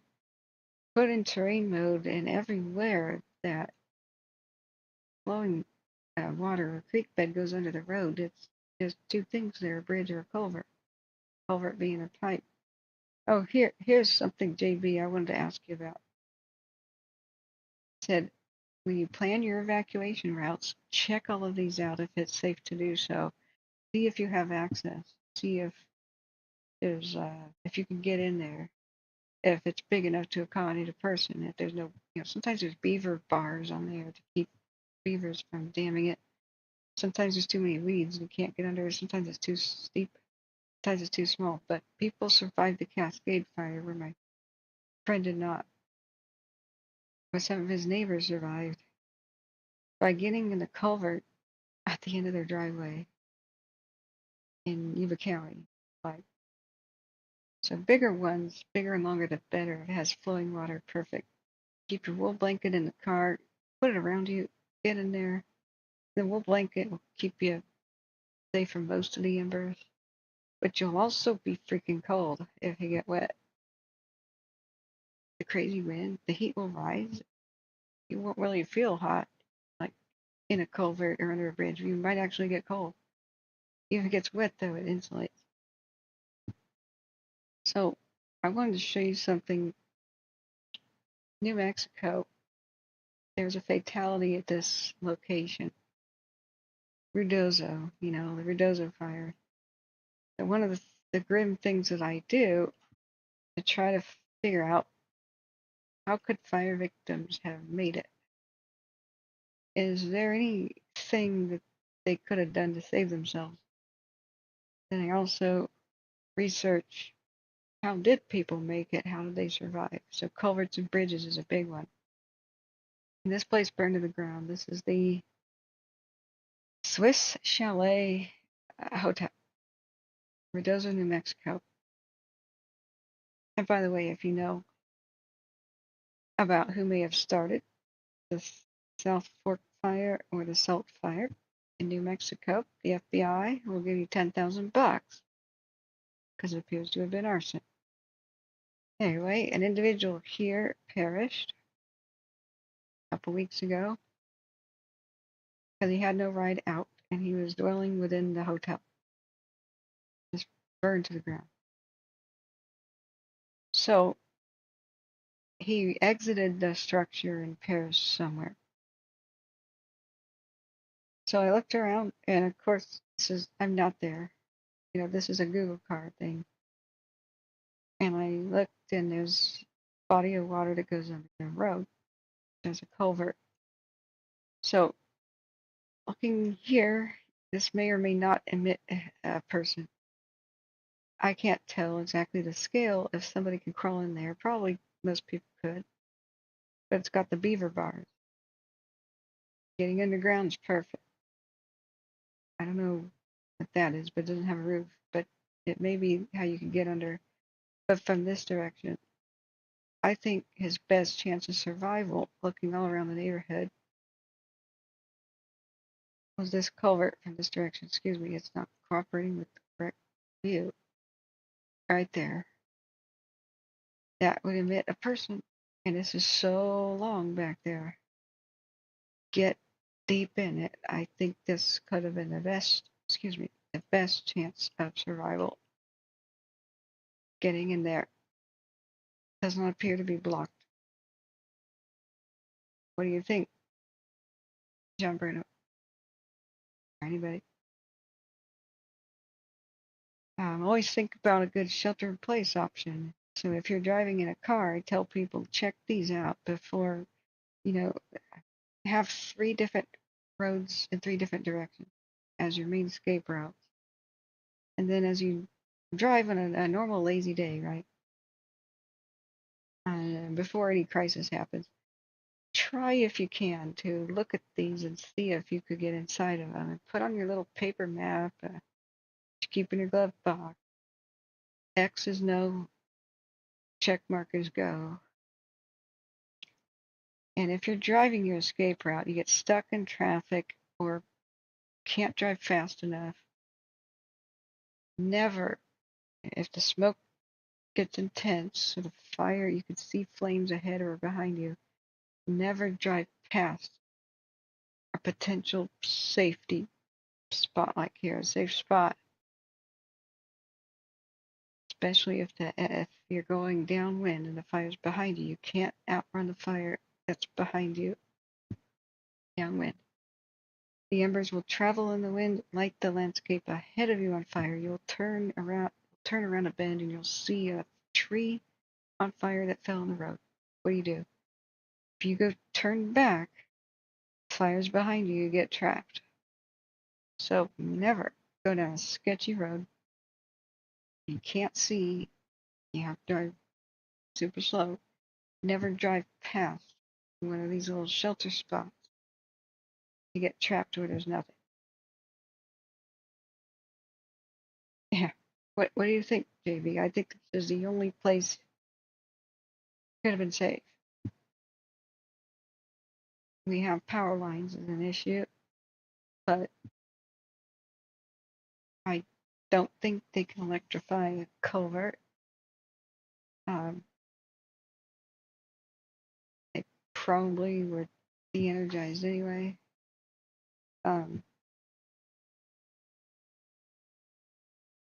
But well, this person was disabled and on foot. Right. He was without a ride. His ride never showed up or couldn't get in. So when the hotel caught fire, he ran outside, as far as I could tell. I haven't approached the family or anything to ask specifics, but this is what they said to the media. So wherever you're at, even if you're staying with a campground or a new place, look. What I tell people is look at maps. Everywhere you can use CountTopo, but even Google Maps, like anywhere, like say Angels Camp here. Anywhere that bodies of water go under a road, there's either a culvert or a bridge. People have survived very well under them. You can also slip in satellite. So say we're living at Foothill Village Senior Living, right? Where is a pond, pool, golf course, something, but you can't have trees overhanging that can be on fire and fall on you. That's not good. This is no-go. Cool. And then once you, but that, what's that? This is good. Right here. You can walk to this. So you have to verify the satellite image, you know, like you have to verify this still exists, it's accessible that you can get to it.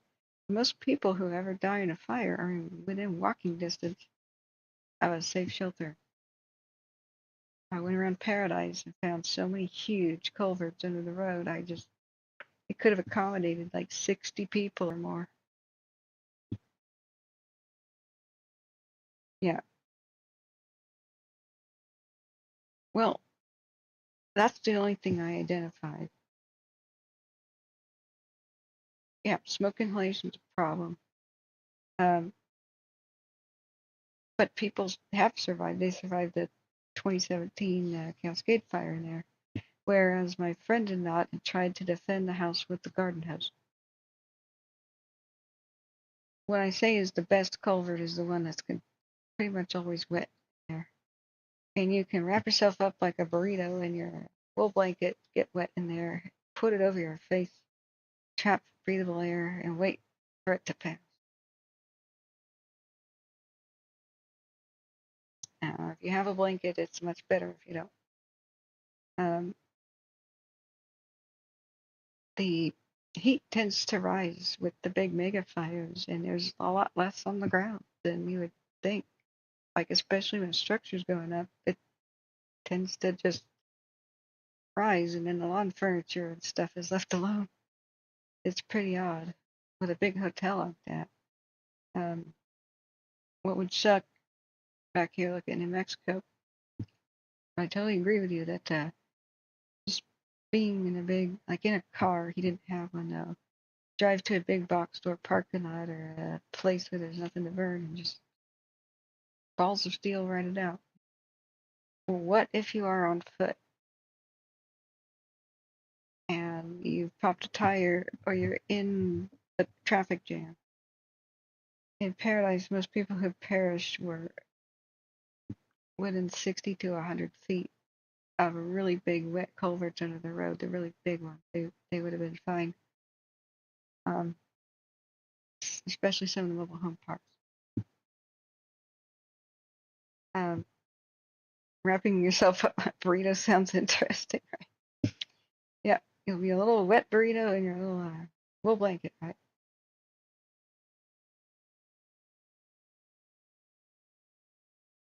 Yeah, I have to talk nonstop for hours. If we don't have a radio to listen to, most people are actually just listening and they're not really watching. They'll look at the screen when I tell them to, or I say, look at that. But people are going on with their lives. They need fire info, and I say, whoa, the such and such fire did such and such.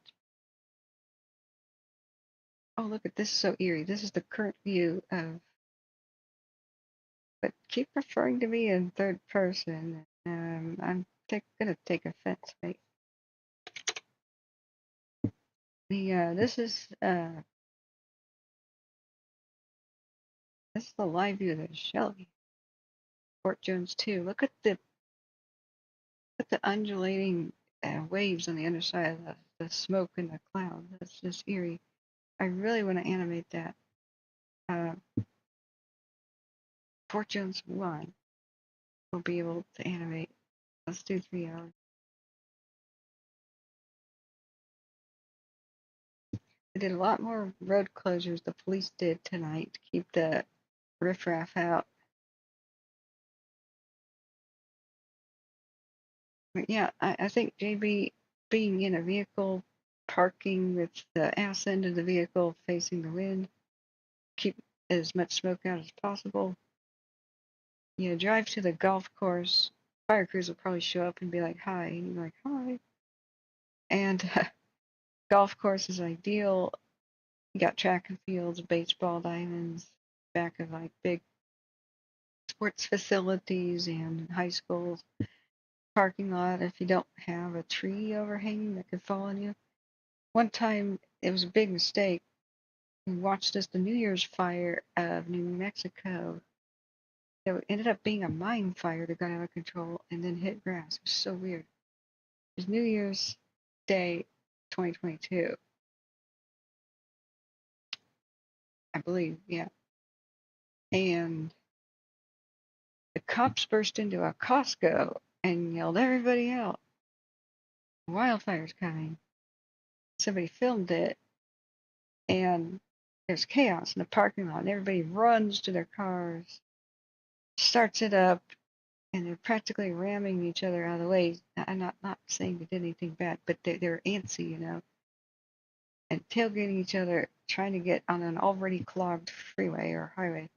No. If the police officers knew more about this, they would have said, calmly, return to your vehicles and wait.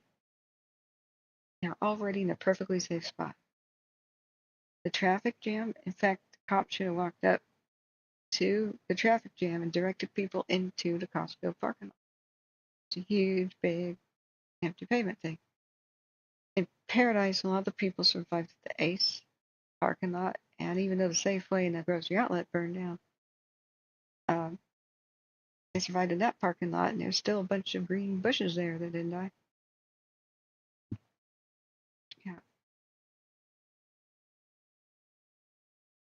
Yeah, this heat wave, the third one in Northern California, will ramp up the drying of the fields. Yeah. We may have thunderstorms this weekend, so hold on to your butts, guys. But let's do a 1 hour time lapse actually. I just want to see how the smoke kind of moves. It's so weird. The other side of the clouds with that wavy ripple thing. This is looking the wrong way. It's not looking at the fire. It's what, looking northwest? Here's one thing I don't understand. Why do the cameras stop looking at the fires? I understand they gotta look around for other fires. But why do both of them stop looking at the fire we need info about? For hours. Oh. But, yeah, no, when I have to ban people, it comes swift and without warning. I give a few warnings, but then I don't pay it any more mind.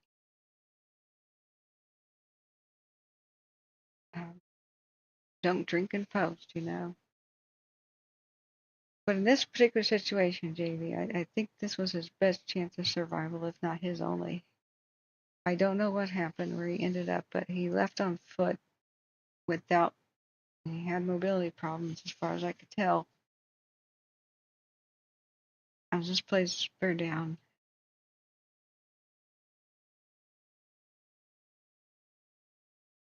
So, but looking around these neighborhoods, there's nowhere to go. There's no good refuge, period. Nowhere. That I could identify that would have been any kind of decent shelter, nothing. And when it arrived, it was probably a humongous mega fire of epic proportion. And extreme,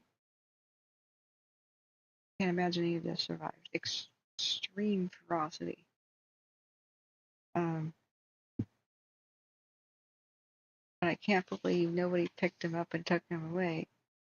I tell people, look, if you're evacuating and one of your neighbors doesn't seem to take this situation seriously, or they have trouble evacuating, or you can't reach them, you call the non-emergency number. If the fire's not quite there, you know, do call 911 if it is coming and you can't get to them.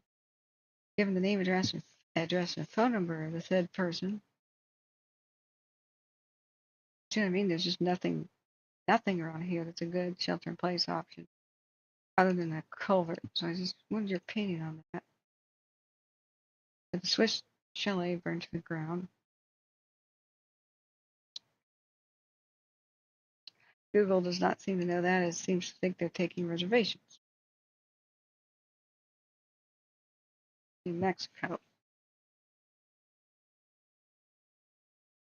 At Redozo.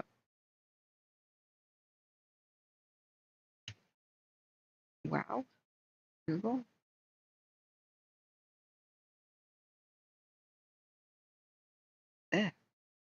Ah!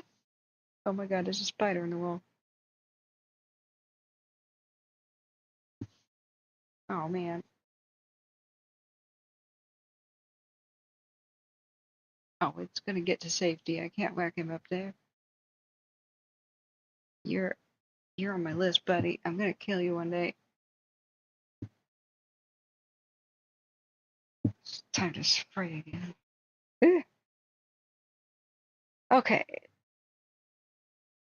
Yes. Back to fire monitor. JB says the ECCs control the cameras. The emergency command said there's a CAL fire. Dispatch center. Somebody came in here and said,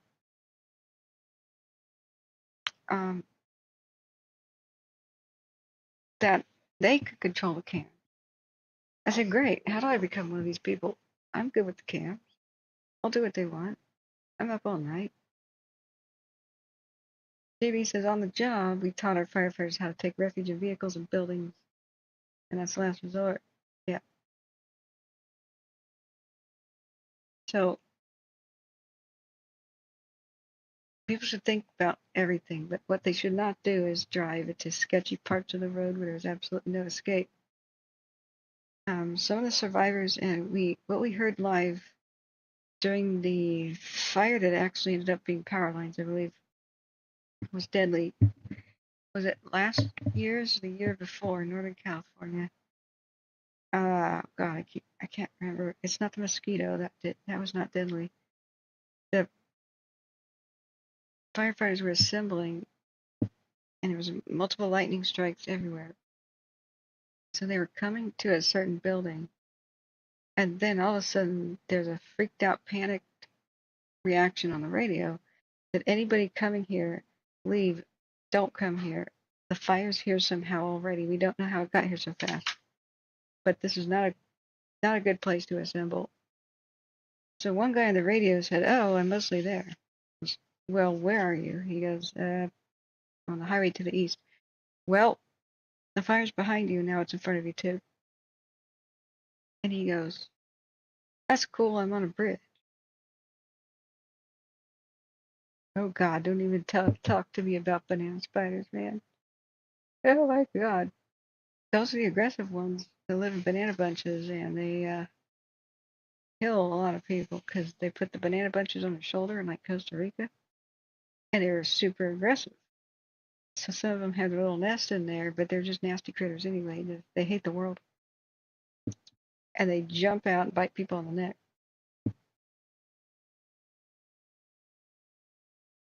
Yeah, exactly. Pence Road, Paradise, the death road. Never drive like a madman. If you have to drive faster than like 15 miles an hour, don't do that in a fire. You'll probably be restricted. It's like thick fog, you know. Don't drive faster around fire. That's not good. Because you may come around something blocked in the middle of the road and run into it, or become part of the pileup as other people have stopped. And then in Paradise on Pence Road, where they tried to go south, they rammed each other. Pickup trucks tried to ram cars out of the road. And then they fled on foot and didn't make it. I couldn't identify a place on Pence Road where they could have made it. They went past all the places of safety and went away from all the culverts.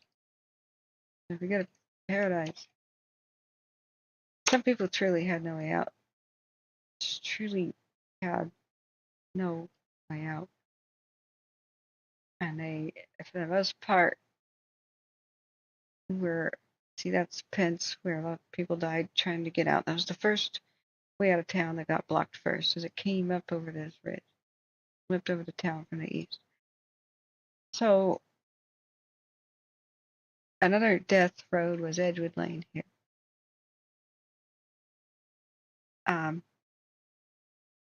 There's no sewer system. There's no way to get in a manhole. There's no curb even. No ponds or swimming pools, nothing. Horse ranches. I don't know if I used to take horse riding lessons there, I don't know.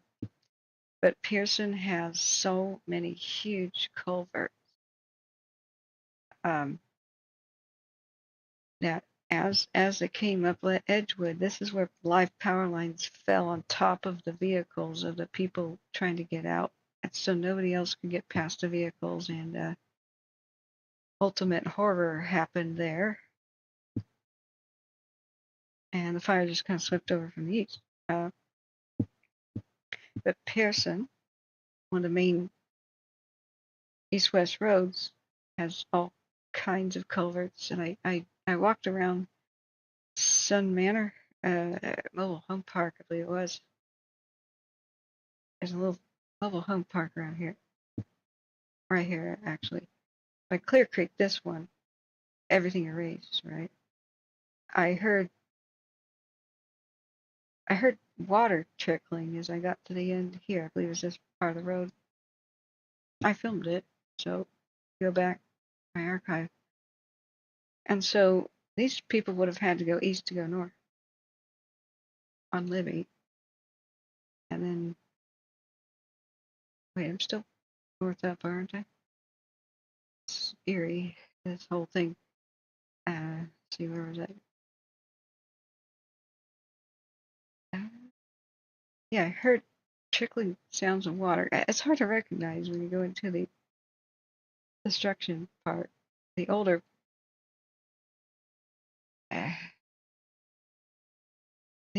images before the burn, I recognize things, but let's see, where was I? Yeah, there's Pence. Pearson is a main artery of east and west. Trouble is, like, everybody had to travel on it, and it got clogged up. All the other side roads, they don't connect to anything. There's too many little creeks, and they cheaped out. Instead of connecting neighborhood roads to each other, it would have been too expensive for the developers to put little bridges and culverts, so they did little dead-end roads where creeks were, so everybody had to go down the same ones.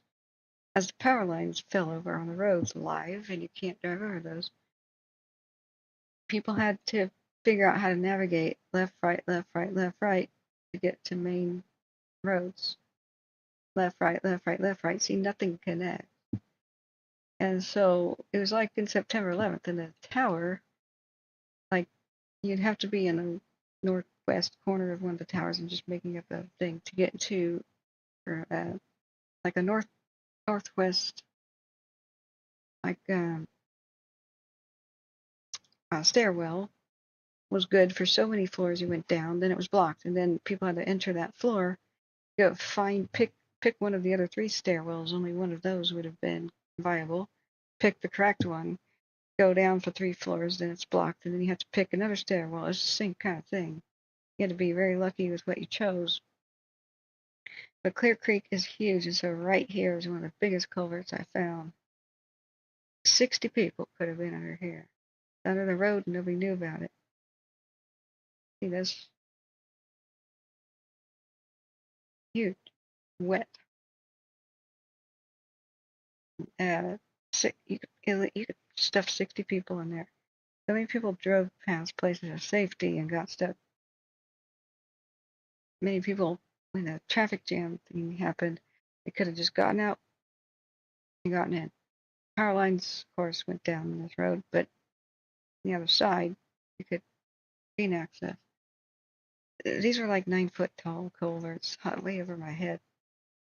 But a lot of people sheltered in place in the big box stores, but what if you couldn't reach it? Like the Ace Hardware they saved. A lot of people sheltered right in this big parking lot.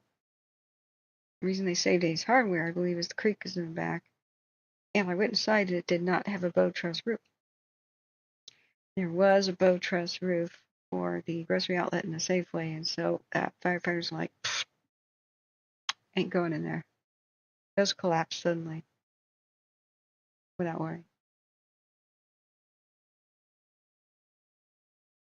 Yeah, but I tell people if there's too much smoke on the road, you've already missed the opportunity to leave by vehicle. That window closed.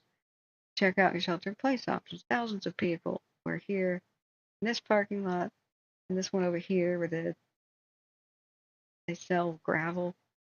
None of this burned, and the bank didn't because they were right next to it to save it. And there's a whole bunch of firefighters assembled here.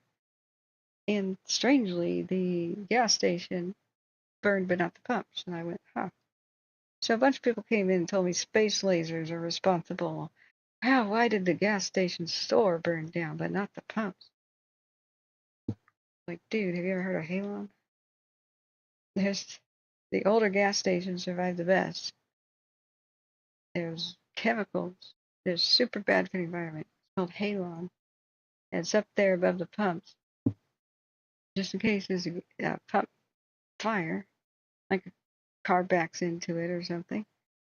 Heat goes up, the halon activates, and a white powder shows up, and then boom, fire's out. It's automatic. But the store doesn't have it, so the store burned down. But thousands of people took refuge in it. And the wiki, this is my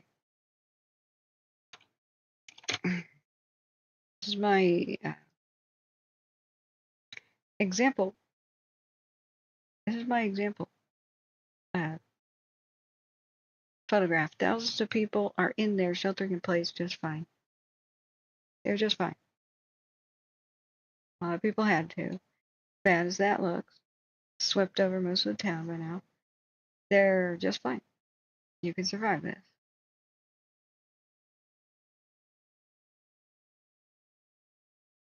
You can't drive out of that.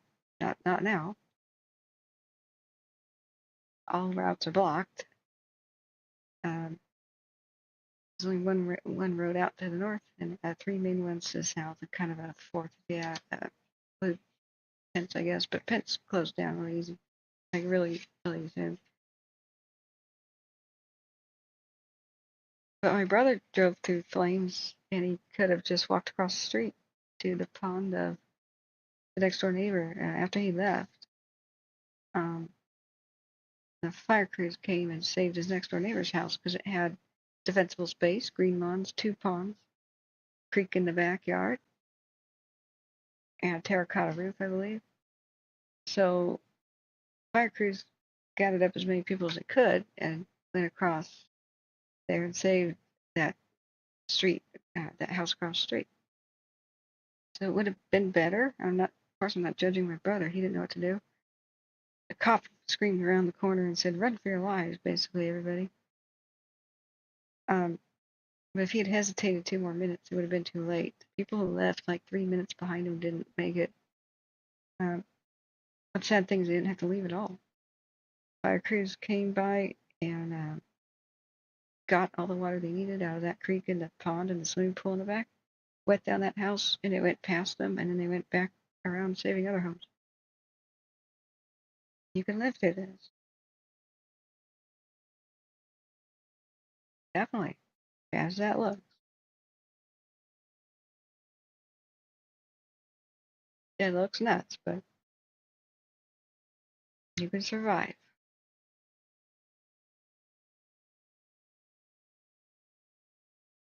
But not if you're on the road by that point. Jamie says 2 LA County firefighters died in the station fire in 2009, losing sight while driving on a road at the head of a firefight. Yeah, I'm starting to understand how many firefighters die in crashes. They move around very, very fast speeds. And they had a head-on collision of a pickup truck. And a firefighter died, I believe, last year, one of the Oregon fires. Handling Denver says I live on an island in the winter. Sorry, fire watch point in the summer. You've gotten in sword fights with who? Oh, banana spiders. I'm so afraid of that one over there. One of my freak out moments on stream was here I am, blah, blah, blah, blah, blah. And from the hanging lamp above, a spider just came down on the web. I felt a tickle on the top of my head. And what was that? And started screaming, of course, because I look up and now there's a spider landing on my nose. Oh my God.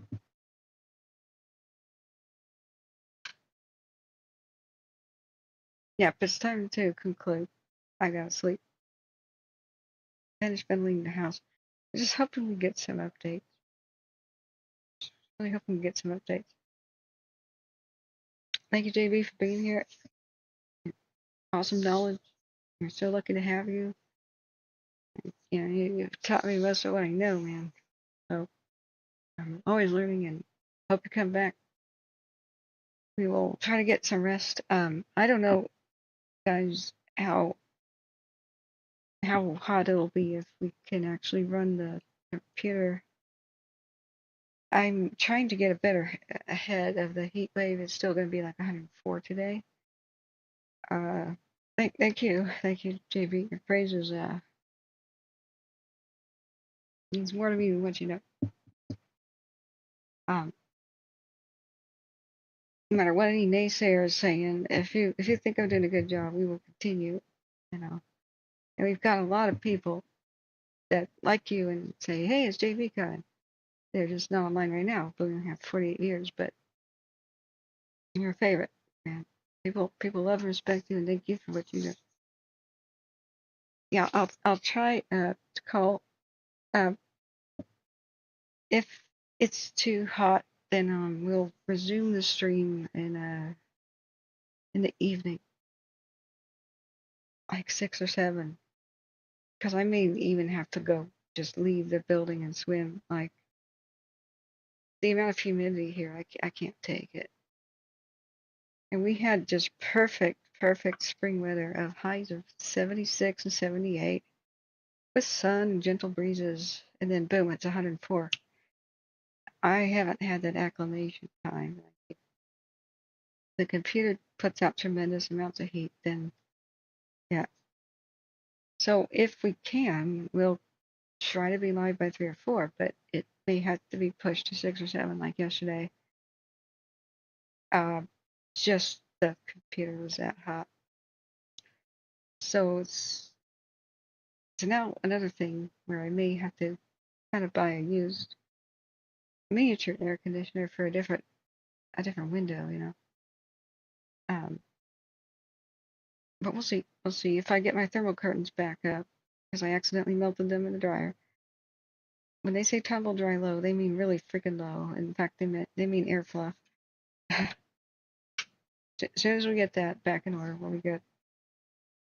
So this is we actually have a view of the actual fire. That, even though this is really bad and it burns the eyes, the smoke is protecting the Fort Jones area. It's keeping a lid on it, and they worked hard throughout the night. I'm very happy, but man, we might have thunderstorms this weekend. Hold on to your butts. It's only Wednesday. But 4th of July and a heat dome afterwards will probably be some of the worst conditions for fire the entire year. And we can hope that it might improve, but we're moving into lightning strike season. Ew. So we just gotta get past it. But if I'm gonna physically survive, I'll probably have to go swimming. Yeah. Yeah. So thank you guys for being here. So far so good. I'm gonna check one last thing. Any news on what's going on in Eastern Oregon? No news for 7 hours. At all. At all. So Swiss Chalet Hotel, who doesn't? Looked like it was a nice place, but too many trees growing up on and around it, indefensible. I hope they catch the sons of those responsible for assault in the South Fork fires in New Mexico. Arsonists, there's very few of them out there, but they repeat their behavior. Most crimes are committed by the same criminals, just repeating their behavior. A lifetime of it. Till they're caught. I've seen some weird and suspicious fires. I've even heard on the scanner radio people calling for investigators. If you see something, say something. Discreetly report it to the police. Get license plate numbers. If there's a weird, like, structure fire, film the crowd, do a 360, nice and slow. They caught some arsonist in California because he was, what they like to do, the firebugs, is watch their handiwork. They keep showing up in the same crowd at the same fires in the same general region. Most of them are total accidents, but the ones that aren't, it's the same people repeating their behavior, mentally ill or just criminals, whatever. They'll repeat until caught. So you can always delete a photo, can't go back in time and take it. But the way they caught the guy who pled guilty to setting so many fires, trying to kill, that's what the prosecutor said, trying to kill 60 firefighters, in 2021, going behind them and lighting fires behind them, trying to trap them. That guy was caught because a citizen picked up the phone, had a license plate, had a good description, didn't try to interfere. The authorities put a tracking thing on his car and watched him running around lighting fires. Everywhere his car went, a fire started.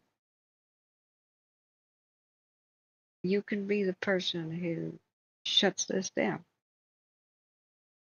Suspicious people, vehicles, or even idiots. People being absurdly stupid with fires. You know, the people with the illegal fireworks and all that.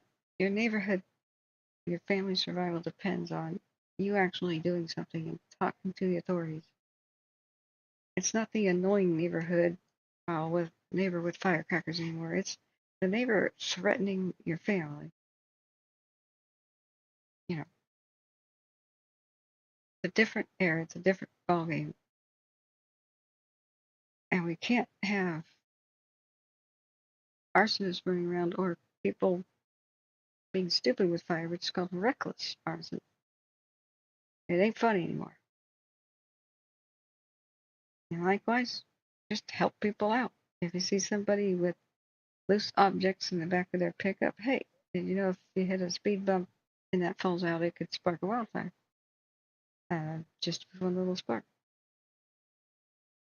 Maybe you want to stow that, you know. See somebody's dragging a chain or sparking down the road, you call 911. I think a lot of people who have called 911, we even heard it on some of these scanner radios, have actually prevented big fires from happening. I remember when Smokey Bear says, only you know, can prevent wildfire in a whole bunch of different ways. Just for God's sake, don't vigilante and don't sick of mobbing anybody. Remember, they got to be caught in the act. Let law enforcement do law enforcement. But they're out there. When they come out of the woodwork in these conditions. So just be vigilant. So thank you everybody who has donated. We made $55 in chat revenue, $29 I think on Cash App, and I can't tell what happened with PayPal because to navigate a whole bunch of things, figure that out. It's hard to keep track of what the phone notifications are doing. But everybody's hit the like button. Please do that now if you forgot. Thank you. On our way out, remember hit the subscribe button.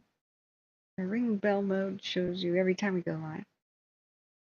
And the non-ringing bell is like, well, sometimes it's erratic. But at least you can find us again if you search. If you don't subscribe, it's very difficult to find us again because, you know, the algorithm sucks. But do hit the share button and share the stream. And just go to the purple K, share the channel page. If you don't want to subscribe or make a YouTube account, just go to the channel page. It's really easy. Click on the logo. Right now it's a purple K. So I go to my channel with a purple K. You see the live button here? So this is what you bookmark on your browser. Then you can find us again. And you can share the channel link. Right there. Click that share. There's a share button somewhere here. And that David the Vulture. And then text it to somebody who might need this info. Looks like the vast majority of the viewers are over the age of 65. I'm very proud of them even finding us. But there's many people who don't, and years later they say, oh, well, you were covering that fire, I wish I knew. And they even find it hard to get back. So walk them through it, guys, only tech-savvy folks. They spread by word of mouth. Thank you so much for being here. It's time for me to get some sleep, try to cool off the house. And remember, don't stay up all night watching the cams like I did. You know, if you've been up all night, you need some rest too. Don't torture yourself. Once you've made all your preparations done and done all you can do, you've done all you can do. Relax. Take it easy. It's too hot to do anything, friends. So we'll try to be here before 6. Probably be at least after 4. If it's too hot, we'll be here probably after 6 or 7. But we'll see how cool I can keep the place. But this is probably the hottest days of the year for Oregon. I can't take it. So thanks everybody for being here. Good night.